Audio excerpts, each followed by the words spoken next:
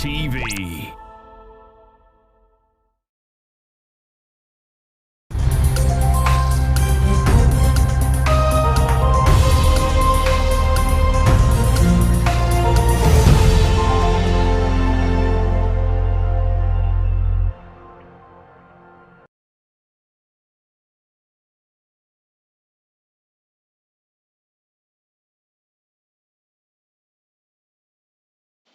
जय हो कल्कि भगवान जी की, जय हो गौर शाही महाराज जी दी, सईदी जी, नाजोबा जी, साजदाबा जी, गौर शाही मरहबा।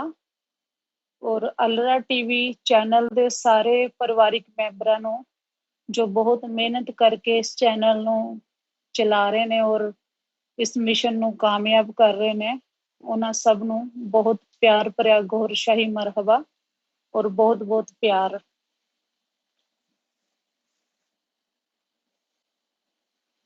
सब तो पहला शुरुआत एक फकीरी कसीदा छोटा जिहा नात समझ लो, शब्द समझ लो, उद तो शुरू करना। करे ना फकीरी फिर क्या दिलगिरी, करे ना फकीरी फिर क्या दिलगिरी, सदा मगन में रहना जी, सदा मगन में रहना जी। कोई दिन हाथी न कोई दिन घोड़ा, कोई दिन हाथी न कोई दिन घोड़ा, कोई दिन पैदल चलना जी, कोई दिन पैदल चलना जी।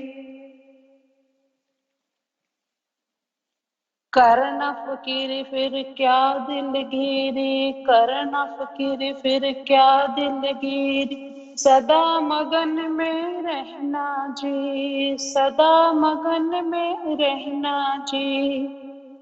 कोई दिन ढोलिया कोई दिन तलाई, कोई दिन ढोलिया कोई दिन तलाई, कोई दिन भुएं पे सोना जी, कोई दिन भुएं पे सोना जी। करना फकीर फिर क्या दिलगिरी, करना फकीर फिर क्या दिलगिरी, सदा मगन में रहना जी, सदा मगन में रहना जी। मीरा कहे प्रभु गिरधर नागर, मीरा कहे प्रभु गिरधर नागर, मीरा कहे प्रभु गिरधर नागर, मीरा कहे प्रभु गिरधर नागर।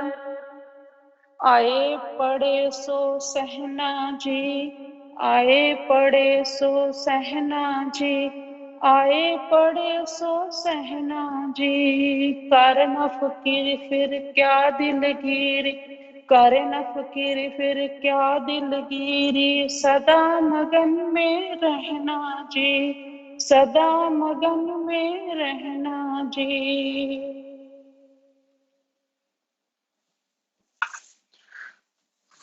एक फकीर नूं सदा मगन रहना चाहिए। किसी तरह का भी माहौल उहदे ते आ सकता है, हर माहौल दे विच उहनूं मालिक दा शुक्रगुजार बन के रहना चाहिए। जिस हाल च मालिक रखन उस हाल च रहना चाहिए। दुख आवे ते सहना सीखो, सुख आवे ते उहनूं वंडना सीखो। अपने मन दे स्वामी हो जाओ। भय चिंता आदि है तां असी फिर टुट जाने हाँ, जदों साडे ते भय चिंता आ जांदी है ते असी टुट जाने हाँ, मायूस हो जाने हाँ। अपने मन नूं सानूं संभालना चाहिए है। जदों साडा मन साडे वस च हो जाएगा, सानूं कोई दुख तकलीफ महसूस नहीं होएगी, तां ओनूं ही ध्यान कहा जांदा है, तसव्वुर कहा जांदा है उस चीज नूं। देखो जिंदगी एक फिल्म दे पर्दे वर्गी है और जिस विच सब तरह दे किरदार हुंदे ने। बस एक चल रही कहानी है ਜਿਸ ਵਿੱਚ ਅੱਛਾ ਬੁਰਾ ਖੱਟਾ ਮਿੱਠਾ ਸਭ ਹੋਣੇ ਵਾਲਾ ਹੁੰਦਾ ਹੈ, ਔਰ ਸਭ ਪਹਿਲਾਂ ਲਿਖਿਆ ਹੁੰਦਾ ਹੈ ਕਿ ਇਹ ਸਭ ਕੁਝ ਹੋਣਾ ਹੈ। ਉਹਨਾਂ ਸਭ ਵਾਸਤੇ ਤਿਆਰ ਰਹੋ ਹਰ ਟਾਈਮ। ਇਹ ਜੋ ਵੀ ਹਾਲਾਤ ਚੰਗੇ ਆਣ ਬੁਰੇ ਆਣ, ਉਹਨਾਂ ਚੀਜ਼ਾਂ ਵਾਸਤੇ ਸਾਨੂੰ ਪਹਿਲਾਂ ਹੀ ਰੈਡੀ ਰਹਿਣਾ ਚਾਹੀਦਾ ਹੈ ਕਿ ਵੀ ਚੰਗੇ ਤੋਂ ਬਾਅਦ ਤਾਂ ਬੁਰਾ ਆਂਦਾ ਹੀ ਹੈ, ਔਰ ਬੁਰੇ ਤੋਂ ਬਾਅਦ ਚੰਗਾ ਹੋ ਜਾਂਦਾ। ਐਸਾ ਹੀ ਅੱਜ ਅਸੀਂ ਕਿਸੇ ਦੀ ਮਾਂ ਹਾਂ, ਏਦਾਂ ਹੀ ਅੱਜ ਕਿਸੇ ਦੀ ਮਾਂ ਹਾਂ, ਅਸੀਂ ਭੈਣ ਵੀ ਹੈਗੇ ਆ ਔਰ ਬੇਟੀ ਵੀ ਹੈਗੇ ਆ। ਇਹ ਸਿਰਫ ਸਾਡਾ ਕਰੈਕਟਰ ਹੈ ਇਸ ਦੁਨੀਆ ਦੇ ਵਿੱਚ, ਇਸ ਤੋਂ ਜ਼ਿਆਦਾ ਹੋਰ ਕੁਝ ਨਹੀਂ ਹੈਗਾ। ਇੱਕ ਚਰਿੱਤਰ ਹੈ ਜਿਸ ਦਾ ਕਿਰਦਾਰ ਨਿਭਾ ਰਹੇ ਹਾਂ ਅਸੀਂ, ਔਰ ਨਿਭਾ ਕੇ ਅਸੀਂ ਇਸ ਤਰ੍ਹਾਂ ਹੀ ਚਲੇ ਜਾਂਦੇ ਹਾਂ। ਔਰ ਅਸੀਂ ਸਰੀਰ ਨੂੰ ਇਹਨਾਂ ਸਭ ਕਿਰਦਾਰਾਂ ਨੂੰ ਸੱਚ ਮੰਨਦੇ ਹਾਂ। ਜ਼ਿੰਦਗੀ ਦੇ ਵਿੱਚ ਅਸੀਂ ਸੋਚਦੇ ਹਾਂ ਕਿ ਅਸੀਂ ਇਸ ਦੁਨੀਆ ਦੇ ਵਿੱਚੋਂ ਕਦੇ ਜਾਣਾ ਹੀ ਨਹੀਂ ਹੈਗਾ, ਔਰ ਇਹ ਕਿਰਦਾਰ ਸਦਾ ਹੀ ਰਹਿਣਗੇ, ਔਰ ਬੜੀ ਖੁਸ਼ੀ ਮਹਿਸੂਸ ਕਰਦੇ ਹਾਂ ਇਸ ਸੰਸਾਰ ਦੇ ਵਿੱਚ। ਸੰਸਾਰ ਦੇ ਵਿੱਚ ਫਸ ਜਾਂਦੇ ਆ ਔਰ ਬੜਾ ਮੁਸ਼ਕਲ ਹੋ ਜਾਂਦਾ ਹੈ ਇਸ ਸੰਸਾਰ ਦੇ ਜੰਜਾਲ ਦੇ ਵਿੱਚੋਂ ਨਿਕਲਣਾ। ਇਹ ਦੁਨੀਆ ਖੇਲ ਹੈ, ਬਸ ਖੇਲ ਦੀ ਹੀ ਤਰ੍ਹਾਂ ਦੇਖੋ ਇਸ ਨੂੰ। ਔਰ ਜਿਸ ਤਰ੍ਹਾਂ ਸਾਡੇ ਬਜ਼ੁਰਗ ਇਸ ਦੁਨੀਆ ਤੋਂ ਚਲੇ ਜਾਂਦੇ ਨੇ, ਔਰ ਇਸੇ ਤਰ੍ਹਾਂ ਅਸੀਂ ਵੀ ਚਲੇ ਜਾਣਾ ਹੈ, ਔਰ ਅਸੀਂ ਵੀ ਚਲੇ ਜਾਵਾਂਗੇ। ਔਰ ਪਰ ਯਾਦ ਰੱਖੋ, ਸਾਨੂੰ ਰੱਬ ਨੂੰ ਹਮੇਸ਼ਾ ਯਾਦ ਰੱਖਣਾ ਚਾਹੀਦਾ ਹੈ, ਜਿਨ੍ਹਾਂ ਨੇ ਸਾਨੂੰ ਪੈਦਾ ਕੀਤਾ ਹੈ, ਇਸ ਕਿਰਦਾਰ ਦੇ ਵਿੱਚ ਭੇਜਿਆ। ਉਹਨਾਂ ਨੇ ਆਪਣੀ ਦੁਨੀਆ ਨੂੰ ਸਜਾਉਣ ਵਾਸਤੇ ਸਾਨੂੰ ਭੇਜਿਆ, ਪਰ ਉਹਨਾਂ ਨੇ ਨਾਲ ਇਹ ਵੀ ਕਿਹਾ ਕਿ ਵੀ ਇਬਾਦਤ ਭਗਤੀ ਵੀ ਕਰਨੀ ਹੈ, ਔਰ ਆਪਣਾ ਸਾਨੂੰ ਮੋਕਸ਼ ਵੀ ਕਰਨਾ ਪੈਂਦਾ ਹੈ ਦੁਨੀਆ ਦੇ ਵਿੱਚ ਰਹਿੰਦਿਆਂ ਹੋਇਆਂ, ਔਰ ਆਪਣਾ ਕੰਮਕਾਰ ਵੀ ਕਰਨਾ ਪੈਂਦਾ ਹੈ। ਔਰ ਮਾਲਕ ਨੇ ਸਾਨੂੰ ਇੱਕ ਬਹੁਤ ਹੀ ਪਿਆਰਾ ਜ਼ਰੀਆ ਦਿੱਤਾ ਹੈ, ਆਪਣਾ ਕੰਮਕਾਰ ਵੀ ਕਰੋ ਔਰ ਆਪਣੇ ਮੋਕਸ਼ ਦੀ ਤਿਆਰੀ ਵੀ ਕਰੋ, ਅਗਲੇ ਘਰ ਨੂੰ ਜਾਣ ਦੀ ਤਿਆਰੀ ਵੀ ਕਰੋ, ਜਿਸ ਘਰ ਦੇ ਵਿੱਚ ਅਸੀਂ ਸਦਾ ਰਹਿਣਾ, ਮਾਲਕ ਦੀ ਹਜ਼ੂਰੀ ਦੇ ਵਿੱਚ ਸਦਾ ਰਹਿਣਾ। ਅਸੀਂ ਉਸ ਘਰ ਦੇ ਵਿੱਚ ਜਾਣ ਦੀ ਤਿਆਰੀਆਂ ਸਾਨੂੰ ਇੱਥੋਂ ਹੀ, ਇਸ ਦੁਨੀਆ ਦੇ ਵਿੱਚੋਂ ਹੀ ਕਰਨੀਆਂ ਪੈਂਦੀਆਂ ਨੇ, ਵੀ ਅਸੀਂ ਉੱਥੇ ਕਿਸ ਮੁਕਾਮ ਤੇ ਜਾ ਕੇ ਟਿਕਣਾ ਹੈ। ਔਰ ਅਸੀਂ ਜੇ ਇੱਥੇ ਗਲਤ ਕੰਮ ਕਰਾਂਗੇ, ਗਲਤ ਸੋਚ ਵਿਚਾਰ ਰੱਖਾਂਗੇ, ਮੰਦਾ ਬੋਲਾਂਗੇ, ਮੰਦਾ ਸੋਚਾਂਗੇ, ਮੰਦਾ ਦੇਖਾਂਗੇ, ਤੇ ਉੱਥੇ ਜਾ ਕੇ ਸਾਨੂੰ ਅਕਾਲ ਪੁਰਖ ਨੇ ਕੋਈ ਚੰਗੀ ਜਗ੍ਹਾ ਨਹੀਂ ਦੇਣੀ।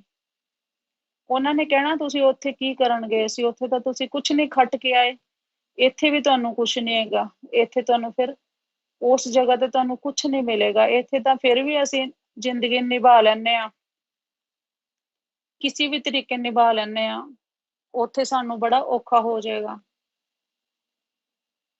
ਔਰ ਇਸੇ ਤਰ੍ਹਾਂ ਜਦੋਂ ਤੁਹਾਨੂੰ ਇੱਕ ਕਾਮਿਲ ਮੁਰਸ਼ਿਦ ਮਿਲ ਜਾਏ ਦੁਨੀਆ ਦੇ ਵਿੱਚ, ਇਸ ਦੁਨੀਆ ਦੇ ਵਿੱਚ ਘੁੰਮਦਿਆਂ ਫਿਰਦਿਆਂ, ਅਗਰ ਜੇ ਤੁਹਾਡੇ ਦਿਲ ਦਿਮਾਗ ਦੇ ਵਿੱਚ ਕੁਛ ਰੱਬ ਨੇ ਇਸ ਤਰ੍ਹਾਂ ਦਾ ਕੁਛ ਇੱਕ ਪੁਆਇੰਟ, ਕੁਛ ਨੁਕਤਾ ਰੱਖਿਆ, ਕੁਛ ਆਪਣੇ ਵੱਲ ਨੂੰ ਉਹਨਾਂ ਨੇ ਖਿੱਚਣ ਦੀ ਕੁਛ ਵੀ ਸਿਸਟਮ ਰੱਖਿਆ, ਤਾਂ ਤੁਹਾਨੂੰ ਕੋਈ ਨਾ ਕੋਈ ਕਾਮਿਲ ਮੁਰਸ਼ਿਦ ਮਿਲ ਜਾਣਗੇ, ਸੰਤ ਫਕੀਰ ਮਿਲ ਜਾਣਗੇ, ਉਹਨਾਂ ਦੇ ਜ਼ਰੀਏ ਤੁਹਾਨੂੰ ਮੋਕਸ਼ ਵੀ ਮਿਲ ਸਕਦਾ।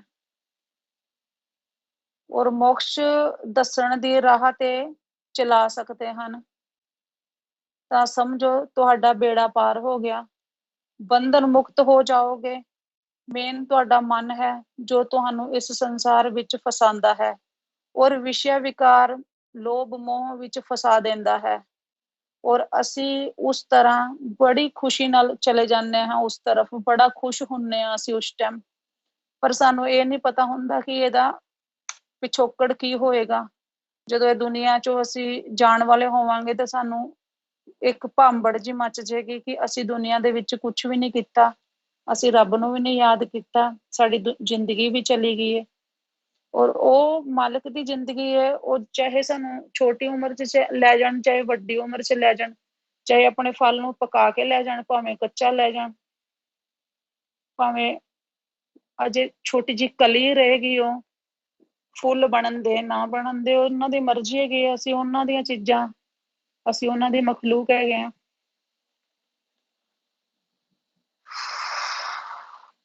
ਔਰ ਅਸੀਂ ਇੱਕ ਤਰ੍ਹਾਂ ਭਰਮ ਨੂੰ ਸੱਚ ਮੰਨ ਲੈਂਦੇ ਹਾਂ, ਤਾਂ ਮਾਰ ਵੀ ਤਾਂਹੀਓ ਹੀ ਖਾਂਦੇ ਹਾਂ ਅਸੀਂ।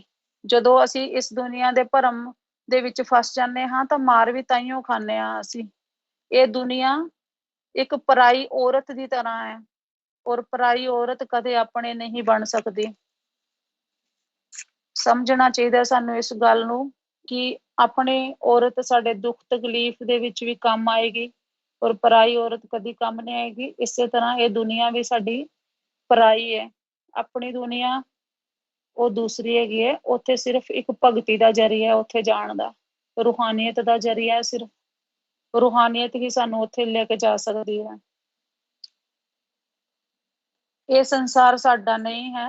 ਦੁੱਖ ਮੋਕਸ਼ ਮ੍ਰਿਤੂ ਦੇ ਸਮੇਂ ਅਸੀਂ ਇਹਨਾਂ ਗੱਲਾਂ ਨੂੰ ਜ਼ਰੂਰ ਯਾਦ ਕਰਨੇ ਹਾਂ, ਔਰ ਫਿਰ ਰੋਂਦੇ ਹਾਂ ਕਿ ਇਹ ਦੁਨੀਆ ਰੱਬਾ ਕਿਵੇਂ ਦੀ ਬਣਾਈ, ਇਹਦੇ ਵਿੱਚ ਤਾਂ ਬੜੇ ਦੁੱਖ ਤਕਲੀਫ ਨੇ, ਸਾਨੂੰ ਇਹ ਦੁਨੀਆ ਨਹੀਂ ਚਾਹੀਦੀ। ਪਰ ਫਿਰ ਅਸੀਂ ਥੋੜੇ ਟਾਈਮ ਬਾਅਦ ਉਹਨਾਂ ਗੱਲਾਂ ਨੂੰ ਭੁੱਲ ਕੇ ਫਿਰ ਅਸੀਂ ਉਸੇ ਜੰਜਾਲ ਦੇ ਵਿੱਚ ਫਸ ਜਾਂਦੇ ਹਾਂ ਤੇ ਰੱਬ ਨੂੰ ਫਿਰ ਭੁੱਲ ਜਾਂਦੇ ਹਾਂ। ਜਦੋਂ ਦੁੱਖਾਂ ਵਿੱਚੋਂ ਨਿਕਲ ਜਾਂਦੇ ਹਾਂ ਤਾਂ ਫਿਰ ਅਸੀਂ ਆਪਣੇ ਕੰਮਾਂ ਕਾਰਾਂ, ਸੰਸਾਰ ਦੇ ਕੰਮਾਂ ਦੇ ਵਿੱਚ ਫਸ ਜਾਂਦੇ ਹਾਂ, ਔਰ ਫਿਰ ਅਸੀਂ ਮਾਲਕ ਨੂੰ ਭੁੱਲ ਜਾਂਦੇ ਹਾਂ। ਜਿਸ ਤਰ੍ਹਾਂ ਤੁਲਸੀਦਾਸ ਜੀ ਹੈਗੇ ਸੀ, ਆਪਣੇ ਇੱਕ ਬਹੁਤ ਸਿੰਪਲ ਸਧਾਰਨ ਇਨਸਾਨ ਸੀ। ਉਹ ਸਿਰਫ ਤੁਲਸੀ ਹੀ ਨਾਮ ਸੀ ਉਹਨਾਂ ਦਾ। ਤੇ ਉਹ ਇੱਕ ਦਿਨ ਆਪਣੀ ਵਾਈਫ ਨੂੰ, ਆਪਣੀ ਪਤਨੀ ਨੂੰ ਮਿਲਣ ਗਏ, ਤਾਂ ਉਹ ਉਹਨਾਂ ਦੀ ਪਤਨੀ ਵੀ ਪਤਾ ਨਹੀਂ ਕਿਸ ਮੂਡ ਦੇ ਵਿੱਚ ਬੈਠੀ ਹੋਈ ਸੀ, ਉਹਨਾਂ ਨੇ ਕਹਿ ਦਿੱਤਾ ਕਿ ਜਿੰਨਾ ਤੂੰ ਪਿਆਰ ਮੇਰੀ ਚਮੜੀ ਨੂੰ, ਮੇਰੀ ਹੱਡੀਆਂ ਨੂੰ ਤੁਸੀਂ ਪਿਆਰ ਕਰਦੇ ਹੋ, ਅਗਰ ਤੁਸੀਂ ਇੰਨਾ ਪਿਆਰ ਮੁਹੱਬਤ ਰਾਮ ਨੂੰ ਮਿਲਣ ਵਾਸਤੇ ਕੀਤਾ ਹੁੰਦਾ ਤਾਂ ਤੁਹਾਨੂੰ ਅੱਜ ਰਾਮ ਮਿਲ ਜਾਣਾ ਸੀ। ਤੇ ਤੁਲਸੀਦਾਸ ਜੀ ਸਿਰਫ ਉਦੋਂ ਤੱਕ ਤੁਲਸੀ ਸੀ, ਤੇ ਜਦੋਂ ਉਹਨਾਂ ਨੂੰ ਆਪਣੀ ਵਾਈਫ ਰਤਨੀ ਦੀ ਗੱਲ ਪਿੰਚ ਕੀਤੀ, ਦਿਲ ਨੂੰ ਲੱਗ ਗਈ, ਤਾਂ ਉਹ ਸਭ ਕੁਝ ਛੱਡ ਕੇ ਉਥੋਂ ਚਲੇ ਗਏ ਸ਼੍ਰੀ ਰਾਮ ਜੀ ਦੇ ਚਰਨਾਂ ਦੇ ਵਿੱਚ, ਮੰਦਿਰ ਦੇ ਵਿੱਚ। ਤੇ ਉੱਥੇ ਉਹਨਾਂ ਨੇ ਜਾ ਕੇ ਇੰਨੀ ਭਗਤੀ, ਇੰਨਾ ਧਿਆਨ ਕੀਤਾ ਕਿ ਉਹ ਤੁਲਸੀਦਾਸ ਬਣ ਗਏ। ਤੁਲਸੀਦਾਸ ਬਣ ਗਏ, ਔਰ ਹੁਣ ਅਸੀਂ ਉਹਨਾਂ ਨੂੰ ਗੋਸਵਾਮੀ ਤੁਲਸੀਦਾਸ ਕਹਿੰਦੇ ਹਾਂ। ਜੇ ਉਹਨਾਂ ਦਾ ਵਾਈਫ, ਉਹਨਾਂ ਦੀ ਪਤਨੀ ਉਹਨਾਂ ਦਾ ਜ਼ਰੀਆ ਨਾ ਬਣਦੀ, ਉਹਨਾਂ ਨੂੰ ਦੁਤਕਾਰਦੀ ਨਾ, ਤਾਂ ਉਹ ਸਿਰਫ ਤੁਲਸੀ ਰਹਿੰਦੇ। ਅੱਜ ਉਹ ਤੁਲਸੀਦਾਸ ਬਣ ਗਏ ਨੇ। ਸਿਰਫ ਇਹ ਇੱਕ ਹਿਦਾਇਤ ਹੁੰਦੀ ਹੈ ਅਕਾਲ ਪੁਰਖ ਦੇ ਵੱਲੋਂ ਕਿ ਉਹਨਾਂ ਨੇ ਉਹਨਾਂ ਨੂੰ ਕਿਹਨਾਂ ਦੇ ਜ਼ਰੀਏ ਉਹ ਹਿਦਾਇਤ ਦੇਣੀ ਹੈ। ਦੁੱਖ ਵਿੱਚ ਸੁੱਖ ਨੂੰ ਖੋਜਣਾ ਬੁੱਧੀਮਾਨੀ ਹੈ। ਰੱਬ ਨੂੰ ਪਾਣ ਦਾ ਰਸਤਾ, ਮੋਕਸ਼ ਪਾਣ ਦਾ ਰਸਤਾ ਕਿਤੋਂ ਵੀ ਤੁਸੀਂ ਅਪਣਾ ਸਕਦੇ ਹੋ, ਕਿਤੋਂ ਵੀ ਪ੍ਰਾਪਤ ਕਰ ਸਕਦੇ ਹੋ। ਇਸ ਦੁਨੀਆ ਦੇ ਵਿੱਚ 4 ਧਰਮ ਮੇਨ ਹੈਗੇ ਨੇ। 4 ਧਰਮਾਂ ਮੇਨਾਂ ਦੇ ਵਿੱਚ ਤੁਹਾਨੂੰ ਕਿੱਥੇ ਤੁਹਾਡੀ ਕਿਸਮਤ ਜਾ ਕੇ ਅੜਦੀ ਹੈ, ਤੁਹਾਡੀ ਕਿਸਮਤ ਦੀ ਕੁੰਡੀ ਕਿੱਥੇ ਜਾ ਕੇ ਕਿਸ ਫਕੀਰ ਦੇ ਨਾਲ ਮੈਚ ਹੁੰਦੀ ਹੈ, ਕਿਹਨਾਂ ਨੇ ਤੁਹਾਨੂੰ ਫੈਜ਼ ਦੇਣਾ, ਫਾਇਦਾ ਦੇਣਾ, ਕਿਹਨਾਂ ਨੇ ਤੁਹਾਨੂੰ ਮੋਕਸ਼ ਦਿਵਾਣਾ, ਉਹ ਸਿਰਫ ਤੁਹਾਡੀ ਕਿਸਮਤ ਦੇ ਵਿੱਚ ਉਹਨਾਂ ਫਕੀਰਾਂ, ਉਹਨਾਂ ਸਾਧੂਆਂ ਦਾ, ਉਹਨਾਂ ਸੂਫੀ ਸੰਤਾਂ ਦਾ ਨਾਮ ਲਿਖਿਆ ਹੁੰਦਾ ਹੈ। ਔਰ ਸਾਨੂੰ ਉਹ ਚੀਜ਼ ਸਾਨੂੰ ਕਿਸੇ ਵੀ ਜਗ੍ਹਾ ਤੋਂ ਪ੍ਰਾਪਤ ਕਰ ਲੈਣੀ ਚਾਹੀਦੀ ਹੈ। ਅਗਰ ਸਾਨੂੰ ਕੋਈ ਕਾਮਿਲ ਮੁਰਸ਼ਿਦ ਮਿਲਦੇ ਨੇ, ਸੂਫੀ ਸੰਤ ਫਕੀਰ ਮਿਲਦੇ ਨੇ, ਤਾਂ ਉਹ ਚੀਜ਼ ਸਾਨੂੰ ਪ੍ਰਾਪਤ ਕਰ ਲੈਣੀ ਚਾਹੀਦੀ ਹੈ। ਉਸ ਟਾਈਮ ਸਾਨੂੰ ਕਿਸੇ ਵੀ ਧਰਮ ਨੂੰ ਅੱਗੇ ਨਹੀਂ ਕਰਨਾ ਚਾਹੀਦਾ। ਬਸ ਸਿਰਫ ਇਹ ਸੋਚਣਾ ਚਾਹੀਦਾ ਹੈ ਕਿ ਅਕਾਲ ਪੁਰਖ ਦੀ ਤਰਫ ਜਾਣ ਦੇ ਉਹ ਚਾਰੋਂ ਰਸਤੇ ਇੱਕ ਜਗ੍ਹਾ ਤੇ ਹੀ ਜਾਂਦੇ ਨੇ। ਕਿਉਂਕਿ ਇੱਕ ਚੀਜ਼, ਇੱਕ ਗੱਲ ਹੈਗੀ ਹੈ ਕਿ ਨਿਸ਼ਾਨਾ ਸਾਡਾ ਸਿਰਫ ਇੱਕ ਹੀ ਹੈ, ਔਰ ਤੀਰਅੰਦਾਜ਼ ਅਨੇਕ। ਅਵਲ ਨਿਸ਼ਾਨਾ ਸਾਡਾ ਇੱਕ ਹੈਗਾ, ਔਰ ਤੀਰਅੰਦਾਜ਼ ਬਹੁਤ ਹੈਗੇ ਨੇ, ਬਹੁਤ ਨੇ। ਅਸੀਂ ਤੀਰਅੰਦਾਜ਼ਾਂ ਦੇ ਪਿੱਛੇ ਤਾਂ ਲੱਗਣਾ ਹੈ, ਔਰ ਅਸੀਂ ਉਹਨਾਂ ਨੂੰ ਖੋਜਣਾ ਹੈ ਕਿ ਅਸੀਂ ਇਹ ਖੋਜਣਾ ਕਿ ਸਾਡੇ ਦਿਲ ਨੂੰ ਕੌਣ ਮੈਚ ਕਰਦੇ ਨੇ, ਕਿਹੜੇ ਤੀਰਅੰਦਾਜ਼ ਹੈਗੇ ਨੇ, ਕਿਹੜੇ ਕਾਮਿਲ ਹੈਗੇ ਨੇ, ਮੁਰਸ਼ਦ ਹੈਗੇ ਨੇ, ਸੂਫੀ ਸੰਤ ਫਕੀਰ ਹੈਗੇ ਨੇ, ਜੋ ਉਸ ਨਿਸ਼ਾਨੇ ਦੇ ਉੱਤੇ ਸਾਨੂੰ ਫੈਜ਼ ਦੇਣਗੇ ਔਰ ਉਸ ਨਿਸ਼ਾਨੇ ਦੇ ਉੱਤੇ ਸਾਡਾ ਨਿਸ਼ਾਨਾ ਲਗਾਣਗੇ ਔਰ ਸਾਨੂੰ ਮੋਕਸ਼ ਦੇ ਰਸਤੇ ਤੇ ਭੇਜਣਗੇ। ਔਰ ਇਹ ਸਿਰਫ ਇੱਕ ਮਾਲਕ ਦੀ ਰਜ਼ਾਮੰਦੀ ਤੇ ਹੀ ਹੁੰਦਾ ਹੈ।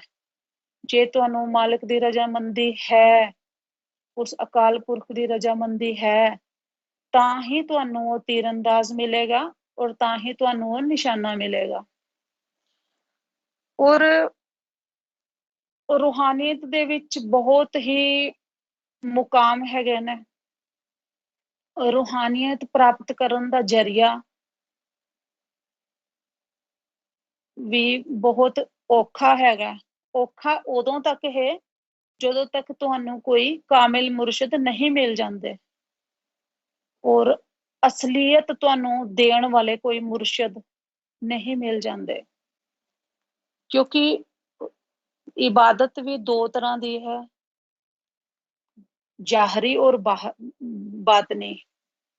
ਜਿਹੜੀ ਜ਼ਾਹਰੀ ਇਬਾਦਤ ਹੈਗੀ ਹੈ, ਉਹਦਾ ਕੋਈ ਫਾਇਦਾ ਨਹੀਂ ਹੈ। ਉਹ ਸਿਰਫ ਇਸ ਦੁਨੀਆ ਦੇ ਵਿੱਚ ਹੈ। ਉਹ ਅਸੀਂ ਇਲਮ ਇਕੱਠਾ ਕਰਦੇ ਹਾਂ, ਅਸੀਂ ਚਿੱਲੇ ਮੁਜਾਹਿਦੇ ਕਰਦੇ ਹਾਂ, ਅਸੀਂ ਇਲਮ ਐਸੇ ਅਸੀਂ ਇਕੱਠੇ ਕਰ ਲੈਂਦੇ ਹਾਂ ਕਿ ਅਸੀਂ ਇੱਕ ਮੰਨ ਕੇ ਚੱਲੋ ਕਿ ਰੂਹਾਨੀਅਤ ਦੇ ਡਾਕਟਰ ਬਣ ਜਾਂਦੇ ਹਾਂ।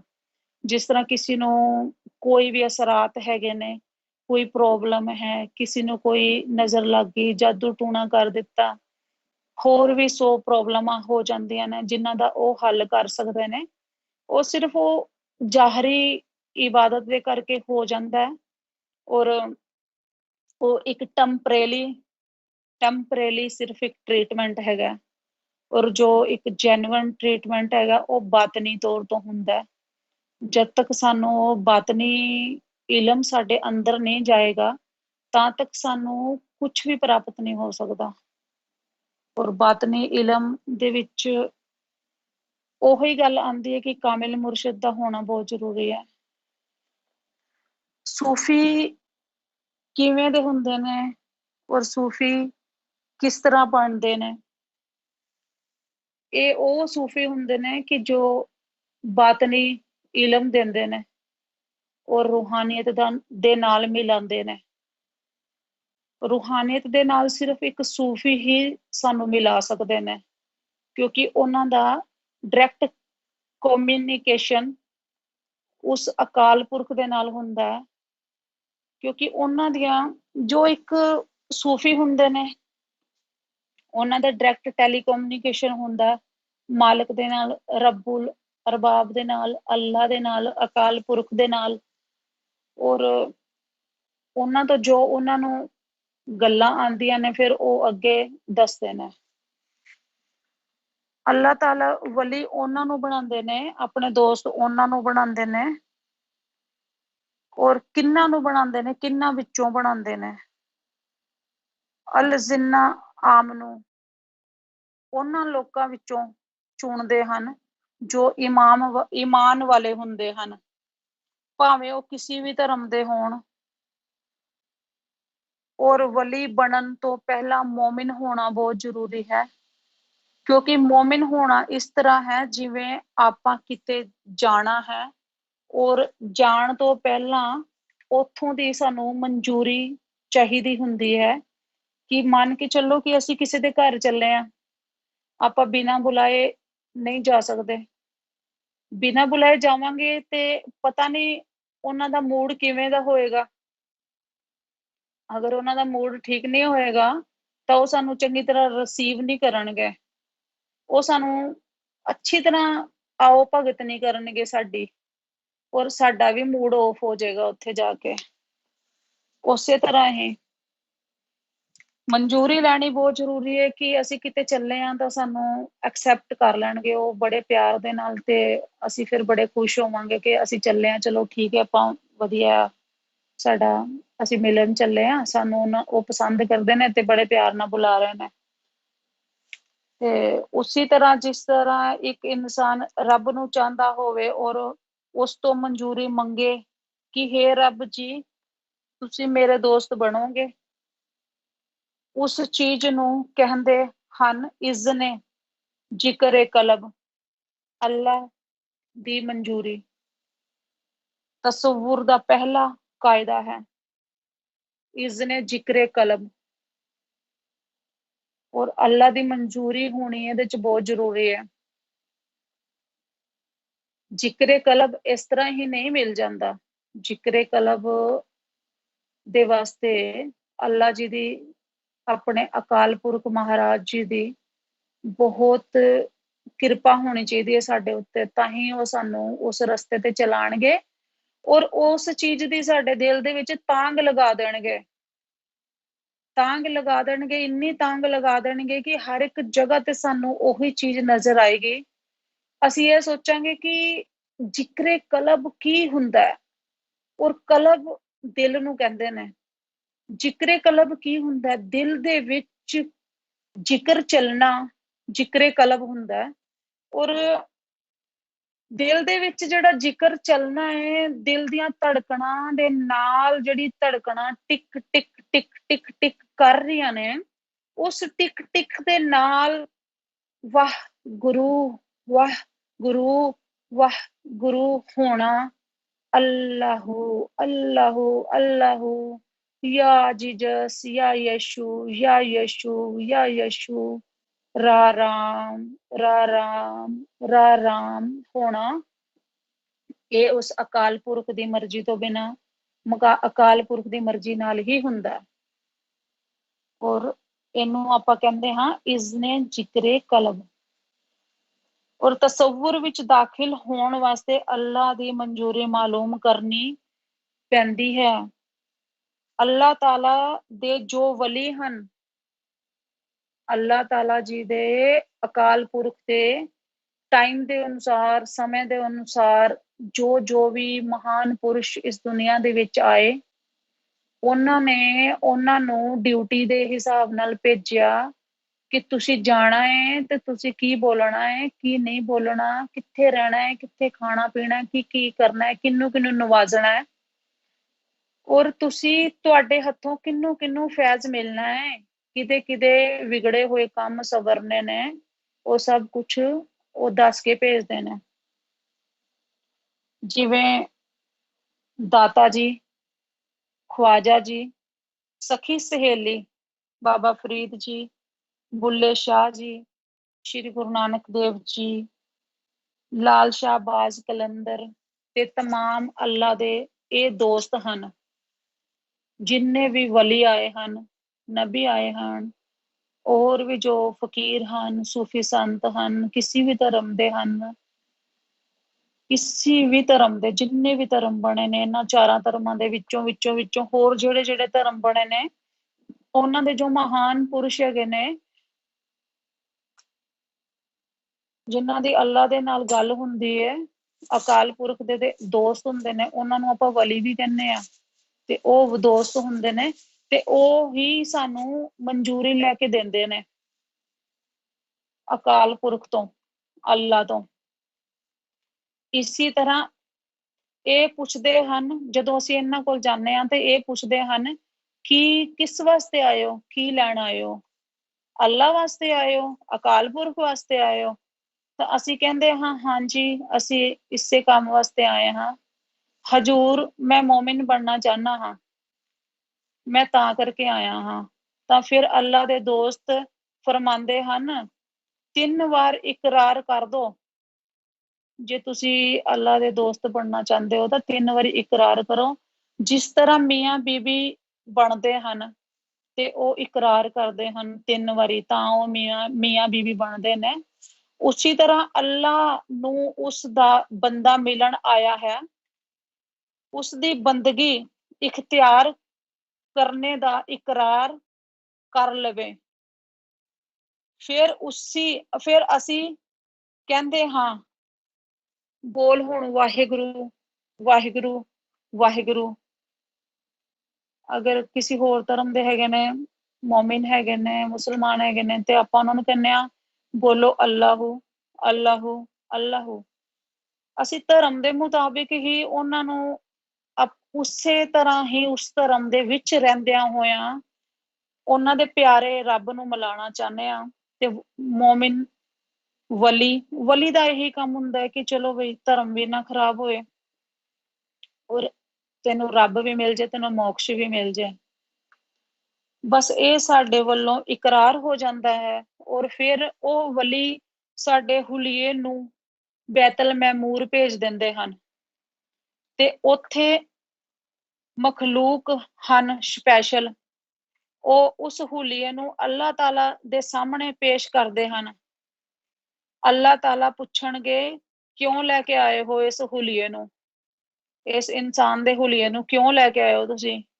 ਆਪ ਨਾਲ ਦੋਸਤੀ ਕਰਵਾਉਣ ਵਾਸਤੇ ਆਏ ਆ ਜੀ। ਅੱਲਾਹ ਜੀ, ਅਕਾਲ ਪੁਰਖ ਜੀ, ਇਹ ਇਨਸਾਨ ਤੁਹਾਡੇ ਨਾਲ ਦੋਸਤੀ ਕਰਨਾ ਚਾਹੁੰਦਾ ਹੈ, ਅਸੀਂ ਤਾਂ ਕਰਕੇ ਇਸ ਹੁਲੀਏ ਨੂੰ ਤੁਹਾਡੇ ਕੋਲ ਲੈ ਕੇ ਆਏ ਹਾਂ। ਅੱਲਾਹ ਤਾਲਾ ਚਾਹਣਗੇ ਤਾਂ, ਅਗਰ ਉਸ ਨਾਲ ਉਹ ਦੋਸਤੀ ਕਰਨਾ ਚਾਹਣਗੇ ਤਾਂ ਫਿਰ ਪੁੱਛਣਗੇ ਬਈ ਇਸ ਦੀ ਕੋਈ ਇਸ ਇਨਸਾਨ ਦਾ ਕੋਈ ਜ਼ਮਾਨਤੀ ਹੈ? ਫਿਰ ਪੁੱਛਣਗੇ ਕਿ ਇਸ ਇਨਸਾਨ ਦਾ ਕੋਈ ਜ਼ਮਾਨਤੀ ਹੈਗਾ, ਇਸ ਦੀ ਤਸਦੀਕ ਕਰਨ ਵਾਲਾ ਕੋਈ ਹੈ? ਤਾਂ ਫਿਰ ਉਸ ਇਨਸਾਨ ਦੀ ਤਸਦੀਕ ਕਰਨ ਦੇ ਲਈ ਹਰ ਮਜ਼ਹਬ ਧਰਮ ਦੇ ਜੋ ਨਬੀ ਔਰ ਉਹਨਾਂ ਦੇ ਜੋ ਵਲੀ ਹਨ, ਉਹਨਾਂ ਹਾਜ਼ਰ ਕੀਤੇ ਜਾਂਦੇ ਹਨ, ਉਹਨਾਂ ਨੂੰ ਹਾਜ਼ਰ ਕੀਤਾ ਜਾਂਦਾ ਹੈ। ਅਗਰ ਉਹ ਹਿੰਦੂਆਂ ਦੇ ਹਨ ਤੇ ਹਿੰਦੂਆਂ ਦੇ ਵਲੀ ਆ ਜਾਂਦੇ ਹਨ ਤਸਦੀਕ ਕਰਨ ਦੇ ਲਈ। ਅਗਰ ਕੋਈ ਈਸਾਈ ਹੈ ਤੇ ਈਸਾਈ ਦੇ ਆ ਜਾਂਦੇ ਹਨ, ਯਹੂਦੀ ਹਨ ਤੇ ਯਹੂਦੀਆਂ ਦੇ ਆ ਜਾਂਦੇ ਹਨ, ਮੁਸਲਮਾਨਾਂ ਦੇ ਹੈ ਤਾਂ ਗੋਸ ਪਾਕ ਜੀ ਆ ਜਾਂਦੇ ਹਨ, ਇਸੇ ਤਰ੍ਹਾਂ ਸਿੱਖਾਂ ਦੇ ਹਨ ਤਾਂ ਗੁਰੂ ਨਾਨਕ ਦੇਵ ਜੀ ਮਹਾਰਾਜ ਆ ਜਾਂਦੇ ਹਨ। ਫਿਰ ਅੱਲਾਹ ਤਾਲਾ ਮਨਜ਼ੂਰ ਕਰਨਗੇ ਤੋਂ ਬਾਅਦ ਦੀ ਗੱਲ ਹੈ। ਤੇ ਫਿਰ ਉਸ ਮੁਰਸ਼ਿਦ ਨੂੰ ਕਹਿੰਦੇ ਹਨ ਕਿ ਤੁਹਾਡੀ ਜ਼ਮਾਨਤ ਤੇ ਮੈਂ ਦਾਖਲਾ ਦੇ ਰਿਹਾ ਹਾਂ ਇਸ ਇਨਸਾਨ ਨੂੰ, ਇਸ ਨੂੰ ਭੱਜਣ ਨਾ ਦਿਆ ਜਾਏ, ਇਸ ਨੂੰ ਭੱਜਣ ਨਾ ਦਿਆ ਜੇ। ਤੇ ਫਿਰ ਅੱਲਾਹ ਤਾਲਾ ਇਜ਼ਨ ਫਰਮਾਉਂਦੇ ਹਨ ਔਰ ਇਜ਼ਨ ਫਰਮਾ ਕੇ ਉਸ ਬੰਦੇ ਨੂੰ ਵਲੀਆਂ ਜੋ ਵਲੀ ਹੁੰਦੇ ਨੇ, ਵਲੀ ਕਾਮਿਲ ਦੀ ਰੂਹਾਨੀ ਕਿਫਾਇਤ ਵਿੱਚ ਦੇ ਦਿੰਦੇ ਹਨ ਕਿ ਤੁਸੀਂ ਹੁਣ ਇਸ ਇਨਸਾਨ ਦੀ ਰੂਹਾਨੀ ਦੇਖ ਰੇਖ ਕਰੋ। ਤੇ ਤਸਵੁਰ ਵਿੱਚ ਸਭ ਤੋਂ ਪਹਿਲਾ ਨੁਕਤਾ ਏ ਆਗਾਜ਼ ਅੱਲਾ ਦੀ ਬਾਰਗਾਹ ਤੋਂ ਮਨਜ਼ੂਰੀ ਲੈਣਾ ਹੁੰਦਾ ਹੈ। ਇਸ ਦਾ ਮਤਲਬ ਹੈ ਕਿ ਅੱਲਾਹ ਤਾਲਾ ਇਸ ਇਨਸਾਨ ਨੂੰ ਹਿਦਾਇਤ ਦੇਣਾ ਚਾਹੁੰਦੇ ਹਨ। ਇਸ ਤਰ੍ਹਾਂ ਹਿਦਾਇਤ ਮਿਲਦੀ ਹੈ।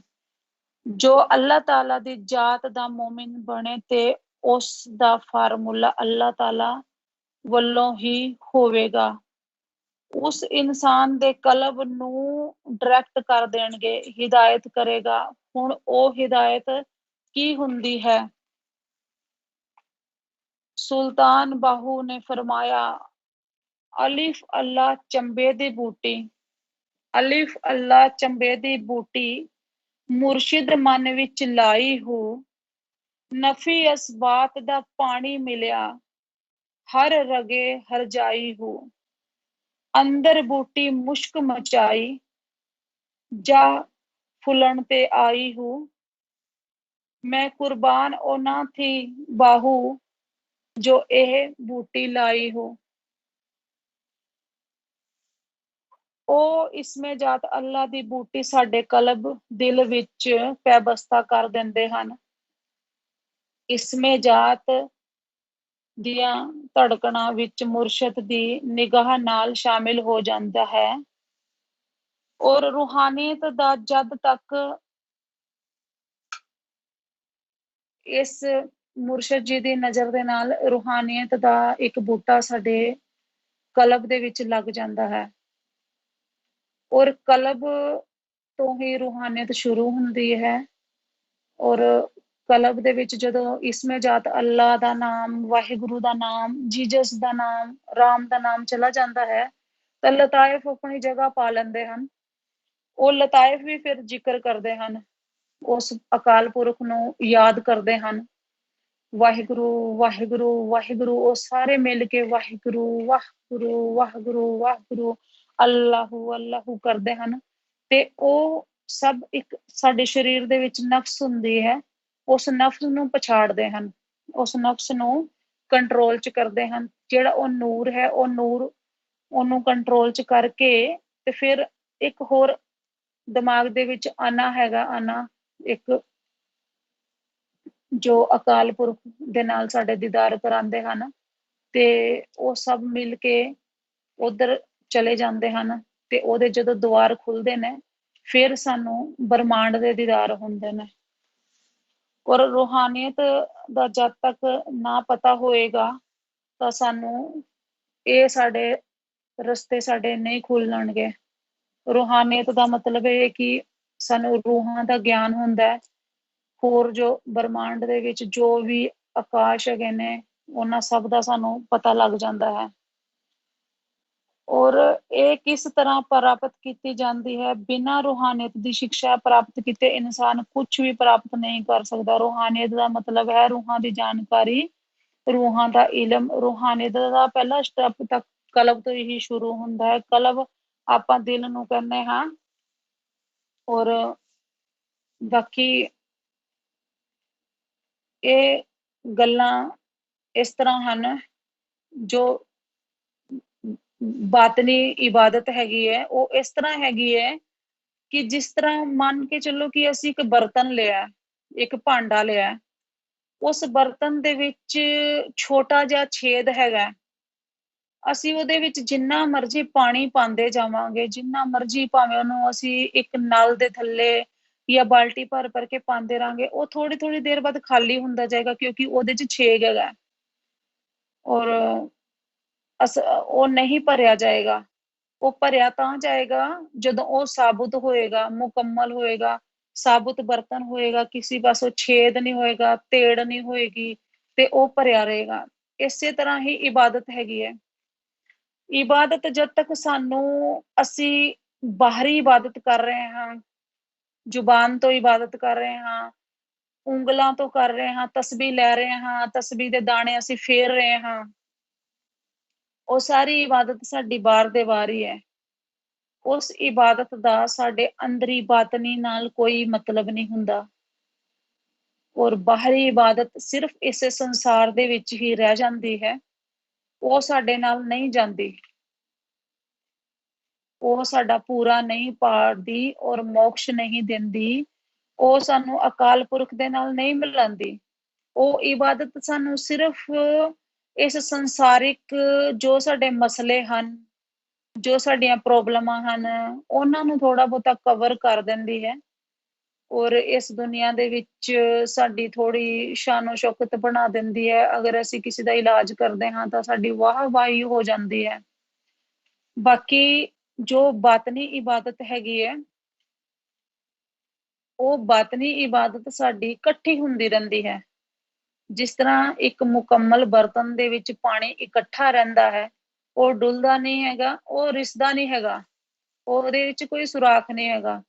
ਇਸੇ ਤਰ੍ਹਾਂ ਹੀ ਜੋ ਬਾਤਨੀ ਇਬਾਦਤ ਹੈਗੀ ਹੈ, ਉਹ ਬਾਤਨੀ ਇਬਾਦਤ ਸਾਡੀ ਹੌਲੀ ਹੌਲੀ ਹੌਲੀ ਹੌਲੀ ਇਕੱਠੀ ਹੁੰਦੀ ਰਹਿੰਦੀ ਹੈ। ਜਦੋਂ ਬਾਤਨੀ ਇਬਾਦਤ ਸਾਡੀ ਇਕੱਠੀ ਹੁੰਦੀ ਰਹੇਗੀ, ਨੂਰ ਬਣਦਾ ਰਹੇਗਾ, ਤਾਂ ਉਹ ਨੂਰ ਸਾਡੇ ਹੋਰ ਲਤਾਇਫਾਂ ਨੂੰ ਵੀ ਜਾਰੀ ਕਰ ਦਿੰਦੇ ਹਨ, ਔਰ ਜਾਰੀ ਕਰਕੇ ਉਹਨਾਂ ਨੂੰ ਵੀ ਨੂਰ ਦੇ ਦਿੰਦੇ ਹਨ। ਉਹ ਨੂਰ ਫਿਰ ਸਾਡੀਆਂ ਨਸਾਂ ਵਿੱਚ ਜਾਂਦਾ ਹੈ, ਨਸਾਂ ਦੇ ਵਿੱਚ ਘੁਲ ਜਾਂਦਾ ਹੈ, ਬਲੱਡ ਦੇ ਵਿੱਚ ਘੁਲ ਜਾਂਦਾ ਹੈ, ਔਰ ਫਿਰ ਅਸੀਂ ਉਸ ਇਬਾਦਤ ਦੇ ਨਸ਼ੇ ਦੇ ਵਿੱਚ ਇੰਨੇ ਚੂਰ ਹੋ ਜਾਂਦੇ ਹਾਂ ਕਿ ਅਸੀਂ, ਸਾਡਾ ਜੋ ਦਿਮਾਗ ਹੈ ਨਾ, ਉਹ ਗਲਤ ਪਾਸੇ ਨਹੀਂ ਜਾਏਗਾ। ਫਿਰ ਅਸੀਂ ਹਰ ਟਾਈਮ ਆਪਣੇ ਮੁਰਸ਼ਦ ਦੇ ਦੀਦਾਰ ਦੇ ਵਾਸਤੇ ਹੀ ਜਿੰਦਾ ਰਹਾਂਗੇ, ਮੁਰਸ਼ਦ ਦੇ ਦੀਦਾਰ ਚ ਰਹਾਂਗੇ, ਔਰ ਇਬਾਦਤ ਨੂੰ ਅਸੀਂ ਇਕੱਠੇ ਕਰਦੇ ਰਹਾਂਗੇ। ਇਬਾਦਤ ਤਾਂ ਇਕੱਠੀ ਹੁੰਦੀ ਹੈ, ਇਬਾਦਤ ਨੂੰ ਵੀ ਇਕੱਠੇ ਕਰਨ ਦਾ ਤਰੀਕਾ, ਇਬਾਦਤ ਤਾਂ ਹੀ ਇਕੱਠੀ ਹੁੰਦੀ ਜੇ ਅਸੀਂ ਇਬਾਦਤ ਕਰ ਰਹੇ ਹਾਂ, ਅਸੀਂ ਅੰਦਰ ਦੀ ਇਬਾਦਤ ਕਰ ਰਹੇ ਹਾਂ, ਅਸੀਂ ਦਿਲ ਦੀ ਇਬਾਦਤ ਕਰ ਰਹੇ ਹਾਂ, ਅਸੀਂ ਕਲਬ ਦੀ ਇਬਾਦਤ ਕਰ ਰਹੇ ਹਾਂ, ਧੜਕਣਾਂ ਦੇ ਨਾਲ ਵਾਹਿਗੁਰੂ ਵਾਹਿਗੁਰੂ ਵਾਹਿਗੁਰੂ ਕਰ ਰਹੇ ਹਾਂ। ਉਹ ਤਾਂ ਤੱਕ ਰੁਕੇਗਾ ਅੰਦਰ ਜੇ ਅਸੀਂ ਕਿਸੇ ਦਾ ਲੋਭ, ਲਾਲਚ, ਵੈਰ, ਵਿਰੋਧ, ਬੁਗਸ ਔਰ ਸ਼ਹਿਵਤ ਔਰ ਹੋਰ ਇਸ ਤਰ੍ਹਾਂ ਦੀਆਂ ਚੀਜ਼ਾਂ ਕਈ ਹੋਰ ਹਨ ਆਪਣੇ ਰੂਹਾਨੀਅਤ ਦੇ ਵਿੱਚ, ਇਸ ਇਲਮ ਦੇ ਵਿੱਚ। ਉਹ ਚੀਜ਼ਾਂ ਤੁਹਾਨੂੰ ਉਦੋਂ ਪਤਾ ਲੱਗਣਗੀਆਂ ਜਦੋਂ ਤੁਸੀਂ ਆਓਗੇ, ਅਲਰਾ ਟੀਵੀ ਦੇ ਪਲੇਟਫਾਰਮ ਤੇ ਆਓਗੇ, ਰੋਜ਼ ਤੁਸੀਂ ਉਹ ਵੀਡੀਓ ਦੇਖੋਗੇ ਤਾਂ ਤੁਸੀਂ ਸਿੱਖੋਗੇ। ਤੇ ਫਿਰ ਉਹ ਜਿਹੜੀ ਇਬਾਦਤ ਹੈ ਜੋ ਤੁਸੀਂ ਰੋਜ਼ ਇਕੱਠੀ ਕੀਤੀ ਹੈ, ਅਗਰ ਤੁਸੀਂ ਕੁਝ ਵੀ ਆਪਣੀ ਤਰਫ ਤੋਂ ਗਲਤ ਕੰਮ ਕਰ ਦਿੱਤਾ, ਗਲਤ ਸੋਚ ਲਿਆ, ਕਿਸੇ ਦੇ ਬਾਰੇ ਵੀ ਗਲਤ ਤਸਵੁਰ ਕਰ ਲਿਆ, ਗਲਤ ਦੇਖ ਵੀ ਲਿਆ, ਤਾਂ ਉਹ ਇਬਾਦਤ ਖਤਮ ਹੁੰਦੀ ਜਾਏਗੀ, ਖਤਮ ਹੁੰਦੀ ਜਾਏਗੀ। ਫਿਰ ਜੋ ਮੁਰਸ਼ਿਦ ਪਾਕ ਹੈਗੇ ਨੇ, ਜੋ ਸਾਨੂੰ ਇਸ ਰਾਹ ਤੇ ਪਹੁੰਚਾਉਂਦੇ ਨੇ, ਜੋ ਸਾਨੂੰ ਇਸ ਰਾਹ ਤੇ, ਇਸ ਡਗਰ ਤੇ ਸਾਡੀ ਉਂਗਲ ਫੜ ਕੇ ਸਾਨੂੰ ਇੱਕ ਛੋਟੇ ਜਿਹੇ ਬੱਚੇ ਦੀ ਤਰ੍ਹਾਂ ਪਾਲਦੇ ਨੇ, ਪੋਸਦੇ ਨੇ ਔਰ ਇੱਥੇ ਤੱਕ ਲੈ ਕੇ ਆਉਂਦੇ ਨੇ। ਤੇ ਫਿਰ ਉਹ ਅਗਰ ਅਸੀਂ ਉਹਨਾਂ ਦੇ ਕਾਇਦੇ ਕਾਨੂੰਨ ਤੇ ਨਹੀਂ ਚੱਲਾਂਗੇ ਤਾਂ ਉਹ ਸਾਡੀ ਉਂਗਲ ਛੱਡ ਵੀ ਸਕਦੇ ਨੇ, ਸਾਡੀ ਬਾਹ ਵੀ ਛੋੜ ਸਕਦੇ ਨੇ। ਫਿਰ ਉਹ ਸਾਨੂੰ ਕਦੀ ਐਕਸੈਪਟ ਨਹੀਂ ਕਰਨਗੇ ਔਰ ਉਹ ਸਾਡੀ ਇਬਾਦਤ ਵੀ ਬਿਲਕੁਲ ਖਤਮ ਹੋ ਜਾਏਗੀ। ਉਹ ਇਬਾਦਤ ਸਾਡੀ ਫਿਰ ਉਸ ਮੁਕਾਮ ਤੇ ਨਹੀਂ ਪਹੁੰਚੇਗੀ, ਚਾਹੇ ਅਸੀਂ ਲੱਖ ਉਸ ਤਰੀਕੇ ਤੇ ਦੁਬਾਰਾ ਚੱਲਣ ਦੀ ਕੋਸ਼ਿਸ਼ ਕਰੀਏ, ਅਸੀਂ ਮਾਫੀਆਂ ਮੰਗੀਏ, ਪਰ ਨਹੀਂ, ਉਹ ਚੀਜ਼ ਕਦੇ ਨਹੀਂ ਹੁੰਦੀ। ਜਿਸ ਤਰ੍ਹਾਂ ਇੱਕ ਧਾਗਾ ਇੱਕ ਵਾਰੀ ਟੁੱਟ ਜਾਂਦਾ ਤੇ ਜਦੋਂ ਅਸੀਂ ਜੋੜਨ ਦੀ ਕੋਸ਼ਿਸ਼ ਕਰਦੇ ਹਾਂ ਤੇ ਉਹਦੇ ਵਿੱਚ ਗੱਠ ਪੈਦਾ ਹੋ ਜਾਂਦੀ ਹੈ। ਜਦੋਂ ਉਹ ਗੱਠ ਪੈਦਾ ਹੋ ਜਾਂਦੀ ਹੈ ਨਾ, ਤਾਂ ਉਹ ਰੜਕਦੀ ਰਹਿੰਦੀ ਹੈ ਹਮੇਸ਼ਾ, ਔਰ ਉਹ ਕਿਸੇ ਨੂੰ ਵੀ ਨਹੀਂ ਚੰਗੀ ਲੱਗਦੀ। ਜਦੋਂ ਧਾਗਾ ਇੱਕ ਜੈਸਾ ਹੁੰਦਾ ਤਾਂ ਉਹ ਸਭ ਨੂੰ ਚੰਗਾ ਲੱਗਦਾ ਹੈ। ਉਹਨੂੰ ਅਸੀਂ ਕਿਤੇ ਵੀ ਆਸਾਨੀ ਦੇ ਨਾਲ ਪਰੋ ਸਕਨੇ ਹਾਂ, ਕਿਸੇ ਵੀ ਚੀਜ਼ ਨੂੰ ਸੀ ਸਕਨੇ ਹਾਂ, ਕਿਸੇ ਵੀ ਜਗ੍ਹਾ ਤੇ ਅਸੀਂ ਉਹਨੂੰ ਇਸਤੇਮਾਲ ਕਰ ਸਕਨੇ ਹਾਂ। ਇਸੇ ਤਰ੍ਹਾਂ ਹੀ ਇੱਕ ਰਿਸ਼ਤਾ ਹੁੰਦਾ ਹੈ, ਉਹਨੂੰ ਅਸੀਂ ਕਿਸ ਤਰ੍ਹਾਂ ਨਿਭਾ ਕੇ ਰੱਖਣਾ ਹੈ, ਕਿਸ ਤਰ੍ਹਾਂ ਕਿਸ ਤਰੀਕੇ ਨਾਲ ਚਲਾਣਾ, ਇਹ ਸਿਰਫ ਸਾਡੇ ਕੋਲ ਉਸ ਵਾਸਤੇ ਸਿਰਫ ਇੱਕ ਚਾਂਸ ਹੀ ਹੁੰਦਾ ਹੈ। ਇਹਦੇ ਵਿੱਚ, ਇਸ ਚੀਜ਼ ਦੇ ਵਿੱਚ ਦੂਸਰਾ ਚਾਂਸ ਕਦੇ ਨਹੀਂ ਮਿਲਦਾ। ਸੋ ਇਹ ਗੱਲਾਂ ਬਹੁਤ ਡੂੰਘੀਆਂ ਹਨ ਔਰ ਇਹਨਾਂ ਚੀਜ਼ਾਂ ਨੂੰ ਪ੍ਰਾਪਤ ਕਰਨ ਵਾਸਤੇ ਤੁਹਾਨੂੰ ਕਾਮਿਲ ਮੁਰਸ਼ਿਦ ਚਾਹੀਦੇ ਹਨ। ਜੋ ਕਾਮਿਲ ਮੁਰਸ਼ਿਦ ਅੱਜ ਦੇ ਸਮੇਂ ਦੇ ਵਿੱਚ ਯੂਨਿਸ ਅਲਗੋਹਰ ਜੀ, ਸਈਦੀ ਯੂਨਿਸ ਅਲਗੋਹਰ ਅਲਰਾ ਟੀਵੀ ਦੇ ਪਲੇਟਫਾਰਮ ਤੇ ਮੌਜੂਦ ਹਨ। ਤੁਸੀਂ ਆਨਲਾਈਨ ਘਰ ਬੈਠੇ ਹੋਏ ਹੀ ਸਿਰਫ ਆਪਣੇ ਐਂਡਰੋਇਡ ਫੋਨ ਤੋਂ, ਆਪਣੇ ਫੇਸਬੁੱਕ ਤੋਂ ਤੁਸੀਂ ਅਲਰਾ ਟੀਵੀ ਚੈਨਲ ਸਬਸਕ੍ਰਾਈਬ ਕਰਨਾ ਹੈ, ਉਹਨੂੰ ਤੁਸੀਂ ਦੇਖਣਾ ਹੈ। ਜਿਸ ਤਰ੍ਹਾਂ ਤੁਸੀਂ ਇੱਕ ਫਰੈਂਡ ਰਿਕੁਐਸਟ ਵਾਸਤੇ ਕਿਸੇ ਦਾ ਨਾਮ ਪਾਉਂਦੇ ਹੋ ਤਾਂ ਉਹਦਾ ਨਾਮ ਆ ਜਾਂਦਾ ਹੈ, ਉਸ ਤਰ੍ਹਾਂ ਤੁਸੀਂ ਅਲਰਾ ਟੀਵੀ ਲਿਖੋਗੇ ਤਾਂ ਤੁਹਾਨੂੰ ਅਲਰਾ ਟੀਵੀ ਸਾਹਮਣੇ ਆ ਜਾਏਗਾ। ਉਹਨਾਂ ਦੀ ਆਈਡੀਆਂ ਹੈਗੀਆਂ ਨਾ, ਤੁਸੀਂ ਉਹਨਾਂ ਨੂੰ ਸਬਸਕ੍ਰਾਈਬ ਕਰੋਗੇ, ਲਾਈਕ ਕਰੋਗੇ ਤਾਂ ਉਹ ਚੈਨਲ ਆ ਜਾਣਗੇ ਔਰ ਉਹਨਾਂ ਚੈਨਲ ਦੇ ਉੱਤੇ ਨੋਟੀਫਿਕੇਸ਼ਨ ਆਏਗਾ। ਨੋਟੀਫਿਕੇਸ਼ਨ ਹਰ ਰੋਜ਼ ਡੇਲੀ ਆ ਜਾਂਦਾ ਹੈ ਔਰ ਜਦੋਂ ਤੁਸੀਂ ਉਹ ਨੋਟੀਫਿਕੇਸ਼ਨ ਦੇਖੋਗੇ ਔਰ ਵੀਡੀਓ ਤੁਸੀਂ ਰੋਜ਼ ਦੇਖਿਆ ਕਰੋਗੇ, ਤੁਹਾਨੂੰ ਰੋਜ਼-ਰੋਜ਼ ਨਈ-ਨਈਆਂ ਚੀਜ਼ਾਂ ਮਿਲਿਆ ਕਰਨਗੀਆਂ ਵੇਖਣ ਵਾਸਤੇ। ਤੁਹਾਨੂੰ ਰੂਹਾਨੀਅਤ ਦੀਆਂ ਉਹ ਚੀਜ਼ਾਂ ਸੁਣਨ ਨੂੰ, ਦੇਖਣ ਨੂੰ ਮਿਲਣਗੀਆਂ ਕਿ ਤੁਸੀਂ ਉਹ ਚੀਜ਼ਾਂ ਕਦੀ ਅੱਜ ਤੱਕ ਕਿਤੇ ਸੁਣੀਆਂ ਹੀ ਨਹੀਂ ਹੋਣਗੀਆਂ, ਤੁਹਾਨੂੰ ਕਿਤੋਂ ਮਿਲੀਆਂ ਹੀ ਨਹੀਂ ਹੋਣੀਆਂ। ਉਹ ਕਿਤਾਬਾਂ ਦੇ ਵਿੱਚ ਵੀ ਭਾਵੇਂ ਹੋਣ, ਪਰ ਕਿਤਾਬਾਂ ਸਾਨੂੰ ਖੁਦ ਅਸੀਂ ਪੜਾਂਗੇ ਤਾਂ ਸਾਨੂੰ ਉਹ ਸਮਝ ਨਹੀਂ ਆਏਗੀ ਜੋ ਸਾਨੂੰ ਕੋਈ ਦੂਸਰਾ ਐਕਸਪਲੇਨ ਕਰਕੇ ਦੱਸੇਗਾ, ਬੜੇ ਤਰੀਕੇ ਨਾਲ, ਪਿਆਰ ਨਾਲ ਸਾਨੂੰ ਸਮਝਾਣਗੇ। ਉਹ ਸਿਰਫ ਤੁਹਾਨੂੰ, ਮੇਰੀ ਨਜ਼ਰ ਦੇ ਵਿੱਚ ਔਰ ਹੋਰ ਵੀ ਜੋ ਇਸ ਪਲੇਟਫਾਰਮ ਤੇ ਜੋ ਵੀ ਲਾਈਵ ਆ ਕੇ ਸਈਦੀ ਜੀ ਦੀਆਂ ਵੀਡੀਓ ਸੁਣਦੇ ਨੇ, ਗੁਫ਼ਤਗੂ ਸੁਣਦੇ ਨੇ, ਜੋ ਰੂਹਾਨੀਅਤ ਦੀਆਂ ਗੱਲਾਂ ਸੁਣਦੇ ਨੇ, ਤੇ ਸਾਨੂੰ ਤਾਂ ਹੋਰ ਕਿਸੇ ਦੀ ਗੱਲ ਦੇ ਵਿੱਚ ਕੋਈ ਸੱਚਾਈ ਨਹੀਂ ਨਜ਼ਰ ਆਉਂਦੀ, ਕਿਉਂਕਿ ਸੱਚਾਈ ਉੱਥੇ ਨਹੀਂ ਹੁੰਦੀ ਜੋ ਸਿਰਫ ਕਿਤਾਬ ਨੂੰ ਦੇ ਅਕਸ਼ਰ ਦੇਖ ਕੇ ਪੜ੍ਹਨੇ ਨੇ ਔਰ ਉਹੀ ਸੁਣਾ ਦੇਣੇ ਨੇ।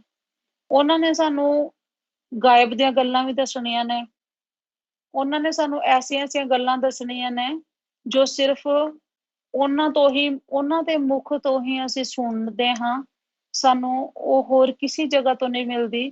ਅਸੀਂ ਸਾਰੀਆਂ ਹੋਰ ਵੀ YouTube ਤੇ ਬਹੁਤ ਜ਼ਿਆਦਾ ਵੀਡੀਓ ਹੁੰਦੀਆਂ ਨੇ, ਅਸੀਂ ਕਈ ਵਾਰੀ ਸੋਚਿਆ ਚਲੋ ਕਿਸੇ ਹੋਰ ਦੀ ਵੀ ਦੇਖਦੇ ਹਾਂ, ਸ਼ਾਇਦ ਉਹ ਵੀ ਇਹੀ ਚੀਜ਼ ਬੋਲਦੇ ਹੋਣਗੇ, ਪਰ ਨਹੀਂ। ਅਸੀਂ ਬਹੁਤ ਸਰਚ ਕਰਕੇ ਦੇਖਿਆ, ਉਹ ਚੀਜ਼ ਸਿਰਫ ਸਈਦੀ ਜੀ ਹੀ ਬੋਲਦੇ ਨੇ। ਪਰ ਇੱਕ ਗੱਲ ਹੋਰ ਹੈਗੀ ਹੈ, ਅਗਰ ਸਈਦੀ ਜੀ ਨੇ ਅੱਜ ਦੀ ਡੇਟ ਦੇ ਵਿੱਚ ਇੱਕ ਵੀਡੀਓ ਬਣਾਈ ਹੈ, ਔਰ ਸਈਦੀ ਜੀ ਨੇ ਜੋ ਬੋਲਿਆ ਹੈ, ਜੋ ਵਿਚਾਰ ਉਹਨਾਂ ਨੇ ਬੋਲੇ, ਜੋ ਸ਼ਬਦ ਉਹਨਾਂ ਨੇ ਬੋਲੇ, ਰੂਹਾਨੀਅਤ ਦੀਆਂ ਜੋ ਚੀਜ਼ਾਂ ਉਹਨਾਂ ਨੇ ਬੋਲੀਆਂ, ਉਹਨਾਂ ਦੀਆਂ ਚੀਜ਼ਾਂ ਦੀਆਂ, ਉਹਨਾਂ ਦੀਆਂ ਗੱਲਾਂ ਦੀ ਕਾਪੀ ਹੋ ਜਾਂਦੀਆਂ ਨੇ। ਕਈ ਐਸੇ ਚੈਨਲ ਮੈਂ ਦੇਖੇ ਨੇ, ਮੈਂ ਖੁਦ ਵਾਚ ਕੀਤੇ ਨੇ, ਉਹਨਾਂ ਦੇ ਜੋ ਉਹਨਾਂ ਨੂੰ ਬਣਾ ਰਹੇ ਨੇ, ਉਹਨਾਂ ਨਾਲ ਮੈਂ ਗੱਲਬਾਤ ਵੀ ਕੀਤੀ ਹੈ। ਉਹ ਸਾਰੀਆਂ ਗੱਲਾਂ ਸਈਦੀ ਜੀ ਦੀਆਂ ਹੀ ਹੁੰਦੀਆਂ ਨੇ। ਕਿਉਂ? ਇੰਨਾ ਇਲਮ ਜੋ ਹੈ ਨਾ, ਉਹ ਇਲਮ ਇੱਥੇ ਹੀ ਹੈ ਸਾਰਾ ਕੁਝ। ਜੋ ਅਸਲੀਅਤ ਸਿਰਫ ਅਕਾਲ ਪੁਰਖ ਦੇ ਵੱਲੋਂ ਹੀ ਆਂਦੀ ਹੈ, ਔਰ ਉਹ ਅਸਲੀਅਤ ਇੱਕ ਇੱਕ ਇਨਸਾਨ ਕੋਲ ਹੀ ਆਂਦੀ ਹੈ। ਜਿਸ ਤਰ੍ਹਾਂ ਇਮਾਮ ਮਹਿੰਦੀ ਸਰਕਾਰ ਗੋਹਰ ਸ਼ਾਹੀ ਆਏ, ਔਰ ਸਮੇਂ ਦੇ ਮੁਤਾਬਿਕ ਉਹਨਾਂ ਦੀ ਚਾਂਦ ਤੇ ਵੀ ਤਸਵੀਰ ਆ ਗਈ, ਔਰ ਸੂਰਜ ਤੇ ਵੀ ਆ ਗਈ, ਔਰ ਅਜਰੇ ਅਸਵਦ ਦਾ ਪੱਥਰ, ਉਹਦੇ ਤੇ ਵੀ ਤਸਵੀਰ ਆ ਗਈ ਹੈ, ਮੌਜੂਦ ਹੈ। ਤੁਸੀਂ ਕਦੀ ਵੀ ਦੇਖ ਸਕਦੇ ਹੋ। ਔਰ ਚਾਂਦ ਤਾਂ ਤੁਸੀਂ ਰੋਜ਼ ਦੇਖਦੇ ਹੋ।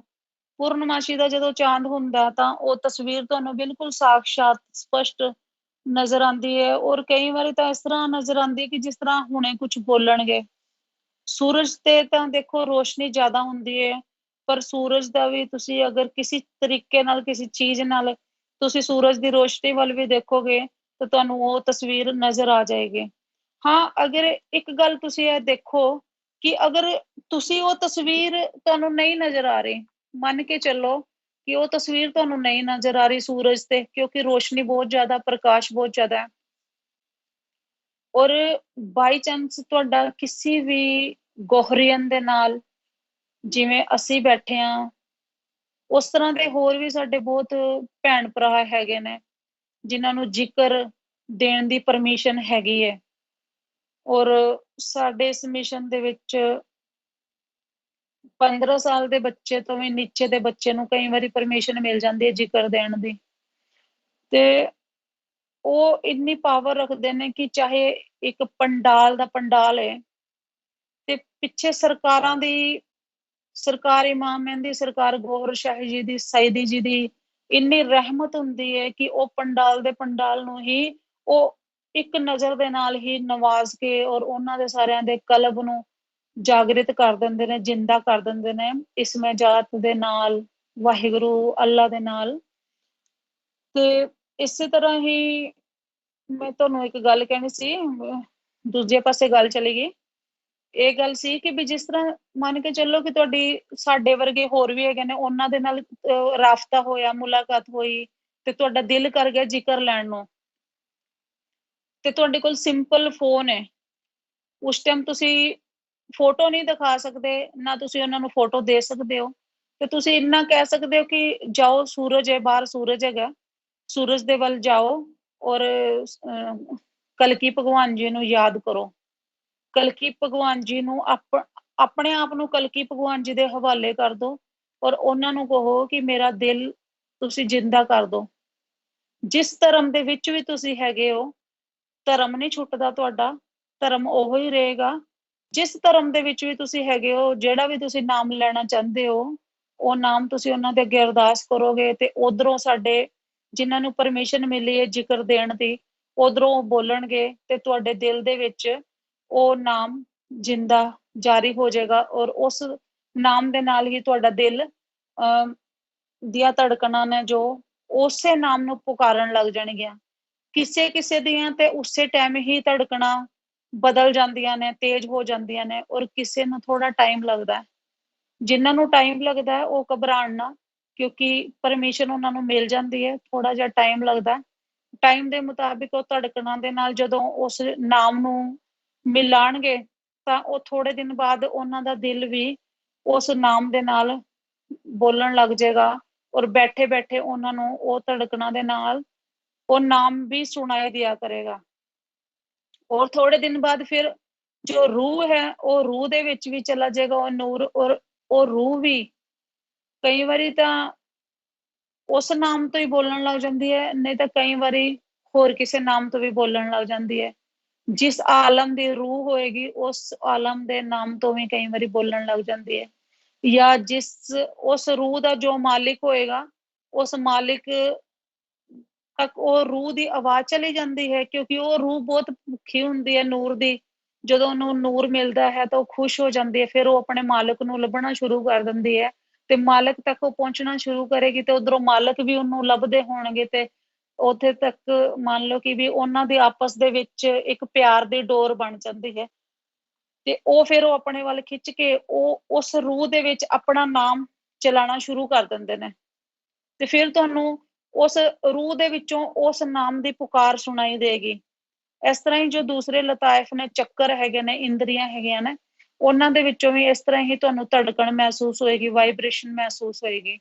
ਔਰ ਫਿਰ ਉਹ ਨਫਸ ਨੂੰ ਨੂਰ ਦੇ ਕੇ ਇੰਨਾ ਪਾਕ ਕਰਨ ਦੀ ਕੋਸ਼ਿਸ਼ ਕਰ ਦਿੰਦੇ ਨੇ, ਪਾਕ ਕਰ ਦਿੰਦੇ ਨੇ, ਕਿਉਂਕਿ ਉਹ ਨਾਰ ਖਾਣ ਦੀ ਆਦਤ ਹੁੰਦੀ ਹੈ ਉਹਨੂੰ, ਕਿਉਂਕਿ ਉਹਨੇ ਹੀ ਸਾਡੇ ਕੋਲੋਂ ਸਾਰੇ ਗਲਤ ਕੰਮ ਕਰਵਾਉਣੇ ਹੁੰਦੇ ਨੇ ਨਫਸ ਨੇ। ਔਰ ਨਫਸ ਨੂੰ ਜਦੋਂ ਨੂਰ ਦੀ ਖੁਰਾਕ ਮਿਲਣੀ ਸ਼ੁਰੂ ਹੁੰਦੀ ਹੈ ਤੇ ਉਹ ਵੀ ਫਿਰ ਆਰਾਮ ਨਾਲ ਬੈਠ ਜਾਂਦੀ ਹੈ, ਔਰ ਫਿਰ ਉਹ ਸਰੈਂਡਰ ਕਰ ਦਿੰਦੀ ਹੈ। ਸਰੈਂਡਰ ਕਰਕੇ ਫਿਰ ਜਦੋਂ ਅਸੀਂ ਇੱਕ ਸਾਡੇ ਇੱਥੇ ਆਨਾ ਹੈਗਾ, ਆਨਾ ਕਹਿੰਦੇ ਆਪਾਂ ਉਹਨਾਂ ਨੂੰ, ਤੇ ਉੱਥੇ ਉਹ ਨੂਰ ਸਾਰੀਆਂ ਚੀਜ਼ਾਂ ਨੂਰ ਦੀਆਂ ਉੱਥੇ ਚਲੀਆਂ ਜਾਂਦੀਆਂ ਨੇ, ਉਹ ਵੀ ਐਕਟੀਵੇਟ ਹੋ ਜਾਂਦਾ, ਉਹਦਾ ਵੀ ਇੱਕ ਨਾਮ ਹੈਗਾ ਵਾ। ਜਿਵੇਂ ਜਿਵੇਂ ਸਾਰੇ ਲਤਾਇਫਾਂ ਦੇ ਵੱਖਰੇ ਵੱਖਰੇ ਜ਼ਿਕਰ ਹੈਗੇ ਨੇ, ਚੱਕਰਾਂ ਦੇ ਜ਼ਿਕਰ ਹੈਗੇ ਨੇ, ਔਰ ਉਹ ਸਿਰਫ ਸੂਫੀਜ਼ਮ ਦੇ ਵਿੱਚ ਹੀ ਹੈ ਨੇ। ਉਹਨਾਂ ਜੋ ਲਤਾਇਫਾਂ ਦੇ ਜੋ ਵੱਖਰੇ ਵੱਖਰੇ ਨਾਮ ਨੇ, ਉਹ ਸਿਰਫ ਸੂਫੀਜ਼ਮ ਦੇ ਵਿੱਚ ਵੱਖਰੇ ਵੱਖਰੇ ਨਾਮ ਹੈਗੇ ਨੇ। ਬਾਕੀ ਧਰਮਾਂ ਦੇ ਵਿੱਚ ਉਹ ਸਿਰਫ ਇੱਕ ਨਾਮ ਦੇ ਨਾਲ ਹੀ ਐਕਟੀਵੇਟ ਹੋ ਜਾਂਦੇ ਨੇ, ਜਿਵੇਂ ਵਾਹਿਗੁਰੂ ਦੇ ਨਾਮ ਦੇ ਨਾਲ ਐਕਟੀਵੇਟ ਹੋ ਜਾਂਦੇ ਨੇ, ਔਰ ਜਿਵੇਂ ਰਾਮ ਦੇ ਨਾਲ ਐਕਟੀਵੇਟ ਹੋ ਜਾਂਦੇ ਨੇ, ਔਰ ਜਾਂ ਯਸ਼ੂ ਦੇ ਨਾਲ ਐਕਟੀਵੇਟ ਹੋ ਜਾਂਦੇ ਨੇ। ਸਿਰਫ ਇੱਕ ਸੂਫੀਜ਼ਮ ਦੇ ਵਿੱਚ ਹੀ ਚੱਕਰਾਂ ਦੇ ਜੋ ਅਲੱਗ-ਅਲੱਗ ਨਾਮ ਹੈਗੇ ਨੇ, ਉਹ ਹੈਗੀ ਅਸਲੀਅਤ ਉਹ ਹੀ ਹੈ ਸੂਫੀਜ਼ਮ ਦੀ। ਬਸ ਅਗਰ ਤੁਸੀਂ ਬਿਲਕੁਲ ਅਸਲੀਅਤ ਨੂੰ ਪ੍ਰਾਪਤ ਕਰਨਾ ਚਾਹੁੰਦੇ ਹੋ ਤਾਂ ਤੁਹਾਨੂੰ ਸੂਫੀਜ਼ਮ ਅਪਣਾਉਣਾ ਪਏਗਾ। ਫਿਰ ਧਰਮ ਨਾ ਛੱਡੋ, ਤੁਸੀਂ ਵੈਸੇ ਸੂਫੀਜ਼ਮ ਅਪਣਾ ਲਓ, ਕਿਉਂਕਿ ਅਕਾਲ ਪੁਰਖ ਨੇ ਤਾਂ ਕੋਈ ਧਰਮ ਨਹੀਂ ਬਣਾਇਆ ਸੀ। ਧਰਮ ਸਿਰਫ ਸਮੇਂ ਦੇ ਮੁਤਾਬਿਕ ਪੈਗੰਬਰਾਂ ਨੂੰ ਭੇਜਿਆ ਤੇ ਬਣ ਗਏ। ਹੁਣ ਲਾਸਟ ਦੇ ਵਿੱਚ ਵੀ ਇਹ ਧਰਮ ਖਤਮ ਹੋ ਜਾਣੇ ਨੇ, ਔਰ ਦੁਨੀਆ ਦੇ ਵਿੱਚ ਸਿਰਫ ਇੱਕ ਇਨਸਾਨੀਅਤ ਦਾ ਧਰਮ ਰਹਿ ਜਾਏਗਾ। ਔਰ ਤੁਸੀਂ ਜਿਸ ਤਰ੍ਹਾਂ ਇੱਕ ਸੇਲ ਲੱਗਦੀ ਹੈ ਇੱਕ ਜਗ੍ਹਾ ਤੇ, ਮੰਨ ਕੇ ਚੱਲੋ ਕੋਈ ਚੀਜ਼ ਮਿਲ ਰਹੀ ਹੈ, ਤੇ ਜੇ ਅਸੀਂ ਜਲਦੀ ਜਾਵਾਂਗੇ ਤੇ ਸਾਨੂੰ ਉਹ ਜਲਦੀ ਮਿਲੇਗੀ, ਜੇ ਅਸੀਂ ਲੇਟ ਜਾਵਾਂਗੇ ਤੇ ਸਾਨੂੰ ਚੁਣੀ ਚੁਣਾਈ ਚੀਜ਼ ਮਿਲੇਗੀ, ਔਰ ਕਈ ਵਾਰੀ ਨਹੀਂ ਵੀ ਮਿਲਦੀ ਹੈ, ਉਹ ਕਹਿੰਦੇ ਨੇ ਸਟਾਕ ਖਤਮ ਹੋ ਗਿਆ। ਉਹੀ ਚੀਜ਼ ਹੁੰਦੀ ਹੈ, ਦੇਖੋ ਹਰ ਇੱਕ ਚੀਜ਼ ਦਾ ਸਮਾਂ ਹੁੰਦਾ ਹੈ, ਸਮੇਂ ਦੇ ਮੁਤਾਬਿਕ ਤੁਸੀਂ ਆਓ, ਸੂਫੀਜ਼ਮ ਨੂੰ ਪ੍ਰਾਪਤ ਕਰੋ, ਅਲਰਾ ਟੀਵੀ ਦੇ ਪਲੇਟਫਾਰਮ ਤੇ ਆਓ, ਅਲਰਾ ਟੀਵੀ ਦੇ ਪਲੇਟਫਾਰਮ ਤੇ ਆ ਕੇ ਸੱਚਾਈ ਨੂੰ ਪ੍ਰਾਪਤ ਕਰੋ। ਹੁਣ ਜਿਸ ਤਰ੍ਹਾਂ ਲੇਡੀ ਸੂਫੀ ਕੋਰਸ ਚੱਲ ਰਿਹਾ ਹੈ, ਲੇਡੀ ਸੂਫੀ ਕੋਰਸ ਦੇ ਵਿੱਚ ਐਸੀਆਂ ਚੀਜ਼ਾਂ ਤੁਹਾਨੂੰ ਸੁਣਨ ਨੂੰ ਦੇਖਣ ਨੂੰ ਮਿਲਣਗੀਆਂ, ਐਸੀ ਚੀਜ਼ਾਂ ਦੇ ਨਕਸ਼ੇ ਸਈਦੀ ਜੀ ਖੁਦ ਬਣਾ ਕੇ ਤੁਹਾਨੂੰ ਦੱਸਣਗੇ। ਤੁਸੀਂ ਅਗਰ ਤੁਸੀਂ ਉਹਨਾਂ ਨੂੰ ਦੇਖ ਲਿਆ ਤਾਂ ਤੁਸੀਂ ਇਹ ਜੋ ਆਡੰਬਰ ਨੇ, ਜੋ ਇਸ ਦੁਨੀਆ ਦੇ ਵਿੱਚ ਚੀਜ਼ਾਂ ਨੇ, ਜੇ ਅਸੀਂ ਕਿਸੇ ਦੇ ਫਸ ਜਾਂਦੇ ਹਾਂ, ਅਸੀਂ ਸਾਨੂੰ ਕੋਈ ਬਹਿਲਾ ਕੇ ਫੁਸਲਾ ਕੇ ਤੇਰੇ ਘਰ 'ਚ ਇਹ ਚੀਜ਼ ਹੈ, ਤੇਰੇ ਘਰ 'ਚ ਉਹ ਚੀਜ਼ ਹੈ, ਤੇਰੇ ਜਿਸਮ ਦੇ ਵਿੱਚ ਜਿੰਨ ਹੈ, ਤੇਰੇ ਜਿਸਮ ਦੇ ਵਿੱਚ ਸ਼ੈਤਾਨ ਹੈ, ਉਹ ਇਹੋ ਜਿਹੀ ਚੀਜ਼ਾਂ ਤੇ ਲਿਆ ਕੇ ਸਾਨੂੰ ਪਹਿਲਾਂ ਸਾਡੇ ਕੋਲੋਂ ਪੈਸੇ ਖਾਣਗੇ, ਫਿਰ ਸਾਡੇ ਘਰ 'ਚ ਆ ਕੇ ਸਾਡੇ ਹੋਰ ਚੀਜ਼ਾਂ ਨੂੰ ਖਰਾਬ ਕਰਨਗੇ, ਫਿਰ ਸਾਡੇ ਸਰੀਰ ਦੀ ਭੁੱਖ ਉਹਨਾਂ ਦੀ ਨਜ਼ਰ 'ਚ ਆ ਜਾਏਗੀ। ਖਾਸ ਤੌਰ ਤੇ ਲੇਡੀਜ਼ ਨੂੰ ਹਿਦਾਇਤ ਹੈ ਮੇਰੇ ਵੱਲੋਂ, ਮੈਂ ਇੱਕ ਰਿਕੁਐਸਟ ਕਰ ਰਹੀ ਹਾਂ ਉਹਨਾਂ ਦੇ ਅੱਗੇ ਕਿ ਤੁਸੀਂ ਸੂਫੀਜ਼ਮ ਦੇ ਇਸ ਪ੍ਰੋਗਰਾਮ ਵਿੱਚ ਆਓ, ਉਹ ਇਹਨੂੰ ਦੇਖੋ, ਤੁਹਾਨੂੰ ਇਲਮ ਮਿਲੇਗੀ, ਸਿੱਖਿਆ ਮਿਲੇਗੀ, ਜਿਹਦੇ ਨਾਲ ਤੁਹਾਡਾ ਘਰ ਪਰਿਵਾਰ ਵੀ ਠੀਕ ਹੋਏਗਾ, ਤੁਹਾਡਾ ਬਾਹਰ ਵੀ ਠੀਕ ਹੋਏਗਾ, ਆਉਣ ਵਾਲੀਆਂ ਤੁਹਾਡੀਆਂ ਨਸਲਾਂ ਵੀ ਠੀਕ ਹੋਣਗੀਆਂ, ਔਰ ਤੁਸੀਂ ਆਪਣੇ ਘਰ ਦੇ ਵਿੱਚ ਧੀਆਂ ਭੈਣਾਂ ਨੂੰ ਇਹ ਸਿੱਖਿਆ ਵੀ ਦੇ ਸਕੋਗੇ ਕਿ ਨਹੀਂ ਬਈ ਇਹ ਸਭ ਗਲਤ ਹੈ, ਸਿਰਫ ਇੱਕ ਅਸਲੀਅਤ ਤਾਂ ਸਾਡੇ ਅੰਦਰ ਹੀ ਹੈ ਜਿਹਨੂੰ ਅਸੀਂ ਜਾਗਰਿਤ ਕਰਨਾ ਹੈ। ਔਰ ਸ਼ੁਰੂ ਤੋਂ ਲੈ ਕੇ ਐਂਡ ਤੱਕ ਸਾਡੇ ਫਕੀਰ ਵੀ, ਮਹਾਤਮਾ ਲੋਕ ਵੀ ਇਹੀ ਕਹਿੰਦੇ ਸੀ ਕਿ ਆਪਣੇ ਭੀਤਰ ਨੂੰ, ਆਪਣੇ ਅੰਦਰ ਨੂੰ ਜਾਗਰਿਤ ਕਰੋ। ਤੁਹਾਡੇ ਅੰਦਰ ਇੱਕ ਜੋਤ ਹੈ, ਤੁਹਾਡੇ ਅੰਦਰ ਇੱਕ ਜੋਤ ਵਿਰਾਜਮਾਨ ਹੈ। ਉਹ ਜੋਤ ਜਦੋਂ ਸਾਡੇ ਸਾਰੇ ਲਤਾਇਫਾਂ ਦੇ ਵਿੱਚ, ਸਾਡੇ ਚੱਕਰਾਂ ਦੇ ਵਿੱਚ ਨੂਰ ਬਣ ਜਾਂਦਾ ਹੈ, ਨੂਰ ਇਕੱਠਾ ਹੋ ਜਾਂਦਾ ਹੈ, ਔਰ ਜਿਹੜੀ ਨਫਸ ਹੈ, ਨਫਸ ਵੀ ਪਾਕ ਹੋ ਗਏ, ਉਹ ਸਿਰਫ ਉਹ ਸਾਡੀ ਸ਼ਕਲ ਹੀ ਲੈ ਕੇ ਅੱਗੇ ਆ ਜਾਂਦੀ ਹੈ। ਸਾਨੂੰ ਇੱਕ ਬੁੱਤ ਨਜ਼ਰ ਆਏਗਾ, ਉਹਦੀ ਸ਼ਕਲ ਸੂਰਤ ਸਾਡੇ ਵਰਗੀ ਹੋ ਜਾਂਦੀ ਹੈ। ਤੇ ਉਹ ਚੀਜ਼ ਸਾਡੇ ਮਹਾਂਪੁਰਖ, ਪੁਰਾਣੇ ਬਜ਼ੁਰਗ ਵੀ ਸਾਰੇ ਕਹਿੰਦੇ ਆਏ ਨੇ, ਉਹ ਚੀਜ਼ ਹੁੰਦੀ ਹੈ। ਉਹਨੂੰ ਬਣਾਉਣਾ, ਉਸ ਬੁੱਤ ਨੂੰ ਬਣਾਉਣਾ, ਉਹ ਸਾਡੇ ਹੱਥ ਵਿੱਚ ਹੈਗਾ। ਔਰ ਉਸ ਬੁੱਤ ਨੂੰ ਅਸੀਂ ਜਦ ਤੱਕ ਨਹੀਂ ਬਣਾਵਾਂਗੇ ਤਾਂ ਤੱਕ ਸਾਨੂੰ ਮੋਕਸ਼ ਨਹੀਂ ਮਿਲੇਗਾ। ਔਰ ਉਹ ਸਿਰਫ ਸੂਫੀਜ਼ਮ ਦੇ ਵਿੱਚ ਹੀ ਹੋ ਸਕਦਾ। ਬਾਕੀ ਤੁਸੀਂ ਆਪਣਾ ਧਰਮ ਨਾ ਛੱਡੋ, ਕੋਈ ਗੱਲ ਨਹੀਂ, ਤੁਸੀਂ ਆਪਣਾ ਧਰਮ ਰੱਖੋ, ਕਿਉਂਕਿ ਕਲਕੀ ਅਵਤਾਰ ਸਾਰੇ ਧਰਮਾਂ ਵਾਸਤੇ ਆਏ ਨੇ, ਕੋਈ ਇੱਕ ਵਿਸ਼ੇਸ਼ ਧਰਮ ਵਾਸਤੇ ਨਹੀਂ ਆਏ ਹੋ। ਨਾਮ ਕੋਈ ਮਰਜ਼ੀ ਹੋ ਸਕਦਾ ਹੈ, ਬਸ ਇਹ ਸੋਚ ਕੇ ਚੱਲੋ ਕਿ ਨਾਮ ਤੇ ਨਾ ਜਾਓ, ਤੁਸੀਂ ਕੰਮ ਤੇ ਜਾਓ।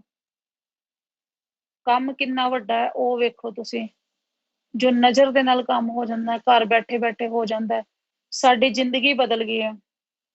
ਅਸੀਂ ਪਹਿਲਾਂ ਕੀ ਸੀ, ਜਦੋਂ ਸਾਨੂੰ ਸਰਕਾਰ ਮਿਲੇ, ਸਰਕਾਰ ਗੌਰਸ਼ਾਹੀ ਮਿਲੇ, ਯੂਨਿਸ ਅਲਗੋਹਰ ਜੀ ਮਿਲੇ, ਸਈਦੀ ਜੀ ਮਿਲੇ, ਸਾਡੀ ਦੁਨੀਆ ਬਦਲ ਗਈ। ਸਾਨੂੰ ਕੁਝ ਵੀ ਨਹੀਂ ਪਤਾ ਸੀ ਪਹਿਲਾਂ, ਜਦੋਂ ਅਸੀਂ ALRA TV ਦੇਖਿਆ। ਹੁਣ ਅਸੀਂ ਵੱਡੇ ਤੋਂ ਵੱਡੇ ਆਲਮ ਨੂੰ ਵੀ ਸਮਝਾ ਦਿੰਨੇ ਆ ਗੱਲ, ਉਹ ਗੱਲ ਕਰੇ ਅਸੀਂ ਸਮਝਾ ਦਿੰਨੇ ਆ ਕਿ ਸਭ ਤੋਂ ਪਹਿਲਾਂ ਤਾਂ ਇਹ ਦੱਸੋ ਤੁਸੀਂ ਕਿਸੇ ਦਾ ਕਲਬ ਜਾਰੀ ਕੀਤਾ?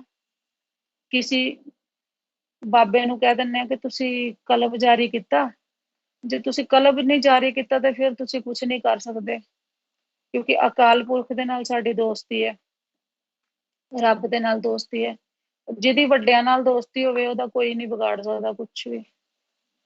ਬਾਕੀ ਮੇਰੇ ਹੱਥ ਜੋੜ ਕੇ ਬੇਨਤੀ ਹੈ, ਗੁਜ਼ਾਰਿਸ਼ ਹੈ ਤੁਹਾਡੀ ਸਾਰਿਆਂ ਦੇ ਅੱਗੇ, ਲੇਡੀਜ਼ ਦੇ ਅੱਗੇ, ਜੈਂਟਸ ਦੇ ਅੱਗੇ, ਬੱਚਿਆਂ ਦੇ ਅੱਗੇ, ਕੁੜੀਆਂ ਦੇ ਅੱਗੇ, ਹਰ ਇੱਕ ਉਮਰ ਦੇ ਇਨਸਾਨਾਂ ਦੇ ਅੱਗੇ ਮੇਰੀ ਗੁਜ਼ਾਰਿਸ਼ ਹੈ ਕਿ ਤੁਸੀਂ ਅਸਲੀਅਤ ਵੱਲ ਆਓ। ਅਸਲੀਅਤ ਵੱਲ ਆ ਕੇ ਮੋਕਸ਼ ਨੂੰ ਪ੍ਰਾਪਤ ਕਰੋ। ਮੋਕਸ਼ ਦਾ ਦਰਵਾਜ਼ਾ ਸਿਰਫ ਦਿਲ ਤੋਂ ਹੀ ਖੁੱਲਦਾ ਹੈ।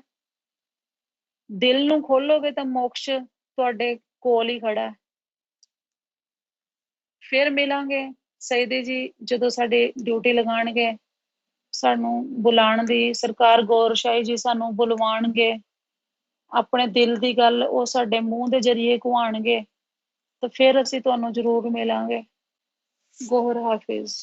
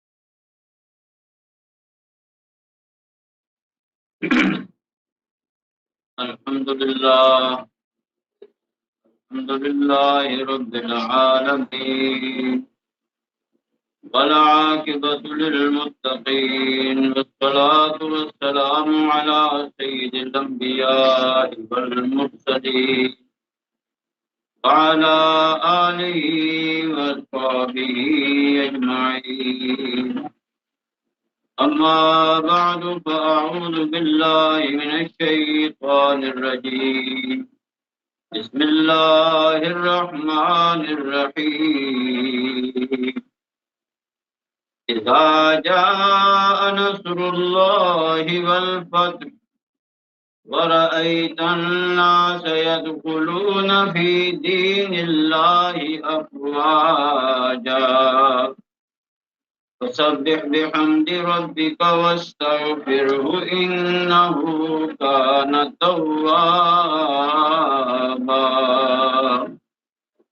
آمنت بالله صدق الله مولانا العظيم وبلغنا رسوله النبي الأمين الكريم ونحن على ذلك لمن الشاهدين والشاكرين والحمد لله رب العالمين. وقد قال الله تبارك وتعالى في شان حبيبه مخبرا وآمرا إن الله وملائكته يصلون على النبي يا أيها الذين آمنوا صلوا عليه وسلموا تسليما. اللهم صل على سيدنا محمد وعلى آل سيدنا ومولانا محمد وبارك وسلم عليه. اللهم صل على محمد وعلى آل محمد كما صليت على إبراهيم وعلى آل إبراهيم إنك حميد مجيد. اللهم بارك على محمد وعلى آل محمد كما باركت على إبراهيم وعلى آل إبراهيم إنك حميد مجيد. الصلاة والسلام عليك يا سيدي يا رسول الله. الصلاة والسلام عليك يا سيدي يا حبيب الله. الصلاة والسلام عليك يا سيدي يا شفيع المذنبين وسلم عليك وعلى آلك وأصحابك يا خاتم النبيين. اللہ تعالیٰ کی حمد و ثنا نبی کریم صلی اللہ تعالی علیہ وآلہ وسلم کی بارگاہ عالی جناب میں ہدیہ درود و سلام پیش کرنے کے بعد حضرات سامعین و ناظرین السلام علیکم ورحمۃ اللہ وبرکاتہ. سرکار امام مہدی سیدنا ریاض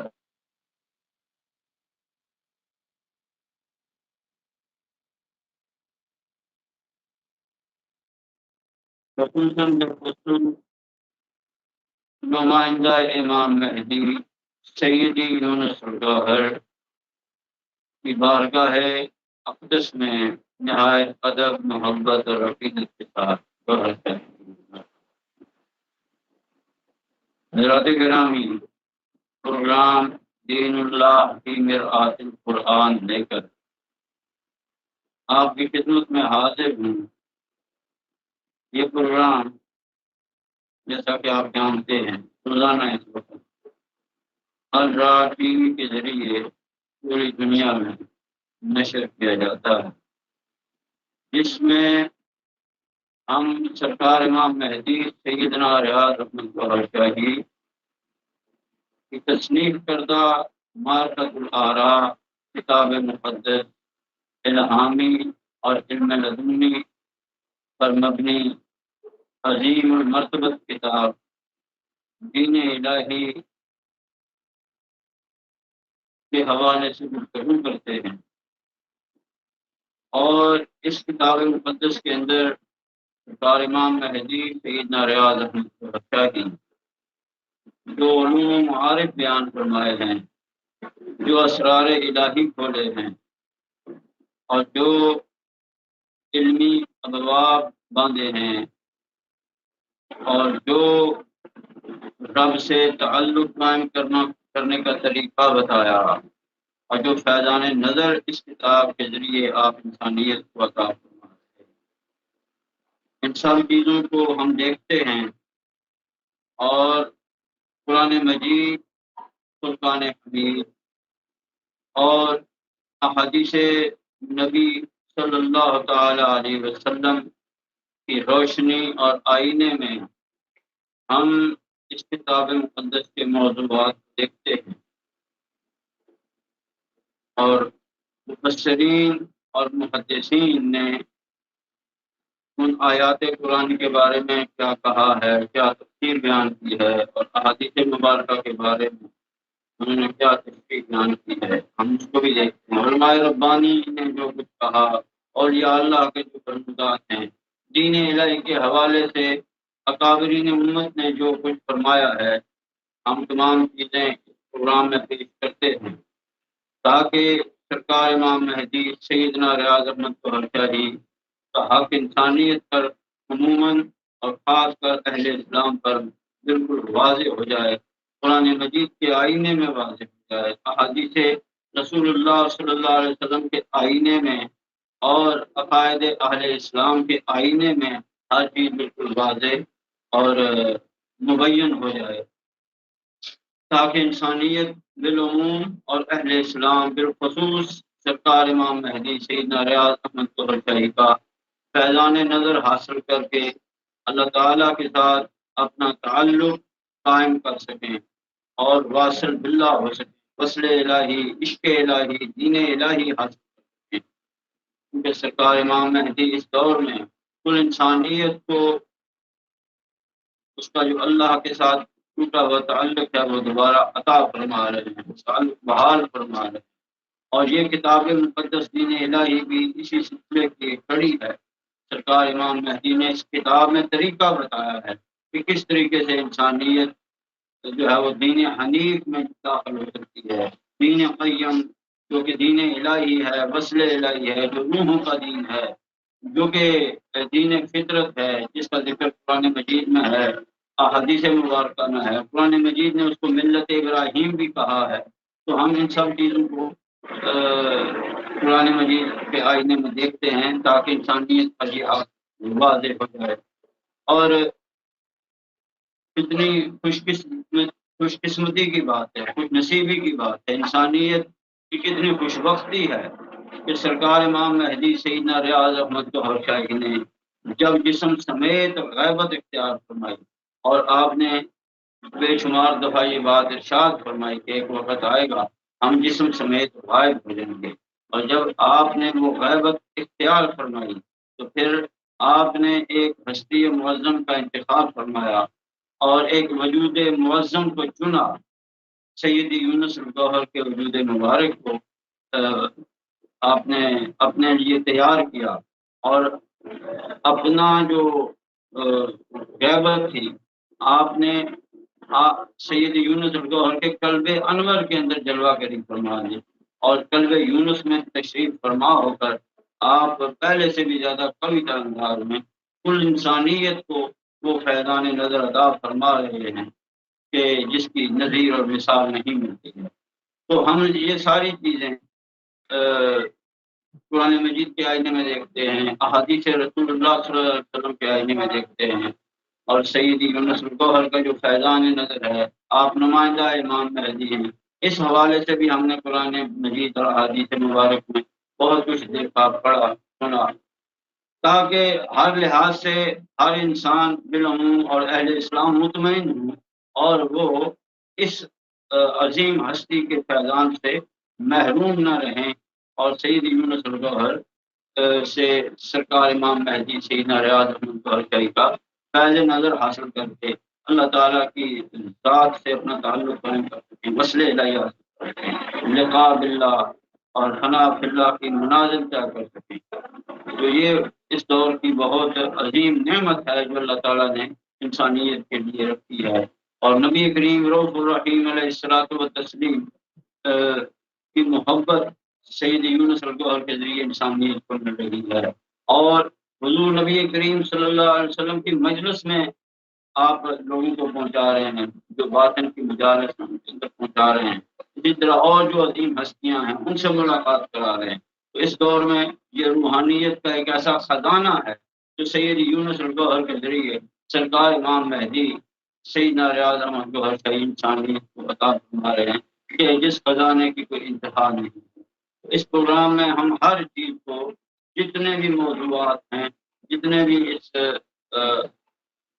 موضوع کے تحت باتیں آتی ہیں، ہم ان کو قرآن مجید کے آئینے میں دیکھتے ہیں، احادیث رسول اللہ صلی اللہ علیہ وسلم کے آئینے میں دیکھتے ہیں، تاکہ حق امام مہدی سیدنا ریاض احمد گوہر شاہی انسانیت پر واضح ہو۔ اور بہت ساری آیات ہم نے پڑھی، بہت ساری احادیث ہم نے پڑھی۔ ابھی باقاعدہ کتاب مقدس دین الہی کی تلاوت میں نے شروع نہیں کی، اس کو پڑھنا نہیں کی، بلکہ صرف سر وقت پر کتاب مقدس دین الہی کے سر وقت پر سرکار امام مہدی سیدنا ریاض احمد گوہر شاہی نے جو چند جملے تحریر فرمائے ہیں، ہم ان جملوں کو قرآن و حدیث کی روشنی میں دیکھ رہے ہیں۔ اور سرکار نے ان میں سے ایک جملہ ارشاد فرمایا کہ یہ کتاب اللہ کے متلاشی اور اللہ سے محبت کرنے والوں کے لیے تحفہ ہے۔ تو ہم اس بات پر غور کر رہے ہیں، اس بات کا جائزہ لے رہے ہیں کہ اللہ کے متلاشی کون ہوتے ہیں۔ اس کے لیے میں نے بہت ساری احادیث بھی پیش کی، آیات بھی پیش کی، مفسرین، محدثین اور علماء ربانی کے کلام بھی پیش کیے۔ کافی عرصے سے یہ موضوع چل رہا ہے، اور چلتے چلتے ہم علامہ اقبال رحمۃ اللہ علیہ، علامہ ڈاکٹر محمد اقبال جو کہ نقیب امام مہدی ہیں، آپ کا کلام ہم نے پڑھنا شروع کیا۔ نظم طلوع اسلام کا انتخاب کر کے اس کے چند اشعار میں نے آپ کے سامنے پیش کیے، اور ان اشعار کو بھی پھر میں نے قرآن مجید کے آئینے میں آپ کے سامنے رکھا، احادیث رسول اللہ صلی اللہ علیہ وسلم کے آئینے میں آپ کے سامنے رکھا، تاکہ پتہ چل جائے کہ صرف یہ ایک شاعر کی بات نہیں ہے، بلکہ اقبال نے بھی جو کلام کہا ہے سرکار امام مہدی سیدنا ریاض احمد گوہر شاہی کے حوالے سے، جو علامہ اقبال نے بات کی ہے، سید یونس الگوہر کے حوالے سے جو اقبال نے کہا ہے، دین فطرت دین الہی کے حوالے سے جو کچھ علامہ اقبال نے کہا ہے، تو یہ قرآن مجید کے اندر وہ ساری باتیں موجود ہیں۔ یہ سارے میں نے آپ کے سامنے بہت کچھ پیش کیا ہے۔ تو ہم چلتے چلتے نظم طلوع اسلام کے جو ہے وہ کافی سارے اشعار ہم نے پڑھ لیے تھے، اور آج ہم جس شعر پر گفتگو کریں گے وہ ہے ثبات زندگی ایمان محکم سے ہے دنیا میں۔ ثبات زندگی ایمان محکم سے ہے دنیا میں، کہ المانی سے بھی پائندہ تر نکلا ہے دورانی۔ تو اس پر گفتگو کرنی تھی، اور میں تھوڑی سی گفتگو کی تھی ثبات زندگی کے حوالے سے، اس سے مراد حیات جاوید ہے، دائمی زندگی ہے۔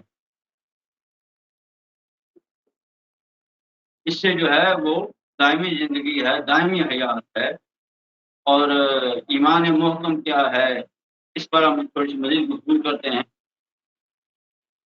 اب دائمی زندگی کیا ہوتی ہے، ثبات زندگی، دائمی زندگی کیا ہے، حیات جاوید کسے کہتے ہیں؟ قرآن مجید میں اللہ تعالیٰ ارشاد فرماتا ہے من عمل صالحا من ذکر او انثى وهو مؤمن فلنحيينه حیاتا طیبہ فلنجزینہم اجرہم باحسن ما كانوا یعملون۔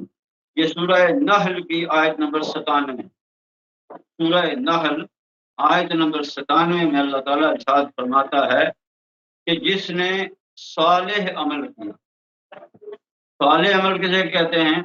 سرکار امام مہدی سیدنا ریاض احمد گوہر شاہی، سید یونس الگوہر، نمائندہ امام مہدی، آپ نے ارشاد فرمایا کہ عمل صالح، ویسے تو اس کا مطلب ہے نیک عمل، جس طرح کے عموماً اس کا ترجمہ مترجمین کرتے ہیں، مفسرین کرتے ہیں کہ اعمال صالحہ نیک اعمال ہیں، جو بھی آپ اچھا عمل کریں گے، جو بھی آپ نیک عمل کریں گے تو وہ عمل صالح شمار ہوگا۔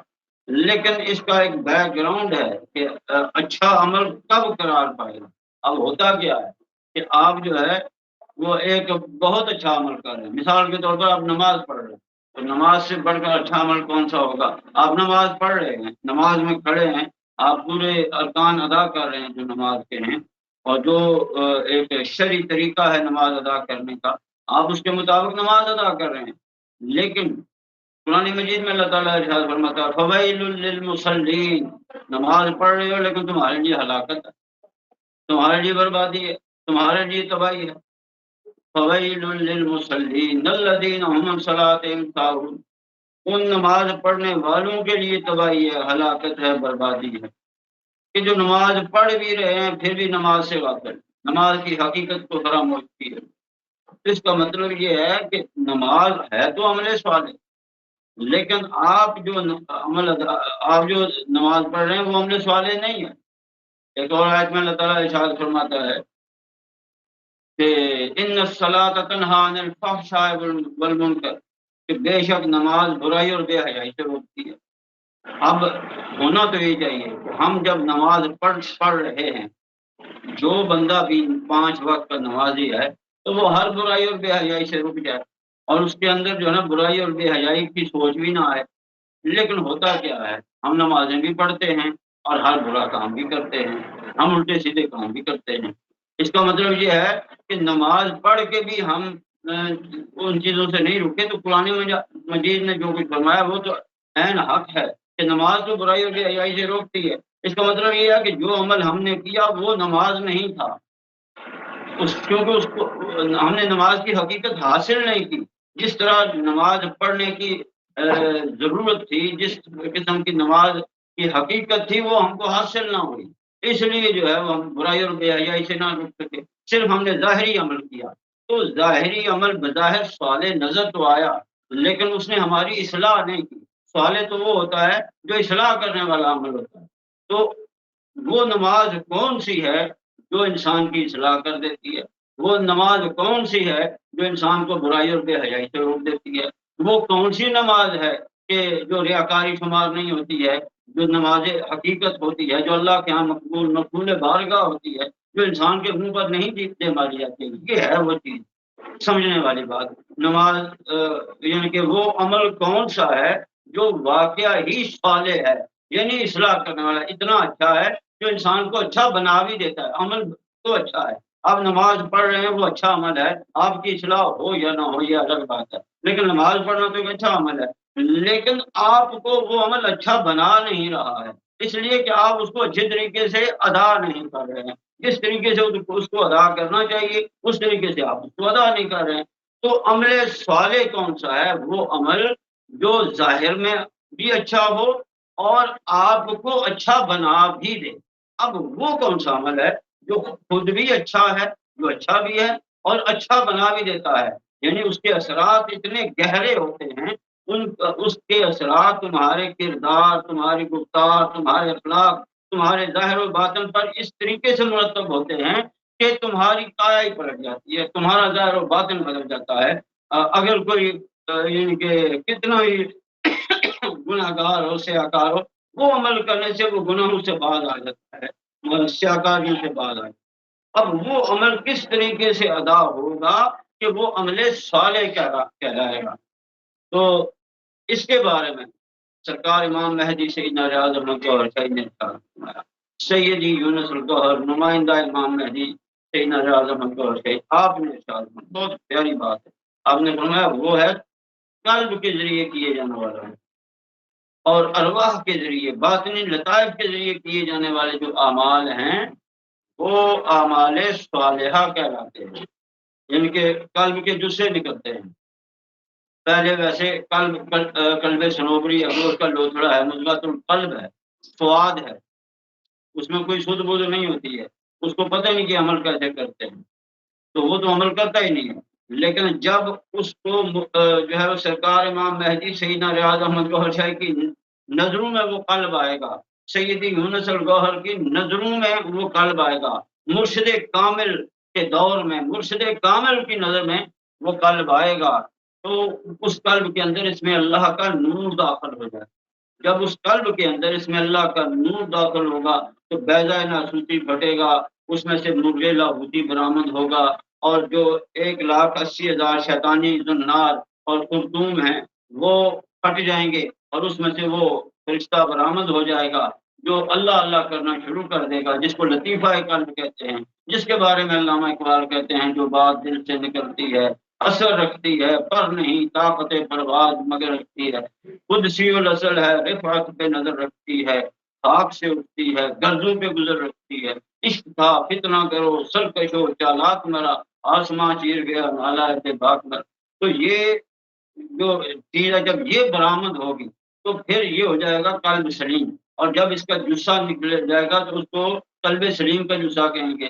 پھر اس کے بعد ایک اور اسٹیج آتی ہے کہ جس میں قلب منیب کا جسہ نکل آئے گا، پھر قلب شہید کا جسہ نکل آئے گا۔ یہ تین جسے جب نکلیں گے تو یہ جسے بھی نماز ادا کریں گے، یہ بھی عبادت کریں گے۔ وہ جو عبادت کریں گے وہ ہمارے کردار میں تبدیلی لے آئے گی، وہ ہمارے یعنی کہ تخلقو باخلاق اللہ، حدیث شریف میں ہے کہ تم اللہ کے اخلاق اپنا لو۔ اب اللہ کے اخلاق کیسے اپنائے جا سکتے ہیں؟ قرآن مجید میں اللہ تعالیٰ فرماتا ہے صبغۃ اللہ فمن احسن من اللہ صبغۃ، اللہ کا بھی رنگ ہے اور اللہ کے سے اچھا رنگ کسی کا رنگ ہو ہی نہیں سکتا۔ یعنی وہ رنگ اللہ کا کہاں آتا ہے، کس پر؟ جسم پر تو نہیں آئے گا، وہ ہمارے باطنی لطائف پر آئے گا، ہماری باطنی مخلوقات پر آئے گا۔ اور جب یہ رنگ ہمیں حاصل ہوگا تو ہمیں اللہ کے اخلاق نصیب ہو جائیں گے، اور جب ہم اللہ کے کردار، اللہ کے اخلاق، اللہ کے مزاج میں ڈھل جائیں گے، اللہ کا رنگ ہم کو نصیب ہو جائے گا تو ہمارا کردار خود بخود درست ہو جائے گا، اخلاق درست ہو جائے گا۔ بڑی احادیث ہیں اس کے حوالے سے، آیات ہیں، بہت تفصیلی گفتگو ہو سکتی ہے اس موضوع پر۔ تو جب یہ حالت انسان کو نصیب ہوتی ہے تو پھر وہ عمل صالح کرنے والا ہے، اس کے قلب کے جسے عمل کر رہے ہیں، اس کے نفس کے جسے برآمد ہو گئے، اور نفس امارہ ختم ہوا، نفس لوامہ آ گیا، نفس الہامہ آ گیا، نفس مطمئنہ ہو گیا، اور انہوں نے اللہ کی عبادت کرنی شروع کی۔ تو جب یہ عبادت کریں گے تو پھر تمہارے ظاہر میں بھی تبدیلی آ جائے گی۔ جب باطن منور ہوگا تو تمہارا ظاہر بھی منور ہونا شروع ہو جائے گا، اور تم پاک ہو جاؤ گے، متقی ہو جاؤ گے۔ تقویٰ یہ نہیں ہے کہ ظاہری طور پر زبردستی کسی چیز سے رک جانا، تقویٰ یہ ہے کہ اس چیز کی سوچ ہی تمہارے اندر سے ختم ہو جائے۔ وہ جو برائی انسان کے اندر کرتا نہیں ہے لیکن سوچتا رہتا ہے۔ سرکار امام مہدی سیدنا ریاض احمد گوہر شاہی اور سید یونس الگوہر نے اس کے بارے میں بہت کچھ ارشاد فرمایا ہے کہ تقویٰ حاصل کرنا ہے تو اپنے باطن کو پاک کر لو، تمہارا ظاہر خود بخود اس کے ساتھ پاک ہو جائے گا۔ اور یہ تقویٰ جب نصیب ہوگا تو پھر وہ عمل صالح کہلائے گا، اور اس عمل کے ذریعے تمہاری زندگی میں انقلاب برپا ہو جائے گا۔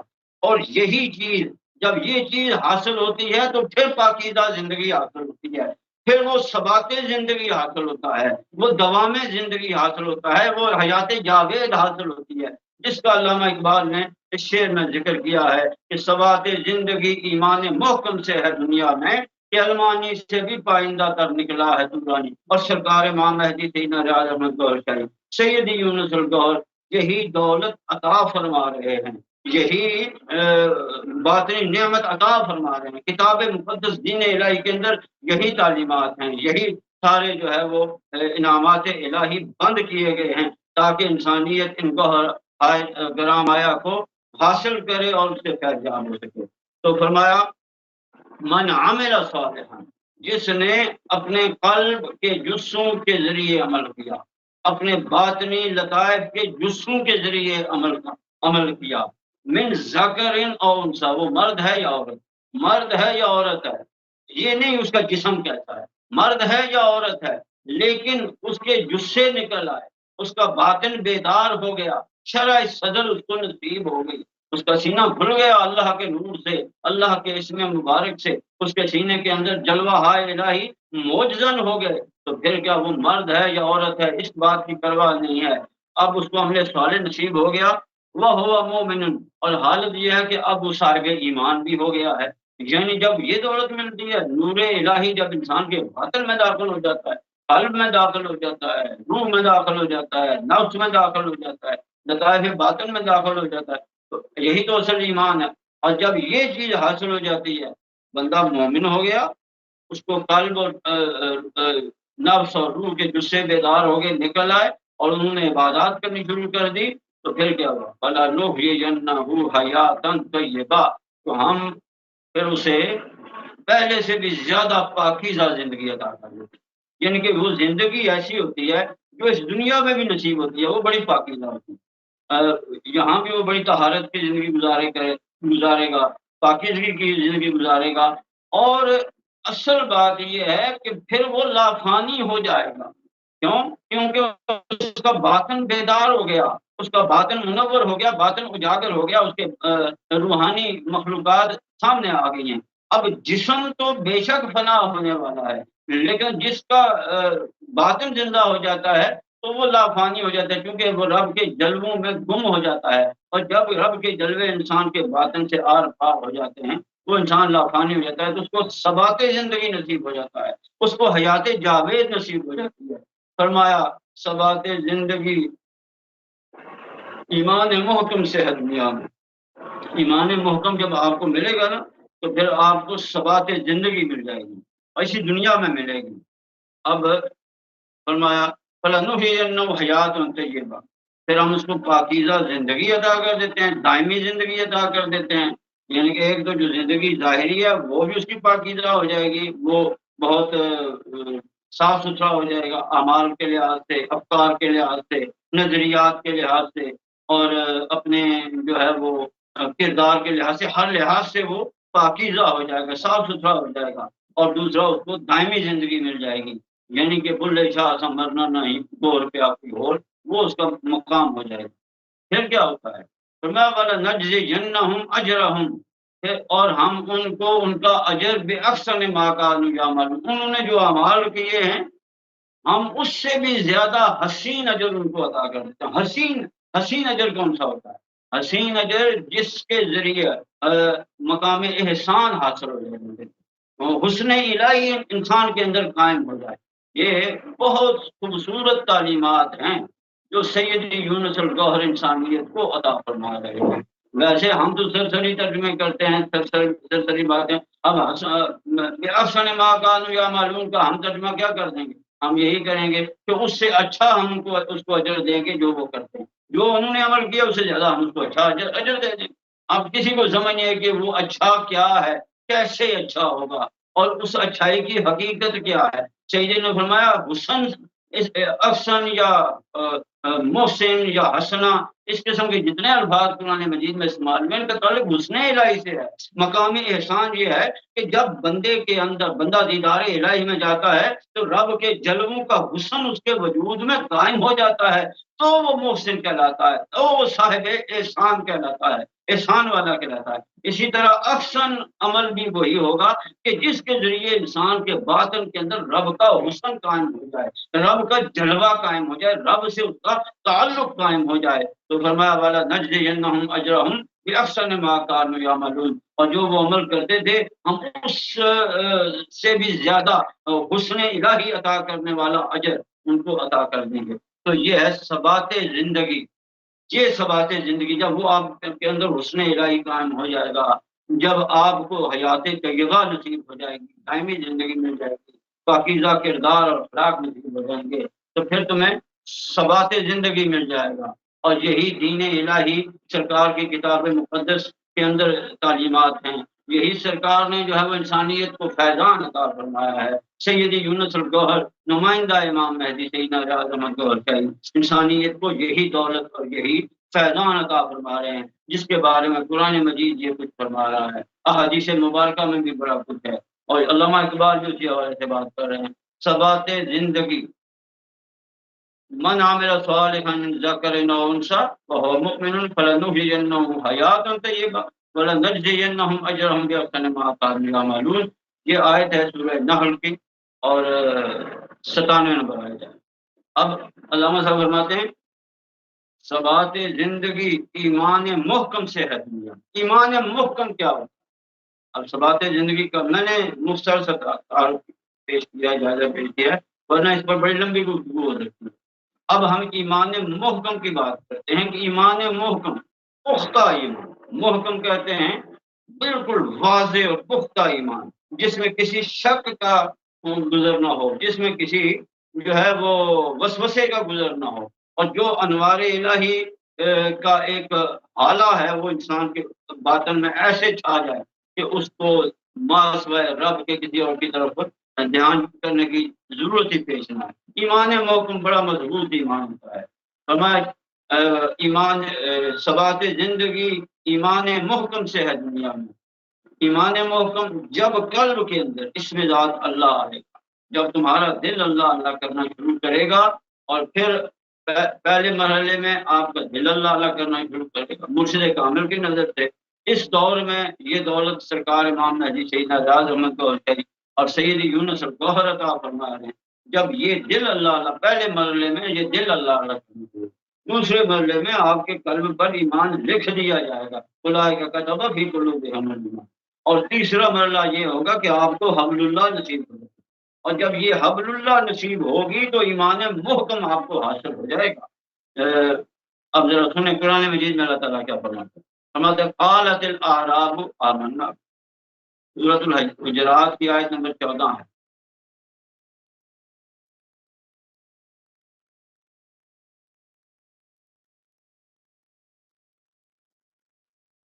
سورہ حجرات کی آیت نمبر 14 ہے. اللہ تعالیٰ فرماتے ہیں قالت الاعراب آمنا قل لم تؤمنوا ولكن قولوا اسلمنا ولما يدخل الايمان في قلوبكم.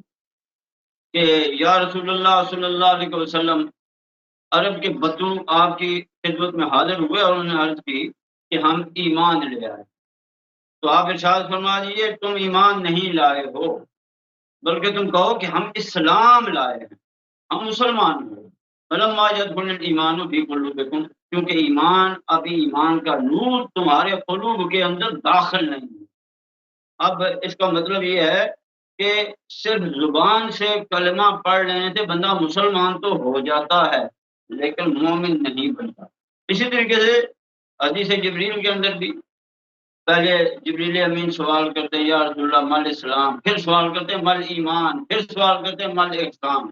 اس کا مطلب ہے اسلام، ایمان اور احسان، یہ تین جو ہے وہ مقامات ہیں. پہلا درجہ یہ ہے کہ آپ زبان سے کلمہ پڑھ لیں. دوسرا درجہ یہ ہے کہ وہ جو آپ کلمہ پڑھ رہے ہیں وہ آپ کا قلب زندہ ہو جائے، آپ کا قلب بیدار ہو جائے اور اس کلمے کا نور تمہارے قلب کے اندر اترے. جب وہ قلب کے اندر داخل ہوگا تو پھر تم مومن کہلاؤ گے. اور اس کے بعد جب تم یہ باطنی طریقت کی جو منازل ہیں یہ طے کرتے جاؤ گے تو پھر مقام احسان کب نصیب ہوگا؟ جب تمہیں حبل اللہ نصیب ہو جائے گی اور تم اللہ کے ساتھ جڑ جاؤ گے، وصل کی حالت میں چلے جاؤ گے، اور پھر تمہیں دیدار الہی نصیب ہوگا تو وہ مقام احسان ہوگا. تو یہ باقاعدہ جو ہے تو ایک عمل ہے، ایک مسلسل عمل ہے جس سے ہمیں گزرنا چاہیے. لیکن ہم صرف زبانی کلمہ پڑھ لیتے ہیں. زبانی کلمہ ہر کوئی پڑھدا، دل دا پڑھدا کوئی ہو، دل دا کلمہ عاشق پڑھ دے کوئی جانن یار کوئی ہو. خیر فرمایا قالت الاعراب آمنا، یہ بدو لوگ آپ کی بارگاہ میں حاضر ہوئے اور انہوں نے آ کے عرض کی کہ یا رسول اللہ ہم ایمان لے آئے ہیں. قل لم تؤمنوا، آپ ارشاد فرما دیجیے کہ تم ایمان نہیں لائے ہو، ولکن قولوا اسلمنا، بلکہ کہو ہم اسلام لائے ہیں. فلما يدخل الايمان في قلوبكم، ایمان ابھی تمہارے قلوب میں کہاں داخل ہوا ہے؟ یہ سورہ حجرات کے اندر اللہ تعالیٰ ارشاد فرماتا ہے آیت نمبر 14 ہے. اب پہلا درجہ تو یہ ہے کہ آپ کے قلب کے اندر اس میں ذات اللہ کلمہ طیبہ کا نور اتر جائے اور آپ کا دل منور ہو جائے. تو یہ ہے ایمان کی پہلی سٹیج. دوسری بات یہ ہے کہ دل پر پھر اس میں اللہ لکھ دیا جاتا.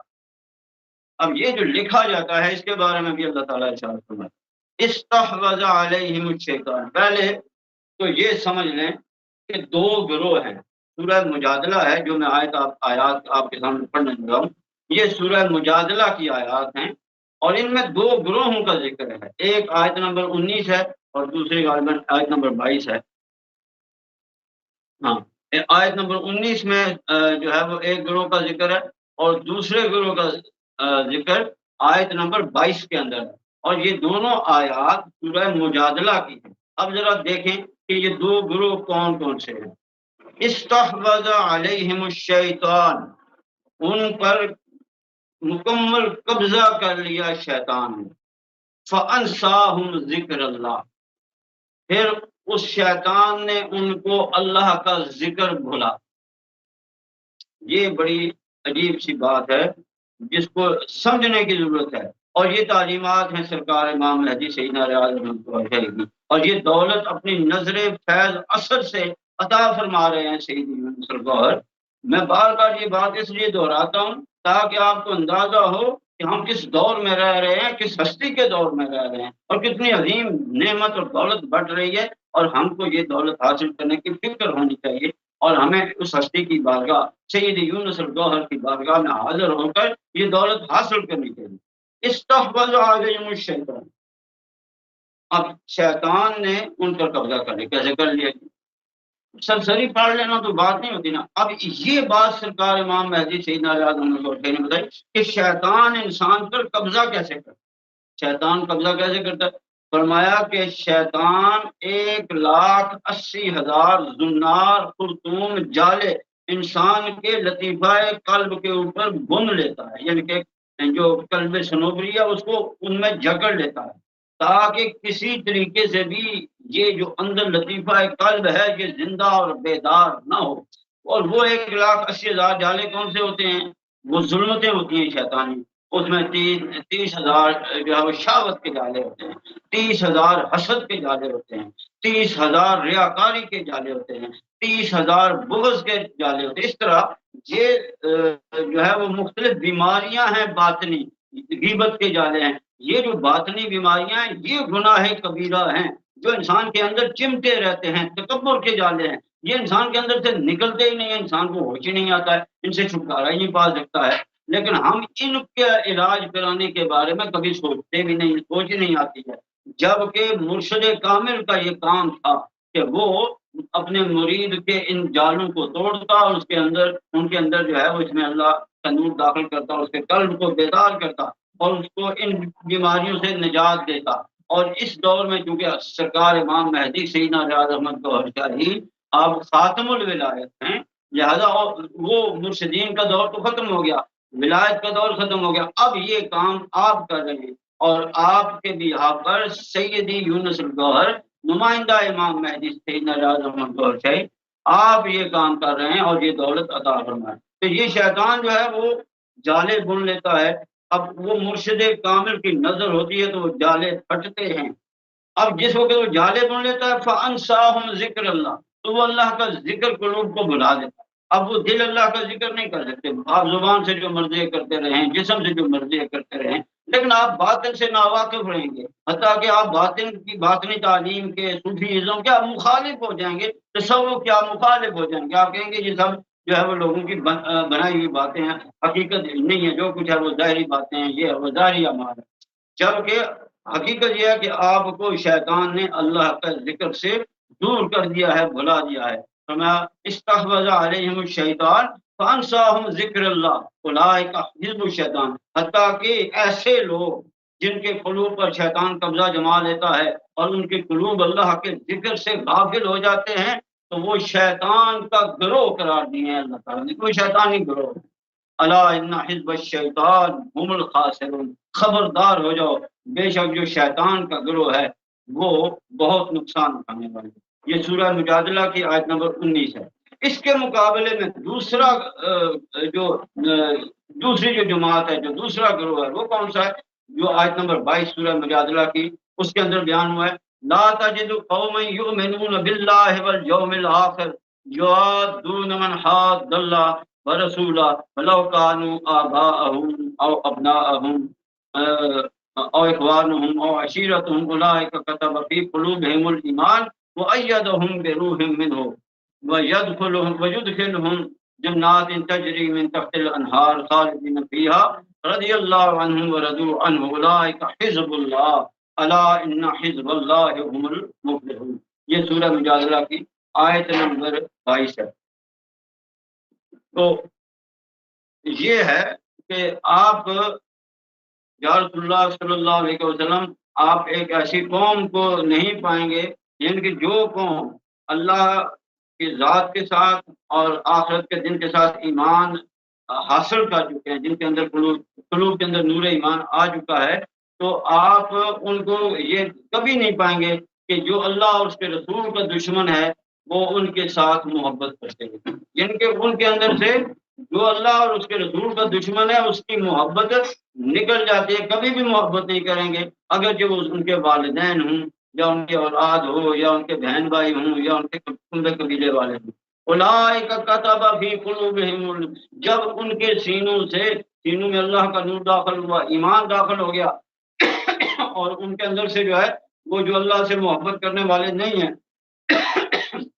اللہ کے جو دشمن ہیں، اللہ کے راستے کے جو راہزن ہیں، جب ان سے جو ہے نا ان کی محبت ختم ہو گئی تو پھر کیا اولئک کتب فی قلوبہم، اگر جو ان کے رشتے دار تھے، ماں باپ تھے، بہن بھائی تھے، کچھ بھی تھے، انہوں نے ان کو چھوڑ دیا، اللہ تعالیٰ ان کے قلوب پر ایمان لکھ دیتا ہے، یعنی اللہ ان کے قلب پر اس میں اللہ کی صورت میں ایمان نقش فرما دیتا ہے. اب جب یہ تحریر ہو جاتا ہے وَأَيَّدَهُم بِرُوحٍ مِّنْهُ، اور اپنی طرف سے ایک روح کے ذریعے ان کی مدد کرتا ہے. وہ اصل میں قلب کے جزے ہوتے ہیں، وہ ارواح ہیں جو اللہ تعالیٰ انسان کے قلوب کے اندر سے برآمد کرتا ہے. تو یہ میں اب تفصیل سے بات نہیں کر رہا، اشارتاً آپ کو بتا رہا ہوں کہ یہ دوسرا مرحلہ ہے. پہلے اس میں اللہ کا نور قلب میں داخل ہوا، دوسرا یہ قلب پر اس میں اللہ نقش ہو گیا ایمان کی صورت میں، اور پھر کیا ہوا یدخلہم جنات تجری من تحتہا الانہار، تو ان کے نیچے سے پھر نہریں جاری ہوتی ہیں، جنتوں میں داخل ہوں گے، اللہ ان سے راضی ہو گیا، وہ اللہ سے راضی ہو گئے. فرمایا اولئک حزب اللہ. سرکار امام مہدی سیدنا ریاض احمد گوہر شاہی آپ ارشاد فرماتے ہیں کہ پولیس کی مور لگی ہے تو پولیس والا، اللہ کی مور لگی ہے تو اللہ والا. جب دلوں پر ایمان اللہ اس میں اللہ کی صورت میں ایمان نقش ہو گیا تو وہ اللہ والا ہو گیا، وہ اللہ کے گروہ والا ہو گیا. قرآن مجید یہ بات کر رہا ہے اولئک حزب اللہ، وہ اللہ کا گروہ ہیں. الا ان حزب اللہ هم المفلحون، خبردار ہو جاؤ، بے شک جو اللہ کا گروہ ہے وہی کامیاب ہونے والے ہیں. یہ سورہ مجادلہ کی آیت نمبر 22 ہے. کیونکہ اب میرا وقت اتنا ہی تھا تو میں مزید بات کل آگے بڑھوں گا. اللہ تعالیٰ کی بارگاہ میں دعا ہے کہ اللہ تعالیٰ ہمیں سرکار امام مہدی سیدنا ریاض احمد گوہر شاہی کا فیضان نظر حاصل کرنے کی توفیق عطا فرمائے. ہمیں سید یونس الگوہر کی بارگاہ میں حاضر ہو کر ہمیں وصل الہی کا فیض حاصل کرنے کی توفیق عطا فرمائے اور دین الہی میں ہمیں داخل فرما دے اور ہمیں ملت ابراہیم خلیل اللہ کا امین اور اس کا حامل بنا دے. اللہ تعالیٰ ہم سب کو اپنی بندگی کی توفیق عطا فرمائے. وما علینا الا البلاغ.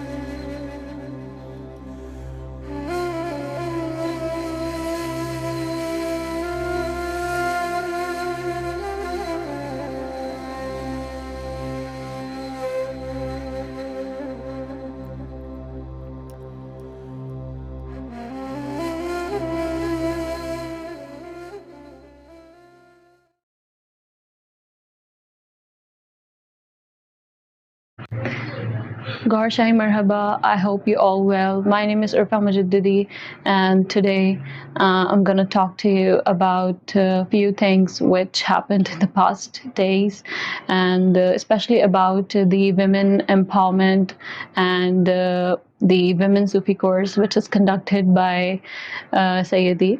And this is all happening because of the grace of His Divine Eminence Sarkar Gohar Shahi, and we all have this opportunity to talk about him and do his remembrance through a platform, ALRA TV. So I would like to thank ALRA TV channel who has given us so many opportunities to say a few things about this Women Sufi course, and especially these amazing things which Sarkar Gohar Shahi has granted us.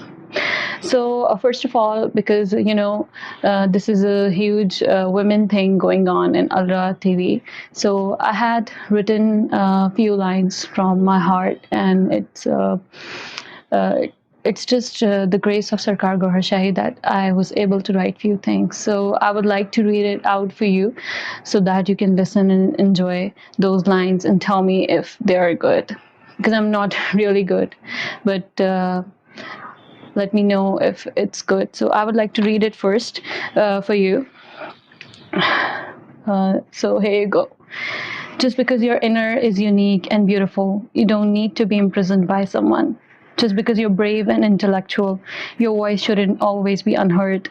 Just because you're bold and vulnerable, you don't need to be put behind doors. Just because you're precious and perfect, you don't need to have someone count your flaws.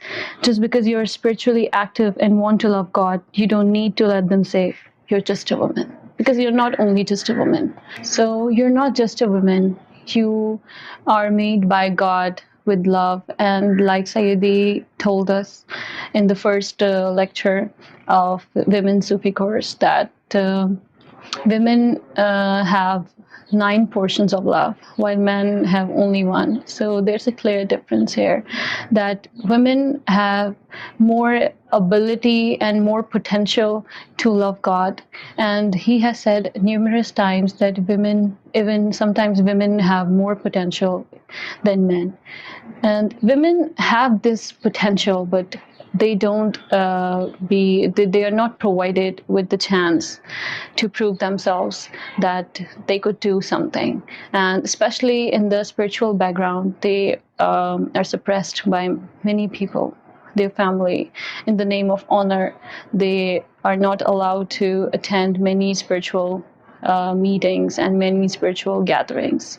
But here in this channel, you don't have to go anywhere. You can just join. You're just a click away. Just enter into the channel.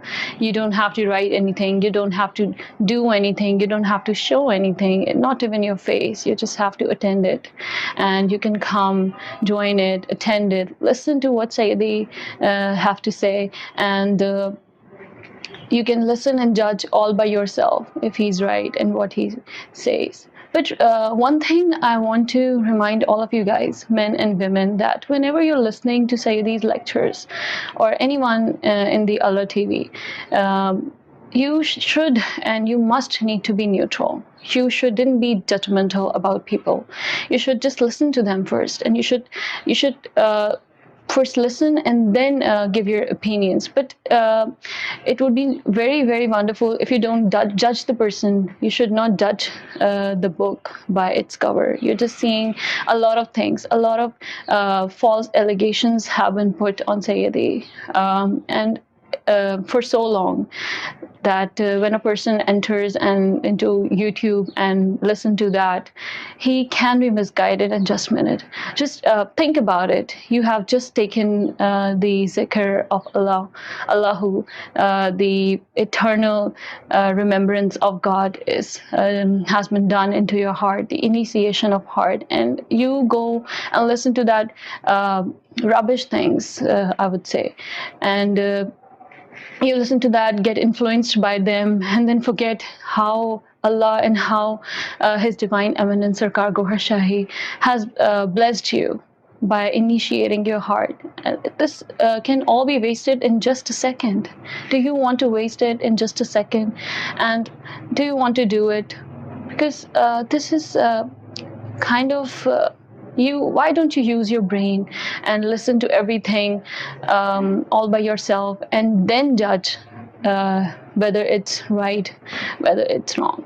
But first you have to listen and be all ears, and make a decision by your mind. Allah has granted you brain. You should use your brain and then identify which thing is right and which thing is wrong.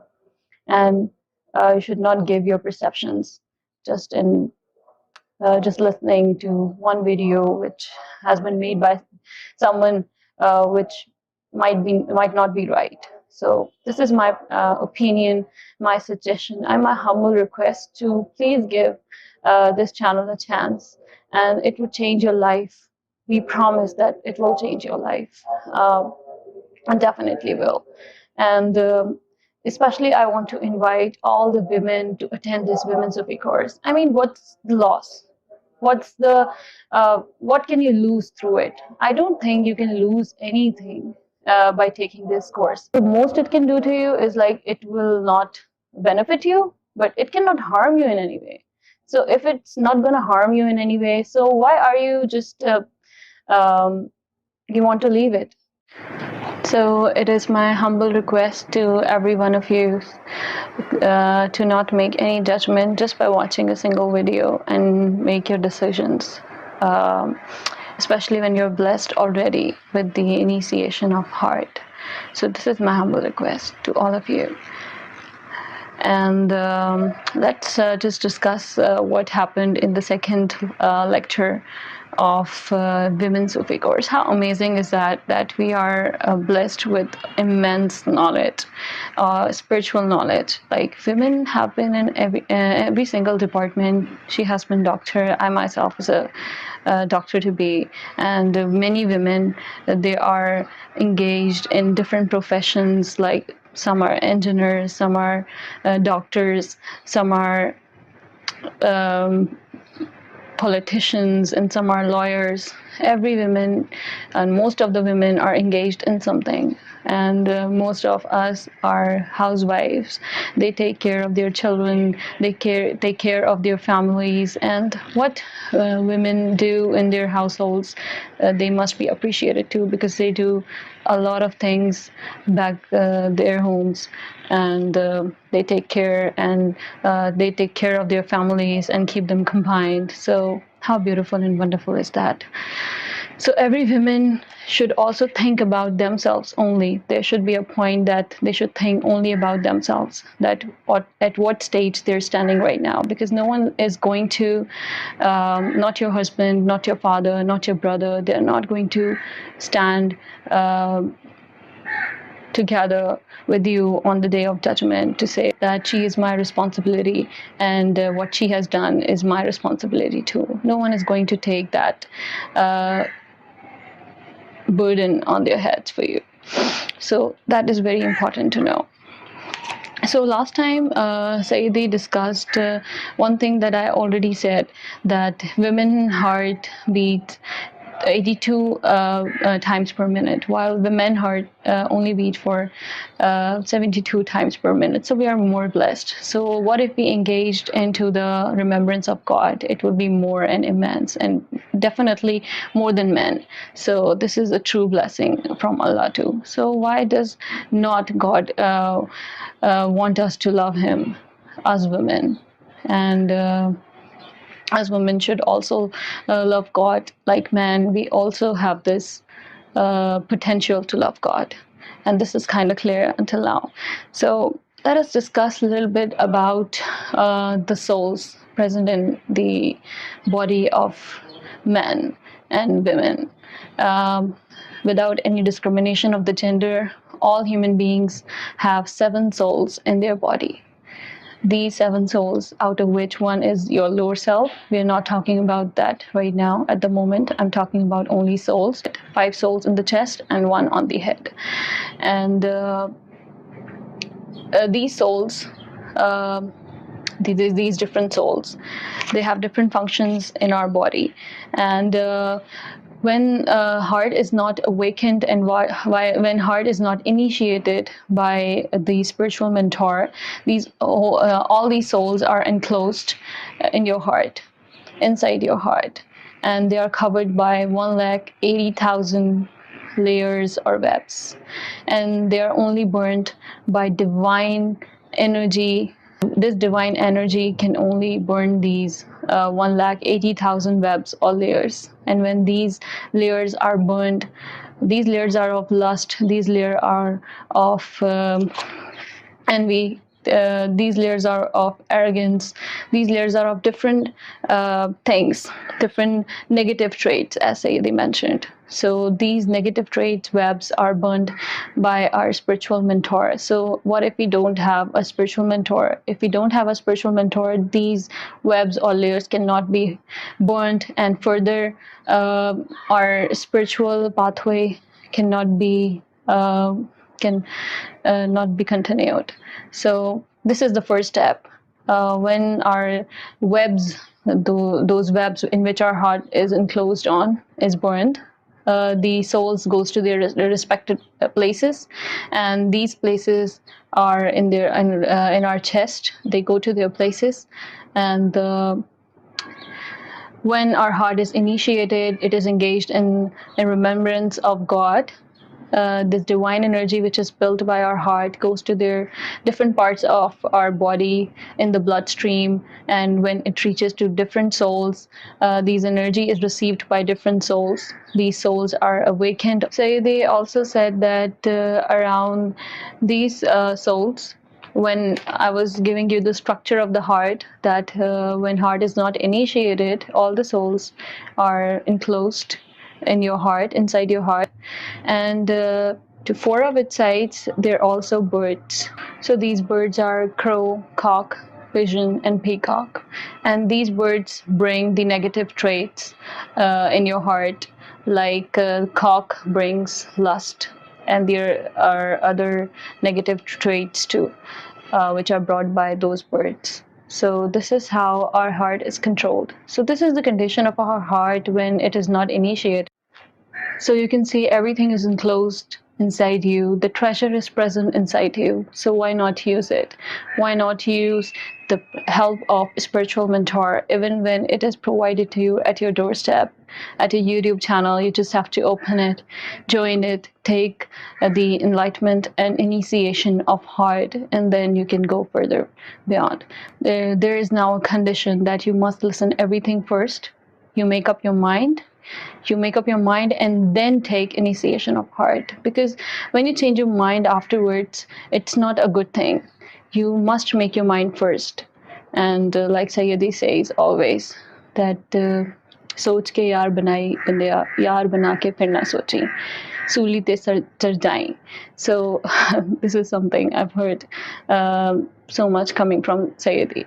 Like, you should never think twice after making a decision. You should make a decision first, then take initiation of heart. And when you have taken the initiation of heart, you should not go to other places and listen to them, because they will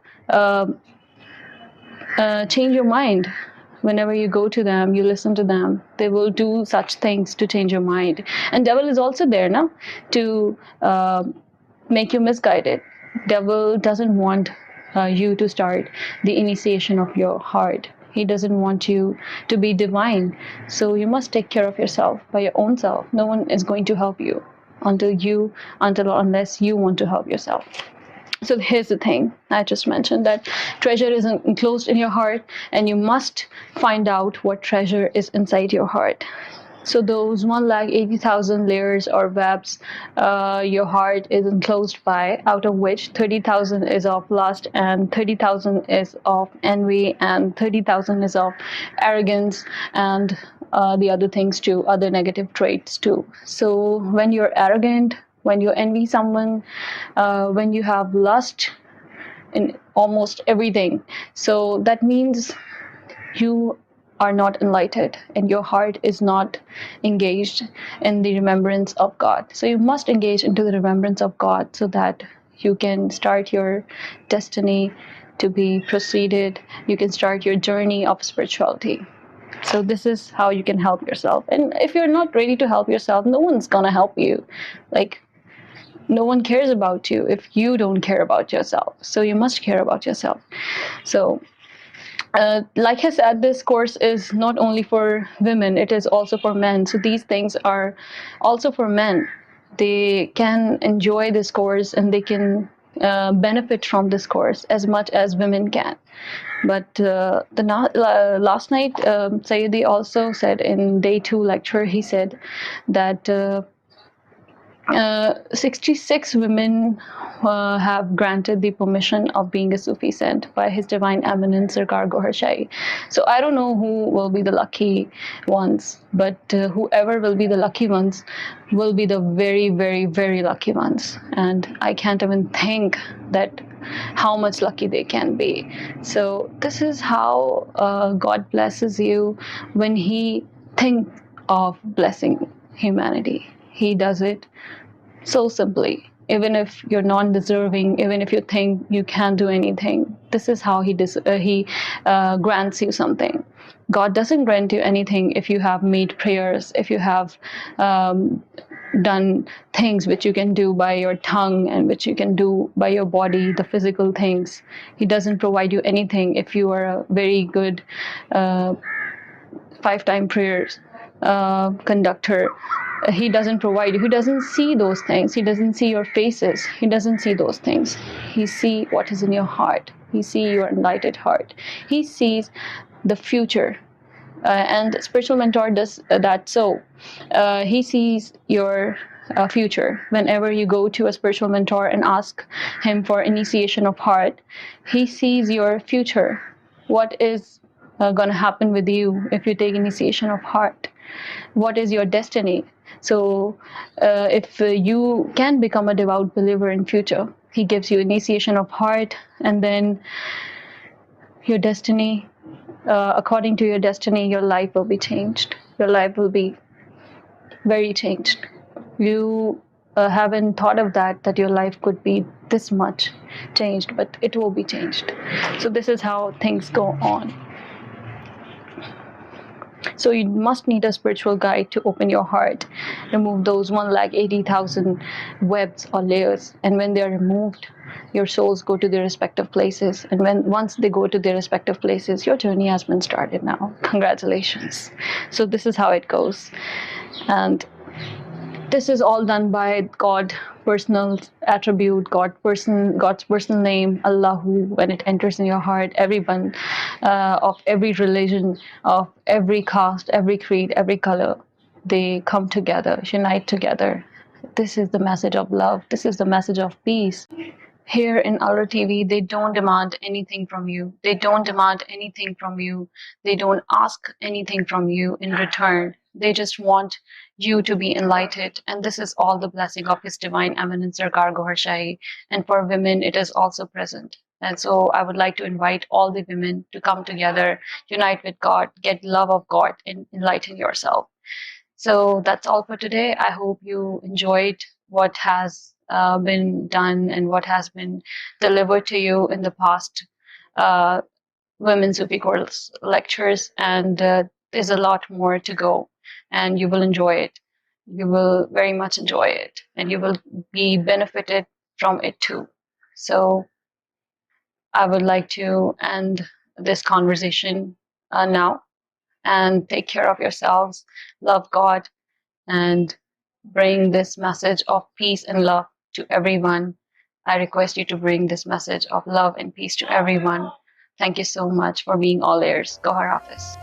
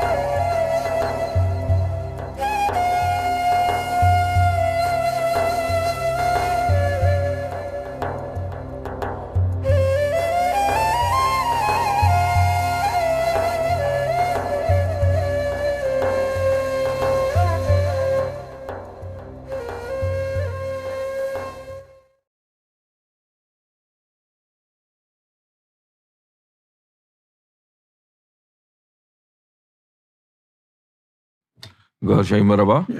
गौर शाही मरहबा। बस मैं मेहंदी के साथ एक नए episode के साथ आपकी खिदमत में हाजिर हैं और आपको खुशामदीद कहते हैं। अस्सलाम वालेकुम। गौर शाही मरहबा। ज़िक्र के हवाले से आज हम बात करेंगे कि कई लोग जो है रेफरेंसेस मांगते हैं कि भाई ज़िक्र जो है ये कोई नई चीज़ है, इसका कुरान या हदीस में हवाला दो। उसमें एक यानी हदीस ये भी है हुजूर पाक की कि ज़िक्र करने वाला ज़िंदा और ना करने वाला मुर्दा है। अब इसमें जो हुजूर पाक ने जो इशारा किया है ये यानी किस ज़िक्र की तरफ किया है, यानी ज़िक्र ना करने वाला मुर्दा है। तो हम देखते हैं दुनिया में बेशुमार लोग हैं जो ज़िक्र नहीं करते लेकिन फिर भी ज़िंदा है। तो ये यानी फिर उनको यानी मुर्दा कैसे कहा गया है? तो इसका मतलब ये है कि ये जो है वो ज़िक्र क़ल्ब की तरफ बात की गई है یعنی ذکر قلب کی طرف اشارہ ہے کہ ذکر قلب جن کا ہے وہ اللہ کے یا روحانیت میں کہنا چاہیے اللہ کے نزدیک زندہ ہیں، اور جو جن کا اندر ذکر نہیں ہو رہا وہ مردوں میں شامل ہے. کیونکہ اگر سطحی طور پہ اس کے معنی لے لیے جائیں کہ ذکر کرنے والا زندہ اور نہ کرنے والا مردہ ہے، تو پھر تو بے شمار لوگ ہیں جو ذکر نہیں کر رہے، تو مردہ تو نہیں، ہمیں تو بالکل چلتے پھرتے نظر آتے ہیں، لیکن حضور پاک کہہ رہے ہیں کہ وہ مردہ ہیں. تو مردہ کا مطلب یہی ہے کہ ان کے اندر جو ہے وہ ذکر نہیں چل رہا، یعنی سانس آ رہی ہے، چل پھر رہے ہیں، سب کچھ ہے، لیکن اللہ کا ذکر اندر نہیں ہے. تو یہ ذکر قلب کے حوالے سے یہ بھی ایک حدیث ہے. کئی لوگ کہتے ہیں کہ جی ذکر قلب کی حدیث میں کہاں ذکر ہے، یعنی آپ اس کا ریفرنس دیں. تو یہ بھی ایک حدیث ہے، یعنی یہ ذکر کرنے والا زندہ اور نہ کرنے والا یعنی مردہ ہے.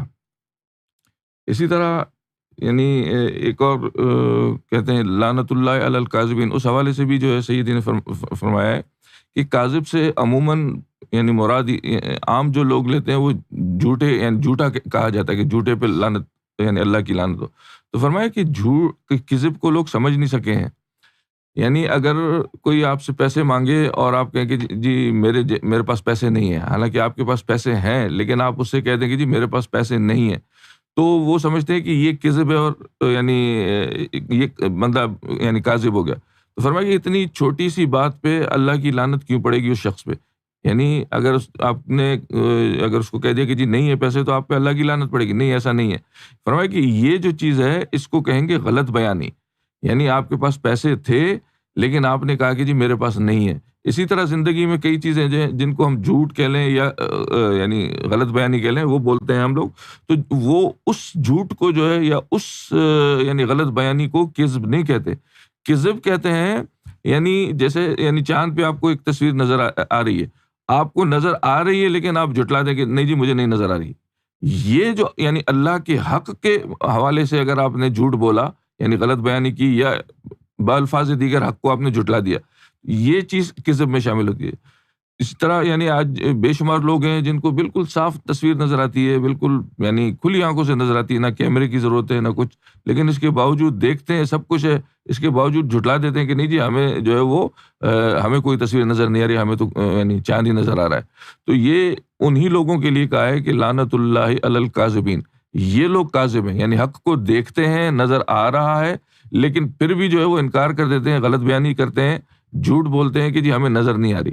تو اللہ کے حق کے حوالے سے اگر آپ نے اس کو یعنی منع کیا یا غلط بیانی کی، وہ کذب میں آ جاتا ہے. ایسے لوگوں کے لیے کہا گیا ہے کہ اللہ کی لعنت برستی ہے ایسے لوگوں پہ. یعنی عام زندگی میں جو ہم جھوٹ بولتے ہیں یا غلط بیانی کرتے ہیں، تو وہ تو چھوٹی چھوٹی سی باتیں ہوتی ہیں، اتنی چھوٹی باتوں پہ اللہ کا لعنت کیوں یعنی آپ پہ آئے گی؟ تو یہ یعنی ایسا نہیں ہے کہ اللہ اتنا بھی سختی نہیں ہے کہ جی چھوٹی چھوٹی ہم غلط بیانی اگر کسی سے کر لیں، کسی سے جھوٹ بول دیں. مثال کے طور پہ آپ ایسا شخص آپ سے پیسے مانگ رہا ہے جو آپ کو پتہ ہے کہ یہ واپس بھی نہیں کرے گا، تو ظاہر ہے آپ اپنے پیسے بچانے کے لیے غلط بیانی کر سکتے ہیں، یا آپ کو اپنی کوئی ضرورت ہے تو آپ کہہ سکتے ہو کہ جی میرے پاس نہیں ہے. اس طرح زندگی میں اور بہت سے معاملات ہیں جن میں ہم بولتے ہیں تو وہ غلط بیانی کے زمرے میں آتا ہے، کذب کے زمرے میں نہیں آتا. اور کذب کے زمرے میں کیا آتا ہے کہ اللہ کا کوئی حق ہو، اللہ کی کوئی نشانی ہو، آپ کو نظر آئے اور پھر بھی آپ جھٹلا دیں کہ نہیں جی مجھے نہیں نظر آ رہی. ان لوگوں کو کاذب کہا گیا ہے اور اس عمل کو کذب کہا گیا ہے. ان لوگوں کے لیے جو ہے وہ کہا گیا ہے کہ ان پہ اللہ کی لعنت برستی ہے. اور ایسے آج بے شمار لوگ ہیں جو یعنی اس یعنی کذب کا شکار ہیں، اللہ کی نشانیوں کا انکار کرتے ہیں، بلکہ تمسخر اڑاتے ہیں. اور تمسخر اڑانے والوں کا تو اس سے بھی زیادہ برا انجام ہے. آپ قرآن پڑھ کے دیکھیں، جگہ جگہ آپ کو جو ہے یہ آیتیں ملیں گی کہ یعنی جو اللہ کی نشانیوں کو جھٹلا دیتے ہیں ان کا بہت برا انجام ہوگا. جی ہاں، میں اس پہ میں بات کرتا ہوں، ان کو ایک چھوٹا سا جواب دے دوں. فٹ بال لور صاحب جناب، آپ بہت بہت شکریہ کہ آپ اس محفل میں آتے ہیں اور آنے کے بعد توجہ کے ساتھ یہاں بیٹھے ہوتے ہیں اور پھر سوال بھی کرتے ہیں. ہم آپ کا شکر گزار ہیں. بات یہ ہے کہ امام مہدی علیہ السلام کے حوالے سے جو کچھ روایات ہیں اور جو کچھ لکھا گیا ہے، بتایا گیا ہے کہ وہ تشریف لائیں گے پھر اس کے بعد غائب ہو جائیں گے. تو اب اس وقت جو ہے سیدنا ریاض احمد گوہر شاہی امام مہدی علیہ السلام غیبت میں تشریف فرما ہیں، اور وہ جب غیبت ختم کرنے کا جو ہے وہ ان کے اپنے اختیار میں ہے. وہ ہمیں اس کی کوئی تاریخ کا پتہ نہیں ہے، حتمی تاریخ کا کہ آپ کو بتائیں کہ کب آئیں گے. تو اس طرح سے یہ تشریف لائے، انہوں نے کچھ لوگوں کو یہاں پر ذکر قلب کی دولت سے نوازا اور ان کو اپنا یعنی ایک فیض عطا فرمایا تاکہ وہ لوگوں تک پہنچائیں۔ اب ہم ان کے فیض کو عام کر رہے ہیں، لوگوں تک پہنچا رہے ہیں، یہ ہماری جاب ہے، ہماری ذمہ داری ہے۔ اور وہ غیبت میں چلے گئے ہیں، اب وہ لوگوں کا امتحان ہے کہ وہ غیبت میں جب تشریف لے گئے تو کچھ لوگوں نے کچھ اور سمجھا، کچھ لوگوں نے یہ سمجھ لیا کہ یہ امام مہدی کے ساتھ ان کا جانا جو ہے غیبت میں وہ ایک لازمی ہے اور وہ دوبارہ تشریف لائیں گے، یہ ہمارا پورا ایمان ہے۔ لیکن تاریخ کے بارے میں ہم کچھ نہیں کہہ سکتے کیونکہ وہ اپنی مرضی کے مالک ہیں۔ جب اس کی ضرورت، جب اللہ تعالیٰ چاہیں گے، جب ان کی ضرورت اس پہ آنے کا وقت ہو جائے گا تو وہ تشریف لے آئیں گے۔ یہی بالکل بات بالکل، یہی یہ آپ اگر یعنی احادیث کا بھی مطالعہ کریں تو یعنی یہ کہا گیا ہے کہ قیامت یعنی اس میں اگر ایک دن بھی رہ جائے اور امام مہدی تشریف نہ لائیں تو میں اس دن کو دراز کر دوں گا۔ ان چیزوں سے بھی یعنی آپ کو پتہ چلے گا کہ یعنی حتمی تاریخ جو ہے ہمیں نہیں دی گئی، نہ نبی نے دی ہے، نہ اللہ کی طرف سے کوئی آئی ہے۔ یہ یعنی بالکل بیوقوفی والی بات ہے کہ کوئی انسان یہ شرط لگائے کہ جی مجھے ایگزیکٹ ڈیٹ بتاؤ۔ یہاں کوئی پیشن گوئیاں نہیں ہو رہی ہیں، یعنی یہ آپ کے اختیار میں نہیں ہے کہ آپ یعنی ایکسیس کر سکیں امام مہدی کے یعنی معاملات میں دخل اندازی کر سکیں، یہ انسان کے لیے ممکن نہیں ہے۔ باقی یہ کہنا کہ جی ہمیں ڈیٹ بتاؤ تو یہ یعنی یہ وہی کفر والی باتیں ہیں۔ یہ کافر جو پرانے زمانے میں نبی جب آتے تھے وہ بھی اسی طرح کی جو ہے نا اوٹ پٹانگ سوالات کرتے تھے۔ امام مہدی کے حوالے سے جو ہے وہ کوئی بھی شخص حتمی طور پہ یعنی ڈیٹ نہیں دے سکتا۔ میں نے آپ کو جس طرح بتایا کہ حدیث میں جب یہ کہا گیا ہے کہ جی اگر قیامت کے دن میں ایک بھی دن رہ جائے اور امام مہدی تشریف نہ لائے تو میں اس دن کو دراز کر دوں گا، یعنی عرصے کو طویل کر دوں گا۔ تو یہ یعنی آپ کہہ نہیں سکتے کہ امام مہدی کی یعنی آنے کی ڈیٹ کیا ہے۔ تو یہ اگر آپ سے پوچھا گیا ہے نا تو آپ ان کو یہی جواب دیجیے گا کہ دیکھیے بات یہ ہے، اور سب سے اہم چیز جو ہے نا فٹ بال لور صاحب، آپ کا جو بھی نام ہو، بہتر تھا کہ آپ کا نام سامنے ہوتا، نام لے کر آپ سے گفتگو کرتے تو زیادہ بہتر تھا۔ تو یہ جو ہے نا ان کے آنے کا ایک، جس طرح غفور صاحب نے بتایا کہ ان کے آنے کا جو ہے نا، اور یعنی وہ ان کے اپنے پاس ہے، یا اللہ کے نے جب اس کو یہاں زمین یہ واپس لانا ہوگا تو وہ ان کی غیبت ختم ہو جائے گی۔ غیبت ختم ہونا جو ہے نا وہ ان کے اپنے اختیار میں ہے۔ تو دوسری چیز یہ کہ اس وقت جو ہے، جس وقت وہ یہ غیبت میں ہے، یہ آپ کے لیے موقع ہے، آپ کے لیے وقت ہے کہ آپ ان کی تعلیم سے مستفیض ہوں، اور جو لوگ آپ سے یہ سوال کر رہے ہیں ان کو بھی یہ چاہیے کہ یہ جو ذکر قلب کی دولت مل رہی ہے، آنا، اور ان کا آنا تو لازمی ہے، وہ تشریف لائیں گے، لیکن آنے سے پہلے آپ اپنے آپ کو تیار تو کر لیں۔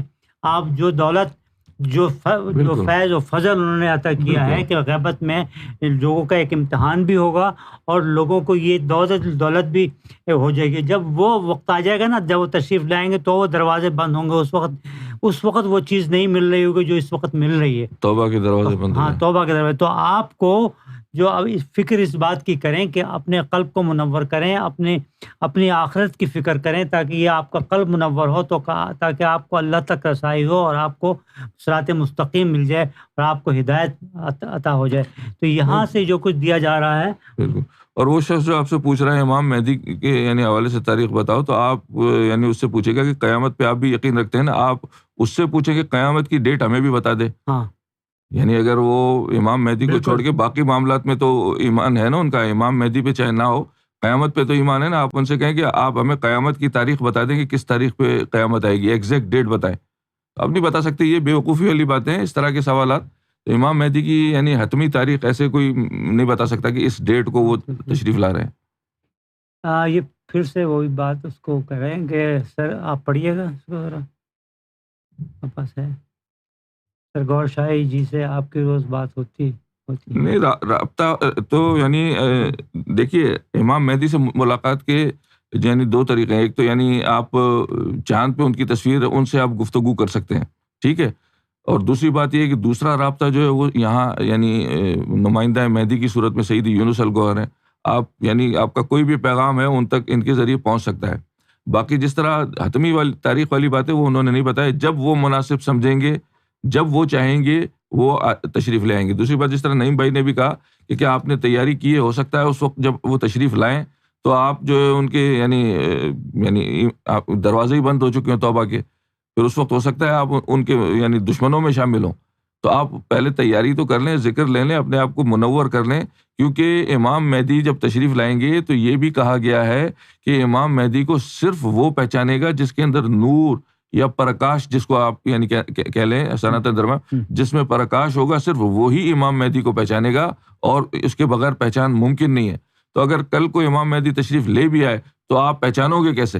چلو ہم ڈیٹ بھی دے دیں، آپ کے سامنے آ جائیں گے، آپ پہچان ہی نہیں سکو گے اگر پرکاش یا نور آپ کے اندر نہیں ہے.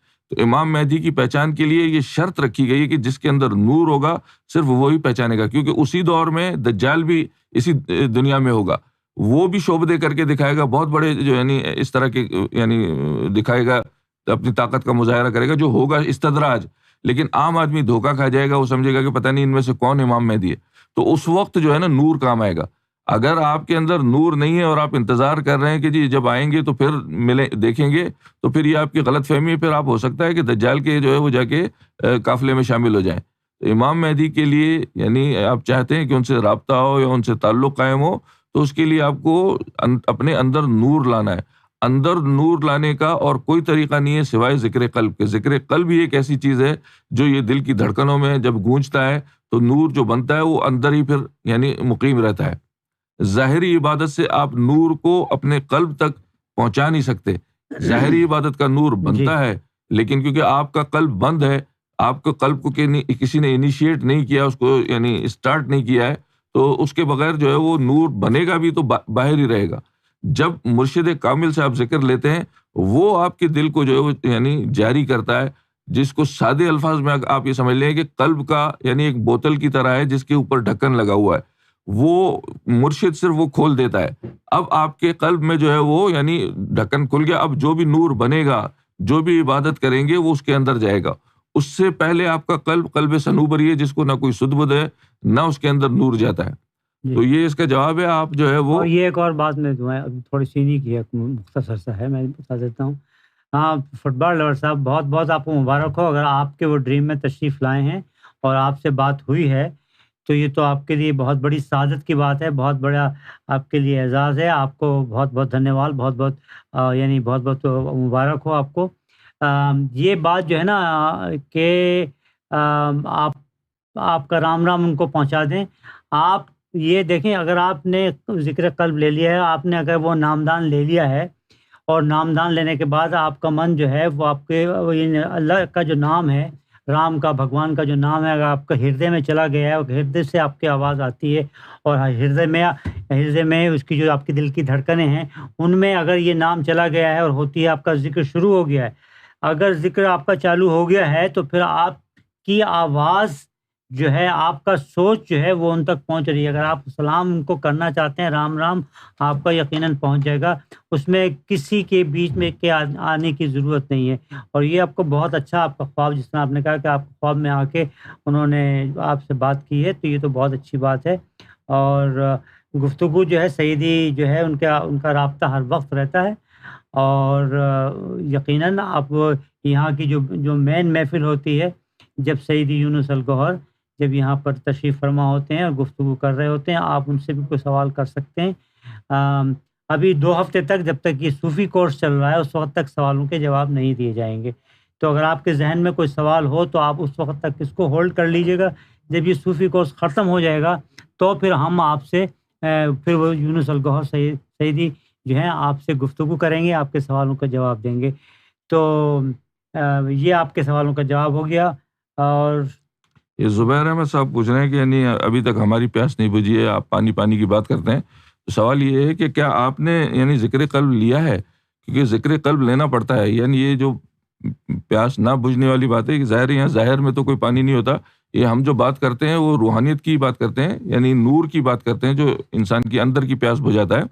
تو اس کے لیے اگر آپ نے ذکر لیا ہے تو آپ بتائیں، اور اگر ذکر نہیں لیا تو سب سے پہلے تو آپ ذکر لیں. ذکر لینے کے لیے آپ یہ جو اسکرین پہ نمبر لکھا ہوا اس پہ کال کر کے کسی سے لے لیں، یا چاند پہ جو ہے وہ یعنی جو سیدنا امام مہدی کی تصویر ہے اس کو دیکھیں. جب وہ تصویر نظر آ جائے تو پھر اس کے ساتھ 3 دفعہ اللہ اللہ کہیں تو ذکر قلب آپ کو مل جائے گا. پھر اس کے بعد جو ہے کچھ دن پریکٹس کرنی ہے آپ نے. پریکٹس کا میں طریقہ بتا دیتا ہوں آپ کو. یہ تو یعنی بات یعنی اپنی جگہ ہے کہ ذکر قلب جو ہے نا انسان کی اپنی کوشش سے کبھی شروع نہیں ہو سکتا, ناممکن ہے. باقی ساری عبادات انسان کے اختیار میں ہے, جب چاہے کر سکتا ہے. آپ جب چاہے نماز پڑھ سکتے ہیں, جب چاہے آپ قرآن پڑھ سکتے ہیں, جب چاہے آپ مندر مسجد جا سکتے ہیں. لیکن اپنے دل کی دھڑکنوں کو اللہ میں تبدیل کرنا جو ہے یہ آپ کے اختیار میں نہیں ہے. یہ صرف مرشد کے یعنی عطا ہوتی ہے, اللہ کی عطا ہوتی ہے, مرشد کے تھرو ملتی ہے, اللہ کی عطا ہوتی ہے. اچھا, اب یہ پھر یہ طریقے کیوں سکھائے جاتے ہیں کہ جی یہ 66 دفعہ یہ لکھیں اور انگلی سے اپنے دل پہ اللہ لکھیں. یہ پریکٹس صرف اس لیے کرائی جاتی ہے کہ کچھ لوگوں کے لیے اللہ دیکھنا چاہتا ہے کہ آیا واقعی میں ان کو دلچسپی ہے یا ایسے ہی رسمی طور پہ مانگ رہے ہیں. یعنی کچھ لوگوں کو اللہ شروع میں آزما لیتا ہے, اس کے بعد ذکر دیتا ہے. کچھ لوگوں کو ذکر دینے کے بعد آزماتا ہے, کیونکہ یہ اس کی دوستی کا رستہ ہے. تو یہ طریقہ یعنی یہ جو ہم پریکٹس کرتے ہیں یہ اللہ بھی دیکھنا چاہتا ہے کہ تم نے رسمن تو ذکر نہیں مانگا, کیونکہ یہ ذکر مانگنے کا مطلب یہ ہے کہ آپ اللہ سے دوستی مانگ رہے ہیں کہ میں تو تجھے دوست بنانا چاہ رہا ہوں. تو اللہ کی دوستی کے لیے یعنی کسی بھی شخص سے آپ دوستی کرنا چاہیں تو دوسرے فریق کی رضامندی مسٹ ہے. آپ اپنے تئیں کہیں کہ جی فلاں شخص میرا دوست ہے اور وہ یعنی انکار کر دے تو آپ کی دوستی نہیں ہو سکتی. تو اسی طرح یہ اللہ سے دوستی کا رستہ ہے, اس لیے اللہ کی مرضی اور اجازت مسٹ ہے. اچھا, اب یہ کوششیں ہم جو کرتے ہیں یہ کیا ہے, یہ اللہ تعالیٰ دیکھنا چاہتا ہے کہ آیا تم یعنی اس میں انٹرسٹڈ بھی ہو یا نہیں. میں طریقہ کار بتا دیتا ہوں. انہوں نے ذکر لیا ہوا ہے تو اس کا میں طریقہ آپ کو بتا دیتا ہوں.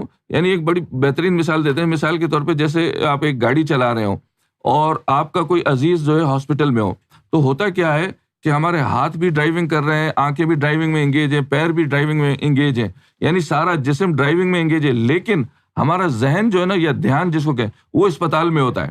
یعنی جسم کی کو اسپیئر کرنے کی ضرورت نہیں ہے, دھیان یعنی جس طرح آپ نے اپنے یعنی عزیز کو یاد کرتے ہیں حالانکہ آپ ڈرائیونگ کر رہے ہیں, بالکل اسی طریقے پہ ذکر قلب کیا جاتا ہے. آپ ڈرائیو جیسے مثال کے طور پہ کر رہے ہیں تو اپنا دھیان جو ہے وہ ادھر رکھیں یعنی لیفٹ سائڈ پہ سینے کے جہاں قلب ہے کہ یہاں اللہ ہو رہی ہے. کھانا کھاتے رہیں, دھیان یہاں رکھیں کہ یہاں اللہ ہو رہی ہے. یعنی کبھی انسان کو یاد آئے گا, کبھی بھولے گا, کبھی یاد آئے گا, کبھی بھولے گا.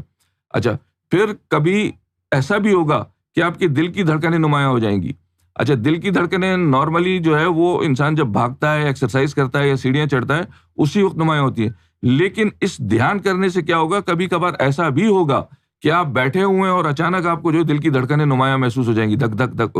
تو جب بھی آپ کے دل کی دھڑکن نمایاں ہو کسی بھی وجہ سے, دھیان کی وجہ سے یا ایکسرسائز کرنے کی وجہ سے یا بھاگنے کی وجہ سے, جب بھی آپ کو محسوس ہو آپ کے دل کی دھڑکنیں نمایاں ہو گئی ہیں دھک دھک, تو پھر ان دھڑکنوں کے ساتھ اس کو ملانے کی کوشش کریں. ایک دھک کے ساتھ اللہ, ایک کے ساتھ اللہ ہو. یہ آپ کوشش کریں, کچھ دن کوشش کریں گے, پھر ایک وقت آئے گا کہ جو ہے وہ جب جاری ہو جائے گا, جب جاری ہو جائے گا تو پھر آپ کو خود ہی پتہ چل جائے گا کہ یعنی اندر سے خود آواز آنے لگی ہے. تو یہ اس کے پریکٹس کا طریقہ ہے. یہ یعنی یہ اس لیے یہ چیزیں سکھائی جاتی ہیں کہ یعنی رب بھی یہ دیکھنا چاہتا ہے کہ آیا یہ میری دوستی میں سنجیدہ بھی ہے, کچھ کوشش بھی کرتا ہے, ایفرٹس بھی کرتا ہے, یا رسمن اس نے مانگ لیا اور اس کے بعد لیجرلی جو ہے وہ کہا کہ جی میرا تو ذکر چل ہی نہیں رہا. تو یہ یعنی آپ کو بھی کوشش کرنی پڑے گی. اور کیونکہ یہاں آپ دیکھ لیں ہزاروں لاکھوں لوگ ہیں جو یہ کہتے ہیں کہ ہمارے دل کی دھڑکنوں میں ذکر یعنی چلتا ہے. اگر کوئی ایک دو ہو تو آپ کہہ سکتے ہیں کہ ہو سکتا ہے جھوٹ کہہ رہے ہو. لاکھوں کی تعداد میں چلتا ہے تو اس کا مطلب یہ حقیقت ہے نا. آپ کا نہیں چل رہا تو اس کا مطلب یا تو آپ نے انٹرسٹ نہیں لیا, یا تو آپ بالکل یعنی کوشش نہیں کر رہے, آپ سمجھ رہے ہیں کہ خود بخود ہی ایسے ہی چل جائے گا. تو یہ یعنی آپ کو تھوڑی سی ایفرٹس کرنے پڑیں گے. اور دوسری بات یہ ہے زبیر احمد بھائی, یہ جو سوال آپ نے کیا تھا کہ آپ کی پیاس نہیں بجھی ہے نا, یہ سیدی یونس الگوہر کی بارگاہ میں عرض کریں, اور وہ اس کے مجاز ہیں, ان کے پاس سارے اختیارات ہیں, وہ لوگوں کو دیکھتے ہیں, ان کے قلوب پر نظر ڈالتے ہیں. اس کے بعد پھر جو ہے آپ کی پیاس جو ہے یہاں اس در سے اگر کچھ آپ کو نہیں ملا تو کہیں اور سے نہیں ملے گا. یہ وہ در ہے, یہ وہ جگہ ہے کہ یہاں کسی چیز کے مانگنے والے کی اس کی امید سے زیادہ دیا جاتا ہے, اور جو کچھ دیا جا رہا ہے یقین اگر پیاس نہیں بجھی ہے تو کوئی بات نہیں ہے. ہر شخص کی پیاس الگ الگ ہوتی ہے, زیادہ اور کم. تو آپ ان کی بارگاہ میں عرض کر دیں.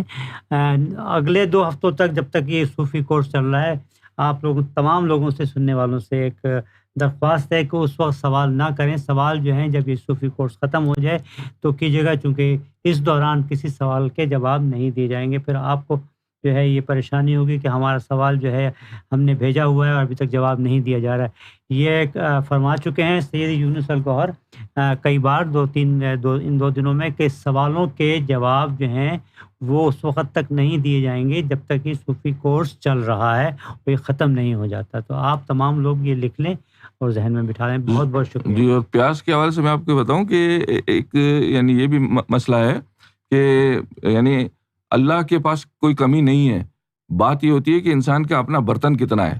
یعنی جیسے کوئی سخی ہے آپ کو بانٹ رہا ہے، اب ہم اس سے لینے جاتے ہیں، اگر میرا کٹورا ہی چھوٹا ہے تو وہ ظاہر ہے وہ اتنا ہی اس نے پورا کٹورا آپ کا بھر دیا. اب وہ یعنی اگر سخی بھی ہے تو کس میں دے گا؟ آپ کا کٹورا تو بھر گیا. ایک بندہ ہے اس کے پاس بڑا برتن ہے، اس کو زیادہ ملے گا. تو یہ ظرف کا بھی مسئلہ ہوتا ہے کہ انسان کا اپنا جتنا ظرف ہے، جتنی برداشت ہے، اتنا ہی ملتا ہے. ایک تو یہ پہلو ہے اس کا. دوسرا پہلو میں یہ کہوں گا کہ آپ نے سنا ہوگا روحانیت میں 2 لفظ استعمال ہوتے ہیں، ایک ذکر اور ایک فکر. ذکر جو ہے یہ تو ذکر قلب کو کہتے ہیں کہ جب یعنی اندر سے شروع ہو جائے. یہ ذکر قلب تو شرط ہے، اس لیے کہ یہی ایک سرٹیفکیٹ ہے، انسان کو پتہ چلتا ہے کہ اللہ نے مجھے قبول کر لیا ہے اس رستے کے لیے. پھر اس کے بعد ترقی کے لیے جو ہے نا وہ دوسرا لفظ ہے فکر. جس طرح ذکر فکر ہم کہتے ہیں نا، فکر کا لوگوں کو پتہ نہیں ہے. لوگ فکر سے سمجھتے ہیں کہ شاید سوچ بچار کا نام ہے. فکر روحانیت میں وہ لفظ استعمال ہوتا ہے، لیکن فکر کے جو دوسرا جو لفظ ہے وہ ہے تصور شیخ. اب یہ جو روحانی جو تعلیم ہے وہ یہ سکھاتی ہے کہ جب ذکر قلب چل پڑتا ہے، یہ ضروری ہے، بنیادی چیز ہے. اس کے بغیر آپ کہہ نہیں سکتے کہ آپ کو اللہ نے قبول کیا ہے نہیں کیا. لیکن ترقی جو ہے نا ذکر قلب سے انسان کی نہیں ہوتی، ترقی فکر سے ہوتی ہے. وہ کس طرح کہ ذکر سے جب ذکر انسان کا یعنی جاری ہو جاتا ہے تو اللہ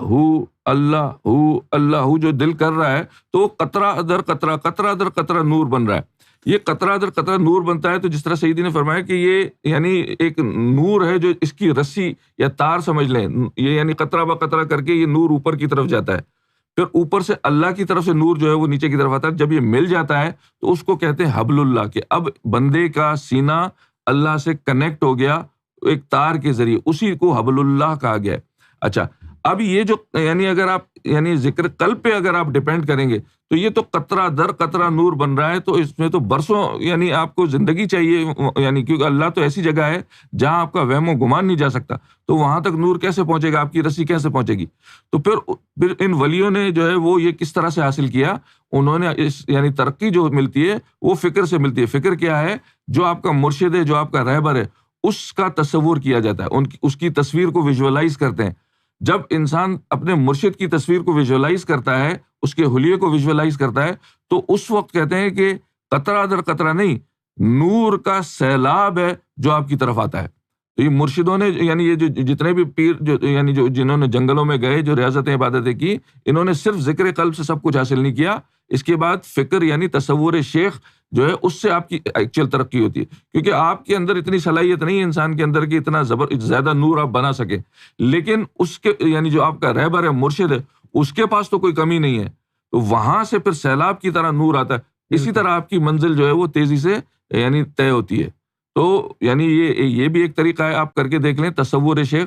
اب یعنی تصور شیخ تو ایکچوئل جو طریقہ ہے وہ تو یہ کہ آپ نے یعنی مرشد کا جو حلیہ دیکھا ہو، آنکھیں بند کر کے آدمی اس کو ویژولائز کرتا ہے. لیکن اب ہم کو ایک اور فیسلٹی موبائل فون کی آ گئی. موبائل فون میں آپ فوٹو لے لیں، جب بھی وقت ملے اس فوٹو کو دیکھتے رہیں. آپ 10 منٹ 5 منٹ 2 منٹ 3 منٹ جب بھی آپ کو فارغ ہوں دیکھتے رہیں. ایک وقت آئے گا کہ وہ آپ کی آنکھوں میں آ جائے گا، اور جب آنکھوں میں آ جائے تو پھر اس کے بعد اس کو سینے پہ اتارنے کی کوشش کریں. لیکن اگر وہ یہ اگلا مرحلہ نہ بھی کریں، آپ ویسے بھی صرف تصویر کو دیکھتے رہیں گے نا، تو آپ کو اس سے بھی بہت زیادہ یعنی آپ کو تبدیلی محسوس ہوگی. کیونکہ جس طرح میں نے بتایا کہ ذکر سے نور بنتا تو ہے، لیکن اس سے اتنی تیزی سے ترقی نہیں ہوتی. ترقی ہوتی ہے تصور شیخ سے. تو تصور شیخ بھی آپ کر کے دیکھیں، ہو سکتا ہے آپ کو جو ہے وہ یعنی جو آپ کہہ رہے ہیں کہ جی میری پیاس نہیں بجھی ہے، تو ہو سکتا ہے یعنی آپ کو پتہ چل جائے گا. دوسری بات میں نے آپ سے کہا کہ یعنی جو نور جو انسان کو ملتا ہے وہ اس کے بندے کے ظرف کے حساب سے ملتا ہے. مرشد جب نور ڈسٹریبیوٹ کرتا ہے اپنے یعنی مریدوں کو، جو بھی یعنی جو فالوورز ہیں، تو جس کا جتنا ظرف ہوتا ہے اسی کے حساب سے دیتا ہے. اس سے زیادہ اگر نور جائے تو وہ بندہ جو ہے وہ یعنی اپنا ذہنی توازن کو بیٹھتا ہے، یعنی کہ وہ برداشت نہیں کر سکیں گے آپ. تو پھر دوسری بات یہ کہ اس کو ظرف، یعنی ایک دفعہ میں نے یعنی سرکار سے سوال کیا کہ یہ اگر ہمارا ظرف چھوٹا ہو تو ہم کیسے بڑھائیں؟ تو فرمایا کہ ظرف بڑھانے کا صرف ایک ہی طریقہ ہے، وہ یہ کہ اللہ کی راہ میں جب مشکلیں انسان برداشت کرتا ہے نا، ظرف صرف اس سے بڑھتا ہے اور کوئی طریقہ نہیں ہے. تو آپ یہ دیکھیں کہ حضور پاک کے ساتھ بھی جو صحابہ تھے انہوں نے کتنی تکلیفیں سہیں. کیونکہ یعنی میرے اپنے بھی ذہن میں کبھی کبھار یہ ذہن میں آتا تھا سوال کہ جب اللہ نے دوستی کے لیے چن لیا تو پھر وہ مصیبتوں میں کیوں ڈالتا ہے انسان کو؟ جب دوستی کر لی تو کر لی، اب یعنی انسان کو لائف ایزی ہو جانی چاہیے، پھر اتنی مشکلات کیوں آتی ہیں، کیوں اتنی یعنی اس میں جاتا ہے؟ تو اس کا جواب یہی ہے، وہ ان مشکلوں میں آپ کا اپنا فائدہ ہے. یعنی آپ کو مشکلوں میں ڈالا جاتا ہے اللہ جان بوجھ کے، جس طرح کہتے ہیں نا اللہ آزماتا ہے. کیوں آزماتا ہے؟ یعنی ایک تو یعنی اس میں ایک تو اس کو بھی یعنی پتہ چل جاتا ہے کہ بندہ پکا ہے، دوسری بات ہماری طرف سے ہمیں کیا فائدہ ہوتا ہے کہ ہمارا ظرف بڑھ جاتا ہے. ظرف بڑھانے کا اور کوئی طریقہ نہیں ہے. آپ نے اللہ سے دوستی کرنی ہے تو آپ کو بہت بڑا برتن چاہیے، یعنی اتنی ایسی بڑی ذات سے آپ دوستی کے لیے ہاتھ آگے بڑھا رہے ہیں تو آپ کے پاس جو ہے وہ ویسا ہی یعنی ظرف بھی ہونا چاہیے.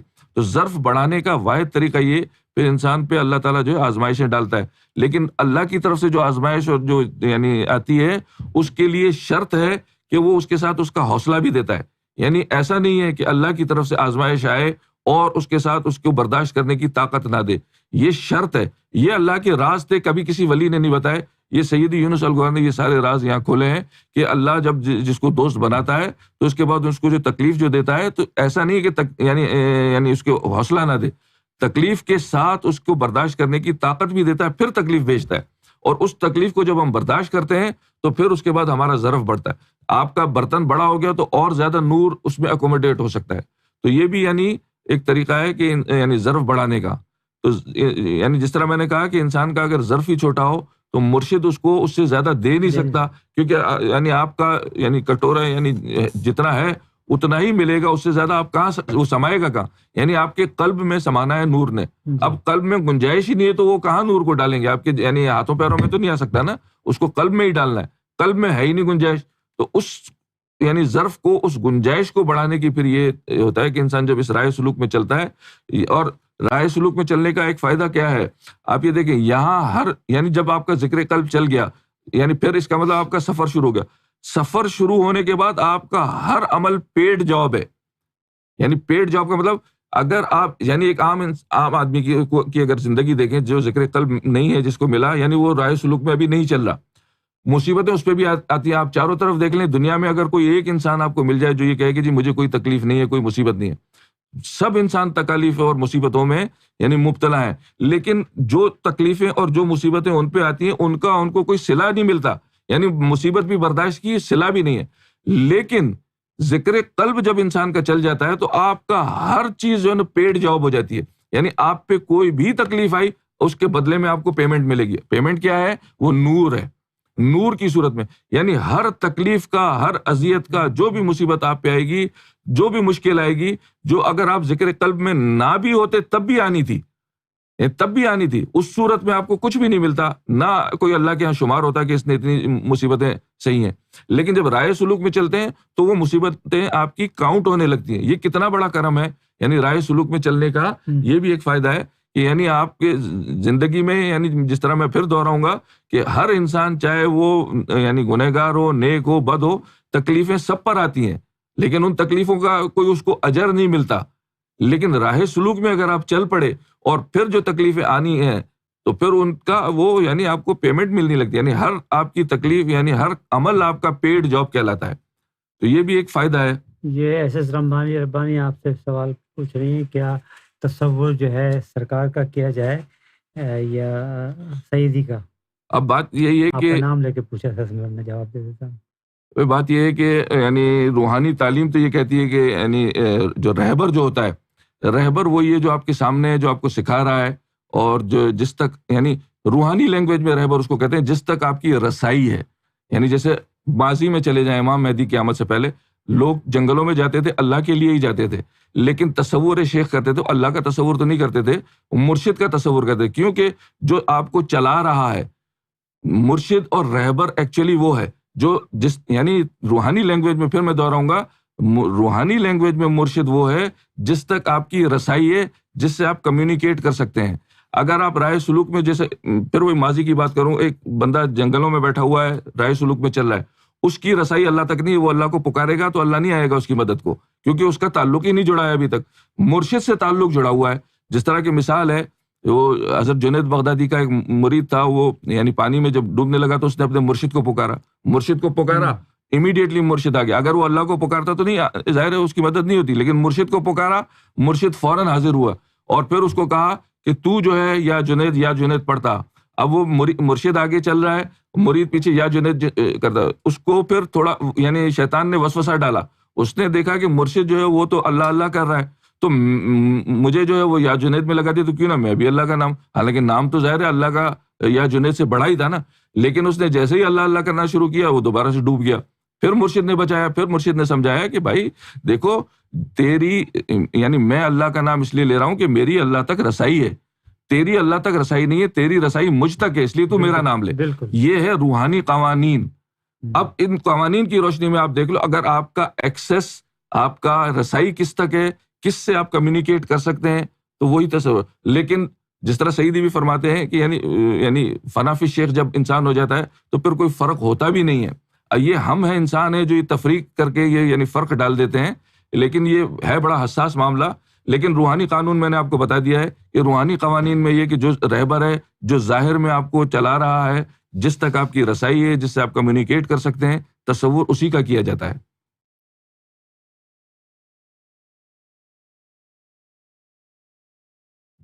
اور ہے کیا کچھ؟ دیکھیں یہ زبیر احمد صاحب کو جواب تو دے دیا ہے انہوں نے، ایڈمن کی طرف سے جواب آ گیا ہے ان کو، اور ہاں میں خاص طور سے سارے ہو گئے.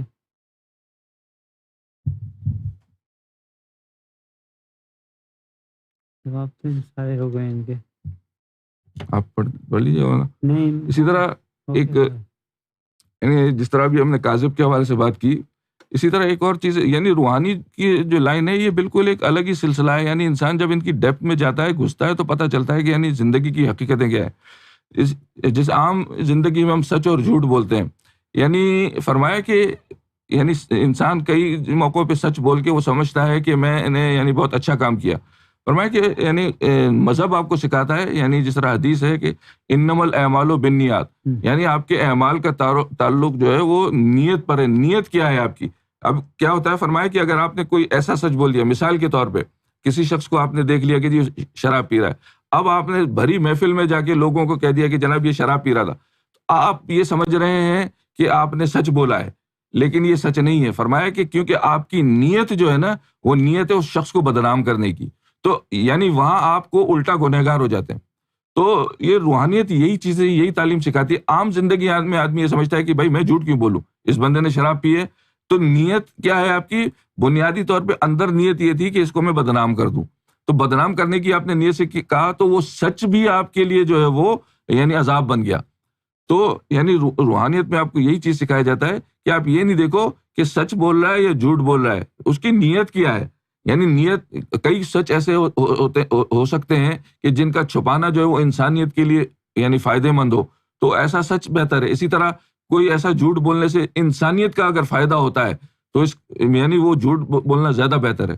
تو یعنی روحانیت میں یہ یعنی سکھایا جاتا ہے کہ اعمال کا آپ کے دار و مدار جو ہے وہ یعنی نیت پر ہے. تو یہ نہ سمجھیں کہ آپ جو ہے وہ سچ بول رہے ہیں تو یعنی آپ یعنی بالکل یہ آپ کو ہر چیز الاؤ ہے، کسی کو بھی بدنام کرنا چاہیں یا کسی اور کا عیب آپ کھولنا چاہیں، یہ سوچ کر کہ یہ تو سچ ہے، میں تو سچ بول رہا ہوں. یہ سچ نہیں ہے، یہ سچ تو ہے، لیکن یہ سچ جو ہے یہ آپ کے لیے گناہ کا درجہ رکھتا ہے. جی ہاں، بس یہ جو آپ نے شروع میں جو بات کی تھی اسی پر میں سوچا دو تین بات میں اور بولے. ذکر قلب کے جس طرح آپ نے بتایا کہ جس کا قلب زندہ ہے وہی زندوں میں شمار ہوگا، اور ورنہ جو ہے مردہ ہے، کیونکہ زندہ قلب کو ہی زندگی جو ہے شمار کیا جاتا ہے. جس طرح کہ آپ دیکھیں حضور پاک کی ایک حدیث بھی ہے، یعنی اس سے ریلیٹڈ ہی ہے کہ ہم جو ہے سوتے ہیں، یعنی ہماری آنکھیں سوتی ہیں، قلب نہیں سوتے. اس کا مطلب یہ سونے کا عمل تو جاری ہے، اس سے آپ دیکھ رہے ہیں کہ آپ آنکھیں تو سو رہی ہیں، اس سے محسوس ہو رہا ہے، لیکن جاگنے والا جو عمل ہے یعنی قلب جو ہے وہ جاگ رہا ہے. اسی طرح سے جس کا قلب جاگ رہا ہے وہ زندوں میں شمار ہے، بالکل وہ جس کا قلب جاری ہو گیا ہے وہ جاگنے والوں میں شمار ہے، اس کا قلب کا، اگرچہ وہ شخص جو ہے پلنگ پہ لیٹا ہوا ہے، اس کی آنکھیں بند ہیں اور وہ سو رہا ہے، خراٹے بھی لے رہا ہوگا، لیکن اس کا قلب چونکہ جاری ہے تو اس کا وہ جاگنے والوں میں شمار ہے۔ بالکل تو اسی طرح سے جو آپ نے مردہ اور زندہ کا بتایا تھا، اور اسی حوالے سے حضور پاک کی دوسری جو ہے کہ جو ہے وہ جاہل عالم سے، وہ عالم بھی اور جہل بھی، بالکل جاہل بھی، تو جو انہوں نے فرمایا، وہ لوگ صحابہ نے پوچھا کہ عالم بھی اور جاہل بھی، تو پھر فرمایا کہ وہ جاہل وہ ہے، جاہل جو ہے اس کا قلب ہے، اور عالم جو ہے اس کی زبان، یعنی ہے، زبان پر جو ہے اس کے علم ہے، لیکن قلب اس کا جاہل، قلب اس کا سیاہ ہے۔ تو یہ دو، جو آپ کی جو بات تھی اس کو میں نے اور پھر اس کے بعد لا تطیعن اغفلنا والی جو صورت ہے بالکل کہ اللہ تعالیٰ نے کہا کہ ان کی باتوں پر عمل نہ کرو، ان لوگوں کی جو ہے اطاعت مت کرو جن کے قلب کو ہم نے اپنے ذکر سے غافل کر رکھا ہے۔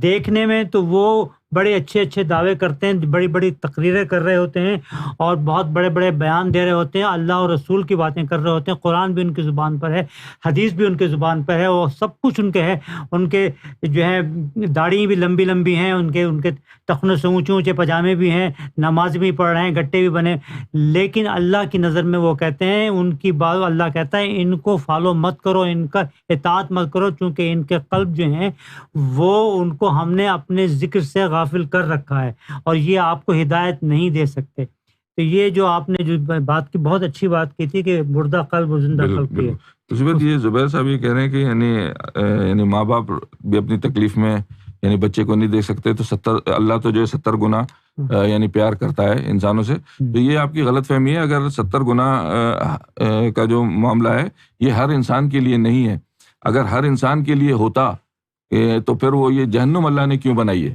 آپ یہ دیکھ لیں نا، جہنم کی یعنی اللہ نے جو اگر بنایا، یہ اس بات کا ثبوت ہے نا کہ سب کے ساتھ اس کا 70 گناہوں جیسا معاملہ نہیں ہوگا۔ تو یہ معاملہ، یہ کئی لوگ اسی طرح دوسرا جملہ جو لیتے ہیں کہ اللہ جو ہے ہماری شہرک سے زیادہ قریب ہے، تو یہ بھی ہر انسان کے لیے نہیں ہے کہ اللہ میری شہرک سے قریب ہے ہر انسان کے۔ اگر اللہ شہرک سے بھی زیادہ قریب ہے ہر انسان کے، تو جہنم میں پھر کون جائے گا؟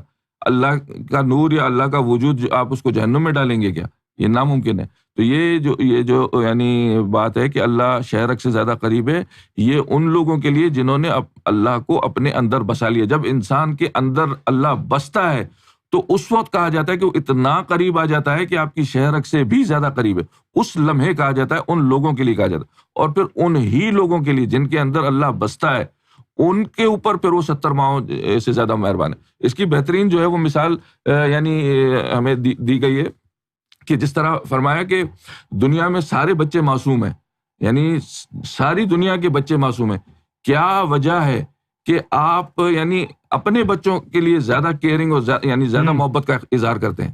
یعنی بچے تو سب برابر ہیں، سارے ہی معصوم ہیں، تو کیا وجہ ہے کہ آپ یعنی اپنے بچوں کا زیادہ خیال رکھتے ہیں، ان سے زیادہ پیار کرتے ہیں؟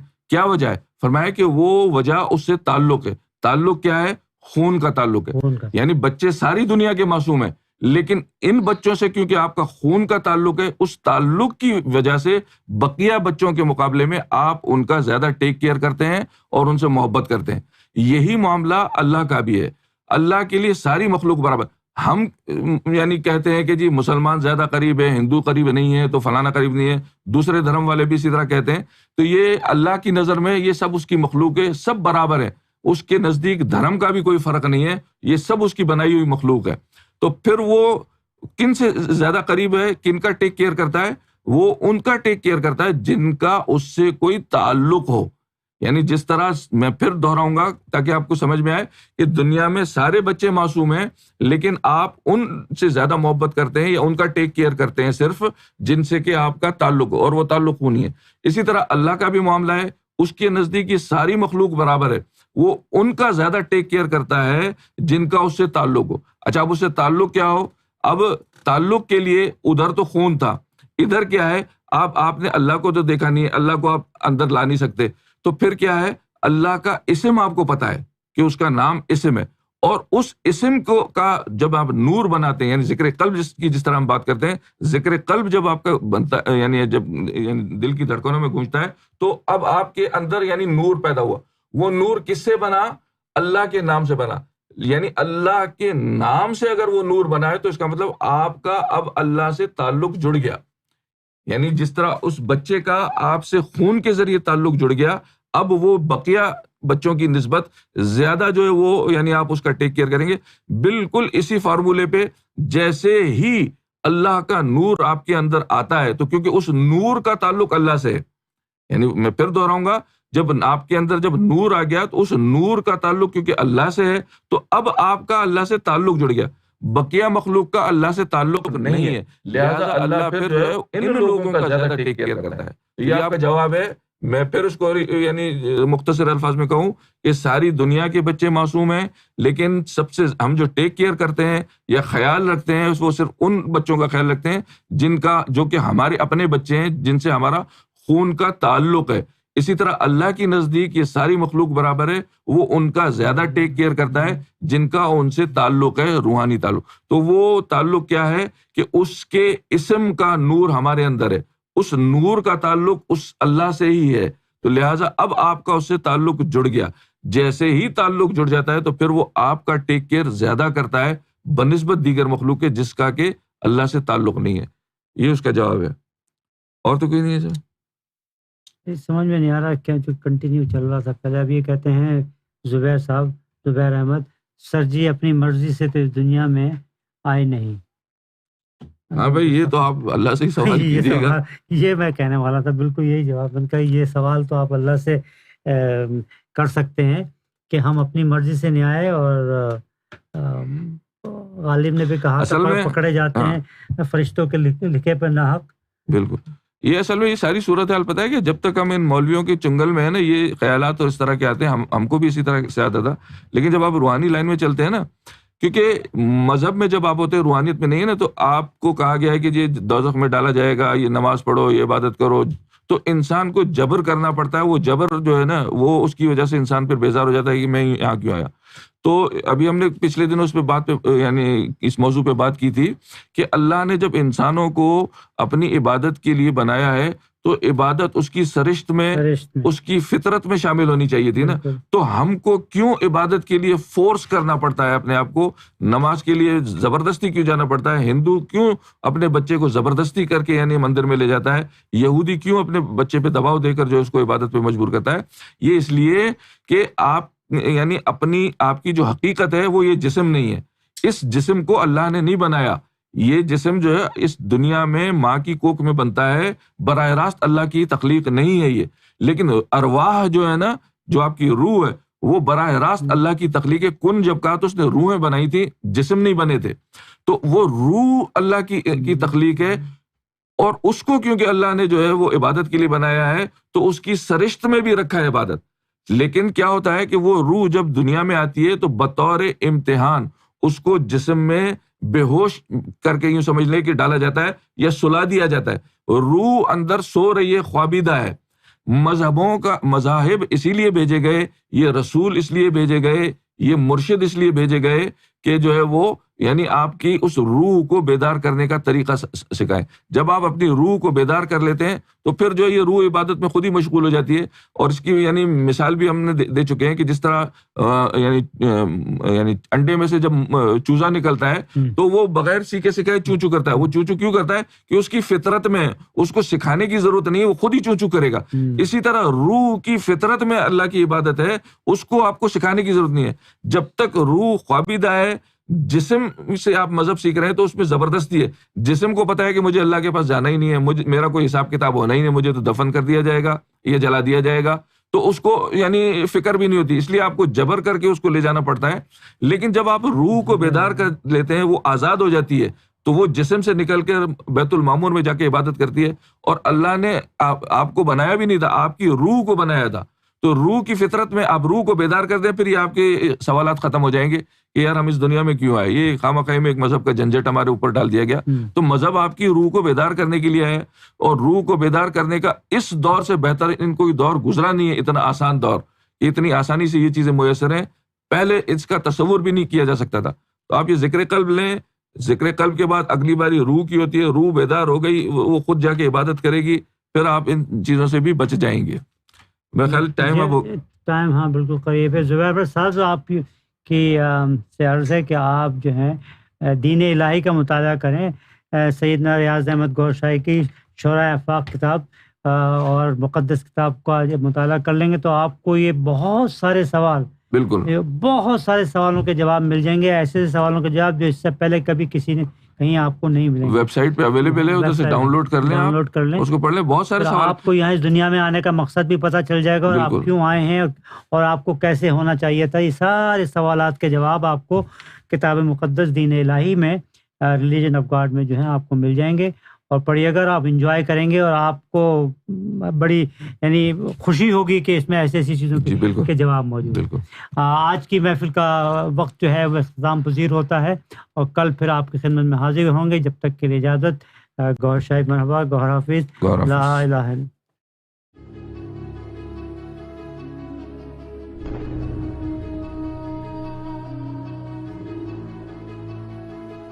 Our male-dominated societies have long taught women that they are lesser than men, that they are to be seen but not heard.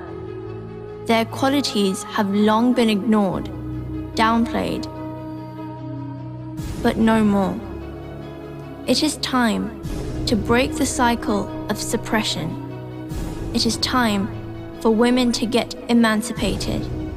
It is time for women to realize their spiritual potential and walk the Sufi path as they deserve to. It is time to become a universal Sufi. Universal Sufism is the key to spiritual liberation of womankind. The enlightenment of womankind will spark a revolution, the upliftment of society. Let us all say it loud today. I am a woman, I'm no lesser. Spiritually, we have more potential. I will embrace my spiritual self. I will embrace my spiritual self. I will embrace my spiritual self. I will embrace my womanhood. I will embrace my womanhood. I will embrace my womanhood. I will embrace my womanhood. I will embrace my womanhood. I will embrace my womanhood. I will embrace my womanhood. I will liberate myself. I will liberate myself. Once farendona. Me liberaré. I will liberate myself. I will be a Sufi. I will be a Sufi. I will be a Sufi. I will be a Sufi. I will be a Sufi. I will be a Sufi. I will be a Sufi. I will be a Sufi. I will be a Sufi. I will be a Sufi. I will be a Sufi. I will become a Sufi. मैं बनूंगी सूफी। আমি একজন সুফি হতে চাই। বানি সুফি। Ich werde ein Sufi sein. وحنكون دونا صوفي. Soy Sufi. मैं बनूंगी सूफी। I will be a Sufi. I will be a Sufi. I will be a Sufi. I will be a Sufi. I will be a Sufi. I will be a Sufi when I grow up. Enroll into the Women Sufi course now with Sufi Master Younus AlGohar. Only on ALRA TV.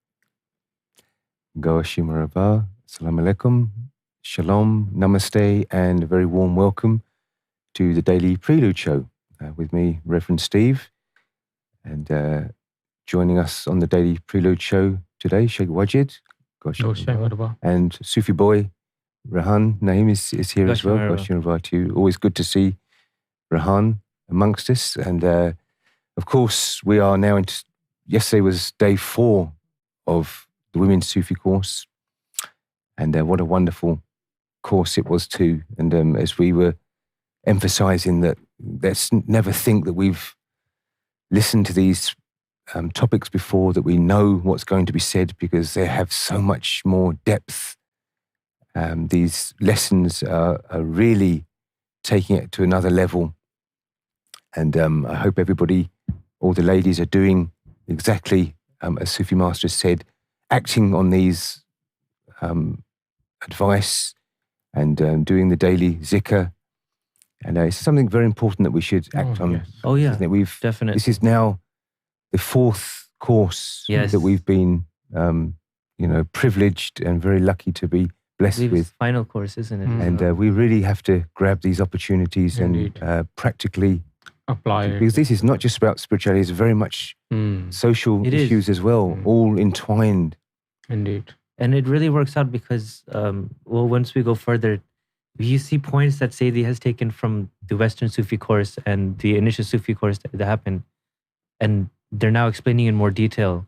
It all works together. It's like a synchronization, fixing both your physical aspect, your character, and at the same time your spiritual aspect. Yes. And I think this is really going to be a life-changing experience. This course at the end of it is going to be the complete package. Yes, because we've got theory and practicality. Applied aspect of it. Exactly. Applied aspect. So yesterday was self-actualization. Yes. Self-actualization. Just trying my new teeth tonight. And it was, again, we didn't have to think, we've covered self-actualization before, but this went into 3 different stages of self-actualization. And starting off with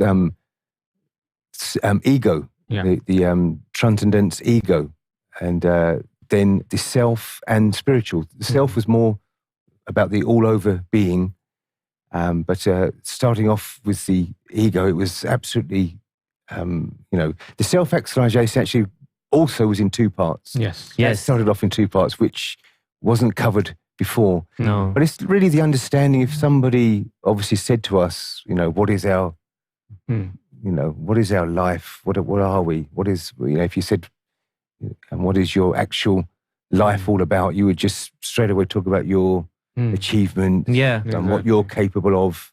Exactly. Sports, business-wise, and things like that. And that does have a bearance also on the caliber and the potential that you have in that field. Exactly. I think, it again relates to both internal and external part. And as we said, this is not just about your direct connection with the God in the form of your inner souls itself, but also the surroundings, the relationships, and the aspects where you live in terms of your personal life, your professional life as well. So spiritual master gave example of an athlete.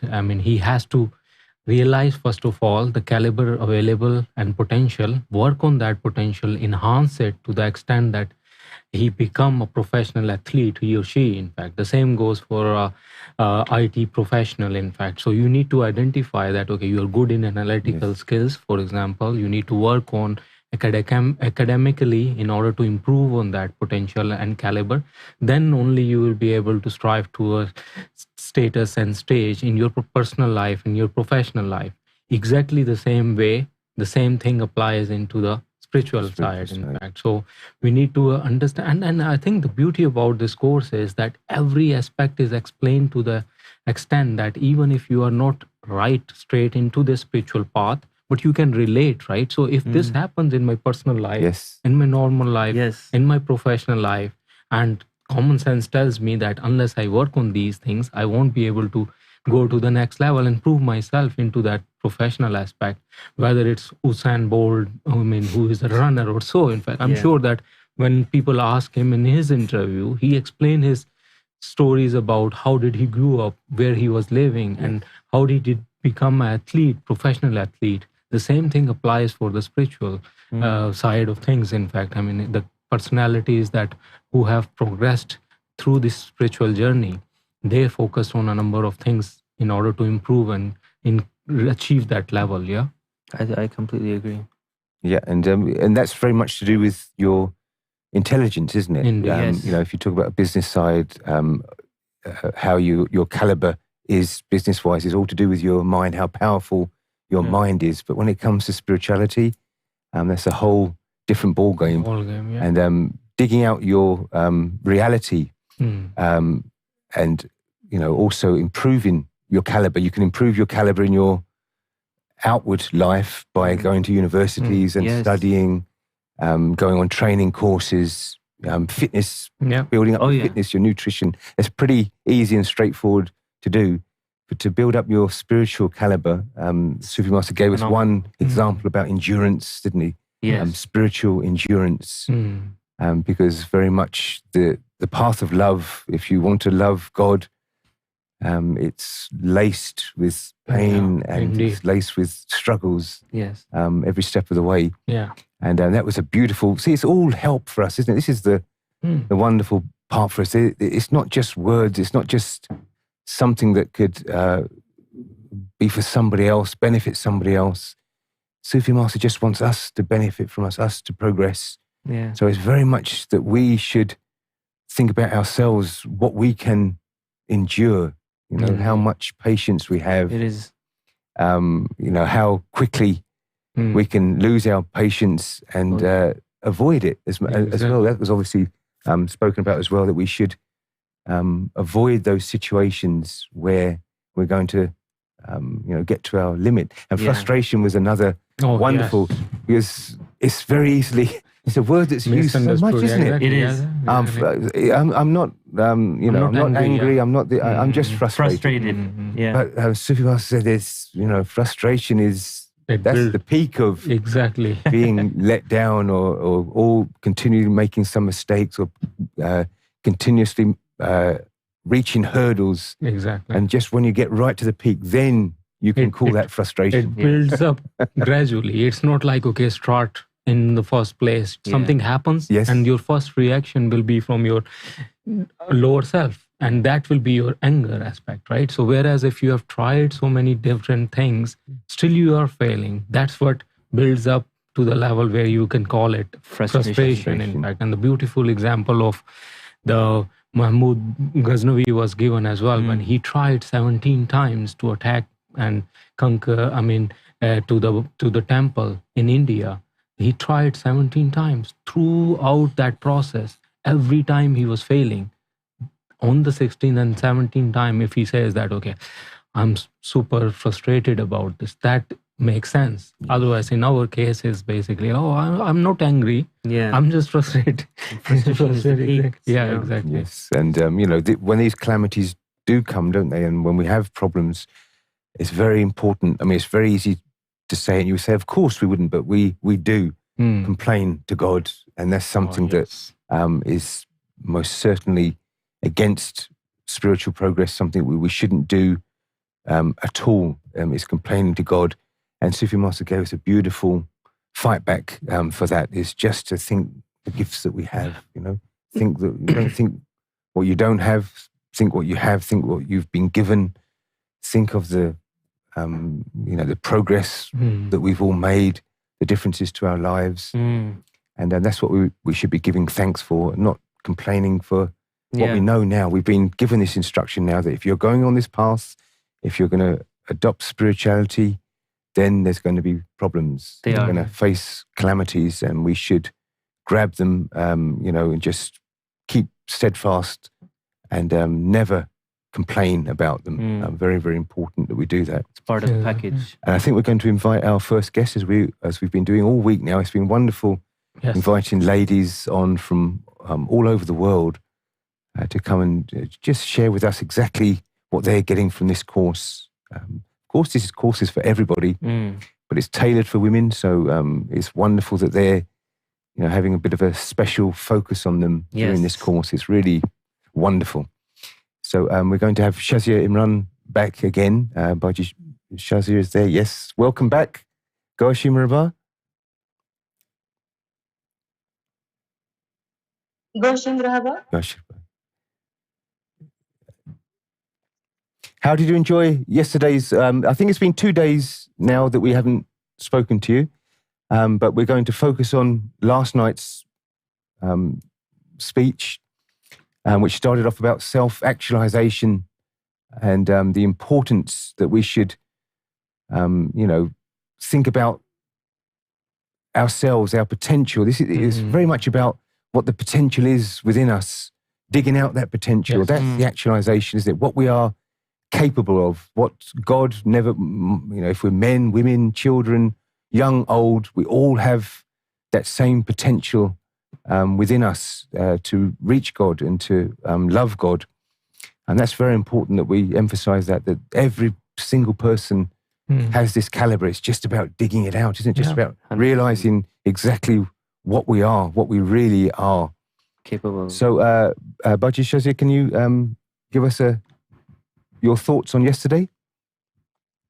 First of all, before saying anything else, I would like to say Goshi Marhaba to my dearest and respected Sayyidi Younus AlGohar. And thanks for inviting me again.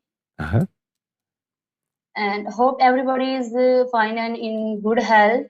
Yes, and Lord's all blessings. the ladies and women are reaping the benefits of this women's Sufi course.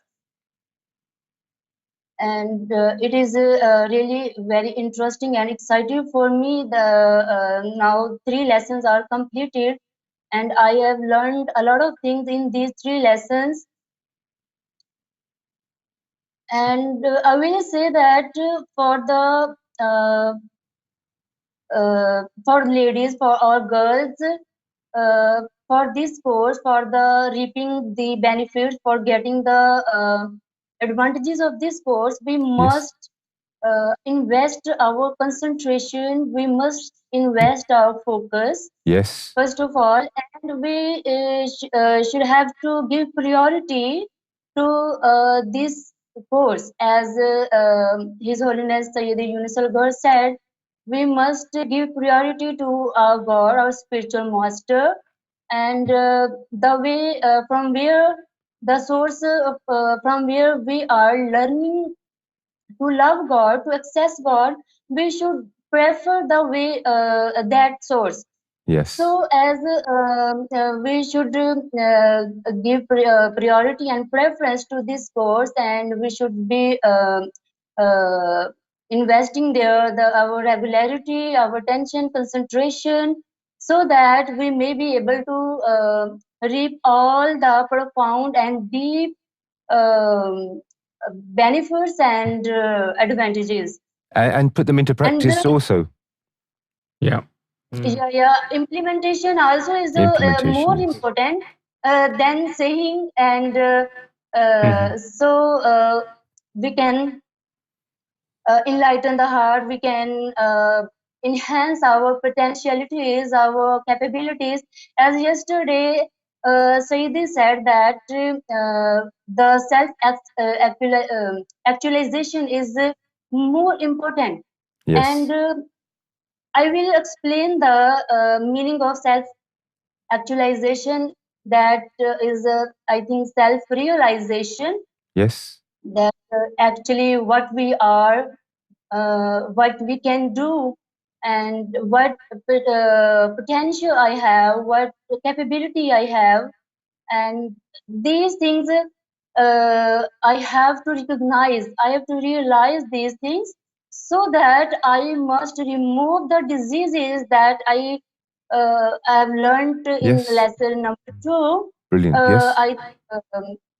Stinginess, hatred, etc. So if we are able to recognize and identify our potential, our actualization, our self-realization, so we are able to remove our diseases. We are able to remove the evil webs, the layers of evil webs around our heart. Yes. So this is very important than saying. And one thing more, I will say that from our daily routine life, when we have headache, when we have a flu or any normal disease, so we are not able to diagnose our disease. We are not able to personally cure and treat the disease without consulting the doctor, Right. without visiting the doctor. So it may be the dangerous disease or it may be the normal disease. So just as you need to treat your external diseases, you need to go to hospitals, you need to go to doctor. So you need to cure your internal diseases also. Yes. You need a spiritual doctor also, and you have to identify the spiritual doctor. And I think in this era, in this time, nobody else is more capable of treating the inner diseases more than Sayyidi Younus AlGohar. That's And true. the teachings of Sayyidi Younus AlGohar are unparalleled and unique, which have abilities to enhance your capabilities, enhance your potentialities. So education, like you have a degree, that is an external source to enhance your you can say your potentiality, your capability, ability. You can enhance with your degree education by going to school, colleges, university. But these things are just for a temporary time, for the just for this world. But yes. Exactly. For the for eternal success, for the eternal contentment, satisfaction, we need a spiritual master. We need to cure our inner diseases, to enhance our inner strength, powers and strengths. We need a spiritual doctor. Yep. Yes, that's true. And then, of course, Sufi Master then went to break down all the different types and talking about the lower self. There was a lot about the lower self and the relationship between the lower self and the higher self. There was. I love that example of mirror, right? Oh, it's very brilliant. important. But first of all, we're going to start by reminding everybody that obviously the lower self is a negative soul. It's negative by nature. But after after enlightenment, and it was about transformation of this of the nafs, rather than when we read in books and we hear other people talk about spirituality, killing the nafs, killing the lower self. This was more about how we can feed and enlighten that and the power that lower self will have will be absolutely immense.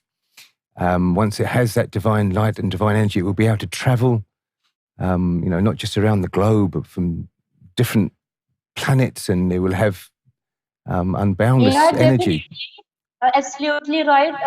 We are getting a spiritual remedy. We are getting enlightenment from these teachings.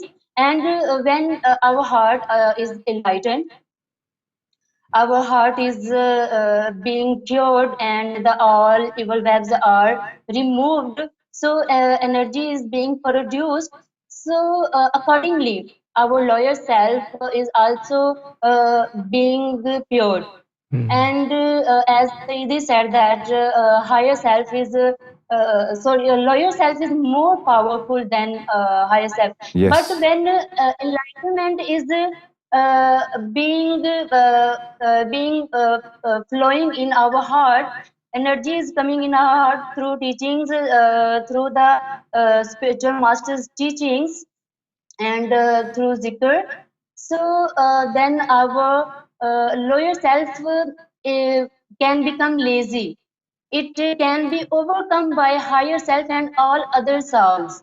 Before getting the food of zikr, before getting the connection with God, before getting the enlightenment of heart, our lower self is too much powerful, and all the diseases anytime quickly they can attack us. Exactly. And other souls are not able to defend. But when our heart has much potential, much energy, much you can say nur, uh, by the name of God, by the name of Allah, and then you are able to attach your lower self. Yep. And Yes. higher self will give you more benefits, as higher self mean dignity, you can say. A man want to go to the high realms, and in this world, and also in hereafter, a man want to go to higher realms, he want to access God. So, Allama Iqbal, a great poetess, said in Urdu, this is a verse: खुदी को कर बुलंद इतना हर तकदीर से पहले कि खुदा बंदे से खुद पूछे बता तेरी रजा क्या है. So, if we want to share, if we want to express our willingness to God, so we need to attach a wire with God. So, what is the wire? The wire is first we have to make a circuit. Circuit mean heart will heart will produce energy. It will flow to other souls. Higher self also will be enlightened, and then other souls will be enlightened automatically. Our lower self will be destroyed. It has no much potential to attack us, and then no outer, you can say, external diseases can empower us. Yep. Yeah, definitely. And the more about the lower self. Yes. Which was very, very important that, for us to understand the different understandings of that from the Eastern perspective and the Western perspective, that they have completely polar opposite thoughts of it. But it's part and parcel of what the actual reality of it is. And that was a beautiful line, that take the inner self beyond its identity. And this was at the beginning of this segment, and it was explained exactly how this is achieved, how we can take our inner self beyond its identity. And as you mentioned before, the mirror. Yes. So this referring to the shiny part of the mirror and the dull side of the mirror. Dark side of the mirror. Yes, that was brilliant. That all is inside you. Yes. But the starting point is you have one shiny side and one dark side. And that's why things are not transparent.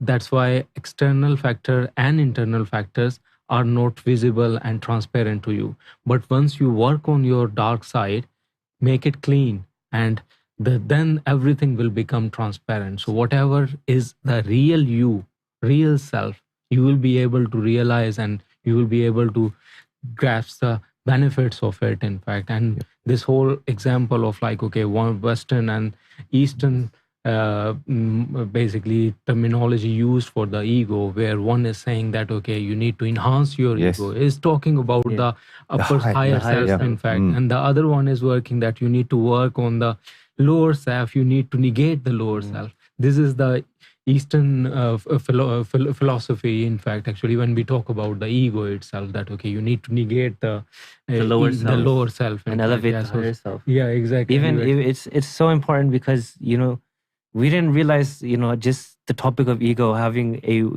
Western and Eastern, the way his Sufi master explained it. And I was having a conversation with Baz earlier today, and we were, just talking about different subjects. And he says that this is the topic about, what I'm telling you is about the Western ego. And I was like, oh, okay, yes.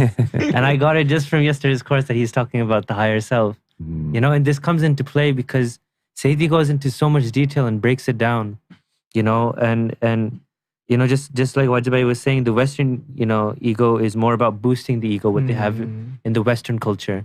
Whereas when you go into Eastern, it's more about negation of the lower self. Yes. And it gives, a complete opposite, polar opposite meaning to it. But that factor of detachment, isn't it? Yes. The detachment of the lower self. So we're purifying the lower self, but we are polishing and lifting the higher self. Exactly. And then once they're joined together, yes, this that's is when you basically achieve your connection to the God, and that's you are entering in from your normal state to something very special, and which is a part of something really bigger, right? Yes. So exactly, that was wonderful. I think his Sufi master said that then you become a reflection of God. Yes. Reflection of God. That's one of the most important points. So but there were few examples given, right, about the different sayings from the saints in the past. Yes. Where the saying is from their mouth, or the words are coming. And if this word is coming dominated by the higher self, that is basically the voice of God coming. And if it is dominated from the lower self, that's where the devil is speaking inside you. So the two contrast about, like Pharaoh was provided as a negative and call of and voice of lower self. The same words, but if one comes from the higher self, one comes from the lower self. Wonderful. Changes the meaning. Exactly. And also, I mean, the sister was just talking about like him polishing your heart, working on your heart. The way spiritual master explained about the 3 stages of the heart. Yes. Right? Isn't it like secured heart, the witnessed heart, and the difference between it? And but each of those then allow you, based on the state you are in, to have your connection and have your basically enjoy the different sides of the realm, right? So one is literally establishing the two-way connection, that okay, you are straight approaching to the higher realm, but you're still not able to see the God.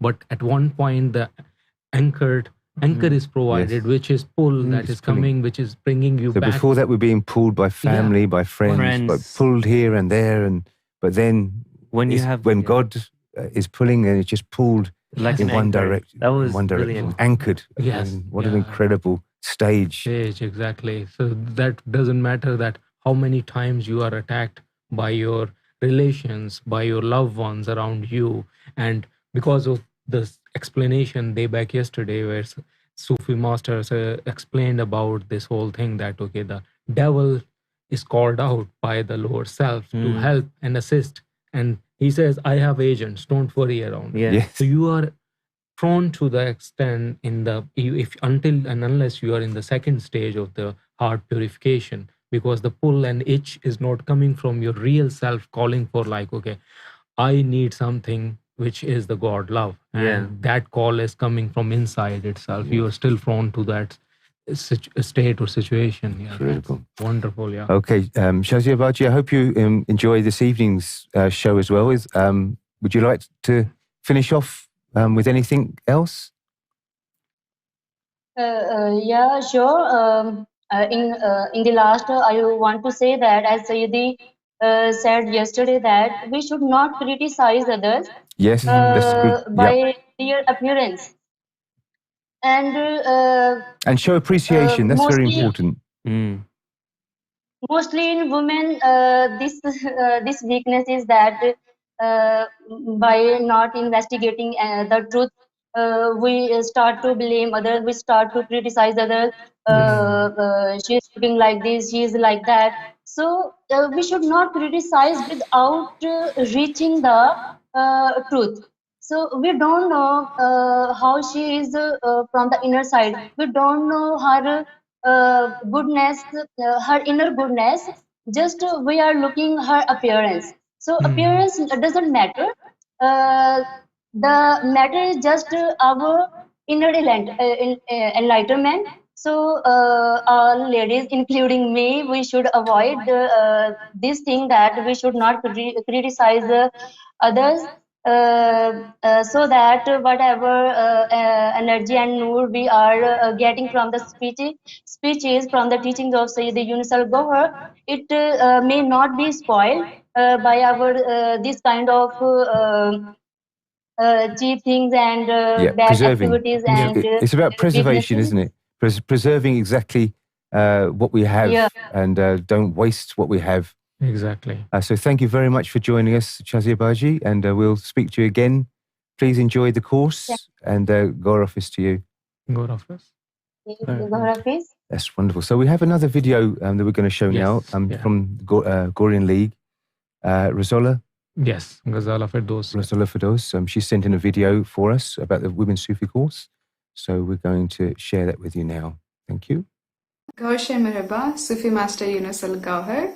Gaushe Merhaba, Reverend Steve Uncle, and all the viewers of ALRA TV. Now I'm going to give you a brief explanation of what Sufi Master had explained yesterday. So technically it was the first day of Sufi course. Sufi Master explained that when someone wants to become a Sufi, how will society react to our decision of adopting Sufism? And as we are all connected with our family, friends, and other blood relatives, hurdles will be created. And on top of that, Satan will also interfere and pushes us to do any sort of evil act. According to Sufi Master, one most dangerous evil attack is one in which you are made to be doubtful about your Sufi Master, and that doubt is inserted in your heart from those that we cannot live without. So one should make sure of association with God is not dependent upon the choice of your family or any other person. When it comes to God, one should obey to their parents if they don't have any problem when you walk upon that spiritual path. But if the case is opposite, then Sufi Master suggests to be strong, bold, confident and fearless, because a Sufi should only concern about the love or the connection with God. If you're fully submitted to God, then you should only listen to God and love God only, but not others. Yesterday, Sufi Master raised a revolutionary question to the society and all the people out there in the world, that why women are only confined to kitchen to do the household work. Why women cannot lead the prayers. Why a woman cannot be a spiritual master, Sufi or saint. You know, this sort of questions are not raised by everyone every day. You know, we should really hats off to the Sufi Master Younus AlGohar, who has made such a beautiful point. So according to Sufi Master, women are no lesser than men. The only thing different is that women need to be more confident, fearless, bold and blunt. Love is fearless. If you are not bold or if you are not confident, then do not say that you can love. By this we must learn that a Sufi master should not be a coward, but become fearless and care only about for the love of God. And Sufi Master made a stressful point that the first right for women is to find God. So every woman should remember this. God will break every other relationship before you are connected with Him. And according to Sufi Master, love is involuntary. It's not a choice. Okay, it's an uncontrollable beast. It happens like an accident. He further adds, if you really want to become a Sufi, Then you need to be independent in making your choices. And there is no going back on this path of Sufi love. Only embark on this path if you're 100% sure about it. Then Sufi Master gave us a picture of human being before enlightenment. Every human being, regardless of gender, has 7 souls in the body. The 6 celestial souls are enclosed inside the heart, and then there are 4 birds around this, like a cockerel, crow, peacock, and pigeon. All these birds have a negative trait like stinginess, arrogance, envy, ego, or lust. Then these birds are on top of the enclosed souls as a hurdle. Then we have Khannas, the whisperer, attached to the spiritual heart. The Khannas is an agent of nafs, which communicates with it and then insert whispers into the heart. Then we have 1,80,000 layers of web with negative energy. And there are 30,000 layers of lust, another 30,000 layers of jealousy, and more 30,000 layers of envy, deceit, and arrogance. Lower self receives its energy from anything around us. It's always being fed, like 24/7. It becomes a controller as it controls our instincts, our mind, and also how we feel towards other people. So this is why it is really important to purify our heart. When our heart is not purified, any type of worship goes to waste. For this, we need Sufi Master to connect us with God and to help purify our heart. As we cannot do it ourselves, and God has appointed Sufi Master to do this job. The Sufi Master will concentrate on heart. Their spiritual glands can burn the webs in no time and set heart free. And all the 6 souls which were trapped will be free. So this is all about yesterday's Mehfil. I really want to thank Sufi Master Younus AlGohar for giving this beautiful opportunity for all the women to become a women Sufi. And I want to wish Father's Day, a happy Father's Day to all the fathers out there. And I believe Younus AlGohar as my father personally, and I want to wish him happy Father's Day, and thank you. Very good speech. That was really well put. Really interesting. And once again, we urge everybody, be punctual. Sufi Master is at the chair precisely 10:30. So we should all be mentally prepared, emotionally, spiritually, all prepared and settled and, ready just to absorb all this knowledge. This is once in a lifetime knowledge, especially for the ladies. This is a special blessings for all of the ladies.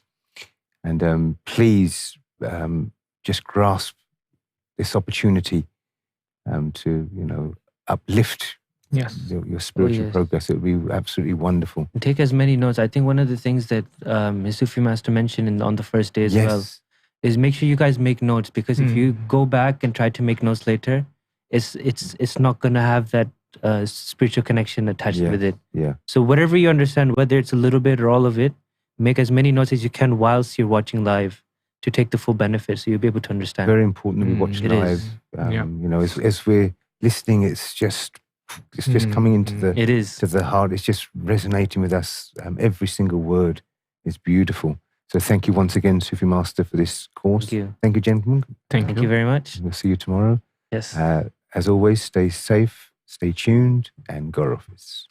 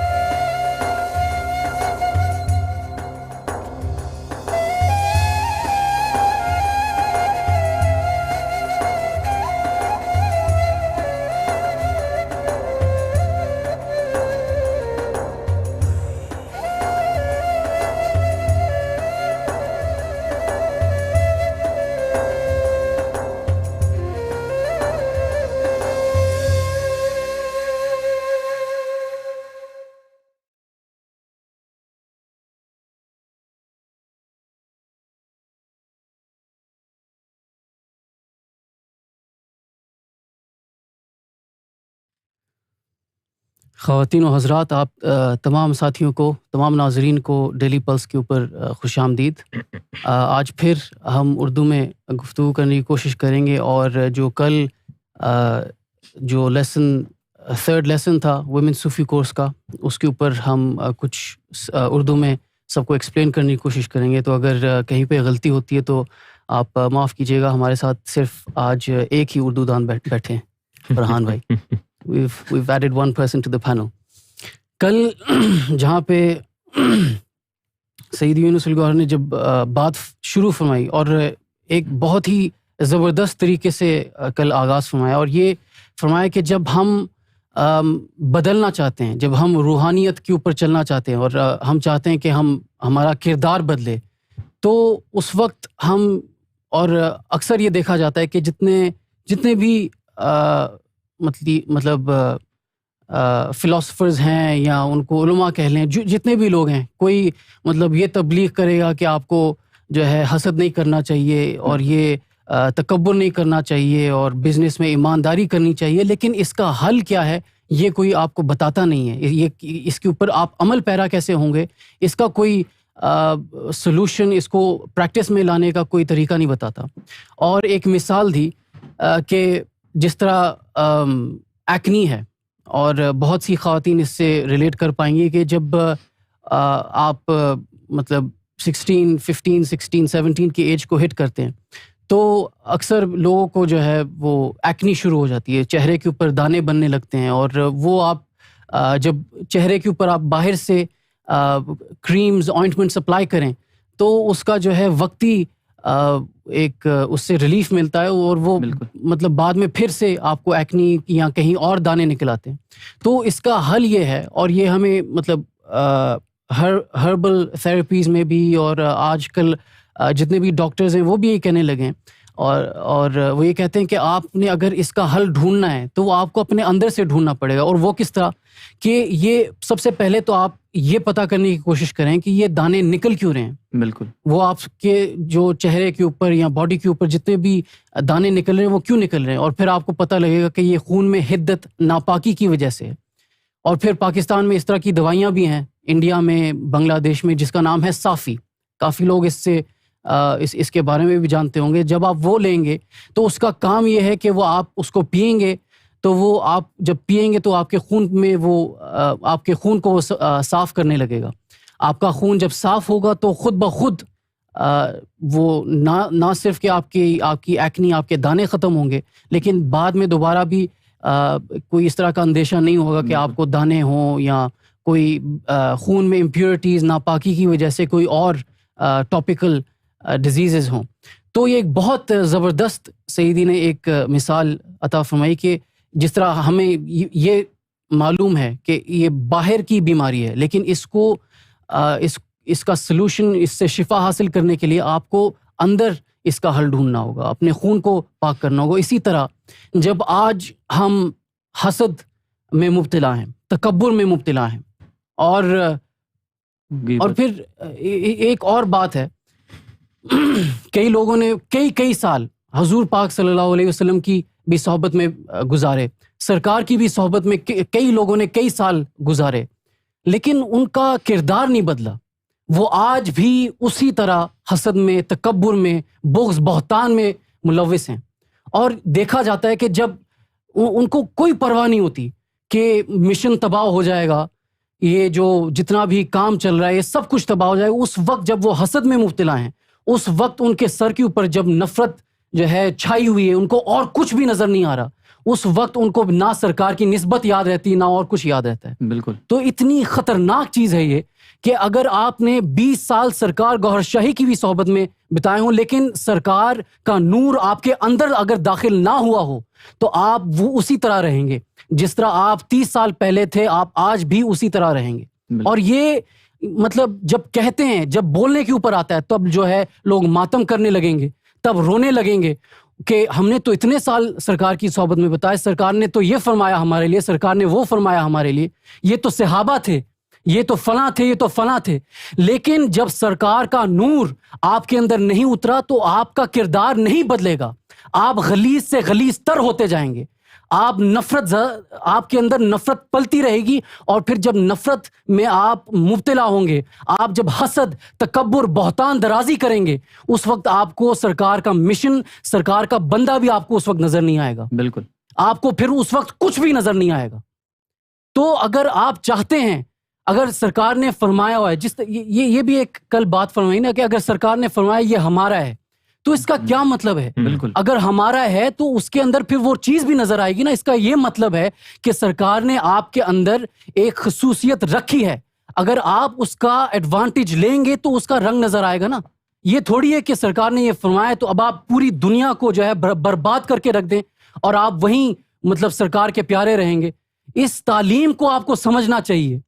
آپ روز یہ تعلیم حاصل کر رہے ہیں, روز یہ تعلیم سن رہے ہیں, سرکار کی صحبت میں بھی آپ نے کتنے سال گزارے, لیکن اگر آپ کے کردار میں یہ تعلیم نہیں جھلکے گی تو کیا فائدہ ہے یہ سب کچھ سننے کا؟ بالکل, کیا فائدہ ہے یہ ڈنڈورا پیٹنے کا کہ ہم سرکار کے لوگ ہیں؟ آپ تو سرکار کے نام کے اوپر ایک مطلب ایک ڈسگریس ہیں. بالکل, تو آپ وہی بات ہے نا کہ جیسے حضور پاک صلی اللہ علیہ وسلم نے فرمایا کہ حسد تمہاری جو نیکیوں کو اس طرح سے جلا دیتی ہے جیسے آگ سوکھی لکڑی کو جلا دیتی ہے. تو آپ نے ساری چیزیں سنی, آپ نے بہت اچھے اچھے اعمال بھی کیے, آپ سرکار کے لیے آپ نے کھانا بھی بنایا, پانی بھی رکھا, خدمت بھی آپ کرتے رہے, لیکن آپ حسد میں مبتلا رہے تو وہ آپ کے جو اچھے اعمال تھے وہ سارے جل گئے, وہ کیونکہ آپ نے تعلیمات پہ عمل نہیں کیا نا. بالکل, سب سے ضروری چیز یہ ہے. تو اس لیے بہت یہ تمام تر چیزیں جانتے ہوئے آپ کو چاہیے کہ آپ اپنے اندر سے پاکیزگی حاصل کریں. آپ سب سے پہلے اپنے اندر سے یہ راہ کے اوپر چلنا شروع کریں. اور وہ کیسے؟ بالکل, اب ہم جتنی بھی عبادتیں کرتے ہیں, کتنے بھی اچھے اعمال ہوں, کتنی بھی نیکیاں ہوں, آپ کتنی بھی اپنے جسم سے اپنی طرف سے آپ ایفرٹ کر لیں, کتنی بھی کوشش کر لیں, سب کچھ بے فائدہ ہے جب تک آپ کو ایک ایسا مرشد نہ ملے, آپ کو ایسا رہبر نہ ملے جو سب سے پہلے آپ کے دل کو بیدار, آپ کے قلب کو بیدار کریں. آپ کا جب قلب بیدار ہوگا تب آپ نے پہلا قدم رکھا ہے روحانیت میں. اب جب آپ نے پہلا قدم رکھا ہے, اور جو پچھلے 2 کورسز میں 2 دنوں میں بات ہوئی کہ پھر کیا کرتے ہیں مرشد کامل, آپ کے مرشد کیا کرتے ہیں, ان 1,80,000 جالوں کو ہٹانا, ان پرندوں کو مطلب آپ کے قلب سے پہلے لطائف کو نکالنا, نور پہنچا کے لطائف نکلیں گے, پرندے الگ ہوں گے, پھر ان لطائف میں نور جائے گا, پھر وہ پرندے چھٹیں گے. اب یہ موقع آیا ہے کہ اب آپ نے کوشش خود کرنی ہے. مرشد کامل نے آپ کی مدد کی ہے, اب آپ نے کوشش کرنی ہے کہ اب آپ اپنی کوششوں سے, اب آپ ان چیزوں سے مطلب کیا کہیں گے اردو میں, ان سے آپ اجتناب کریں کہ اب آپ نے اب بخل نہیں کرنا, آپ نے اب حسد نہیں کرنا, اب آپ نے غیبتیں نہیں کرنی, اب آپ نے بہتان درازی نہیں کرنی. یہاں پہ آپ کی کوششیں ضروری ہیں. اس کے بغیر اب اتنا کچھ کر دیا, آپ کا قلب بیدار کر دیا, آپ کی شرح صدر کر دی, آپ کو سرکار کی صحبت مل گئی.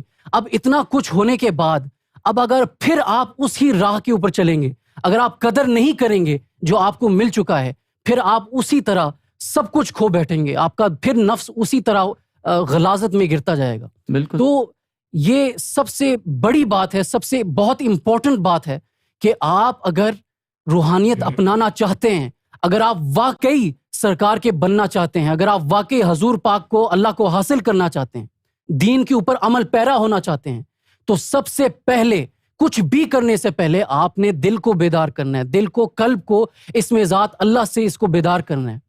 اس کے بعد ایک بہت زبردست بات فرمائی, اور وہ تھا دوسرا اور جو مین پوائنٹ جس کا آغاز ہوا, سیلف ایکچولائزیشن کا. بہت and I hope this means خود شناسی. تو اس میں یہ فرمایا کہ اب آپ نے, اور خود شناسی کہ آپ کو اپنے بارے میں کتنی شناسائی ہے, اس کے بھی بہت سے لیولز ہیں. پہلا لیول تو یہ ہے کہ اس کی مثال دی کہ اگر کوئی ڈاکٹر ہے, تو اگر وہ ڈاکٹر ہے تو ایسا تو نہیں ہوگا نا کہ کوئی ڈاکٹر ہے اور وہ آئی ٹی میں جا کے آئی ٹی کا کام شروع کر دے. وہ اس نے ڈاکٹریٹ میں ایکسپرٹیز حاصل کی ہیں, وہ اس کی فیلڈ ہے, تو وہ ڈاکٹریٹ میں اس کی صلاحیت, اس کی خصوصیت ہے. جو آئی ٹی میں ہے وہ آئی ٹی میں اس کی ایکسپرٹیز ہیں. جو کرکٹر ہے وہ فٹ بال نہیں کھیلے گا, جو فٹ بالر ہے وہ کرکٹ نہیں کھیلے گا. ہر بندے کی اپنی اپنی خصوصیت, ان کی اپنی صلاحیتیں ہیں.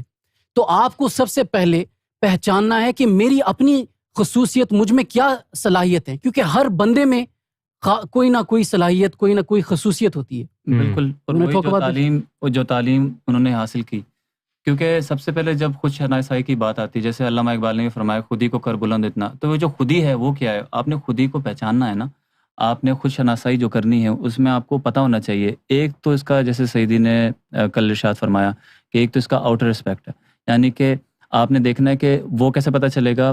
ایک بندے سے دوسرے بندے کی جو یہ خود شناسائی ہے مختلف ہوگی. ایک عام سا بندہ ہے جس نے تعلیم حاصل نہیں کری، اس سے آپ پوچھیں گے کہ بھائی تم میں کیا صلاحیتیں ہیں وہ بتاؤ، تو ہو سکتا ہے وہ آپ کو بتائے کہ بھائی میں آم بیچ سکتا ہوں، میں کیلے بیچ سکتا ہوں، میں کنسٹرکشن کا کام کر سکتا ہوں، کہ میں اینٹیں وغیرہ اٹھا سکتا ہوں، اس طرح کی وہ باتیں بتائے گا.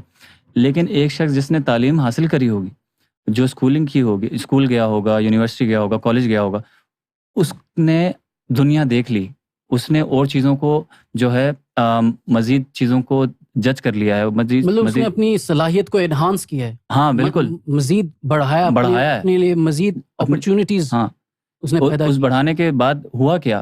بڑھانے کے بعد ہوا یہ کہ اس کو پتہ چلا کہ میں اور مزید کر کیا سکتا ہوں، میں مزید کیا کیا کر سکتا ہوں، کہاں کہاں پہ میری صلاحیتیں کام آ سکتی ہیں. خود کو مزید جاننے لگا. خود شناسائی کا ایک یہ سمجھ لیں ایک قدم ہے. بالکل. ایک آپ نے قدم لیا، اسکول وغیرہ گئے تو آپ کو مزید اپنے بارے میں پتہ چلا. تو یہ تو ایک ہو گیا، ایک سمجھ لیں کہ بیرونی خود شناسائی کا ایک عمل، جس سے آپ کو پتہ چلے گا کہ آپ کی صلاحیتیں کیا، آپ کی قابلیت کیا ہے، آپ مزید کر کیا سکتے ہیں اور کیا نہیں کر سکتے. میں یہ کر سکتا ہوں اور میں یہ نہیں کر سکتا. جیسے وہ آپ نے ڈاکٹر کی بات کری، ڈاکٹر ہوں، آئی ٹی میں نہیں کام کر سکتا میں، ہاں لیکن میں کسی کا آپریشن کر سکتا ہوں، میں سرجری کر سکتا ہوں. تو یہ ہے. اور پھر یہ بھی ہے نا کہ ایسا تھوڑی ہے کہ میں ڈاکٹر ہوں تو میں وہ نہیں کر سکتا. اکثر لوگ آپ دیکھیں گے، آپ کسی سے کہیں کہ آپ یہ کرو تو وہ کہتے ہیں کہ ہم نہیں کر سکتے. بھئی ڈاکٹر کیسے بنا؟ اس نے اس میں ایکسپرٹیز حاصل کی، تعلیم حاصل کی، تو وہ جا کے ڈاکٹر بنا.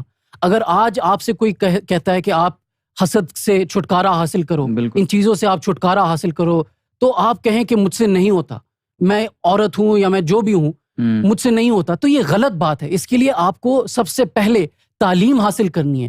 تعلیم حاصل کرنے کے بعد آپ کو اس گائیڈ لائن کے اوپر، ان کے اوپر عمل پیرا ہونا پڑے گا. تب تک آپ سے وہ نہیں ہو پائے گا. یہ آپ کو نہیں کہنا چاہیے کہ میں یہ کر نہیں سکتا. ہاں، جیسے بات فرمائی تھی کل کہ آپ کو دوائی تو مل گئی ہے، لیکن اس کے بعد جو سب سے ضروری بات آتی ہے اس کے بعد، وہ ہے آپ کی اپنی ذمہ داری. بالکل. آپ نے اپنی ذمہ داری ضرور پوری کرنی ہے. اور آپ کی ذمہ داری کیا؟ آپ نے محتاط رہنا کچھ چیزوں میں کہ بھائی میں اگر یہ چیز کھا لوں گا تو اس دوائی کا اثر نہیں ہوگا. سمپل سی بات ہے نا. تو اسی طریقے سے اگر میں یہ عمل کروں گا، اگر مجھے ایک حسد کو ختم کرنے کی دوائی مل رہی ہے، مجھے نور مل رہا ہے اپنے صوفی ماسٹر کی طرف سے، مجھے نور مل رہا ہے اپنے مرشد کی طرف سے، تو اب میں اس عمل میں نہ جاؤں. ورنہ کیا ہوگا؟ وہ اب نور وہاں سے ملتا جائے گا، آپ ضائع کرتے جائیں گے اور آپ وہیں کے وہیں رہیں گے. آپ کی ترقی تو ہوگی نہیں، آپ آگے بڑھیں گے نہیں، وہ بیماریاں ختم ہوں گی نہیں، آپ وہیں رہیں گے. اس کو کہتے ہیں، یہی ہے سب سے پہلی بات کہ آپ خود شناسائی کر رہے ہیں کہ بھائی کیا ہے میرے اندر، کون کون سی بیماریاں ہیں، ختم کرنے کا طریقہ کیا ہے. جب وہ طریقہ مجھ پہ ہو رہا ہے، مجھے مل رہا ہے وہ طریقہ، تو اب میں نے کرنا کیا ہے. بالکل. اور خودی کی جو خودی کو پہچاننا، اپنے آپ کو پہچاننا، یہ ایک تصوف میں یہ بھی ایک آپ کو پورا اپنے آپ کے بارے میں پتہ چلنا شروع ہو جاتا ہے کہ میں کس لیول کی کیپیبلٹیز پہ ہوں. اور اس میں یہ ہوتا ہے کہ خودی میں ہی ہے خدا کی جلوہ نمائی. اور یہ جب آپ یہ اپنے آپ کی اندر کی جو پوٹینشیل کو سمجھیں گے، اور یہ اس کا یہ بھی مقصد ہے کہ all in all کہ اس میں جیسے ایک ہوتا ہے کہ شیشہ ہے آپ کا خودی کا. بالکل. تو وہ شیشہ جب آپ کا وہ جو آپ کا لوور سیلف اور ہائر سیلف کا دو پیمانے پہ وہ تولتا ہے کہ آپ کی جو ہائر سائیکی وہ کیا ہے، جو خدا کی طرف ہے، اور جو لوور سیلف ایک جو خدا سے جڑا ہوا ہوتا ہے، اور ایک جو آپ کے اندر جو جو زیادہ نیگیٹو سائڈ پہ ہوتا ہے. تو اس کو پہچاننا آپ دونوں کا کام، ان دونوں کو پہچاننا آپ کا کام بنتا ہے. اور اسی سے وہ جو آپ کا وہ ہے کہ مطلب جیسے آپ کے اندر ایک سراغ ہے وہ اللہ تک پہنچنے کے لیے، اور وہ آپ کے دل سے انا سے اس کا رشتہ ہے. اور جب آپ کے اندر یہ جب دل کا اندر شیشہ صاف ہو جائے گا، تو آپ کو پھر یہ جو شیشہ ہے جس سے آپ رب کی جلوہ نمائی کرتے ہیں، یہ کلیئر ہو جائے گا. پھر اس میں وہ داغ دبے نہیں رہیں گے اور آپ کو اسی طریقے سے جیسے خدا کا آپ کو ملا تھا دیدار، وہی آپ کے وہ دل پہ آپ کے سما جائے گا. تو یہ خودی کی تعلیمات ہیں، اور اس پہ یہ ہے کہ آپ کا جو لو سیلف ہے، آپ کی جو نفسانیت ہے، اس کو دبا کے ایک پیر اس پہ رکھنا ہے اور دوسرا پیر آپ نے خدا کی طرف مائل ہونا ہے. بالکل. یہ بھی کل فرمایا، اور بہت ایک سرکار کا فیمس ایک فرمان ہے کہ کافر کا بچہ بھی ولایت کا راز لے کر آیا. تو اس میں کیا بات ہے؟ سرکار نے، آپ نے اگر سرکار کے خطبات، سرکار کے بیانات سنے ہوں گے تو اکثر سرکار نے یہ فرمایا ہے کہ کافر کا بچہ بھی ولایت کا راز لے کر آیا. تو اس کا مطلب ہے کہ ہر بندے میں ولی بننے کا راز چھپا ہے، لیکن بات یہ ہے کہ وہ کب اور کیسے اس صلاحیت، اس اللہ نے جو اس کے اندر خصوصیت رکھی، وہ اس کا ایڈوانٹیج کب اور کیسے لے گا. بالکل. اور یہ طریقہ ہے جو یہ تعلیم بتائی جا رہی ہے کہ آپ نے سب سے پہلے اندر کو پاک کرنا ہے.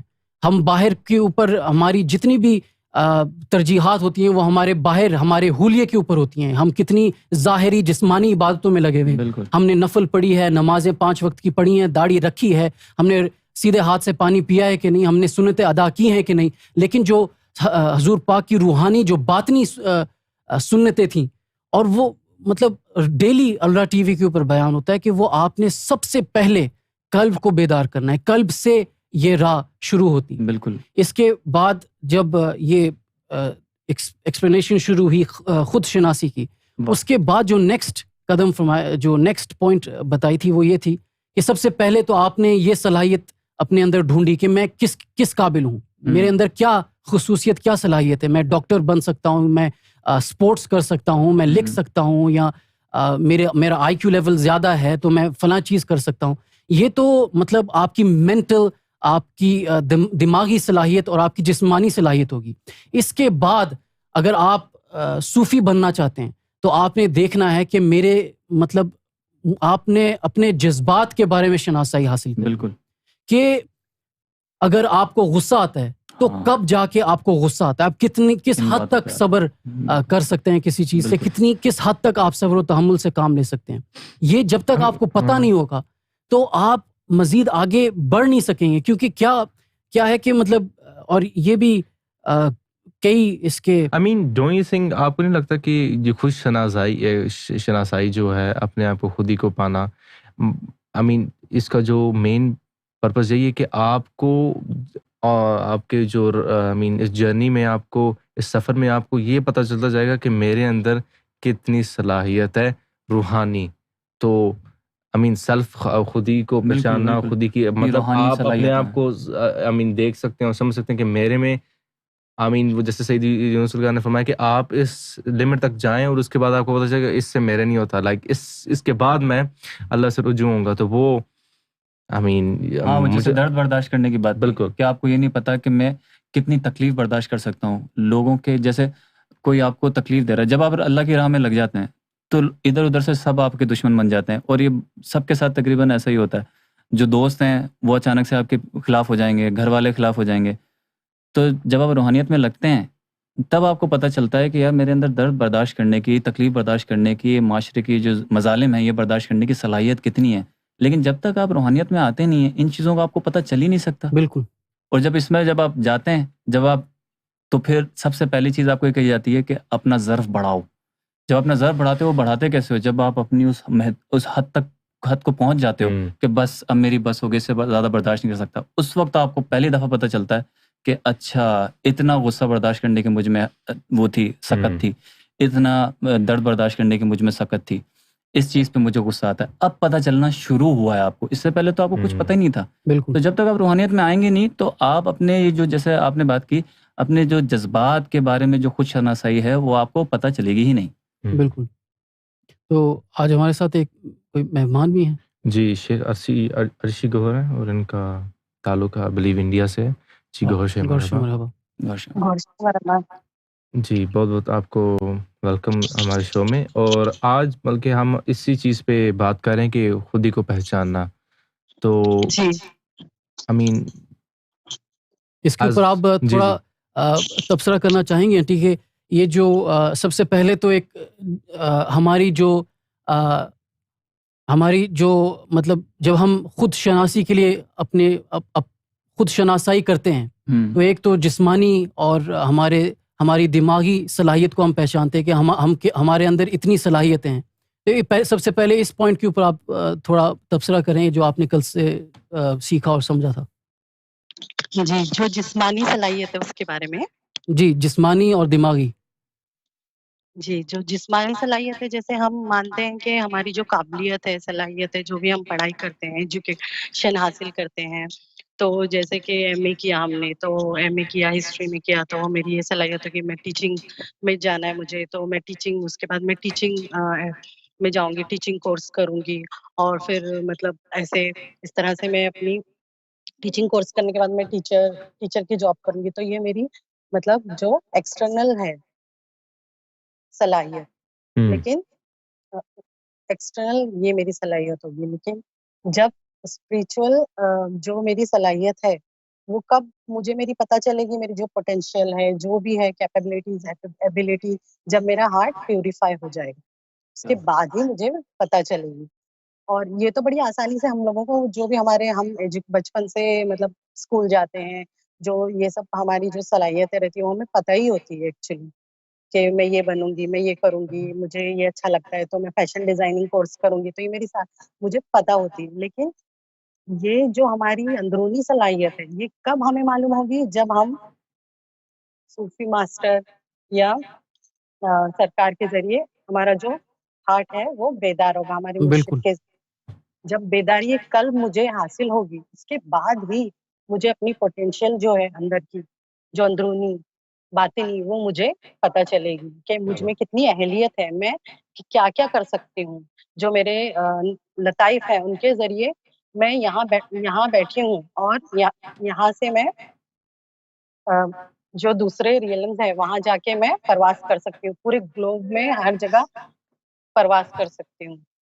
تو اس طرح سے مطلب جو میرے لطائف ہیں جو اس کے ریئلمز ہیں وہاں جا کے پرواز کر سکتے ہیں. تو میری جو پوٹینشیل ہے اتنی ہے اللہ تعالیٰ نے یہ سرکار نے ہمیں بیداری قلب کے بعد ہمیں آگے دھیرے دھیرے وہ عطا ہوگی جس کے الگ الگ سٹیپس ہیں. بالکل. اب اس راہ کے اوپر چلنے کے لیے تصوف کو اپنانے کے لیے آواز آ رہی ہے آپ کو؟ جی جی جی جی. تو جس طرح فرمایا کہ خود شناسی ہم حاصل کرتے ہیں کہ ہمارے اندر کتنی صلاحیت ہیں اسی طرح جب ہم یہ مطلب شروعات کرتے ہیں جب ہم اس سفر پر نکلتے ہیں روحانی سفر کے اوپر تو اس وقت ہمارے لیے بہت ضروری ہے کہ اب جس طرح بھی ہم نے کہا کہ اس وقت ہم اب دیکھنے لگیں اپنے اندر اپنا اندرونی نقشہ دیکھنے لگیں کہ میرے اندر کتنا ظرف ہے میرے اندر کتنی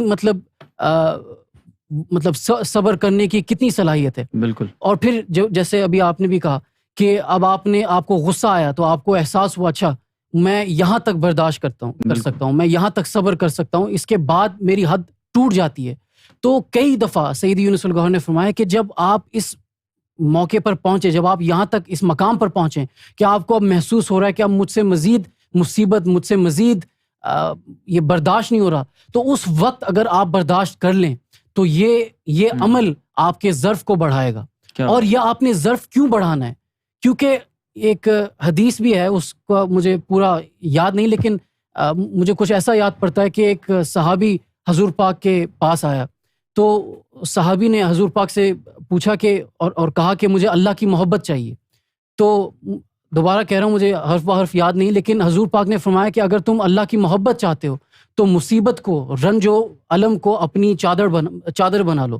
تو اس کا مطلب یہ ہے کہ جب آپ رب کی راہ پہ نکلیں گے جب آپ رب سے محبت کرنا چاہیں گے تو اس وقت آپ پھر یہ سوچ کے رکھیں کہ اب آپ کے اوپر مصیبتیں ہر طرف سے آئیں گی ہر کونے سے آئیں گی اور آپ نے ان کو برداشت کرنا ہے. بالکل. اور پھر یہ بھی ایک سورہ بقرہ کی ایک آیت بھی بیان فرمائی کہ لا یخلف اللہ نفسا الا وسعہا کہ اللہ آپ کے اوپر اتنی ہی مصیبت اتنی ہی مطلب وہ پرابلمز ڈالتا ہے کہ آپ اس کو برداشت کر پائیں اتنی مصیبت نہیں ڈالتا کہ آپ اس کے زور میں آ کے آپ ٹوٹ جائیں آپ مزید برداشت نہ کر پائیں.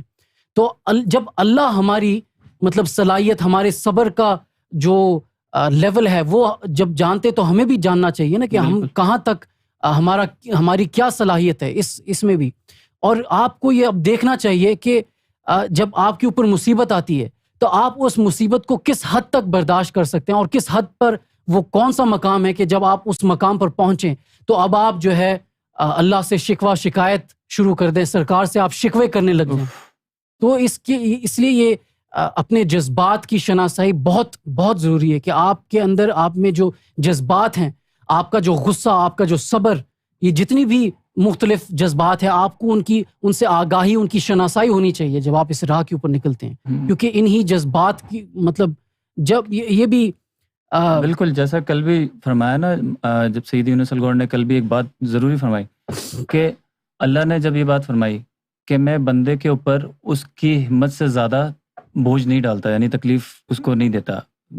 بالکل مجھے فوراً تو یاد نہیں ہے لیکن جو اس کا ہے, تو پھر یہ بات فرمائی کہ دیکھو اللہ کو پتا ہے کہ تمہارے اندر کتنی صلاحیت ہے اس چیز کو برداشت کرنے کی, اور تم نے اتنی زندگی گزار لی ہے, 50 سال گزار لیے ہیں, اور تمہیں نہیں پتا اس چیز کے بارے میں, تو تم کس طرح سے زندگی گزار رہے تھے.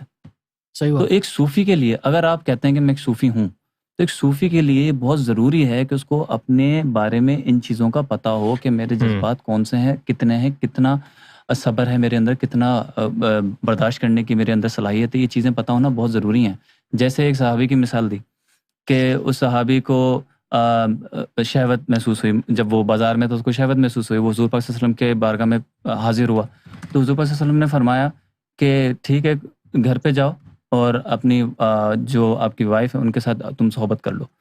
یہ بات کیوں فرمائی؟ تو اس بات کے اوپر سمجھایا کہ بھائی جب تمہیں حسد ہو رہی کسی سے تو تم یہ یاد کرو کہ جس بندے کے اوپر تمہیں حسد ہو رہی ہے سوچ کے کہ یار اس کے پاس یہ بھی ہے, یہ بھی ہے, اس کو یہ مل گیا, یہ اتنا اعلیٰ کیوں ہے, اس کو اتنے لوگ پوچھ کیوں رہے ہیں, اس کے پیچھے اتنے لوگ کیوں ہیں, تو اس وقت یہ سوچو نا کہ بھائی تمہیں رب نے کن چیزوں سے نوازا ہے, بالکل تمہارے پاس ہے کیا, اپنی چیزوں کو گننے تو لگو, تم پہ کتنی کرم نوازیاں فرمائی ہیں. جب تم یہ دیکھنے لگو گے تو یقیناً تمہیں ہوگا کہ یار اس سے زیادہ تو میرے اوپر کرم نوازیاں اتنی ہوئی ہیں, میں کیوں حسد میں لاؤں.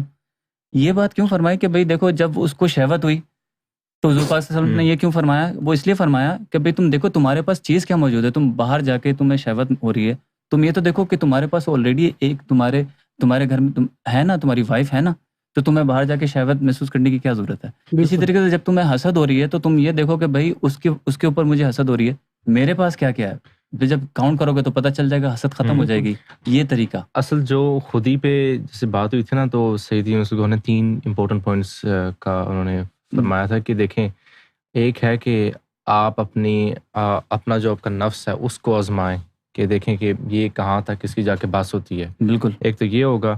پھر آپ نے کیا کرنا ہے, آپ نے جو اپنی آئیڈینٹی ہے اپنے آپ سے اس کو بے خودی اختیار کرنی ہے. اوکے, یہ ایک بے خودی کا یہ ہوتا ہے کہ آپ اپنے آپ کو بھول جائیں اور باقیوں کی خودی سے آگے لے کے جانا. ہاں, اب دوسرے سٹیج پہ یہ آ جاتا ہے کہ اب اپنے آپ کو بھول گئے ہیں کہ میں ایک انسان تھا اور میں بھی میری بھی خواہشات یہ ہیں, وہ اب سب قربان کر دیتے ہیں. لیکن اب آپ کو دوسرے لوگوں کا زیادہ خیال ہوتا ہے, اور یہ اس خودی کی جو پروگریس ہے, جو امپروومنٹ ہے اوور ٹائم, سیکنڈ سٹیج یہ آتا ہے. اور تیسرا یہ کہ آپ اپنے آپ کو سمجھیں کہ آپ ایک بڑے چیز میں آپ ایک چھوٹا سا رول پلے کر رہے ہیں. You are a part of something big and great. سمندر پھر یہ تو پھر آپ کو وہ جب سمندر کا آپ اگر ایک قطرہ بنیں گے تو اس کا مطلب ہے آپ سمندر کے اندر ہیں اور سمندر آپ کے اندر ہے, کہ آپ ایک قطرہ بن کے آپ سمندر کے اندر ہیں اور سمندر سمندر وہ آپ کے اندر ہے.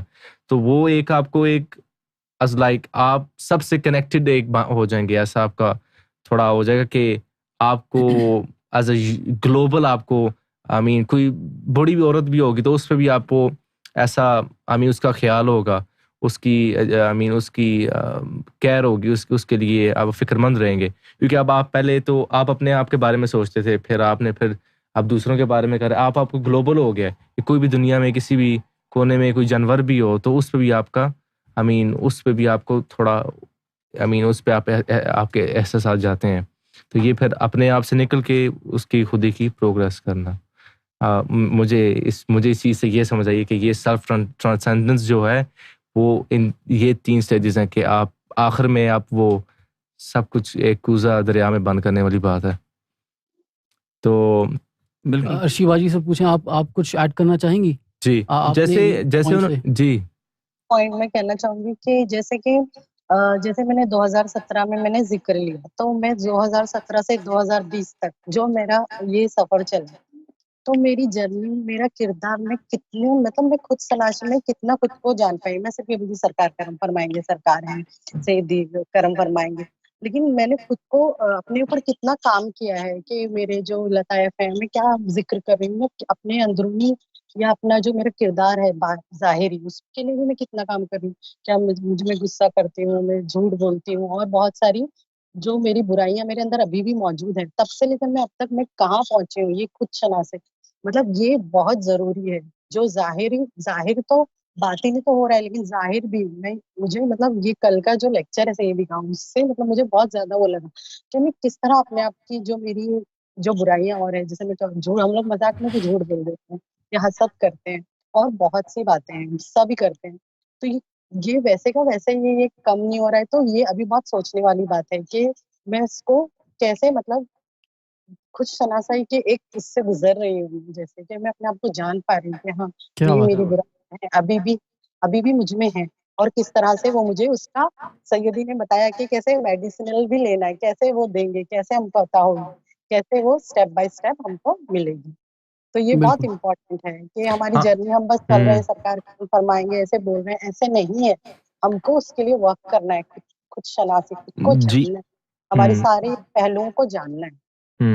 اور وہ بہت مجھے اچھی مثال لگی جو شیشے کی مثال لگی ہے, کہ اس میں جو مجھے سمجھ آئی کہ آپ کے شیشے کے اوپر دبے و نشان ہیں, تو آپ نے وہ اس سے اس پروسیس کے اندر جب خود ہی کو ایکسپلور کرنا ہے اور اپنے آپ سے اس چیز کو ہٹانا ہے, اور جب نور کی طاقت سے آپ نے وہ جو دبے ہیں ان کو صاف کرنا ہے اپنے جو دل کے شیشے سے, پھر وہ آپ کا دل کا شیشہ آپ کی لطیفہ انا سے جڑا ہوا ہے, تو وہی آپ کو ایک ٹنل مل جائے گا کہ پھر آپ کا ڈائریکٹ اللہ سے ہو جائے گا, کہ وہ جو آپ پھر حقیقتاً اللہ کو اپنے دل میں لے کے آ سکتے ہیں. اور یہ پروسیس ایسے کیونکہ آپ کا وہ شیشہ صاف ہو گیا, تو جو اس پار امیج ہوگی وہ آپ کے نفس لطیفہ انا پہ آئے گی, لطیفہ انا سے وہ اس کی جو ریفلیکشن ہوگی وہ آپ کے دل پہ, اس چھبی وہ آپ کے ادھر جم جائے گی. پھر آپ بے شک آپ کسی دنیا کے کسی کونے میں بھی چلے جائیں, آپ کیا جب آپ کے اندر اللہ آ گیا, تو پھر آپ کو دیر و دریا کی ضرورت نہیں, یا پھر مسجدوں میں اور مندروں میں بھٹکنے کی ضرورت نہیں, کیونکہ اندر آپ کے اللہ اندر سما گیا. بالکل. اور کل یہ بھی فرمایا, بہت ایک خوبصورت شعر ہے کہ سلطان حق باہو نے فرمایا کہ عاشق ہوویں تے عشق کماویں, دل رکھی وانگ پہاڑا ہوں. اب یہ سن کے تو آپ کا بھی نیچرل, میرا بھی یہی تھا, واہ واہ واہ کیا بات ہے, بالکل کیا بات ہے, عاشق ہوویں تے عشق کماویں, دل رکھی وانگ پہاڑا ہوں. اور ہم دیکھتے ہیں کہ آج جب ہم عشق مصطفیٰ کے دعوے جب کرتے ہیں, عشق الہی کے ہم دعوے کرتے ہیں, عشق گوہر شاہی کے جب ہم دعوے کرتے ہیں, تو اس وقت تھوڑی سی مصیبت پڑے, اس وقت جب تھوڑی سی اور مصیبت بھی نہیں, ہم اس کو خود مصیبت بنا رہے ہیں, ہم خود اس کو اپنے سر کے اوپر مصیبت باندھ کے جو ہے نا پاگل ہو رہے ہیں. تو سب سے پہلی بات تو یہ انہوں نے فرمایا کہ عشق ہوویں تے عشق کماویں. اگر آپ عشق کا دعویٰ کر رہے ہیں تو عشق ہے کہاں آپ میں؟ اور جو عاشق ہوتے ہیں ان کا دل تو اتنا بڑا ہونا چاہیے کہ کوئی مصیبت ان کی ان کو لگنی ہی چاہیے. مصیبت آئے تو آپ کو, جب آپ عشق میں مبتلا ہیں, اگر آپ کسی, جس طرح کئی دفعہ مثال دی لیلا مجنو کی, کہ وہ جو قیس تھا وہ کیا بولتے ہیں جی ریگستان سے گزر رہے تھے, تو اتنے میں کوئی جو ہے نماز پڑھ رہا تھا, وہ اپنے خیالوں میں گزر رہے تھے, تو سامنے سے وہ نماز پڑھتے بندے کے وہ گزر گئے, تو اس نے اٹھ کے کہا کہ تمہیں ہوش نہیں, کیسے بندے ہو تم, میں نماز پڑھ رہا ہوں اور تم میرے سامنے سے گزر گئے. تو اس نے کہا میں معذرت چاہتا ہوں, میں تو اپنی لیلا کے خیالوں میں گم تھا. لیکن ایک بات بتاؤ, تم تو اللہ کے عاشق ہو, تم تو اپنے اللہ کی عبادت کر رہے تھے, عشق میں تم نماز میں تھے نا, تو تمہیں کیسے خیال آ گیا کہ سامنے سے مجنو گزرا ہے؟ تو جب ہم دعوے کرتے ہیں کہ ہم سرکار کے بہت پیارے ہیں, ہم جو ہے عشق مصطفیٰ کہ علمدار ہیں, ہم یہ ہیں, ہم وہ ہیں. تو جب کوئی چھوٹی سی بھی مصیبت آتی ہے آپ اس کو برداشت کر ہی نہیں پاتے. آپ کو مطلب ایک چھوٹی سی مصیبت لے کے آپ اس کو بیٹھ جاتے ہیں. بالکل. جبکہ آپ کا دماغ, آپ کی مطلب پوری اٹینشن, آپ کی ہر چیز تو آپ کے محبوب کی طرف, آپ کے رب کی طرف ہونی چاہیے. بالکل. تو یہ اگر بہت اتنے دعوے ہیں تو بالکل کہ اگر اتنے بڑے عاشق آپ ہیں تو اگر اتنے بڑے ہیں تو ہر وقت آپ کا ذہن جو ہے اسی کی طرف رہنا چاہیے. کسی اور کا خیال آپ کو آ کیوں رہا ہے, کسی مصیبت کے آپ اوپر آپ شور شرابہ مچا کیوں رہے ہیں. بالکل. اور جو عشق کی مثال دی گئی ہے وہ کہ آگ کی مثال دی گئی ہے, اور جو ڈیوائن لو ہے وہ ایک آگ کا گولا ہے.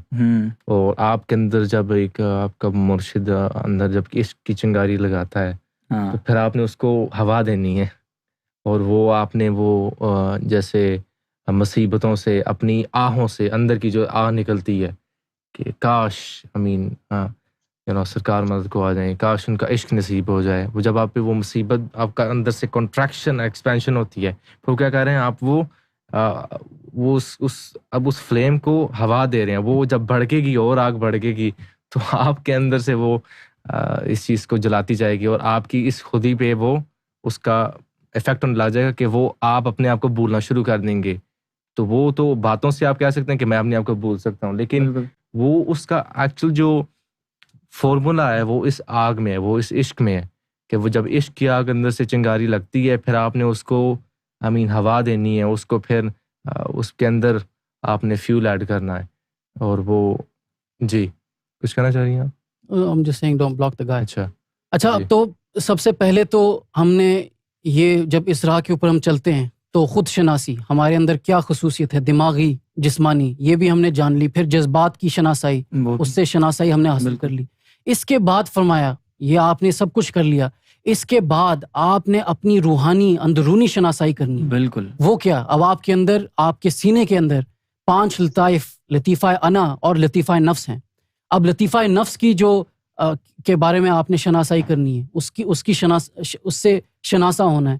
تو فرمایا کہ لطیفہ نفس کی شناسائی کیا ہے. ابھی تو ہم یہ جانتے ہیں نا کہ یہ شیطان جن ہے, یہ ہم سے برا عمل کرواتا ہے, اس کی ہم برائیاں ہم جانتے ہیں, لیکن اس کے اندر جو اچھی صلاحیتیں کیا ہیں وہ ہم نہیں جانتے. وہ اگر ہم اس کو پاک کریں, اسی جو شیطان جن کو اگر ہم پاک کر لیں, تو فرمایا کہ اسی نفس سے ہم یہاں سے پوری یونیورس میں, پورے گیلیکسی میں ہم اس کو لے کے گھوم سکتے ہیں. ابھی ہمارا جی چاہا کہ ہم حجر اسود کے سامنے پہنچ جائیں, ہم کعبہ مکہ میں پہنچ جائیں, تو ہم نے آنکھ بند کی, لطیفہ نفس کے ذریعے ہم وہاں پہ پہنچ گئے. یہ ہو گئی لطیفہ نفس سے شناسائی. پھر لطیفہ قلب کے بارے میں فرمایا کہ لطیفہ قلب بھی, اس کے بارے میں بھی آپ نے شناسائی حاصل کرنی ہے.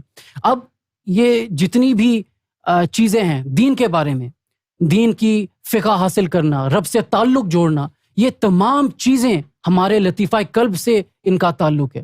اللہ نے قرآن میں بھی فرمایا کہ وَمَن يُؤْمِن بِاللَّهِ يَهْدِ قَلْبَهُ, کہ جن کو اللہ جس کو ہدایت دینا چاہتے ہیں, اللہ جن مومنوں کو ہدایت دینا چاہتے ہیں تو ان کے قلب کو ہدایت دیتے ہیں.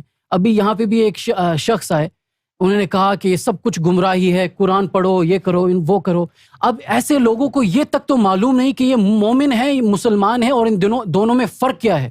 ہدایت حاصل کرنے کا اگر ان کو کہیں تو یہ کہیں گے قرآن پڑھو, لیکن اللہ تعالیٰ نے تو یہ نہیں فرمایا, نہ ہی حضور پاک نے فرمایا کہ اگر ہدایت آپ نے حاصل کرنی ہے تو آپ قرآن پڑھیں. حضور کے دور میں تو قرآن کتابی شکل میں تھا ہی نہیں. بالکل. لیکن قرآن میں ہی اللہ تعالیٰ نے فرمایا کہ وَمَن يُؤْمِن بِاللَّهِ يَهْدِ قَلْبَهُ.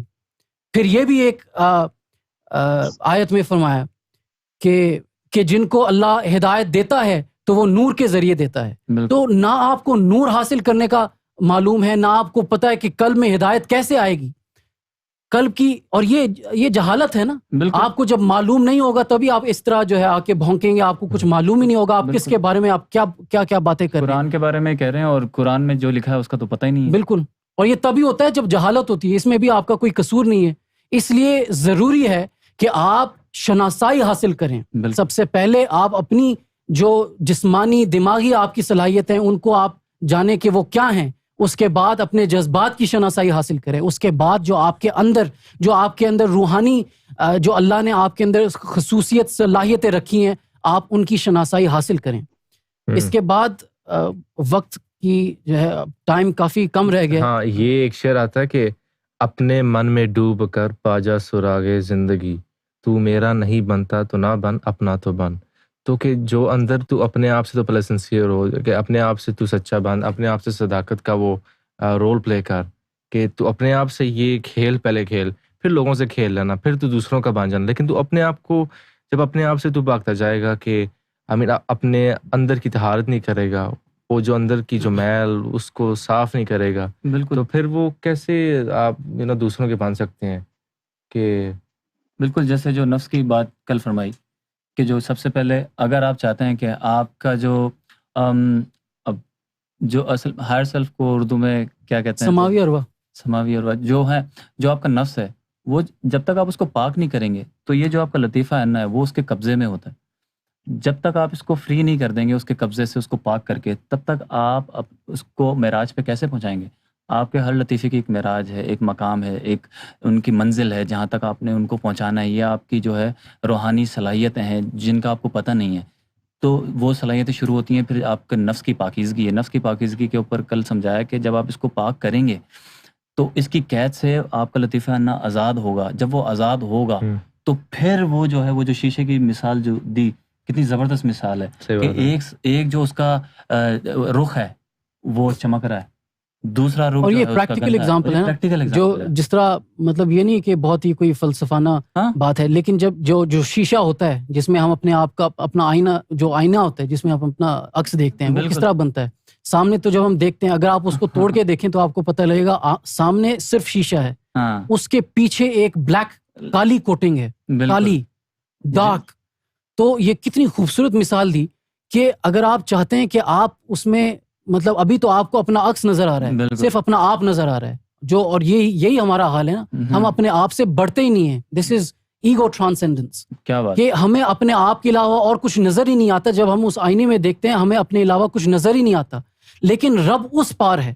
تو فرمایا کہ جب آپ اس آئینے کے پیچھے سے اس کالک کو مٹائیں گے، اور یہ پریکٹیکل ایگزامپل ہے، جب آپ آئینے سے جب وہ کالک ہٹائیں تو مطلب ٹرانسپیرنٹ ہو جاتا ہے. اب اس کے کیا کہیں گے، اس کے بھیتر دیکھ سکتے ہیں. تو جی کیا کہہ رہی ہیں ارشیوا جی؟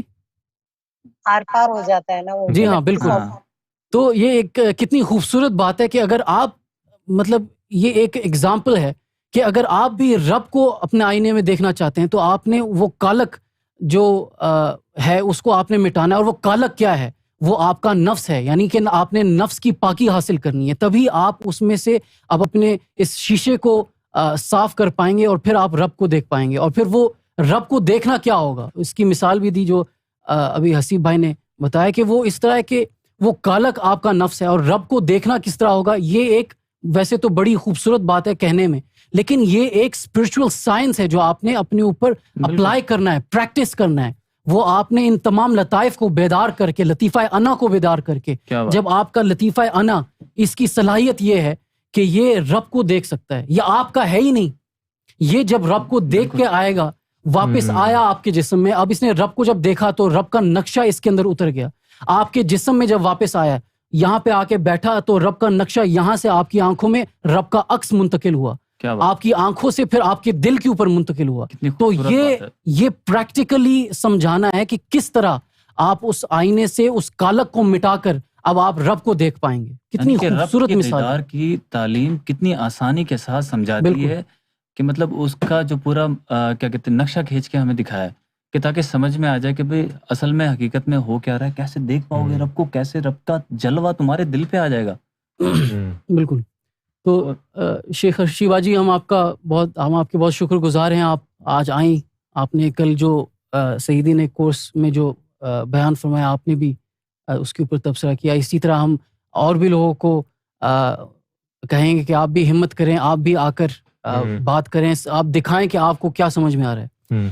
ہم پوری بات آج نہیں کر پائے کیونکہ ٹائم بہت کم ہے، اور بہت جلد ابھی آپ سعیدی یونس الگوہر کو لائیو الرا ٹی وی پہ دیکھیں گے. Today is going to be technically the 5th day but the 4th lesson of the Women Sufi course. Stay tuned. Soon you'll be watching Sayyidi Younus AlGohar live on ALRA TV. Thank you very much.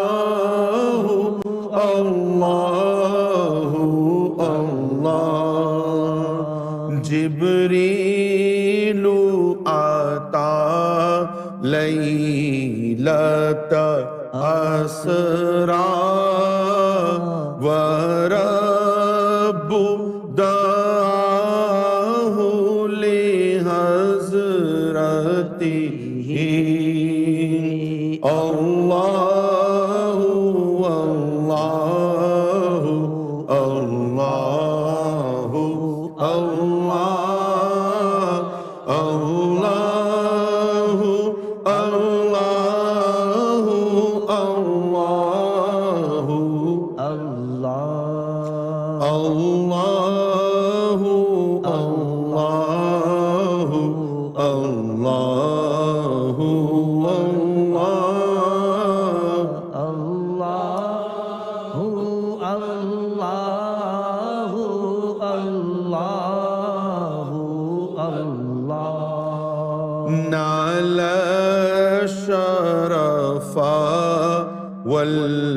wallahu afa amma salafa min ummatihi. Allahu Allahu Allahu Allah Allahu Allahu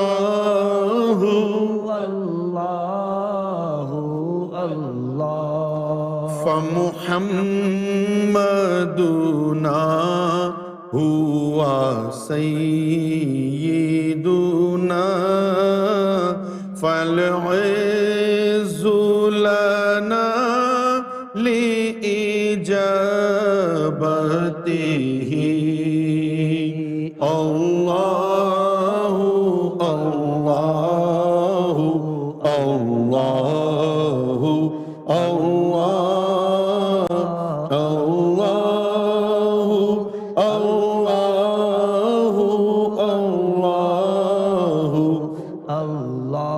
Allahu Allahu Allahu Allah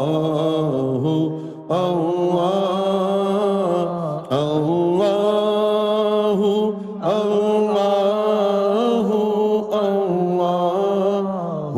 Allah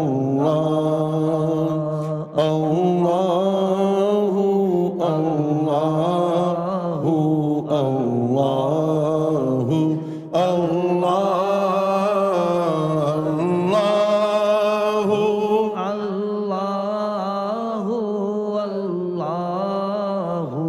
Allah Gohar ya Gohar ya Gohar ya Gohar Gohar ya Gohar ya Gohar ya Gohar Riyazul Jannah ke शहंशाह या गौहर जम कर के हमें भी वहाँ ले जा गौहर या गौहर या गौहर या गौहर गौहर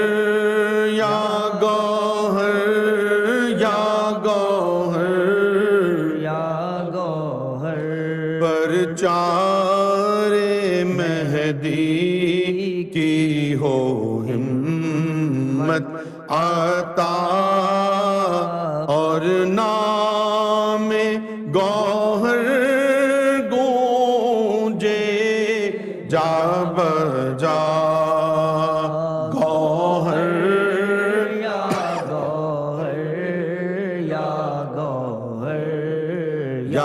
गौहर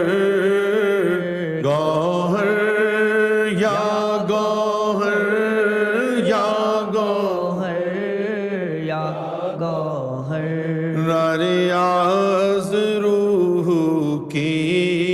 گہرائیوں میں ریاض روح کی گہرائیوں میں ہو اور قلب تیری تصویروں سے سجا گوہر گوہر یا گوہر یا گوہر گوہر یا گوہر یا گوہر یا گوہر گوہر یا گوہر یا گوہر یا گوہر گوہر یا گوہر یا گوہر یا گوہر ریاض الجنہ کے شہنشاہ گوہر ضم کر کے ہمیں بھی وہاں لے جا گوہر یا گوہر یا گوہر یا گوہر گوہر یا گوہر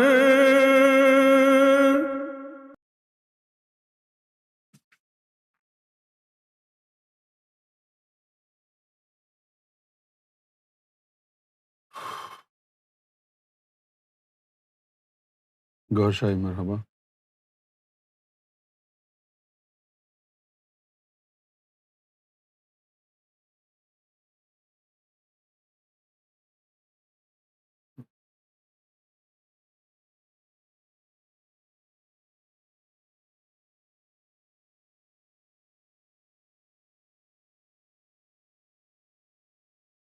While you're sitting here, you should be on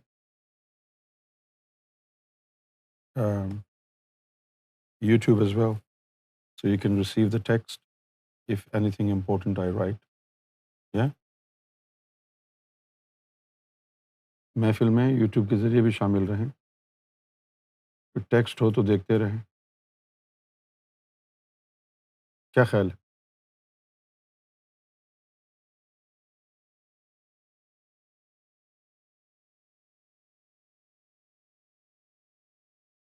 جب میں دیکھتا ہوں ناصر کو اور حسیب کو اردو بولتے ہوئے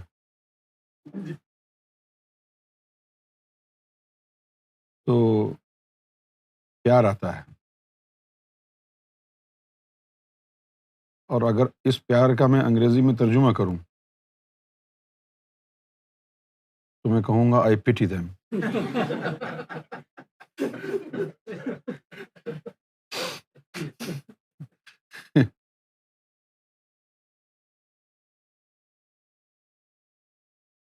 اردو جو ہے وہ بڑی مہذب زبان ہے اور اس کے آداب و اصناف بڑے نازک ہیں.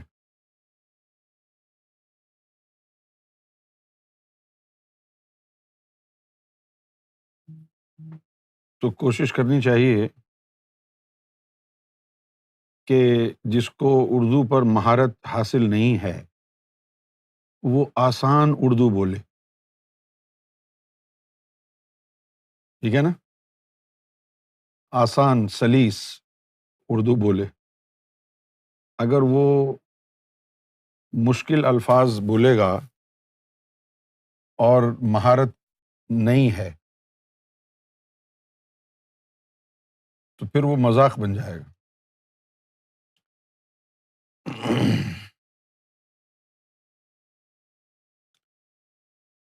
All right, let's turn to Women Sufi course, day 4.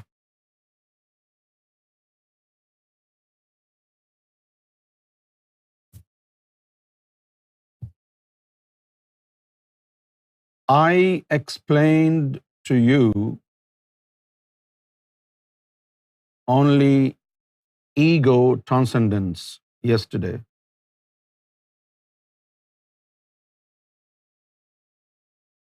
And we still have to discuss 2 more points from the topic that we started with, self-actualization, and then we progressed to self-transcendence. Transcendence basically means to come out of your material existence and reach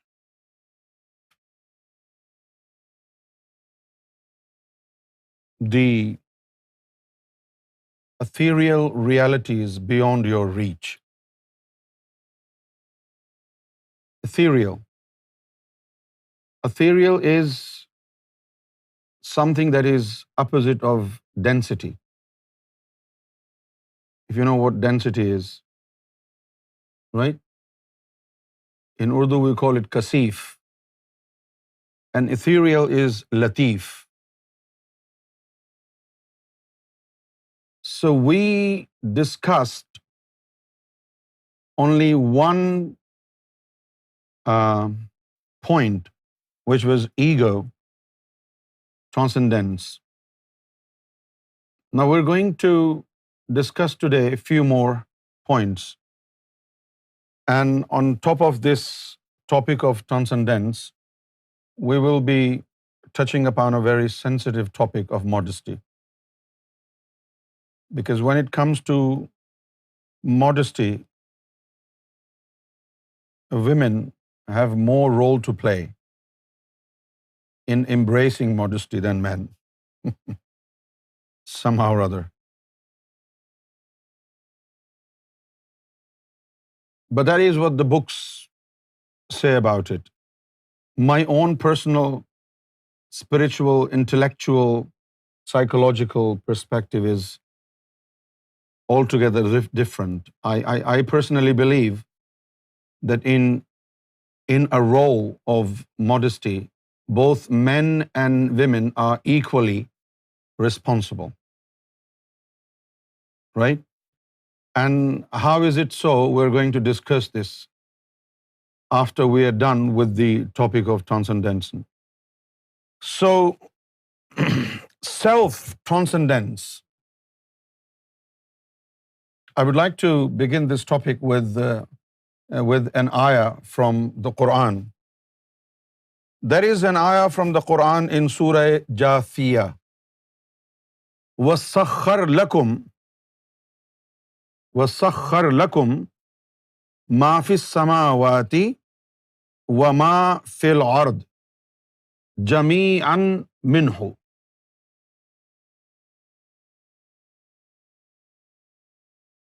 وَسَخَّرْ لَكُمْ مَا فِي السَّمَاوَاتِ. سَخَّر.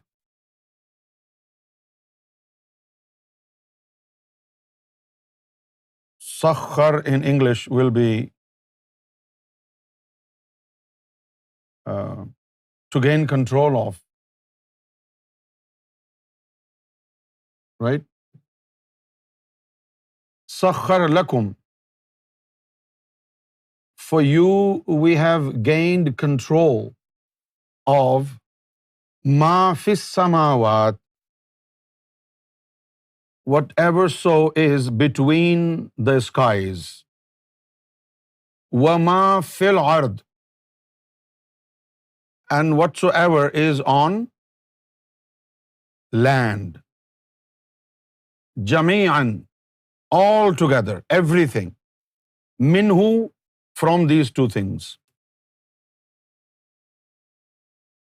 So the Quran tells us that the skies, the Milky Ways, the stars, and the land, everything therein is, we have been given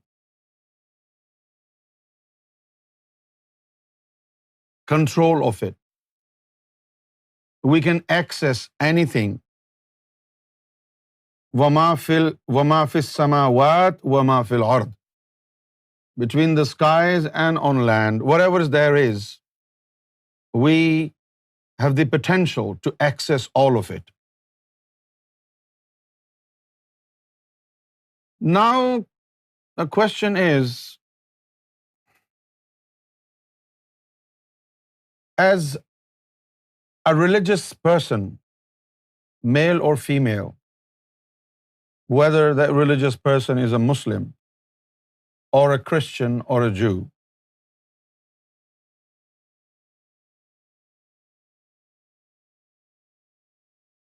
how do you access the skies? With your service on the Sunday? With your prayers in the mosque 5 times a day? With your puja and part in the temple? How do you access whatever is in the skies? How do you reach out to the secrets and the treasures that God has kept for you in the skies? The answer is no. But my friends, this is Quran. The Quran was not revealed for fun. Right? This is all about self-transcendence. Whatsoever is in the skies and whatsoever is in the land, God has given the potential of controlling all these things to you.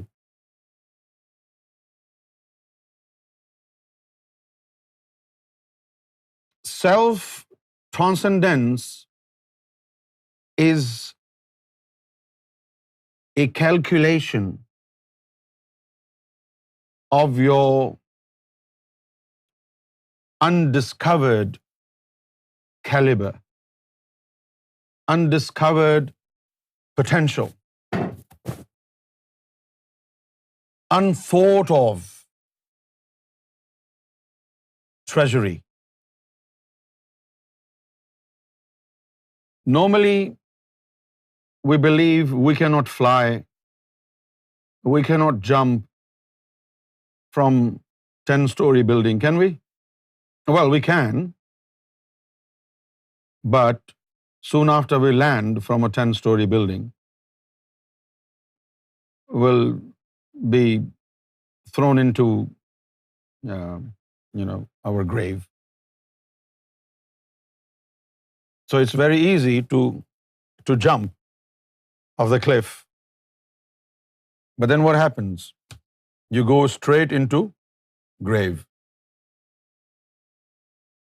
So what is in your control? Chachu was very happy when for the first time he tried bungee jump, free fall. Right? We need a parachute. If we want to jump from an aeroplane, we need a parachute to land safely. But the Quran says we have given control to you. You have no control over the skies. You have no control over your own body. If you're falling down, can you save yourself? This is about spirituality, my friend. خودی کو کر بلند اتنا کہ ہر تقدیر سے پہلے خدا بندے سے خود پوچھے بتا تیری رضا کیا ہے. خودی کو کر بلند اتنا, elevate your real self to a point where there are so many destinations. Then probably God will ask you, where do you want to go, my son? Do you want to reside in Alam Malakut with angels, or you want to go to Alam Jabrut and stay there, or you want to visit Alam Ankabut, where my throne is, or you want to go into Alam Hahuviyat, where there is nothing but me, or you want to go to Alam Lahut, the realm of nothingness. खुदा बंदे से खुद पूछे बता तेरी रज़ा क्या है, where would you like to go? Now the potential that you have, no matter whether you are a woman or you're a man, God has maintained equality for both men and women.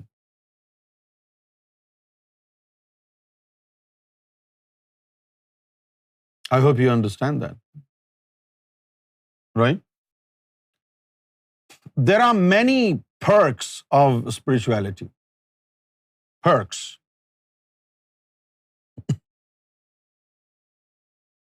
You can be in contact with Gabriel and ask him questions about the divine truth, about the invisible realms, about taqdeer, about your future, about your past, what's going to happen in future, everything. Your body is like a base unit. Your body is like a base unit, but it's not you. It's just a container which contains you. And our problem is, as a human being, that we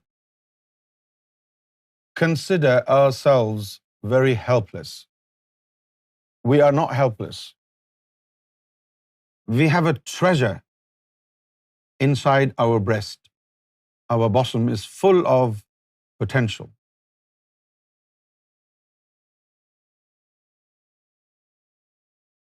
The lower self, which of course is from the nation of jinnat, jinn, it's different from human species. It's different. It's not the same. According to Quran, according to Bible, this is the root of all evil in us. The lower self, the carnal self, is the root of all evil. However, when it is cleansed, when it is purified,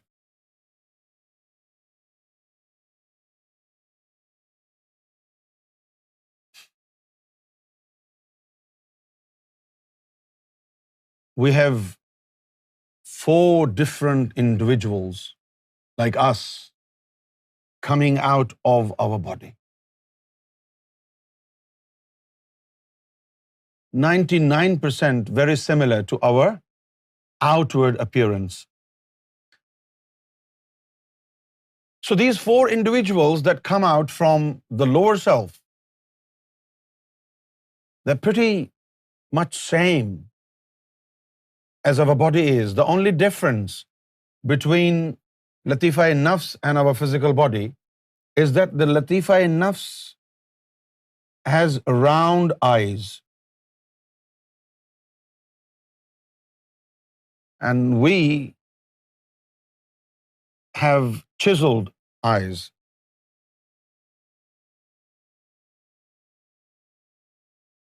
It looks scary if you look at round eyes.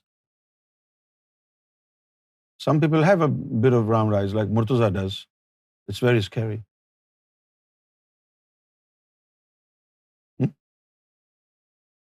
But Latifa Nafs has complete round eyes. Like there is a pound coin there. Round eyes. And that's how you recognize whether you're talking to a physical body or you're talking to Latifa Nafs.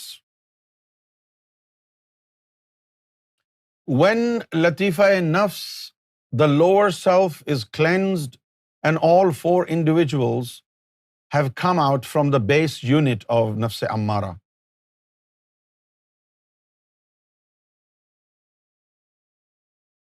your thoughts work like a remote control.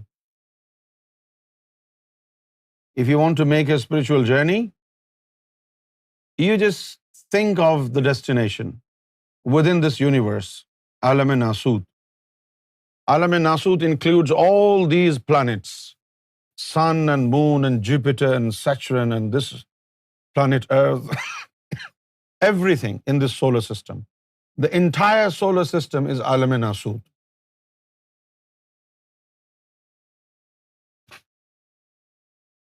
Right?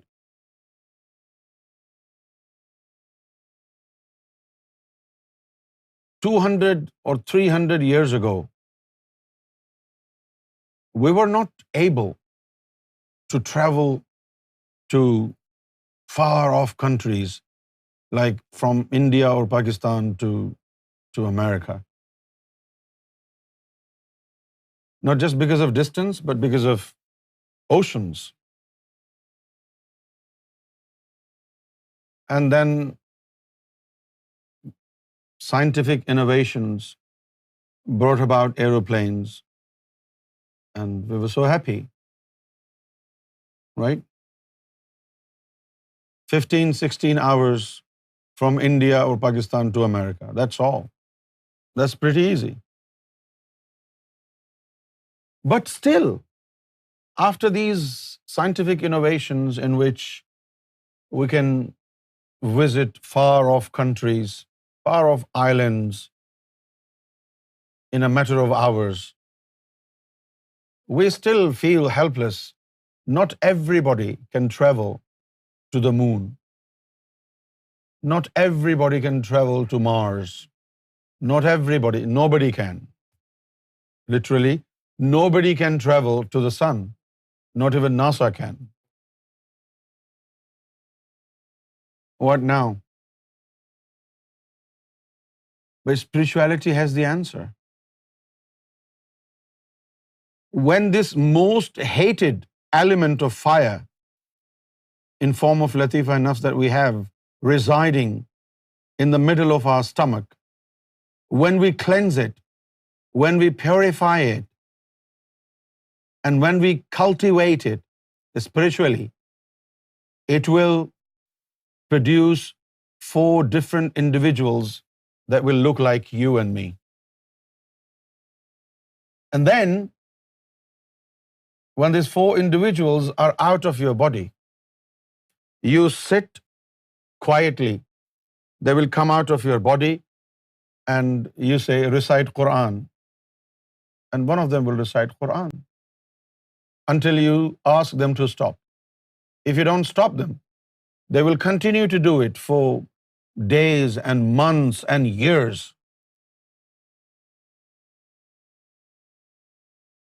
Whether you're a woman or you're a man,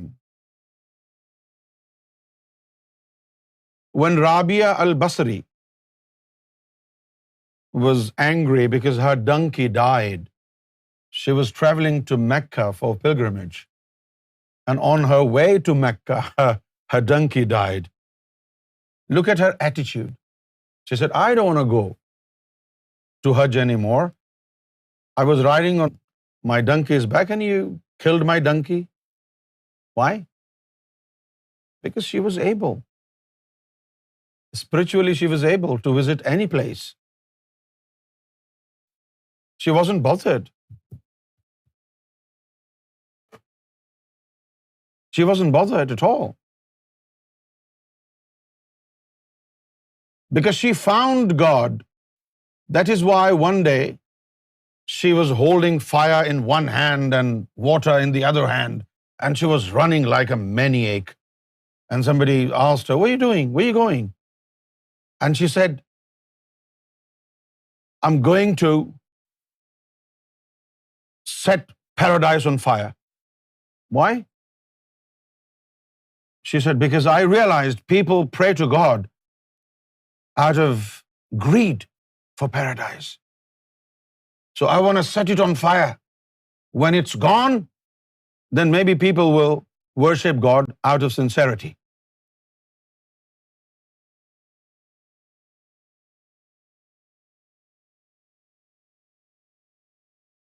What a womanish thinking, isn't it?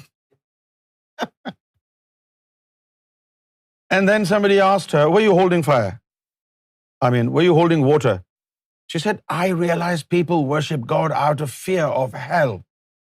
So I'm going to put off that fire in hell. She was in love with God. She did not worship God because she was after the luxuries of paradise, or she didn't worship God because she was under any kind of fear that she would be put to hell and she would burn in hellfire forever. She didn't care because she was in love with God.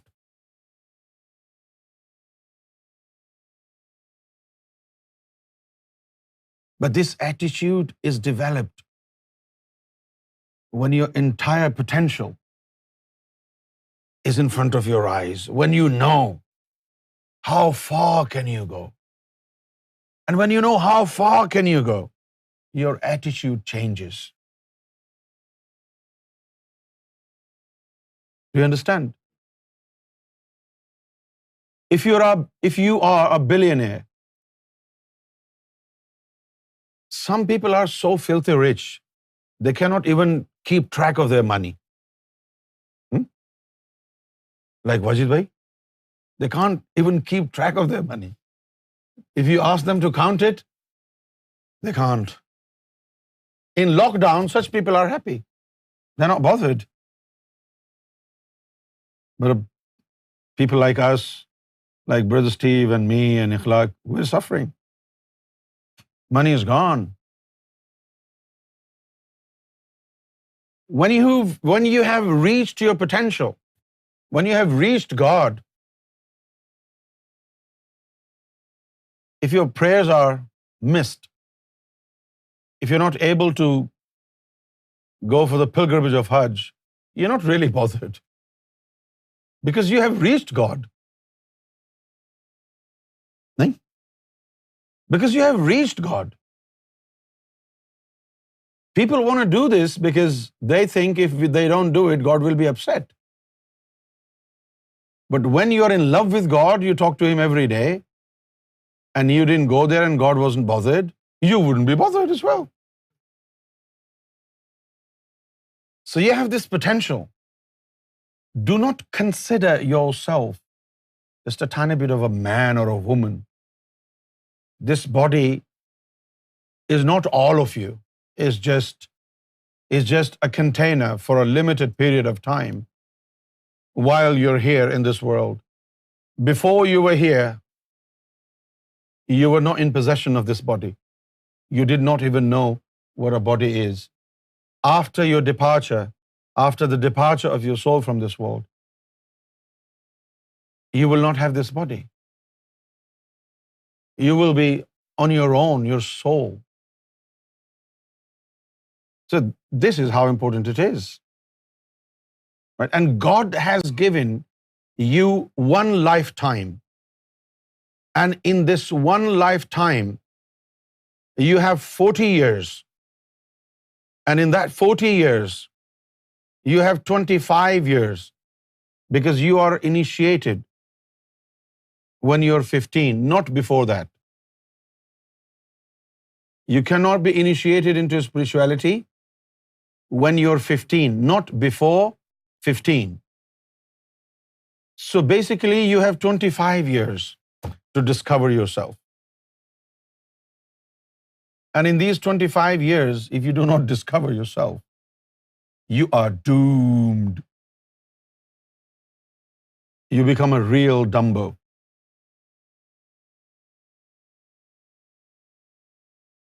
You have the keys of the universe. Not just this tiny bit of universe which is our solar system, where we look at the sky, it seems it's blue. There is another sky, another realm, the sky of which is yellow. Alam Malakut. The sky is yellow. And then you go to Baitul Ma'mur in Alam Jabrut, the sky is red.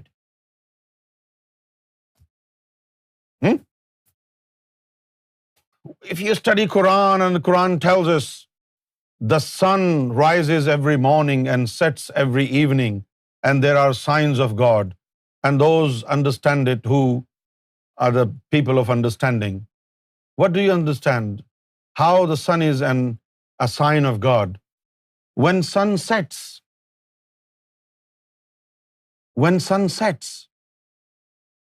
it gives you a taste of every single realm.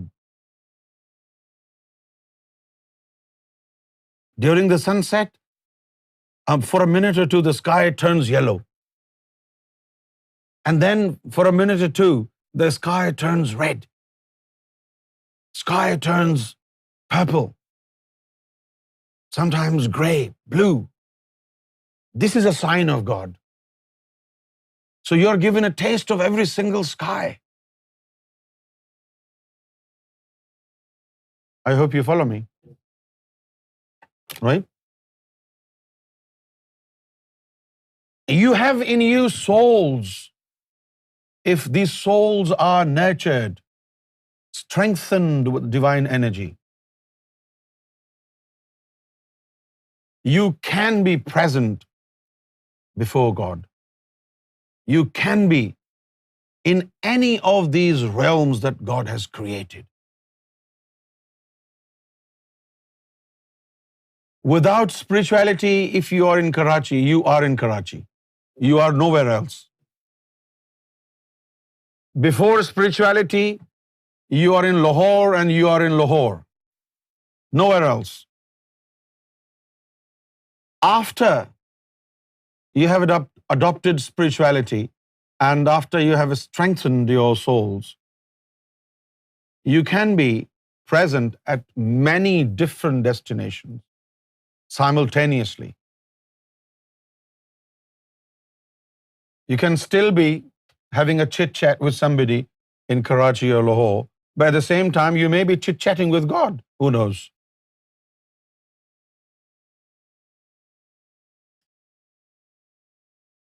Look, you're a human being, and this is an iPhone.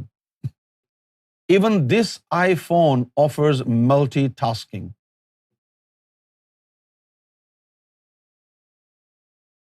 And you are Ashraful Makhluqat. ਕਿੱਥੋਂ ਦੇ ਅਸ਼ਰਫੁਲ ਮਖਲੂਕਾਤ ਹੋ ਜੀ ਤੁਸੀਂ? This iPhone has multitasking. With this iPhone, you can do many things at a time, many applications. Right? On iMessage, there is a message from Bilal. On WhatsApp, there is a message from Amjad. Right? Facebook Messenger, there is a message from Steve. You can open all these applications at a time. Okay. This is multitasking. If you were to be compared with an iPhone, you would lose. Right? People talk about ghafla. In Urdu, ghaflat. In Arabic, ghafla. What is ghafla? I'm watching a movie. A Maulvi will say, I am ghafil. But what about my heart? What about my soul? Maybe they are watching God. So there is no concept of heedlessness when you have adopted spirituality. Especially for women. although they do not know how to adopt multitasking, but they try hard. They want to fight on all different fronts. Here and there, here and there. Multitasking.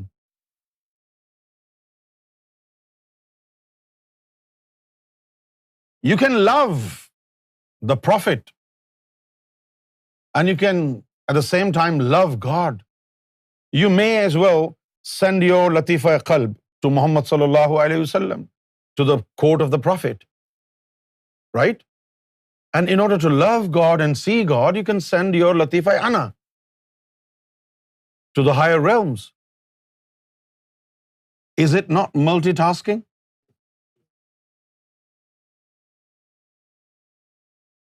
You know, people have associated with Sarkar for 30 years, 35 years, 40 years, but they never took it seriously. They adopted spirituality half-heartedly.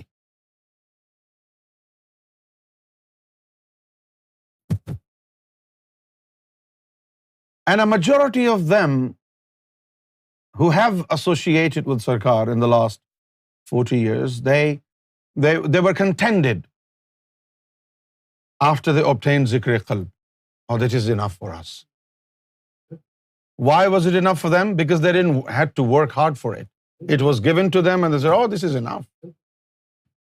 Now, if you want to further advance in spirituality, you'll have to make efforts. You'll have to get rid of many negative traits in your personality. You'll have to work hard. فرشتوں سے بہتر ہے انسان ہونا.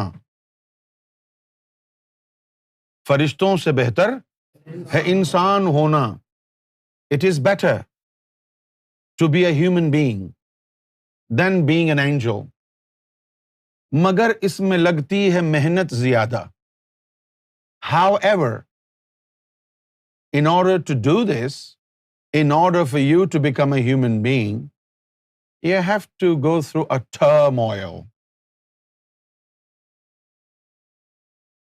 It's a bit of hard work. And this hard work is far greater than fasting for 30 days.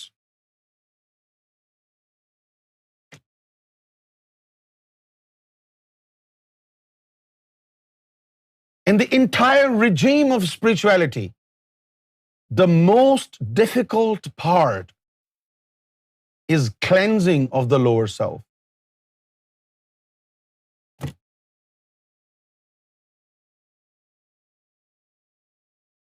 The most difficult part. Trust me, the moment your lower self has gained its purity,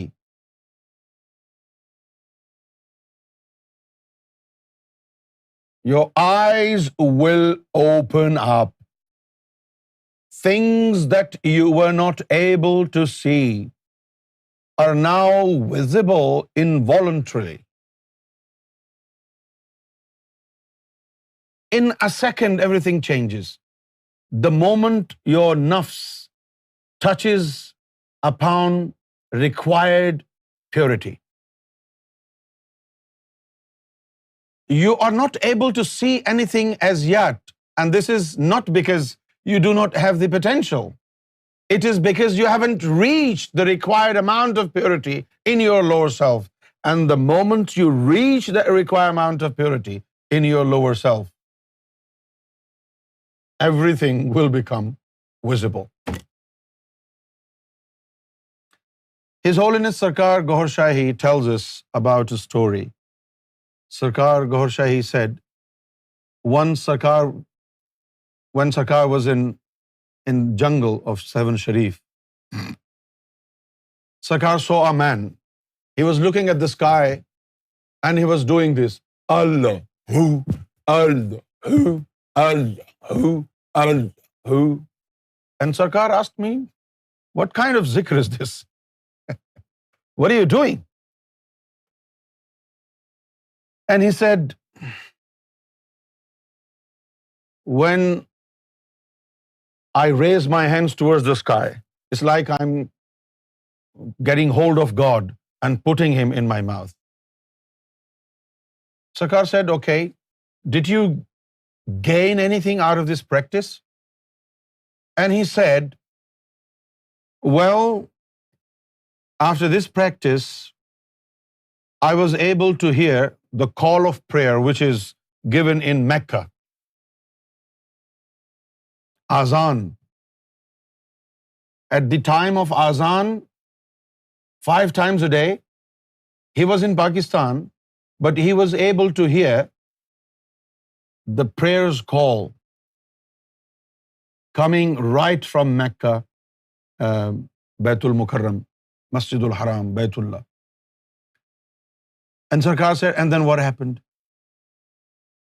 And then he said, one day I was in a boat, and there was a beautiful woman. And out of lust, I touched her finger, and instantly I went back. Just touched her finger, and I lost everything that I obtained from that practice. Right? This is to do with purification of our inner evil. No wonder the Prophet of Islam said, the battle that you fight with your inner devil is a greater form of jihad, a great struggle. Because this enemy is not visible to you. And your habits, your nature has been synchronized with the nature and habit of this inner devil. Right? You are unable to see anything in the spiritual realm, all because of lack of purity in your lower self. Like I said repeatedly, the moment you reach the required purity in your lower self, your eye will open up forever.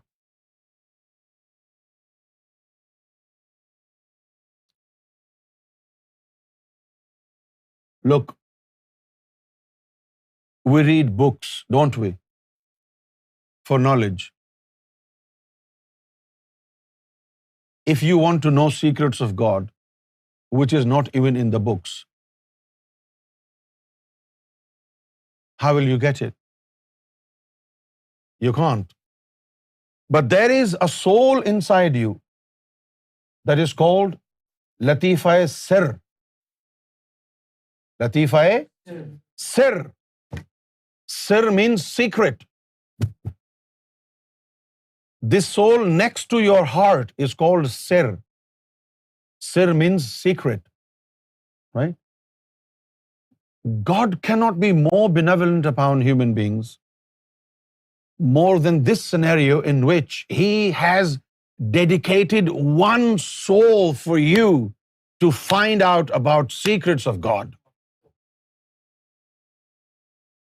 Latifa is Sir.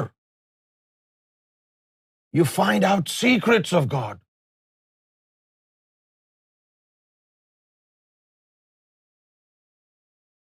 Then we have Khafi, hidden. What does that mean?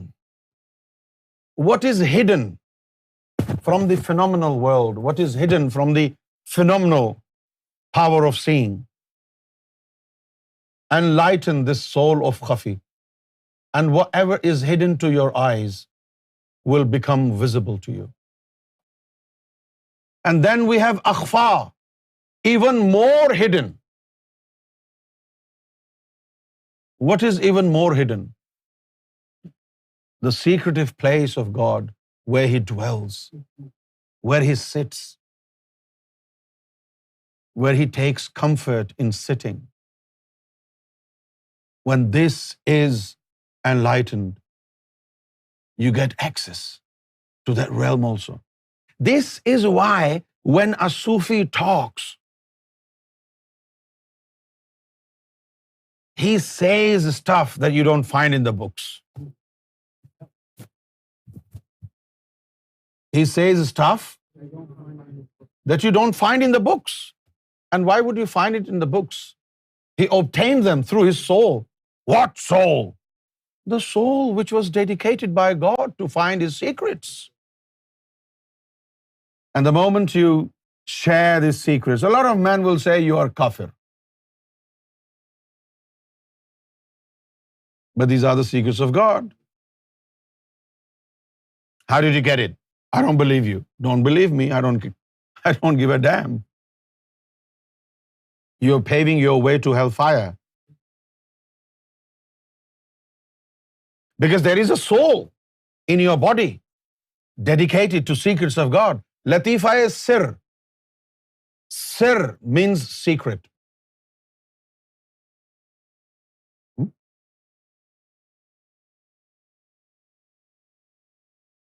So you have this potential. Now this potential is not confined to men only. It is for all human beings. Female, male, transgender, gays, lesbians, whoever you are. As long as you are a human being, you have this potential, you have this treasure of divinity buried inside your bosom. You can obtain it if you adopt spirituality. From being a man of clay, from being a woman made of clay, if you want to progress, you adopt spirituality and you enlighten the Godhead. You enlighten the soul of Ana. Ana means me, God. I am dwelling here.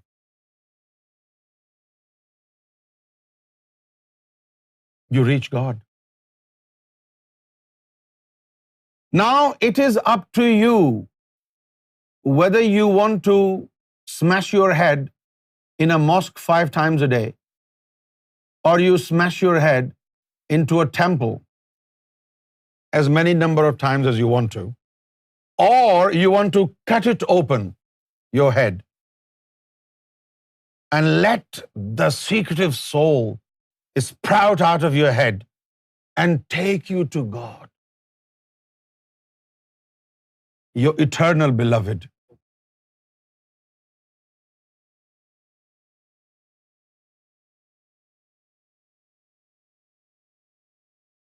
Why must you prostrate and bow your head? There is a sign. So every time you bow your head before God, you should realize why something is so important in bowing my head. Why don't I bow my leg? Well, you could have made prostration with your hands, your chest, your belly, your feet. Why must you prostrate with your head down? So that you realize one day there is something very special that has to go into prostration. Not this head, something which is inside the head. Something which is inside the head. This is why you're required to prostrate to God 5 times a day. And you are naive. You do not understand the divine tactics. Maybe God is giving you an allegory. Maybe God is giving you something to understand, some kind of gesture. Like there is something important that you're supposed to bow your head. Otherwise, why only head? I can bow my hand down for sajda, my leg, my tummy, anything. Why only head must go down in prostration? So that you can understand, you can realize something is extremely important in your head. which has to go down in prostration to find God.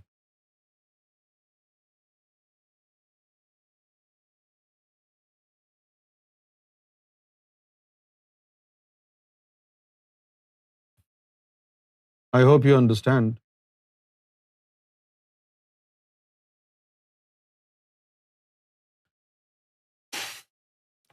Now, I want Shahid Bhai to put this on. Now look at this chart, look at this map. This is your potential. This is where you can go.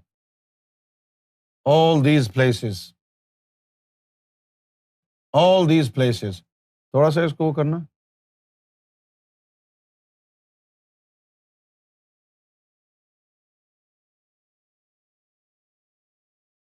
Zoom کرنا. لفظ سمجھ میں آئیں گے کیا ہے؟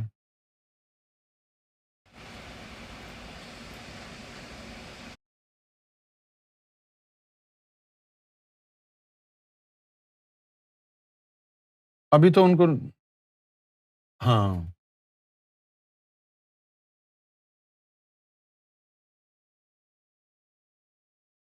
تھوڑا سا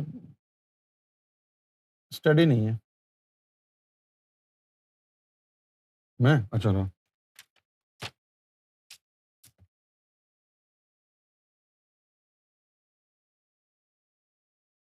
اب آپ دیکھیے but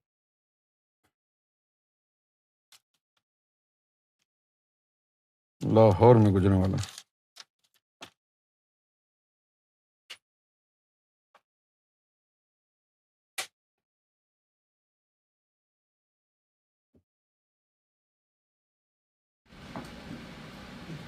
Can click on a photo and put it on the screen. Beta, we will do it when we learn to do it, okay? Look at this. Now this is Ankabut. This is Ankabut. Now this is the place where our souls are stored before our birth into this world. Right? Ankabut. دنیا میں آنے والی روحوں کا مقام. So this is the place where our souls are stored before taking birth into this world. And that's in Jabarut, the realm number 3. جب سالک کے جسے باہر نکل آتے ہیں تو اس کی نماز باجماعت ہو جاتی ہے، یعنی خود امام جسے مقتدی. When your sub spirits are released and nurtured, they come out of your body, and even if you pray alone, even if you pray alone, because of the presence of your sub spirits behind you, it will be regarded as communal play in the eyes of God. And now look at this. تجلی روح.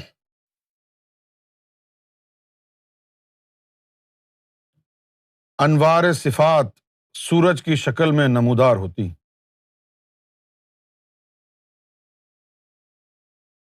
Theophanies of God that fall upon you are golden color. And when there is a ball of noor, ball of light, you will see like it's a sun. ولایت کا دوسرا درجہ ہے, second grade of sainthood. بقدم ابراہیم علیہ الصلوۃ والسلام. and you are on the spiritual footsteps of Abraham. जिब्रील के जरिए हालात मालूम करना, जैसे हम the way we have weather apps, we want to know whether it's raining tomorrow. In a similar way, if we want to know what's going on up there, how is God's mood, you can be in contact with Gabriel and ask him, and he'll tell you everything. Maqam Jibreel, Sidratul Muntaha, Baitul Maamur, Ankabut, Jabarut, and now we have this Malakut.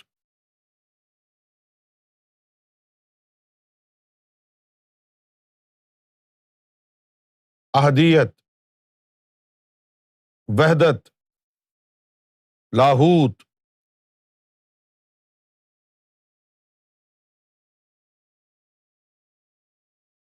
All these.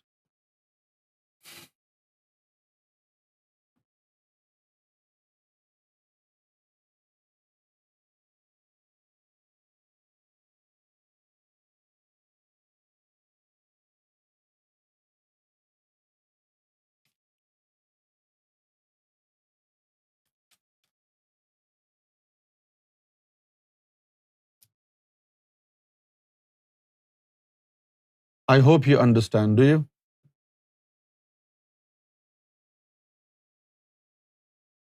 Okay, it's 1 hour or so. Let me log in again.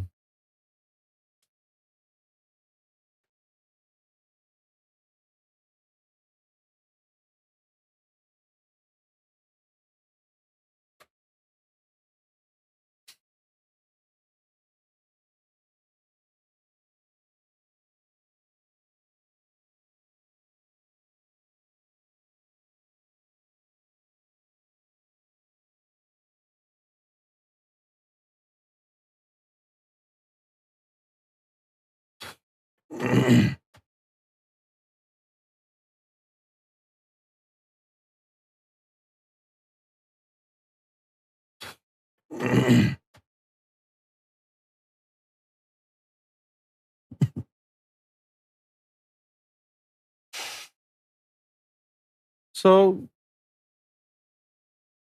you have all this potential in you. Why must you waste all your time in the kitchen? Why must you waste your life producing children, one after the other, one after the other? You're not a kids producing machine, are you? Why waste your life?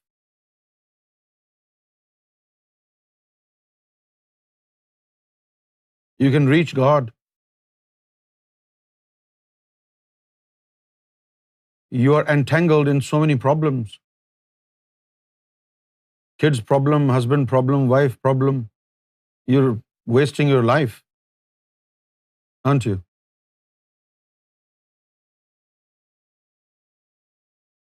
The more relations you develop, the more trouble you will get. The more relation you develop. It's better to be alone, under no obligation. Because when you are under obligation, especially from human beings, they treat you like you are their servant. They don't give you a break.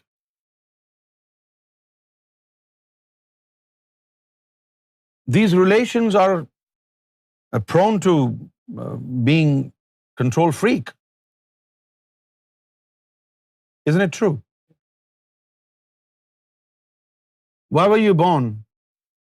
To be in the kitchen, to produce children, and then die like a kafir? You serve somebody all life, and in the end, what did you do for me?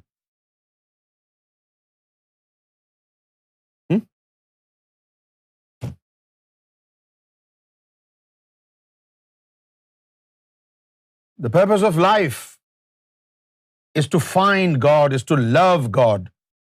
This is your life. You should be independent in what you want to do. You are the most important to yourself. Do not forget that. What do you think, Brother Steve?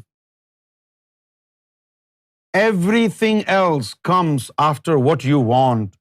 Everyone else will come after you. That's the law.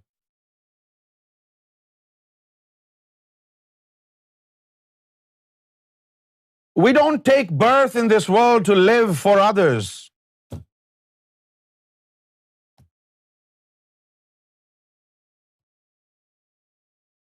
Tell me, are we born in this world to live for others? This is your life.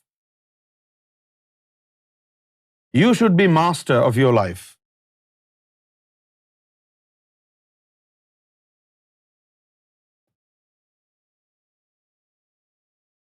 Correct me if I'm wrong.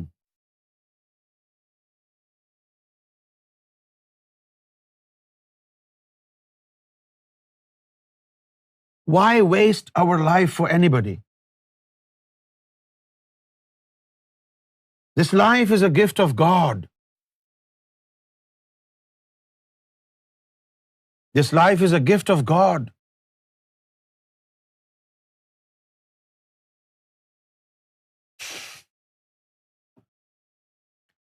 Time is short and art is long.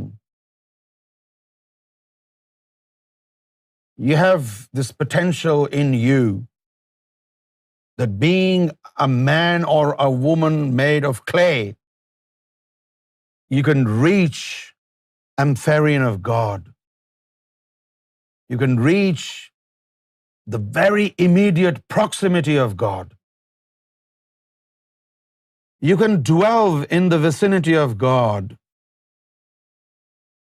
Why should you be okay living here in this container, this body made of clay, flesh and bone?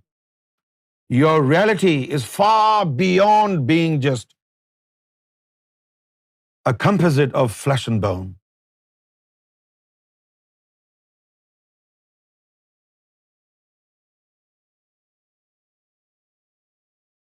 Purpose of life is to know yourself.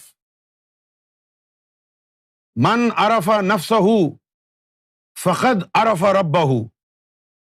One who has known himself or herself has verily known his Lord or her Lord.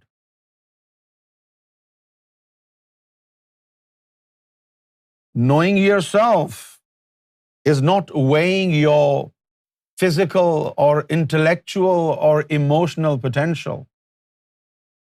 Knowing yourself is exploring the potential that God has treasured in you. Come out of this treasure like once God did. Kuntu kanzan makhfiya. I was a hidden treasure. I loved to be known, therefore I created creations. Similar way, you're also tied up in your hidden treasure that lies in your breast. And in this treasure, you have all the keys to all the secrets of God. Why do you not want to be with God, your eternal beloved? Love and life of this phenomenal world is very temporal. And in this lifetime, even if you find your love, the chances are that you will face trauma of cheating.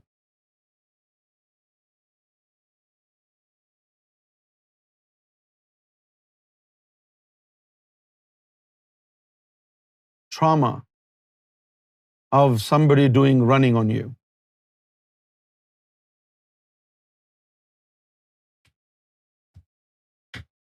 Human beings cannot be loyal to each other.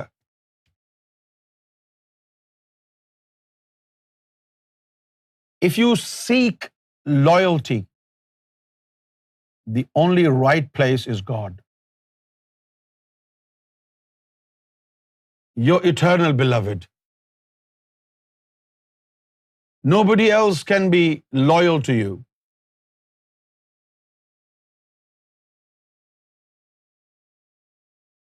Everybody has this potential. If you do not bring God in your heart, then what will happen? Somebody who is already residing in you will take control and will turn into your God, and that is your lower self. So hurry up. Find your eternal beloved.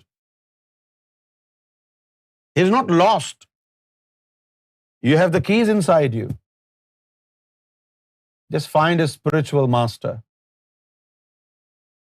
Spiritual master must be thanked because he serves like a bridge between you and your eternal beloved.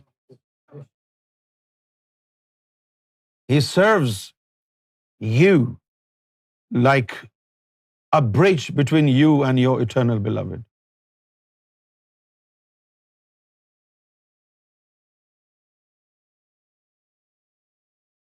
Now it's up to you whether you want to take this course as an academic experience or you really want to pursue in the way of God, in the way of cleanliness, in the path of love, path of true, everlasting union with God. Don't drag yourself in fake identities of religions. These are very earthly identities. Rely on the celestial identity what God has reserved for you. And your celestial identity is that you're a human being and creation of God. You became Hindu and Muslim and Christian and Jew after being already a human being. Before you became a Muslim, you were already creation of God. Were you not creation of God? Before becoming a Muslim and a Hindu and a Christian and a Catholic and a Jew?